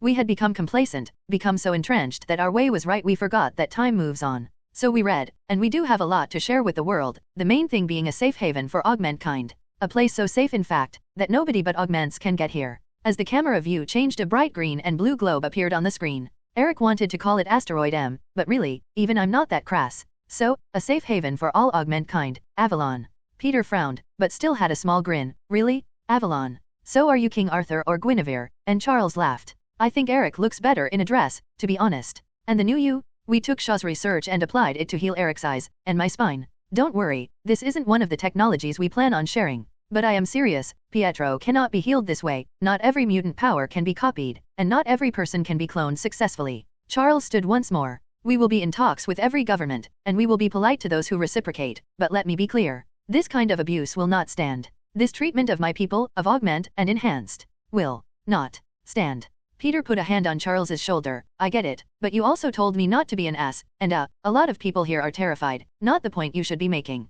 Charles patted Peter's hand. "No, it's not. That point was for Gideon, who will either face a proper court, and face proper consequences for his actions, or we will make sure that this incident is never repeated. Augment kind can exist peacefully with humanity, and we have several ideas on how to achieve that, but violence never solved anything. As you should be aware of, Peter." Peter just shrugged. It was his experience that once the talking broke down, it was usually violence that solved most things. "Every augment will be identified, on that we agree. With a simple genetic test, we can identify and protect every augment born from now on. You will get your database, but we will control it. You will get your registration act, but it will be for our benefit. We will put laws in place ourselves, global laws that one nation shall not stand above any other, and our kind may seek sanctuary from yours. Any attempts to break our laws will result in augments with powers much more destructive than my own making themselves known. Charles stood and adjusted his cuffs once more. It was a pleasure, Peter. Oh, and I think Wanda wishes to see you. Since Eric's, and he pursed his lips, tantrum, she has been angry. I would consider it a personal favor if you could calm her down, maybe before she destroys something.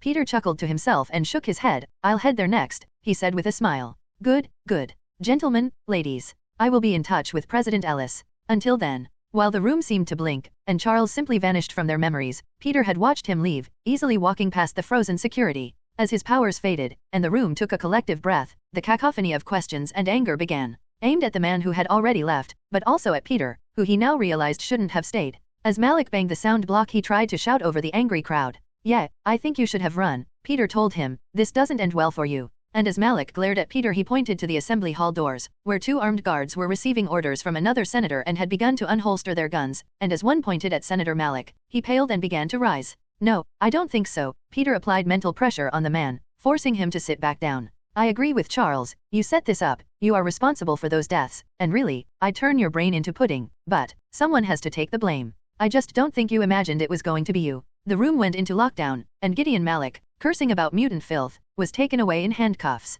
Peter knew if he was slippery enough they would cut some kind of deal, but his political career was over at least, and Ellis would get a massive boost by saving democracy and augment kind. The courtroom had erupted in a cacophony of shouting questions and threats. Charles had made his point, a little too well, mused Peter. Everyone in the room was shaken. An augment with the ability to control people was exactly what the law was supposed to protect them against, and while Charles had proven that the law was ultimately flawed and useless, it still proved it was needed. Peter could hear the questions being shouted at him, and moved to one side as a can of soda was thrown at him. Quiet, he roared, and as his voice echoed around the room, carrying with it not just the desire for them to shut up but an actual mental command, he also realized that Charles had left 2 things. One was an envelope and the other was this giant mess. A mess that was now being directed at Peter. If I may, senators. With the augments themselves desiring to negotiate with the president, isn't this a bit, and he shrugged, pointless. Mr. Parker, there is still some confusion as to your enhanced identity, with conflicting reports that several heroes and a few villains might actually be you. It is part of this investi. But the senator closed their mouth and stared as a pale yellow light bled from Peter. Yeah, not happening. As the light spread out through the room, Peter took a breath and began to make changes. The small technopathic pulse that flowed made sure to wipe and destroy any of the recording devices in the room, taking care of the problem once and for all. As the gallery and the senators, all seemingly blinked in unison, the head chair, now that Malik had been removed, banged his gavel. It is the finding of this committee that Peter Parker is cleared of all wrongdoings, that his identity be kept secret, and that there is no connection to the villain known as Venom, and that hearsay and rumor do not constitute evidence or proof of guilt. As he smiled and stood, he knew it was over. The Senate was still to debate the new revisions to ARCA, but this time with input from various groups. No one would be left out this time, and Peter knew it would be Gwen that would have to face that round of debates. The Stacy formula, the Banner formula, and now extremists were all working super soldier serums. And like any power, the government would either restrict or heavily control them, but as they could make all 3 without anyone knowing, Peter didn't really care. Right now he had bigger problems, and once proceedings were finalized he made his way home, tired but with one last thing on his mind. As the group sat patiently, Peter took a breath. I need to remove memories from you all, and then have the same done to me. While they looked confused, it was Liv who spoke. The Mind Stone, and he nodded. I used it to get out of Venom being made public, and after Charles's little stunt realized that the fewer people know about it the better, and that while I'm being responsible, someone like Selene or even Charles might not be. I want it hidden, but we need to do it properly. Then we don't remove it, we change it. Too many people know you've got it, so we change it to you having it, and then it goes missing. We can even dump it on Steven, but Peter shook his head. He already has 2, adding a 3rd makes him a massive target, and I won't do that to anyone. As he thought of putting it in Stark Tower, he shook his head. Even he wasn't that much of an ass. We take it and hide it somewhere, set up a passphrase so everyone can remember if we need it. Then we agree, and the group looked at each other and nodded. Gwen nodded as well, but let's wait until everything settles. I mean, I know using it is bad, and whatever, but right now we do still have that weird medal, we do still have more lawsuits and a crap load of paperwork to do before we can even open AIM again. So, yeah, I agree, but not right now. That's fair, Peter said. Does anyone else have any ideas? But everyone shook their heads. Great, so, food. As 8 pairs of eyes stared at him, with a different mood written plainly across their faces, he smiled. Right, not food. Food after. In the courtroom, as Charles had shaken Peter's hand, he had sent him a simple message, one he had put aside while he was making sure Malik and the rest of the idiots in government were taken care of. Visit us, and Jean needs to see you. Peter didn't really know what to make of Jean. He knew he was lacking in that department himself, and often suffered panics over ignoring or snubbing someone. It had taken a long lecture from everyone to let him know he was fine. The relationships in the warehouse were a family now, and while his presence was often sought after, it was not a requirement. Jean on the other hand had vanished since the Sentinel attack, and now Peter knew she was with Charles and the X-Men. Which left him wondering, why hadn't she contacted them? If Charles and the others were building a secret base and had finally managed to get Jean back on their team, then why hadn't she sent a message, letting him know she was safe and she wouldn't be back? That was what bothered him. They had heard from Logan, he called to let them know Selene and the Genosians were in hiding, and that he would be making a move on Hank Pym, having picked up his trail in California. So if Logan could, why not Jean? The only way he was going to find out was to bite the bullet and go visit her, but Charles said to send a signal and someone would pick him up. Walking out onto the roof, he sent out the telepathic message and was shocked as a ripple shimmered in space a few feet away from him. On the other side was the young Charles he had met, and a sterile, white room, with no furniture, just a young man he didn't recognize and Charles. I assure you it's safe, one of our augments can create portals. It's how we escaped the Sentinels and with no reason to doubt the man, Peter stepped through. Peter was stunned as he surveyed the dome they had built. It was a masterpiece of structural engineering, and while the space was vast it was still busy. He could see not just augments with physical differences but several normal-looking families. Charles strode forwards. It is so nice to see you, Peter, and while he looks remarkably different, this is actually Eric, and as Peter stared at the thin tall man he was astounded at just how handsome Eric was as well. As if both had been models in their prime and not freedom fighters trying to avoid capture from the government. Eric was square-jawed with piercing blue eyes, and while his new body was thinner than the muscled gray hair man he was before, Peter could still see the resemblance. You are staring, Peter. I think you should leave that look for Wanda. Eric joked and Peter laughed. Only because she took one look at you and yelled for 10 minutes. Peter quipped back. He had already had this talk from Wanda, and she was not as happy about the foundation of Avalon as a lot of other augments were. He guessed though her problem was the fact that her father now only looked a few years older than her, which she had failed to mention. Well, if we were to found this place, we needed to be much younger than before, and Peter raised an eyebrow. No, we were being truthful. The cloning technology doesn't always work, and it cannot successfully replicate every power. And it comes with a heavy price, Charles admitted. They had found the failed result of the cloning process in the basement of Bar Sinister, and once they had managed to get him to shut up, discovered that not only was his power unstable, but so was he. Oh, don't worry, even someone like Stark can't replicate this, or even you with your powers. And am I being kept in suspense, or are you going to tell me? Peter asked with a smile. He was here to find out if Avalon and AIM could work together, as well as help any augment with physically damaging mutation contain or harness their powers without killing themselves. Charles had a great distrust of the Earth authorities but deep respect for the work Peter had been doing with power dampeners, and had asked Scott if he could examine his visor and contacts. All in good time. We have a meal planned. Business is always stuffy, a good meal should always precede negotiations. Peter half frowned. The first business dinner he had, he was poisoned by Extremis, and the next was with Shaw. Hopefully, the third time was the charm. Oh, and of course, Jean will be joining us. She is very excited to see you, Peter. Just please, try to behave while you are here. You have a bad enough reputation as it is, Charles said, laughing as Eric's face fell. Yes, please behave. Wanda is incorrigible enough, with MJ, is it? I really don't understand how the hippie movement managed to make it this far, Eric said sadly. You are a bad influence, Peter. Peter half shrugged, and I'm sure looking like that you're complaining, or you would have stayed a grumpy old man. Charles laughed. I do believe there are several who were just as shocked to see him as you were. Times change, old friend, and so must we. Eric tooted. You're only saying that as you found someone within a few days. You just don't need to be so smug about it. As Charles and Eric continued to bicker, Peter was more interested in the posts surrounding the archway he had walked through. He had seen dimensional gates before. Stephen used them and so did Wanda, but this was different. Theirs was a spinning vortex, whereas this was a ripple, like a whirlpool that opened. As he moved and placed a hand on the post, Charles spotted him and laughed. Go ahead, you should recognize it immediately. As Peter lay his hand on the pillar, he lifted it off immediately, before gingerly placing it back down. This is a sentinel. Charles smiled and gently clapped. Well, not quite. It is a replica of the Sentinel's transformative and adaptive power, hosting cultured augment cells to perform a specific purpose. Peter let his power spread through it, checking each component in turn, and it was definitely not alien, and thankfully, he couldn't find any of the strange metal in any of its components. Sighing in relief. But how? I thought we got them all. You did, in New York, but there was also an attack on Genosha, Charles said as he walked forwards and motioned Peter to follow him. They walked along a long boulevard, a replica of any on Earth, including foliage, and if Peter couldn't see through the thick plexiglass dome over their heads into the black void above, he would swear he was on Earth. We have an augment with more powerful abilities like your own. He recreated the machine's core but used normal materials, and we use it to power everything, including our shield. Peter looked up. The glass isn't thick enough to block radiation. That's what you meant on Earth, he explained as he thought. You replicated Eric's power, buried generators at predetermined intervals and gave the moon an electromagnetic shield. Charles smiled at Eric, told you he would figure it out. We licensed several Arcstar reactors from Olivia and sunk them into the core of the satellite.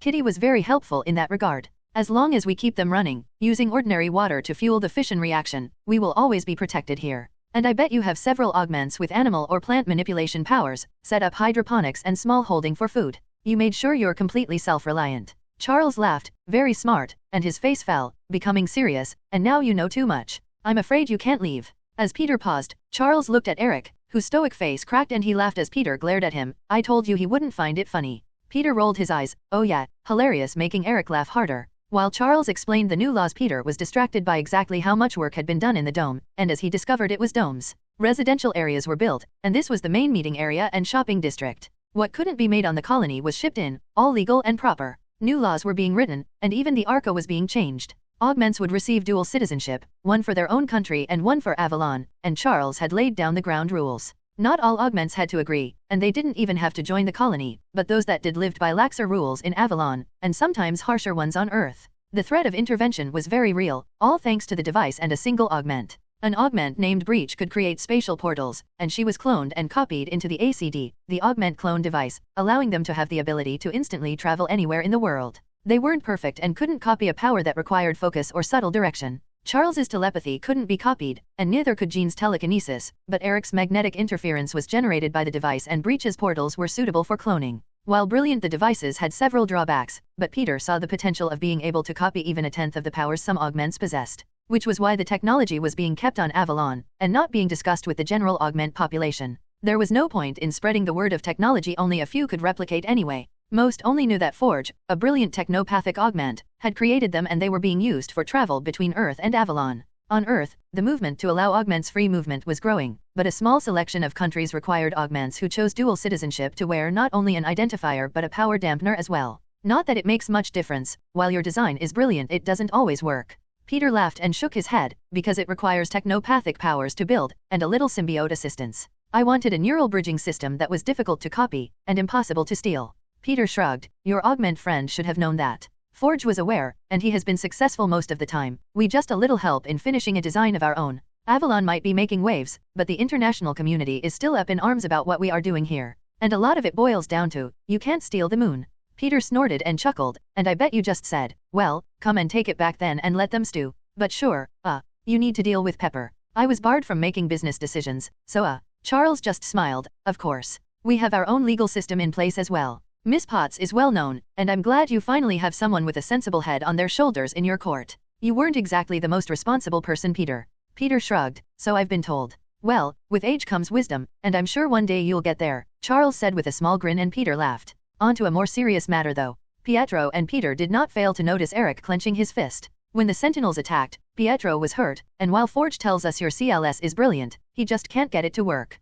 Pietro has already destroyed 3 trying to walk. Peter poked at the fresh vegetable medley, and thinking, his power, Peter tapped a finger on the table. If he generates a bioelectric field to stop the inertia from tearing his skin off, then it needs to cover the CLS as well. Even at normal speeds, the field must keep him from shooting off like a rocket, and it's destroying the implant. Eric looked over at Charles, who shrugged. Peter speared a piece of chicken with his fork, and yes, I can fix it. Charles had made sure that the warehouse knew Peter would be on Avalon for a few more days. Fixing the limb system to stop it from shaking itself apart would make adjustments, and while Forge was happy to help, having the original creator and a fellow technopath was more than helpful. Pietro wasn't happy that Peter was manhandling him. The CLS bridge he was working on was attached to the base of his spine, where the Sentinel blast had damaged the nerves, and Peter would touch the device, grab Pietro's leg, twist, and pull it, and make the necessary adjustments. Hey, I know you've got a thing for my sister, but that smile doesn't work on me, and Forge hid a smile while Peter laughed. And that roguish charm you've got going on doesn't make my heart go boom boom either. Now SHH, unless you want to run into walls all day.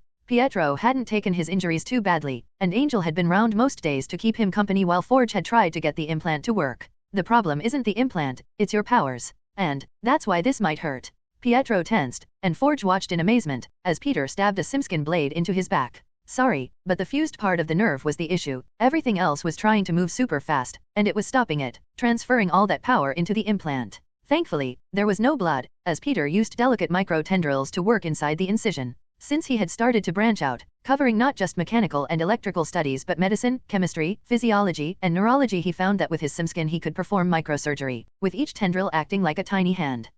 Can I ask what you are doing? Forge said, leaning over Peter but unable to see more than just the black skin over the shiny metal CLS. Right now, I'm severing and micro-suturing the CLS directly into Petro's nervous system, adding the device to his body, using one of Charles's little clone devices as a base to adjust it to fool his powers into thinking the device is just a weird bit of spine. As Forge's powers were technopathic and non-enhancing, he couldn't see the work being done. Put your hand on my shoulder, and as Forge touched Peter, he shared his senses with him and Forge marveled at the level of surgery being done, and could link to the device to monitor what Peter was doing. Right, now, slow lift yourself, and try to move your foot, Peter said as he washed the healing cut with Simsils and once it had vanished with alcohol to sterilize the area, just in case. Pietro took a breath and let it out. Whoa, I can feel my foot and the big toe began to vibrate, I can feel my legs and before Peter could want him about using his powers and taking things slowly, Pietro was gone in a blast of air, and a loud crack of noise.